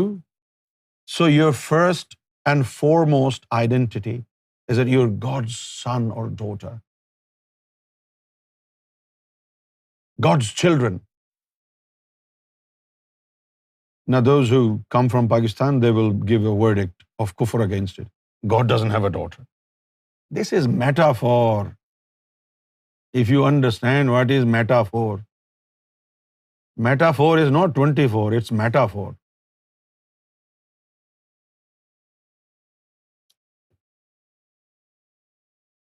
In the West, women have freedom of choice.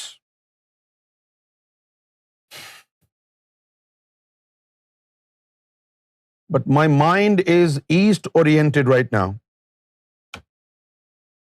So with the perspective of what happens in the eastern side of the world, I'm giving all these different pieces of advice. So maybe those who live in the western sphere of the world, right? I'm not talking about them. They may have their freedom. And it's good that they have their freedom. So they can choose for what they want in your life. But my daughters, my sisters, my mothers, I want to tell you, in the East, everything is so different. Women in the East are treated like animals or like maid, servants. The mentality of our men in the East is completely different. A husband and a wife do not live their life on on equality. A woman is supposed to spend all her time in the kitchen, all day in the kitchen, all night in the bed. That's what life of a woman is in our societies. I'm very sorry to be very blunt, but this is what it is.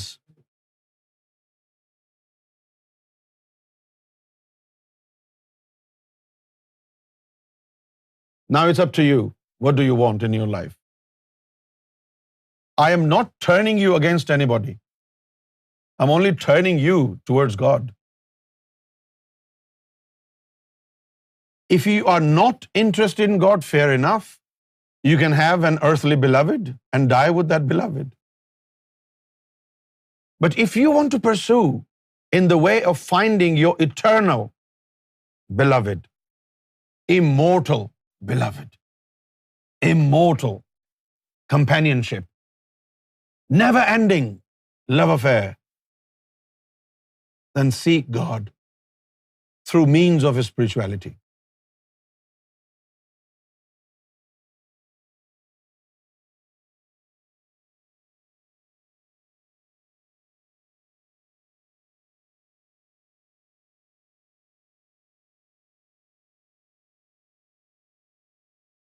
When a woman, it's all about men in our societies. If he has found a murshid, he doesn't need to ask anybody. He'll simply go, okay, I'm going, I'll come in the evening, okay? A woman has no right to ask, where are you going? Unless she's really a twitch. You know? But women, they can't even watch YouTube, ALRA TV. Their husbands beat them up. And they tell them, you can watch a movie, Bollywood movie, Hollywood movie. Don't watch ALRA TV. And they are Muslims. Does Islam give you this right to stop your wife from serving God, from loving God, from obtaining knowledge? There is a hadith, there is a tradition of the Prophet of Islam. Obtaining knowledge has been made obligatory upon all Muslim men and upon all Muslim women. But in our societies, they highly discourage women getting educated.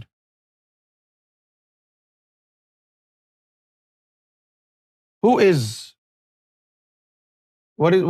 her name? Malala Yousafzai. What is her campaign? Taliban in her area shut down all schools. Taliban said, according to Islamic Sharia, women are not supposed to obtain education.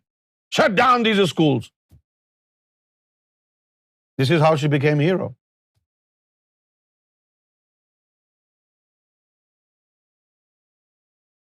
In our country, especially in the province of Sindh, women are deprived from their right of marriage. And what their fathers and their other family members do to them. You cannot marry a man. So absurd, but this is what happens. This is Quran. You are getting married with Quran. In Sindh. That's all.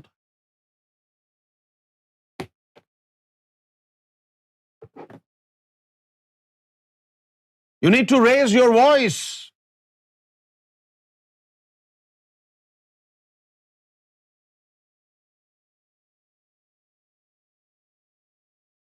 Who am I?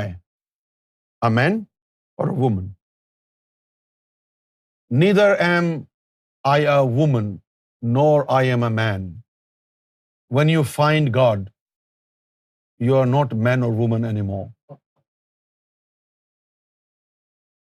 Had I been a man still, I wouldn't raise my voice for women.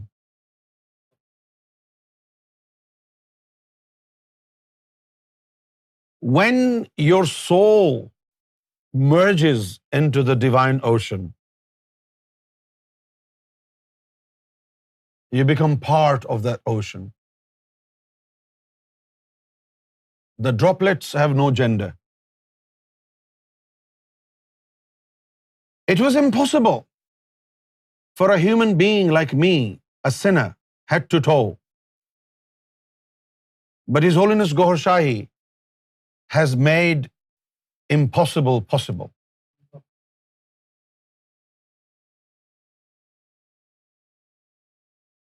And His Holiness Gohar Shahi will definitely make your impossible into possible.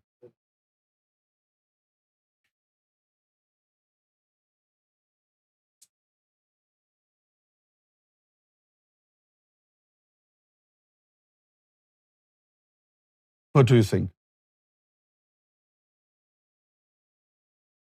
True beloved is nothing, no one else but God. There is no true love between human beings anymore. The only form of true love is God. The rest is BS.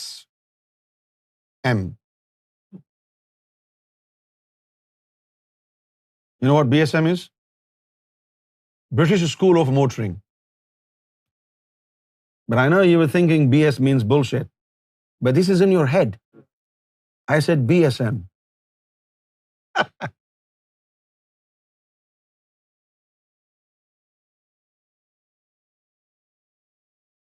Your true beloved is God. And all thanks to His Holiness Sarkar Gohar Shahi, there is way for you to meet with your eternal beloved.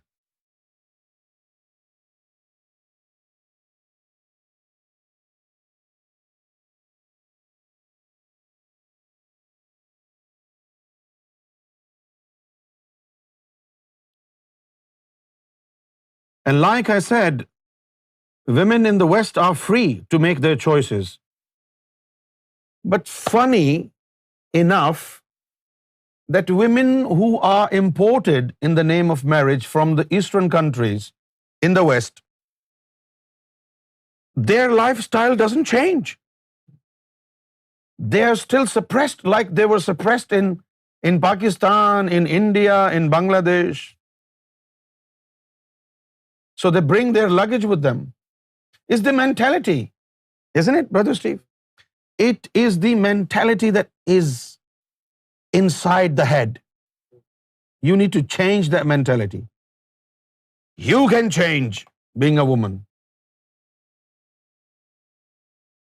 Do whatever you're supposed to do. But at the same time, do not let anybody deprive you of your right of becoming a beloved of God. You should be free in making a choice for your life. You should be free in making a decision about your spiritual life. You should be allowed to adopt spirituality. You should be allowed to educate yourself. You need a little bit of courage.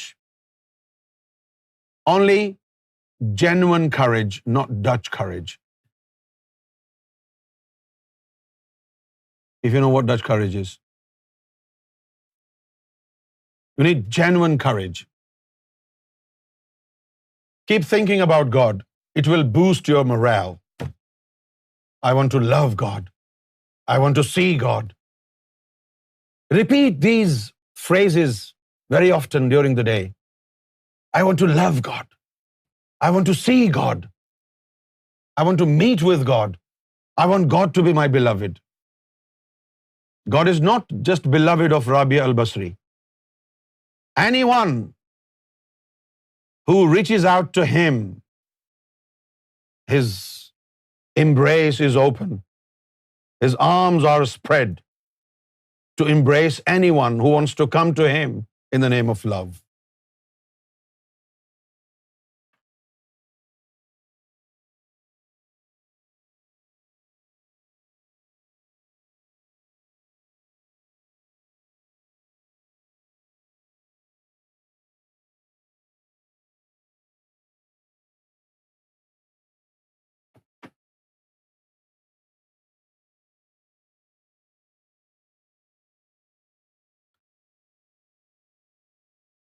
I would like to take a little break, and after the break, we will talk about modesty.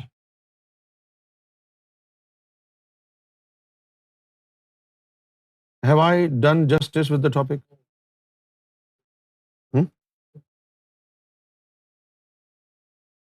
Okay, modesty needs at least 1 hour. So, well, if you learn modesty in 1 hour, that's a miracle. It's going to be a miracle if you learn modesty in 1 hour. Modesty is not just for women. Modesty is for men also. We will talk about modesty once Hafiz Nadeem is done. Nadeem bhai ادھر تشریف لے آئیے.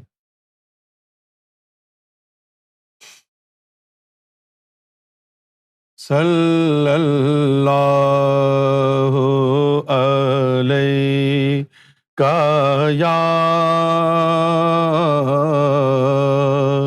یا رسول اللہ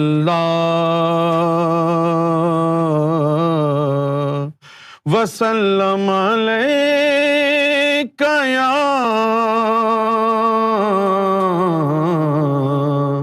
حبیب اللہ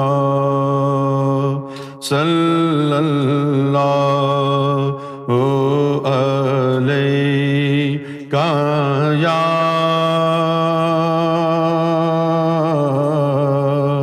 یا رسول اللہ وسلم علیک یا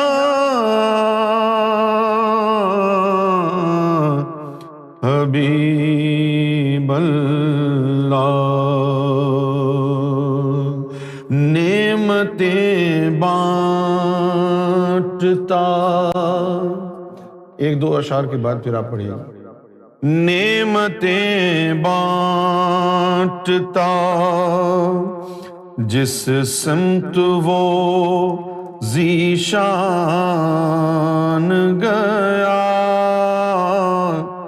ساتھ ہی منشی رحمت کا قلم دان گیا نعمتیں بانٹتا. جی ندیم بھائی.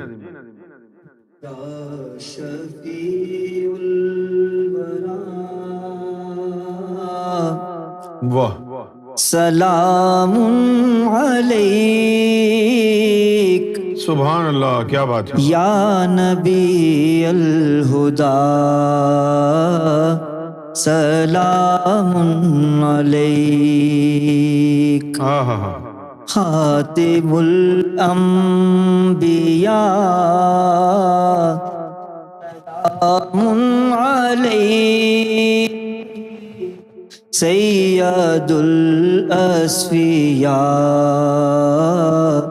سلام علیک واجب واجب علی المخلوق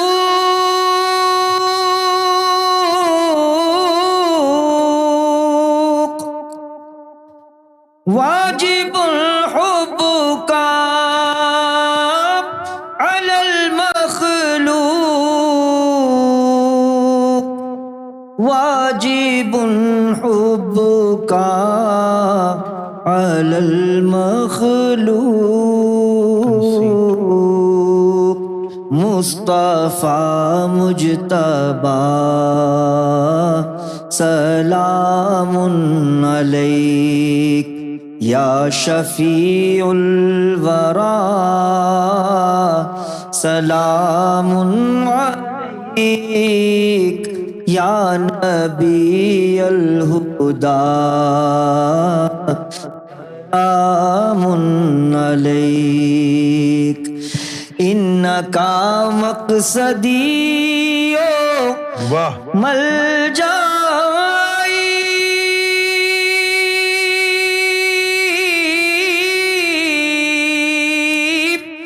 انکا مقصدی ملجائی مقصدی و ملجائی انکا مدعا سلام علیک انکا مدعا سلام علیک یا نبی الہدا سلام علیک احمد لیس مثلک احد مرحبا مرحبا سلام علیک محبت الوحی منزل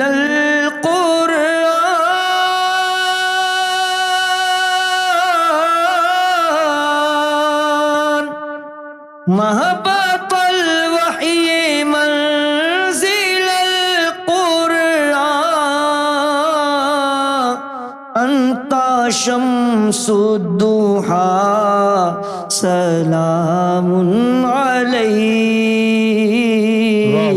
انت شمس الضحى سلام علیک یا شفیع الورى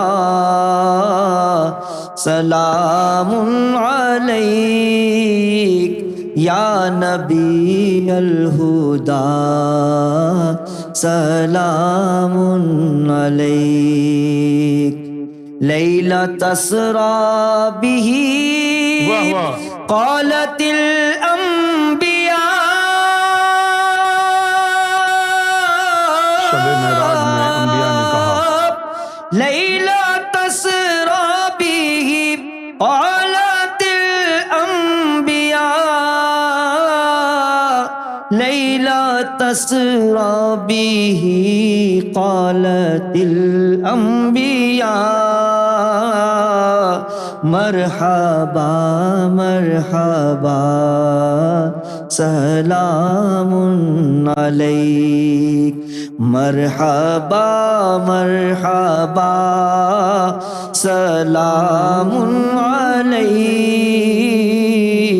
یا نبی الہدا سلام علیک سیدی یا حبیبی Molai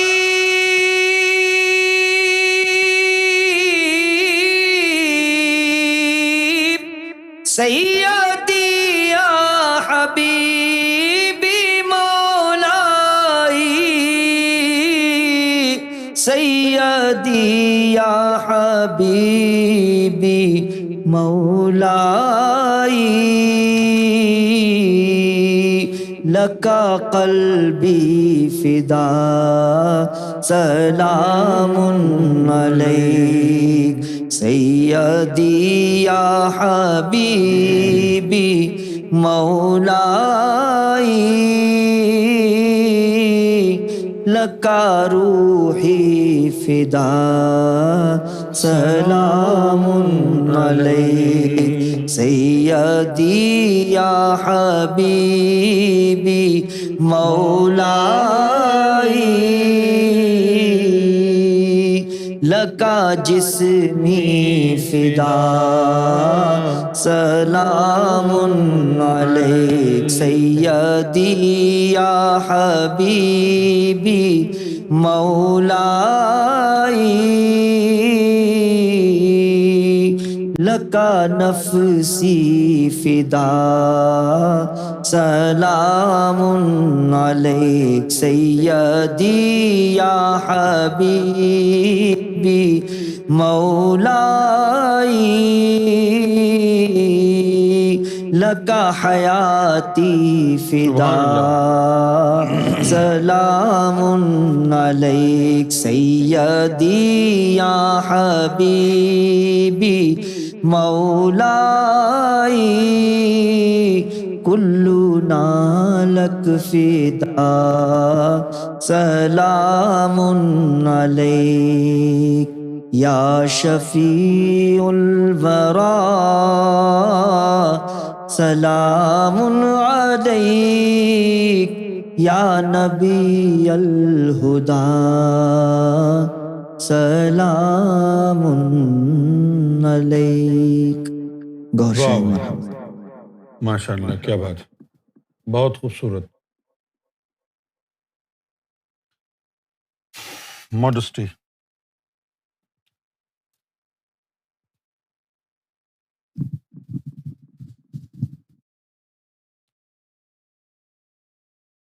modesty, according to a tradition of the Prophet of Islam said, modesty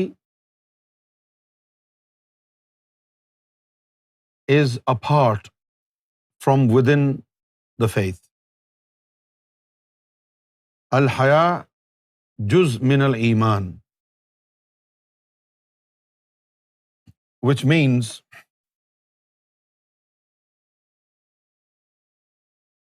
when you become a mu'min or mu'mina, haya, modesty, will be part of that nur that you will have in your heart. Haya juz min al-iman. Haya is part of your iman. And you are mu'min when iman has entered your heart. And what enters your heart as iman is God's name and its light. So those individuals who call modesty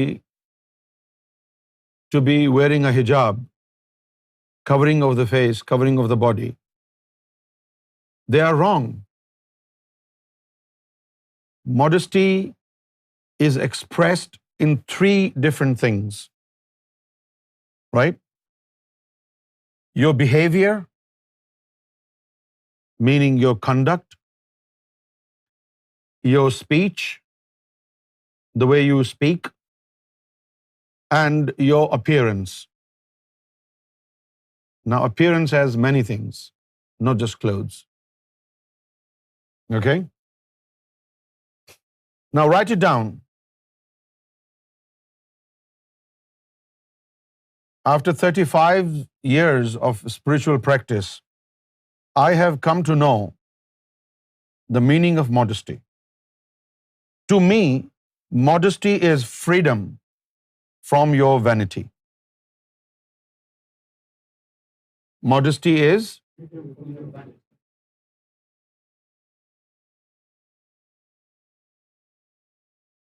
if you have found your freedom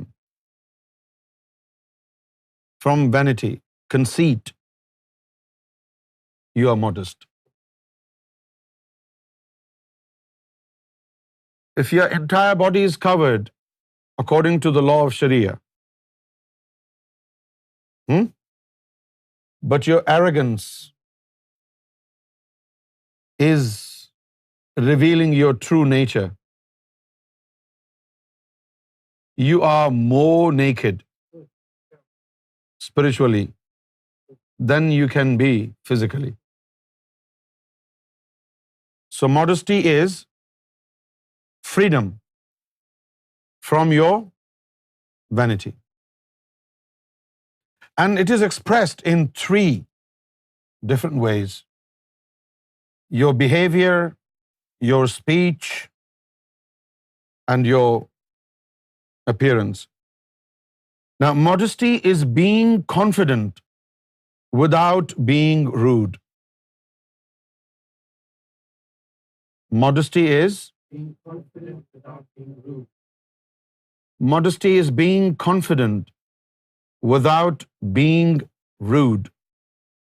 Being smart without being boastful. Being smart without being Boastful. Being a leader without pride. Being a leader without pride. Being beautiful without being vain. Oof. Being beautiful without being vain. Having self-belief whilst being open to growth. Having self-belief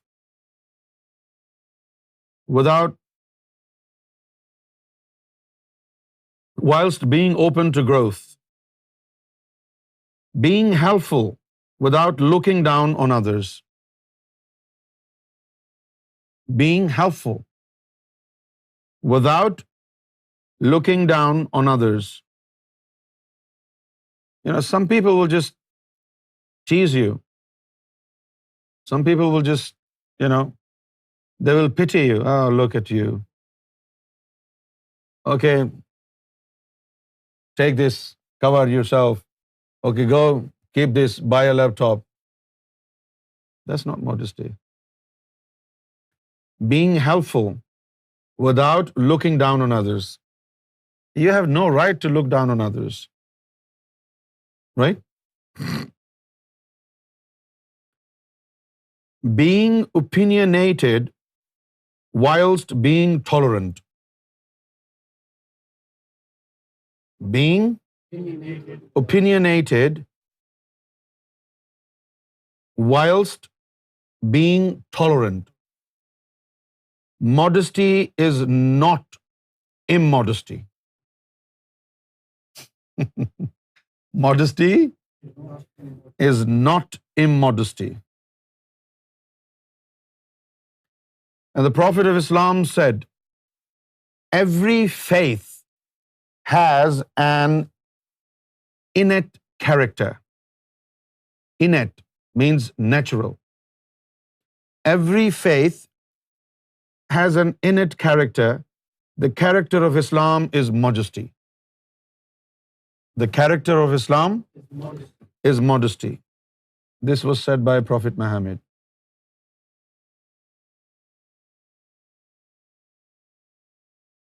Write it down, my friends. Number 1, in speech,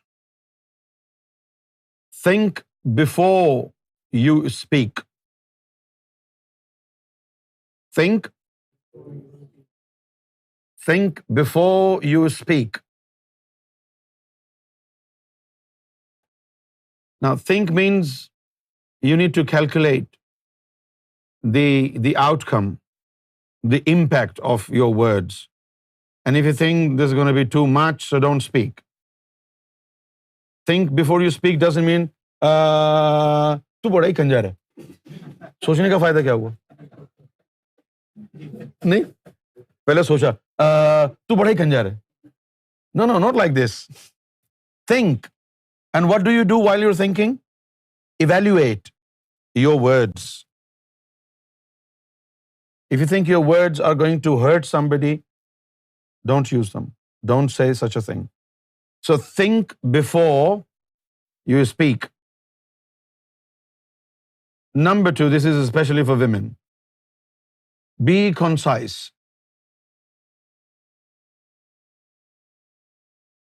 Do not be extravagant with words. Be concise. What you can say in one sentence, don't use 2 sentences for this. Because the more you speak, the more you will confuse people. Speak less.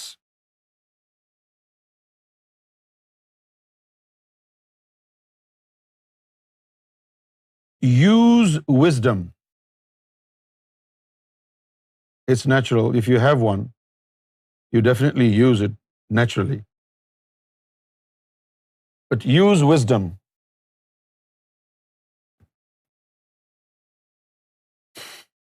Talk less and listen more.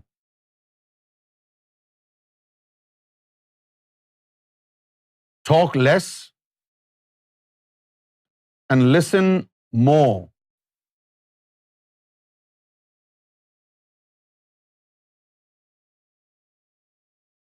do not gossip and do not slander and do not backbite. Gossip and backbite is same thing. It's called idle gossip.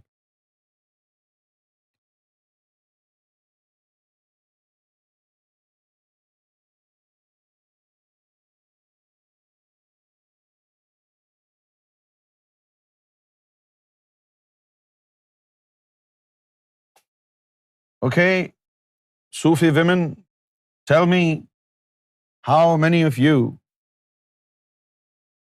can avoid gossip.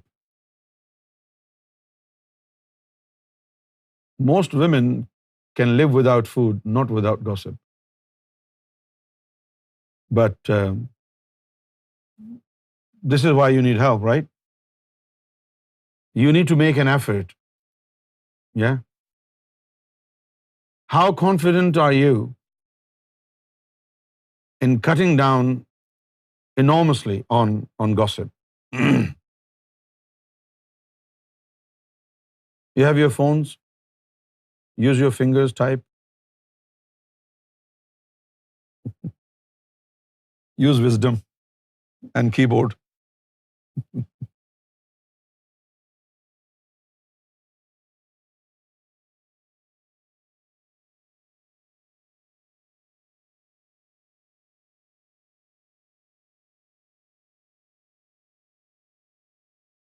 It's not just about women.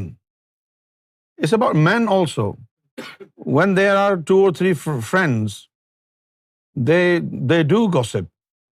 They talk about different things. It's not just women. It's both species. The entire herd is corrupted. Whether they are men or women, both.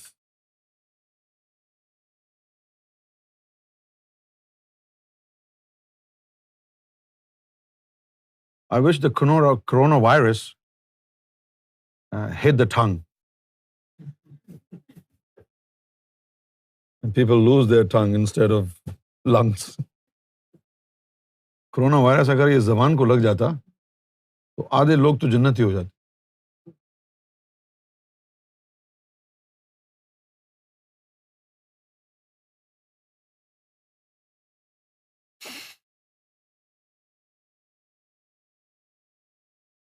Well, it is up to you whether or not you want to try. This is a women Sufi course, so we're giving you knowledge. We're telling you what is important for you. You don't need to make any promises to me. I mean, if you follow these instructions, you will be the sole beneficiary.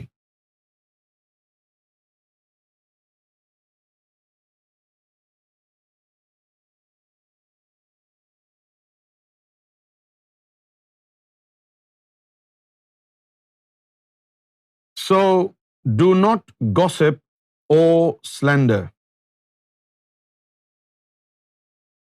And do not make stupid and mean jokes. Sometimes we make very mean jokes in which we target certain individuals and we almost hurt their feelings. Right? A joke is a joke. You can say a joke, but not a mean joke.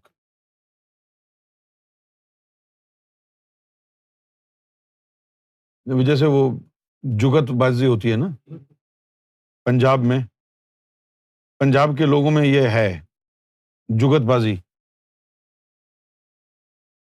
जुगतबाजी में वो इतनी एक दूसरे की जो है टांगे खींचते हैं कि आदमी जो है वो बड़ा लड़ाइयाँ भी हो जाती हैं. So a mean joke is actually for a purpose. When you want to target somebody, when you want to disrespect somebody, defame somebody, hurt somebody's feeling, you make mean jokes. So you're not supposed to make mean jokes. Light jokes, if you say light jokes, they will laugh, but what kind of a joke is it when you make people cry?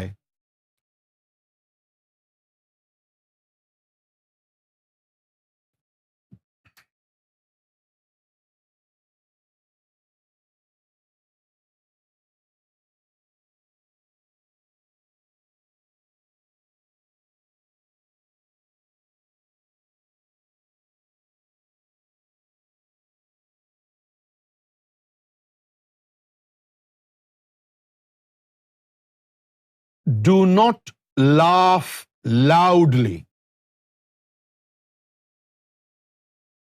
Do not laugh loudly. Some women, they do really laugh loudly.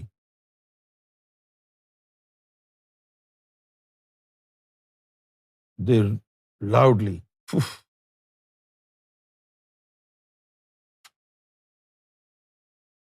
So do not laugh loudly.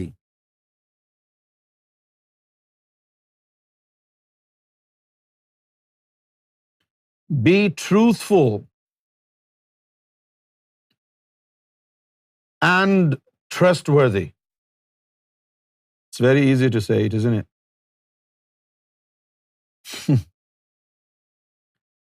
Be truthful and trustworthy.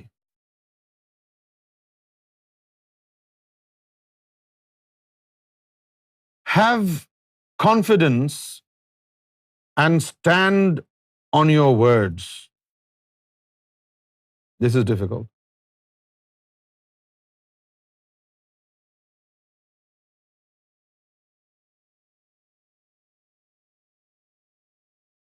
If I make mean jokes without mentioning anyone's name,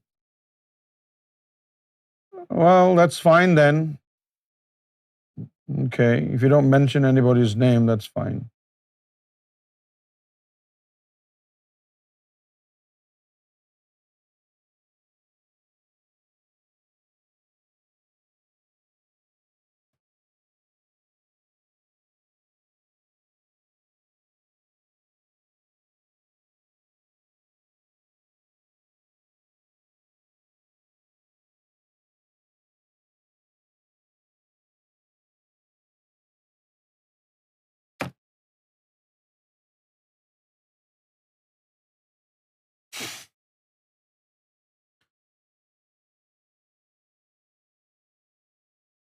Both men and women need to be modest in dress, in speech, and behavior.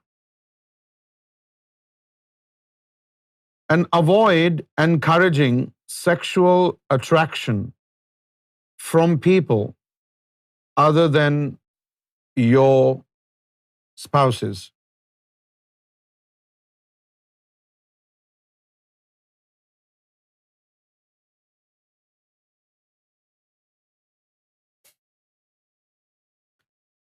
One way we show the world true modesty is to allow our outer beauty to match our inner beauty. Let me say it again. One way we show the world true modesty is to allow our outer beauty to match our inner beauty. If your outer beauty and inner beauty is matched, you are modest. Like oftentimes I tell you that you should appear before people like you are in your private. Be who you are in your private. So one way we show the world true modesty is to allow our outer beauty to match our inner beauty.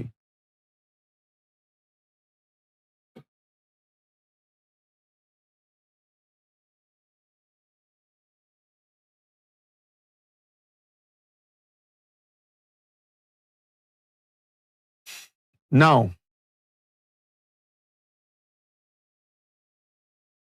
according to Quran,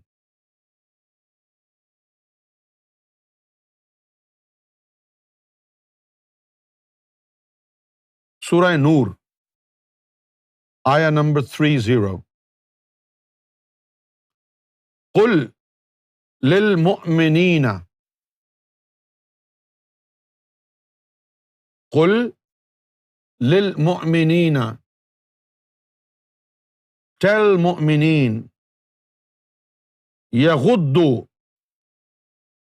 مِنْ أَبْصَارِهِمْ يَغُضُّوا مِنْ أَبْصَارِهِمْ to lower their eyes when they look at women. I mean, when they pass by women, when the women are around, according to Quran.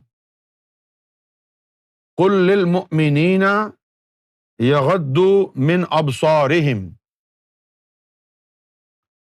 Tell mu'mineen to lower their eyes.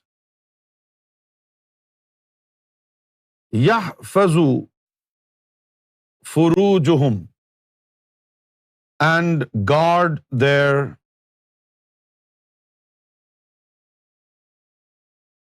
what? The private parts. ذہن میں نہیں آ رہا تھا کہ کیا بولوں. يَحْفَظُوا فُرُوجَهُمْ and guard their private parts. ذَلِكَ أَزْكَى لَهُمْ and this is pure, for the matter of purity for them. Now this is a decree of God for mu'mineen, for men. They should not look at women. When they see there are women, they should lower their eyes. Right? If you want to follow these instructions, it's up to you. This is not my opinion. This is from Quran. Okay?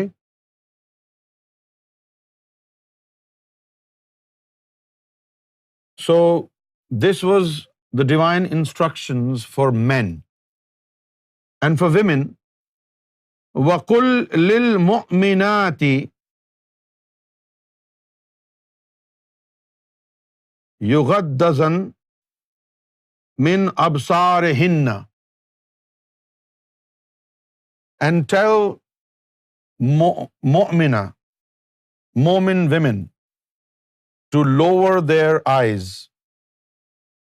Believing women to lower their eyes and guard their chastity. Right? So this is part of modesty.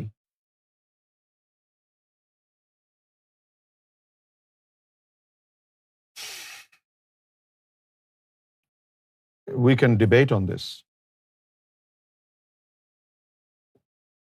But now we live in this Western society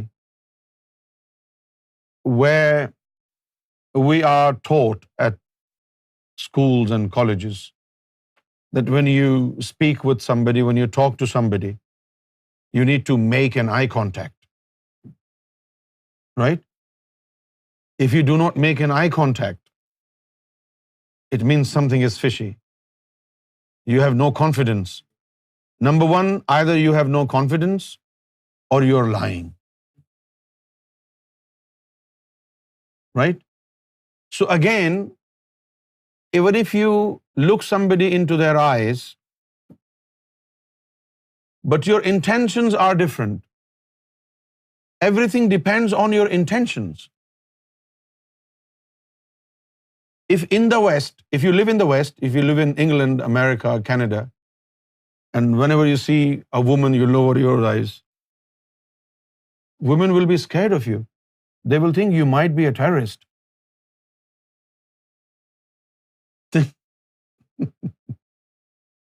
So now the problem is, innamal a'malu binniyat.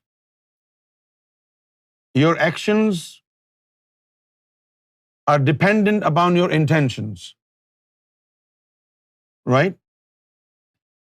If you look into somebody's eyes, because this is norm of the society, otherwise they will take you as a liar, or they will think you have no confidence. And the only reason why you want to make an eye contact with them while you're talking to them is because you are confident and they take you seriously. Then you can do it, because I believe this is to do with your intentions. Okay? Right?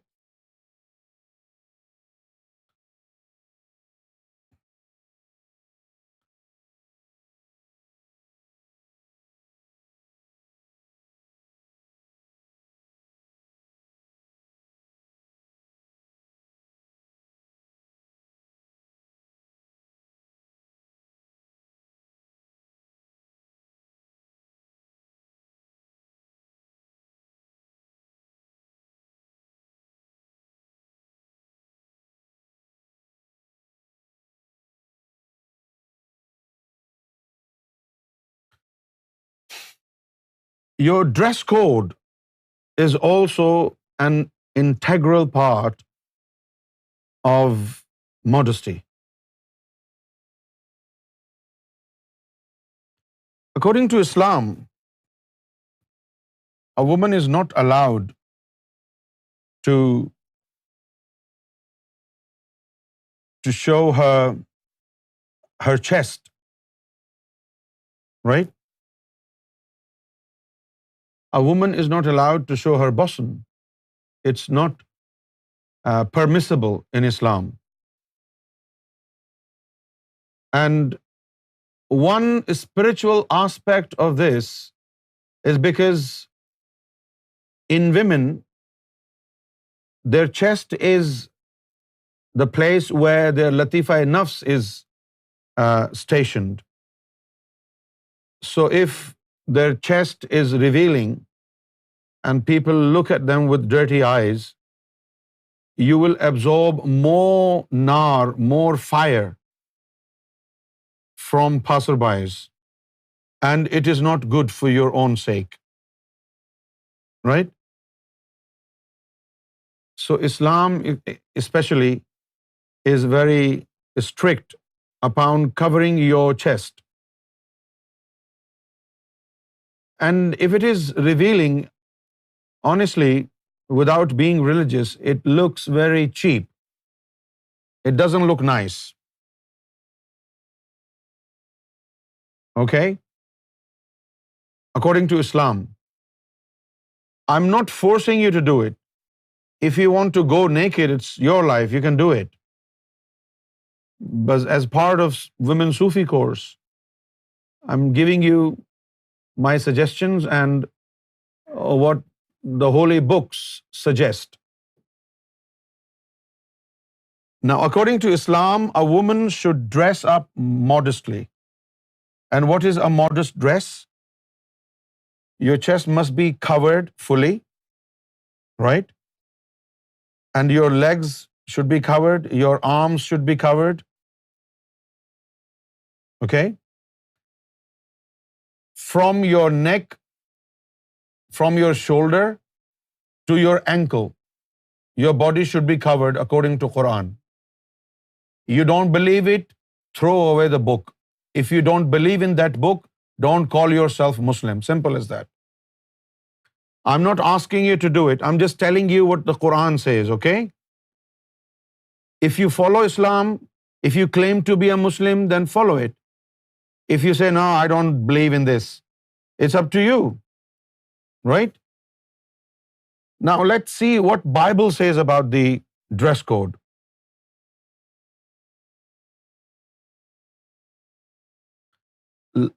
Timothy.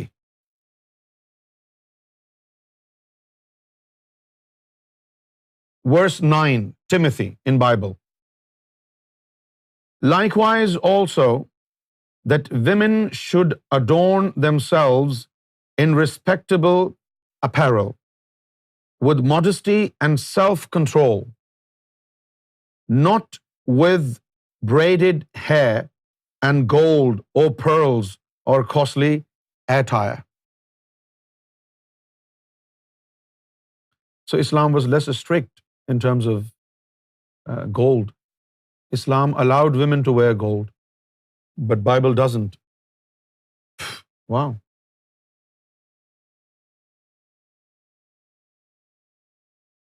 Corinthians,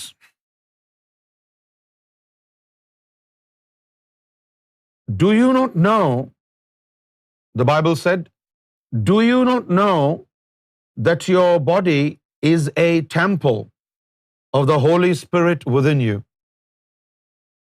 Do you not know that your body is a temple of the Holy Spirit within you, whom you have from God? You are not your own, for you were bought with a price. So glorify God in your body.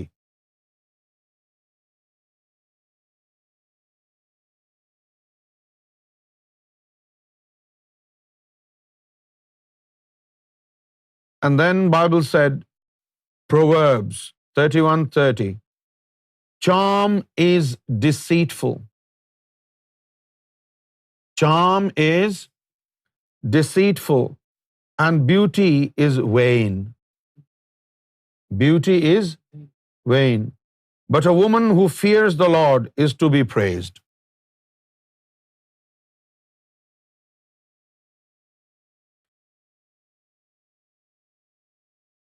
A woman shall not wear a men's garment. You know, like they have boyfriend jeans. I used to think somebody has borrowed it from their boyfriend. But then I realized, somebody told me, no. Is the name of this type of jeans is a boyfriend jean. Did you know that, Wajid bhai? Okay, say thank you. I gave you a piece of information.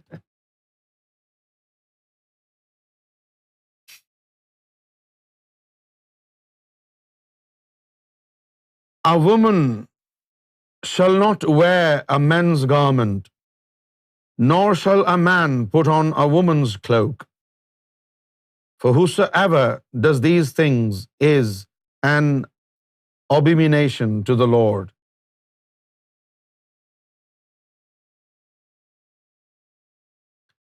Matthew, but I say to you that everyone who looks at a woman with lustful intent has already committed adultery with her in his heart.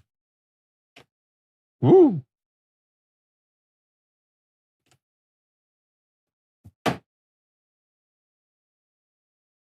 Matthew, but I say to you that everyone who looks at a woman with lustful intent has already committed adultery with her in his heart.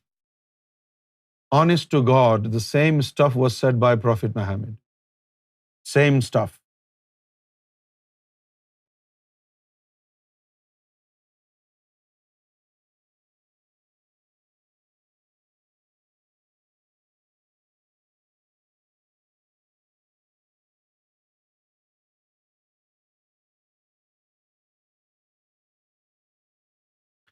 Corinthians 12:23. And on those parts of the body that we think less honorable, and on those parts of the body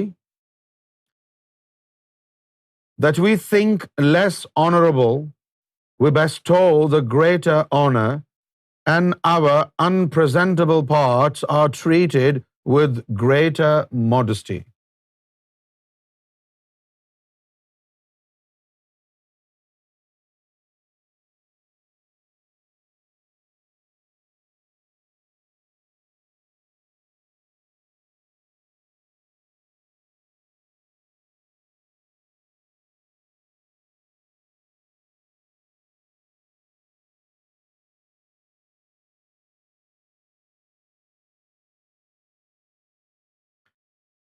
Chapter John 7:24. Do not judge by appearances, but judge with right judgment. So modesty consists at least 3 different parts. Modesty should reflect in your speech, in your appearance, and in your conduct. Simply, when you speak to somebody, you speak gently, right? Do not be imperative. Do not be commanding. Do not be bossy, right? If you ask for something, make a request. Do not forget mannerism. Even when you're angry, do not become immodest. Sometimes we, brag and we boast our belongings and we boast ourselves. That is very, very immodest. Modesty is not just about your dress code. It's about your behavior, your conduct, the way you carry yourself, your speech. Speak gently. And the way you speak shouldn't be imperative, not commanding. Right? Use the magic word. Every time you speak and you make a request, use the magic word.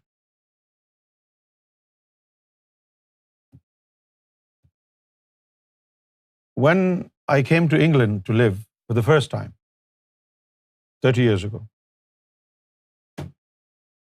2 days after I arrived in England, I went to a bank. And I said, I'm here to open my account. Open my account. And the lady said to me, where's the magic word? And I said, I don't know magic.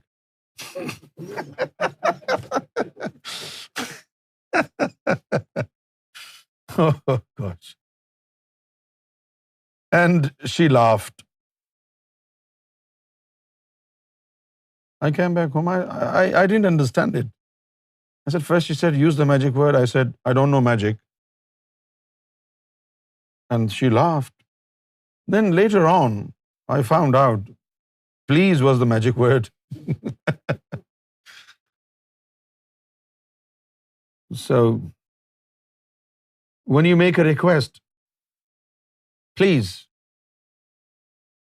use this magic word, not because it will make somebody happy, but because it's part of mannerism. And when you say please, say it in a way that it should sound like you are making a request. Some people will say, put it down, please. The purpose is lost. Please don't go there. What? Why did you say please? So when you say please, you're actually making a request. And requests cannot be made imperative. Right? Request is a request. So when you say please, it should sound like you are saying please. Our people from Pakistan, when they say please, it's like they're begging. Please. Please. Two extremes.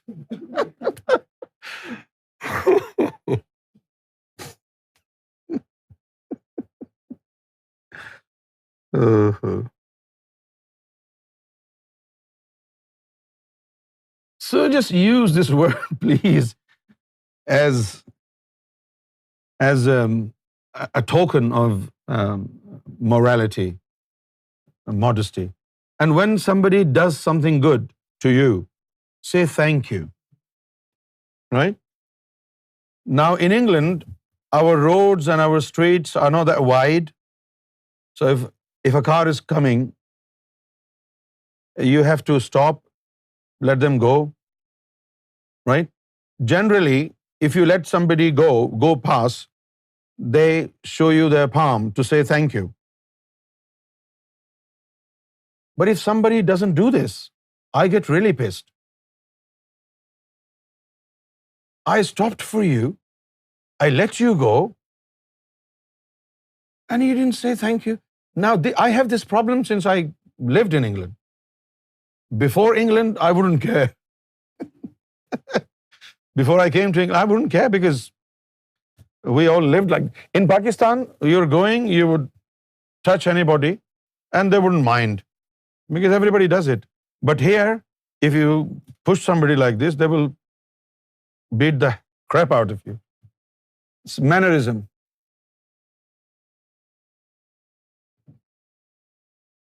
So when you say please, it should sound like you're making a request. Your tone. It's not just about the words. Sometimes the words are beautiful, but your tone uglifies them. Your tone makes it really ugly, the way you say it. If you say thank you with a smirk, what? Thank you. What? Is this how you thank somebody? With a smirk? So behind the words, there has to be a positive attitude also. It's not just about the words. Some people are only concerned about using those beautiful words. Please. What? Just look at the way you say it. Please. What? It's better you don't use this word. Don't screw this word. Thank you. Oh. Is this how you thank somebody? Thank you. Oh. Thank you. I mean, it should show of your tone. Your emotions should carry this word. These words must be soaked well in your emotions when you use them. Right? Please sit down. Please sit down. Please.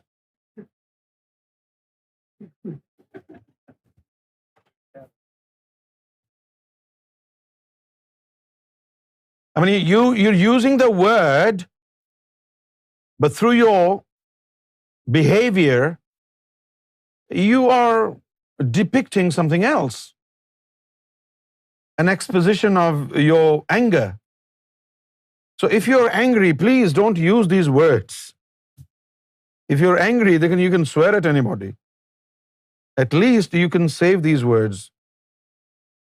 Because, you know, if you're angry and you use these words, please and thank you, they will be a connotation to this word of anger. And every time somebody will say please, you will be scared. Oh my gosh, because the connotation will travel with these words. So politeness is not just choice of good words. With those words, there has to be a positive intent and positive emotions. I would like to thank you all for being here. Thank you, you came. So there is a difference. Right? I may sound a little, amused, but this is what it is, Brother Steve. So when you use these words, you have to be, you have to mean what you're saying. اور اس کا حق ادا نہیں ہوگا جب تک آپ اس کے ساتھ صحیح جذبات بھی شامل نہ کریں. Saying a word please without its due politeness and positive emotions, there is no point saying such words. I'm really grateful. Please leave now.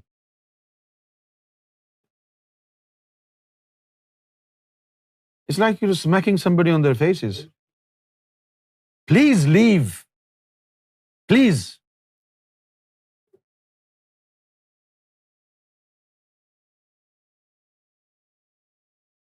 Please leave, please.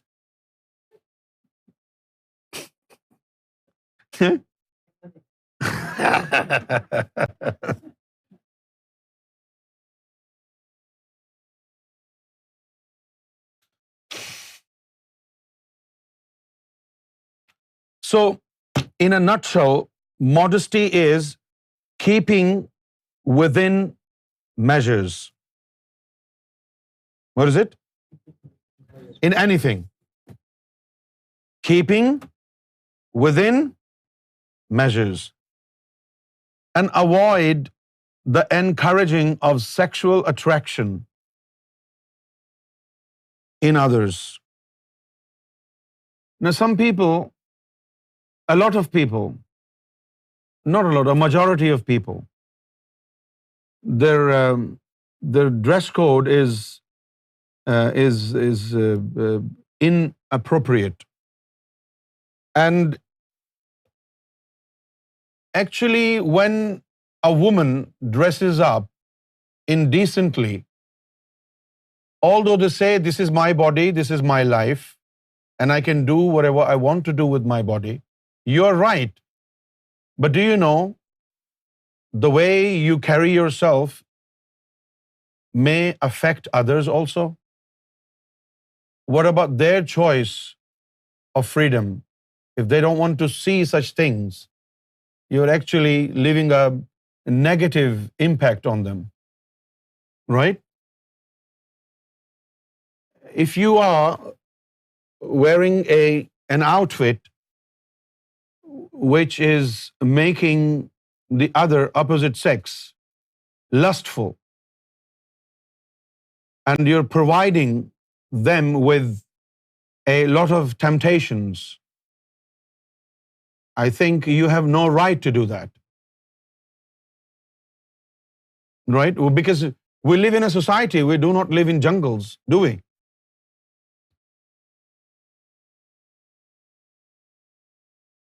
Especially a Sufi. Now, again, I want to maintain to say, these are suggestions from different celestial books. And I personally believe it is helpful, because as a human being, we just don't think about ourselves only. We are supposed to be, careful about our neighbors, about our fellow men. If something that I like to do, we should make sure that it is not hurting others. If what I like is hurting others, then I should mend my ways. I should find some other means.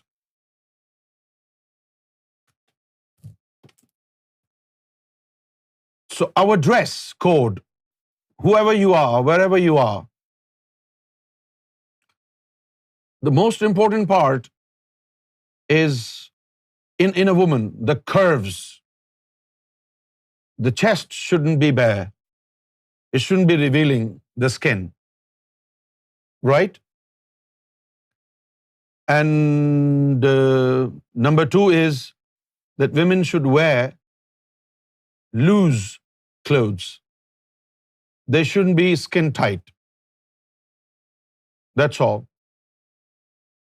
You do not have a problem if you wear half sleeves. No problem. You don't need a head cover. It doesn't say anywhere in the Quran or in any other book. You don't need a head cover. You don't need to hide your face, right? And you don't need to cover your hands. You don't need to cover this. And it shouldn't be skin tight. That's all, nothing else.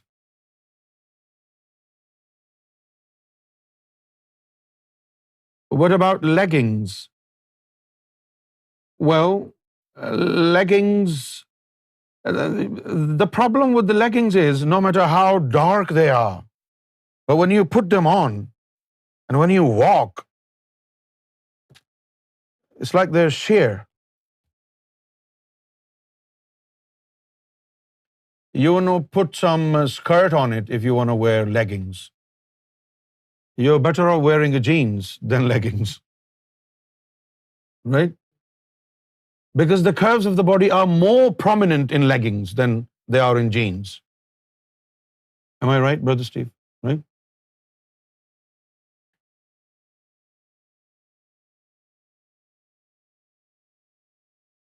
Some 50 years ago, even in the West, women would not show off their bosom. Look at those cowboy movies, Western movies from America. In those times, women used to wear long skirts. They wouldn't show off their skin. But in the last 40 years, we are more prone to exposing our skin.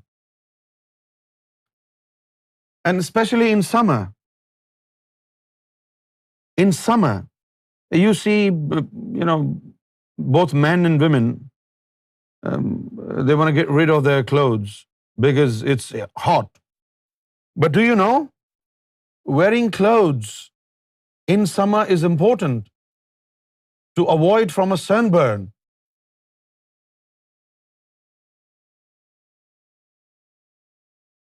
You need to check UV rays, intensity of UV rays. Unless you want to apply sun cream all over your body and walk naked in the park, that's up to you. So being modest covers a lot of grounds, not just your dress code, but also your conduct, how you behave yourself, how you speak, and all these things. I hope I conveyed my message to you. I didn't go into details, and I did not want to go into details regarding the dress code. Regarding the dress code, it's just a precaution, right? It's not something that you must do, and your progress in spirituality is completely dependent on wearing good clothes. It's just one aspect. Now, when it comes to God and His bounty, He can bless anybody even in bikini. It's up to Him. But we give you suggestions what we have from celestial books, and this is for our own protection, for the protection of our society, in order to reduce the amount of temptations that we have in our society. If we follow a proper dress code, we will be saving a lot of people from trouble. Chacha Ghalib said, जब तक के न देखा था क़दे यार का आलम, जब तक के न देखा था क़दे यार का आलम, मैं मोतक़िदे फ़ितने महशर न हुआ था.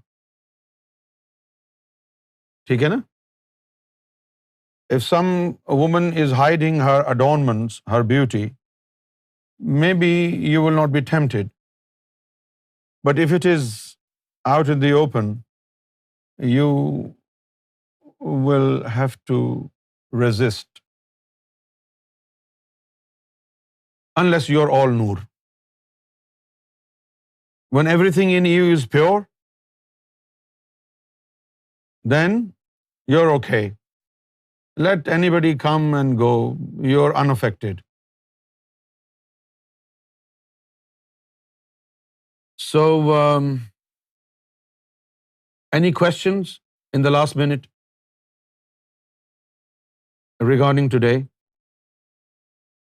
If you have any questions, please type, use the fingers.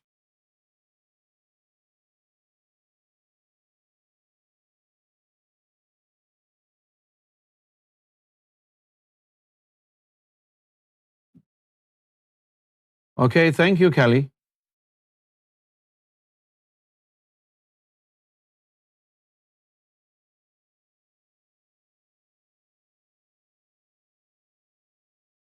But bear in mind, a dress code is not the entire religion. It's not the entire spirituality. This is one aspect. It's a preventive measure, right? Because we're trying to get rid of lust from our heart. So while we're trying to get rid of lust from our hearts, we do not want an unnecessary influx of lust coming from outside. So dress code will serve like a preventive measure. But do not think if any part of your body, especially your chest, is revealing, you will go to hellfire. That's not the case. It's just one aspect. But it's not the only thing in religion or spirituality. If you can do it and you're happy, do it. Try and hide it. If you think it's difficult for you, right, then it's okay. Concentrate more on your heart. Maybe when your heart is more enlightened, the heart will convince you better. So I don't want you to feel discouraged, like, oh no, I have shown my valuables all my life, how can I hide them now? Okay, hold on. If you have done it all your life and you think it's difficult for you, don't do it. Right? It's not because we don't want to lose customers. It's because we don't want to become a hurdle in the way of you reaching God. Just for this dress code, if you feel discouraged and you quit spirituality, in that case, please, there's a big no, no, no, no. You don't have to change your dress code. If it's a problem for you. If you can easily do it, it's fine. Have I made myself clear, Brother Steve? All right. Sisters and daughters,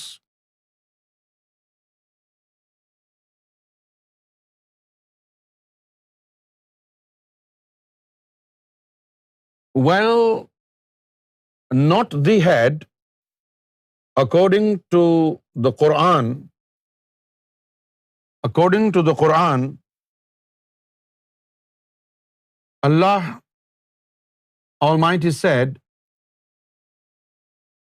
O Prophet, tell your wives, لِأَزْوَاجِكَ وَبَنَاتِكَ وَنِسَاءِ الْمُؤْمِنِينَ يُدْنِينَ عَلَيْهِنَّ.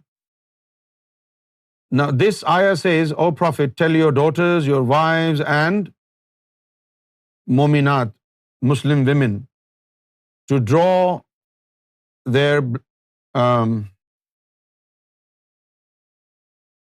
blanket, to draw their blanket over their chest. There is no mention of head. So head scarf is not mentioned in the Quran.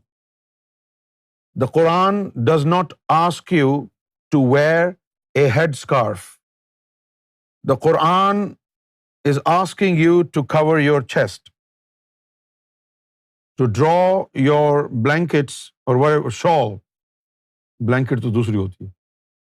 Shawl or scarves, to draw your scarves on your chest. And the most important thing is, if you cover your face, nobody can recognize you, right? Now, in the Quran, Allah said to them, draw scarves on your chest so that you may be recognized by people that you are the wives or daughters of Prophet Muhammad sallallahu alaihi wasallam. So they can only recognize you when your face is not covered. If the face is covered, how can you be recognized by others? So it is totally un-Islamic to cover your head and your face. You are not supposed to cover your face in Islam, according to Quran.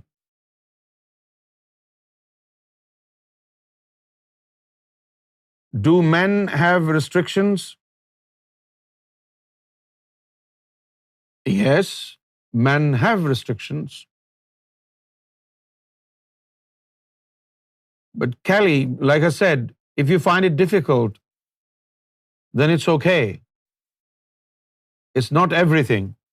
It is something.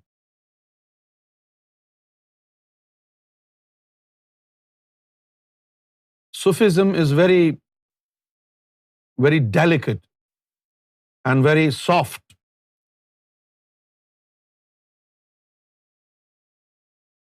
I told you it's just a preventive measure so that you do not attract more lust. That's all.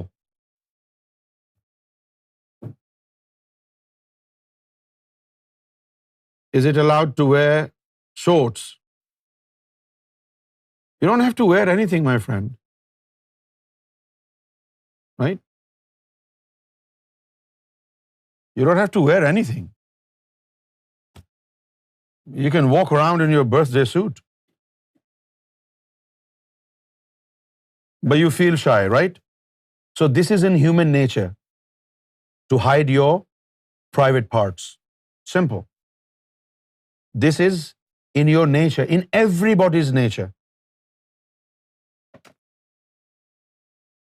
Even in the Western culture, let me be a little more open. Even in the Western culture,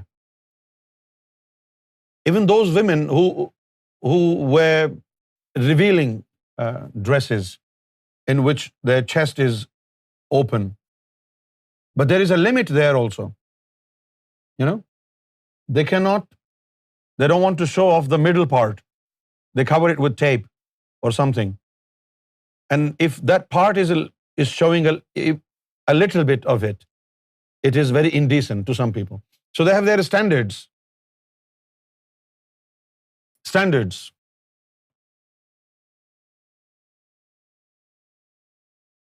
You don't want to walk naked, right? This is because this is in your nature to cover your private parts. That's all. All right, that's all for today. And tomorrow we will move forward. Hijab means hide, cover. Take care. These were suggestions, not directives. If you want to do it, do it. If you don't want to do it, don't do it. It's like a medicine. If you want to heal yourself, take this medicine. If you think you don't need this medicine, it's fine.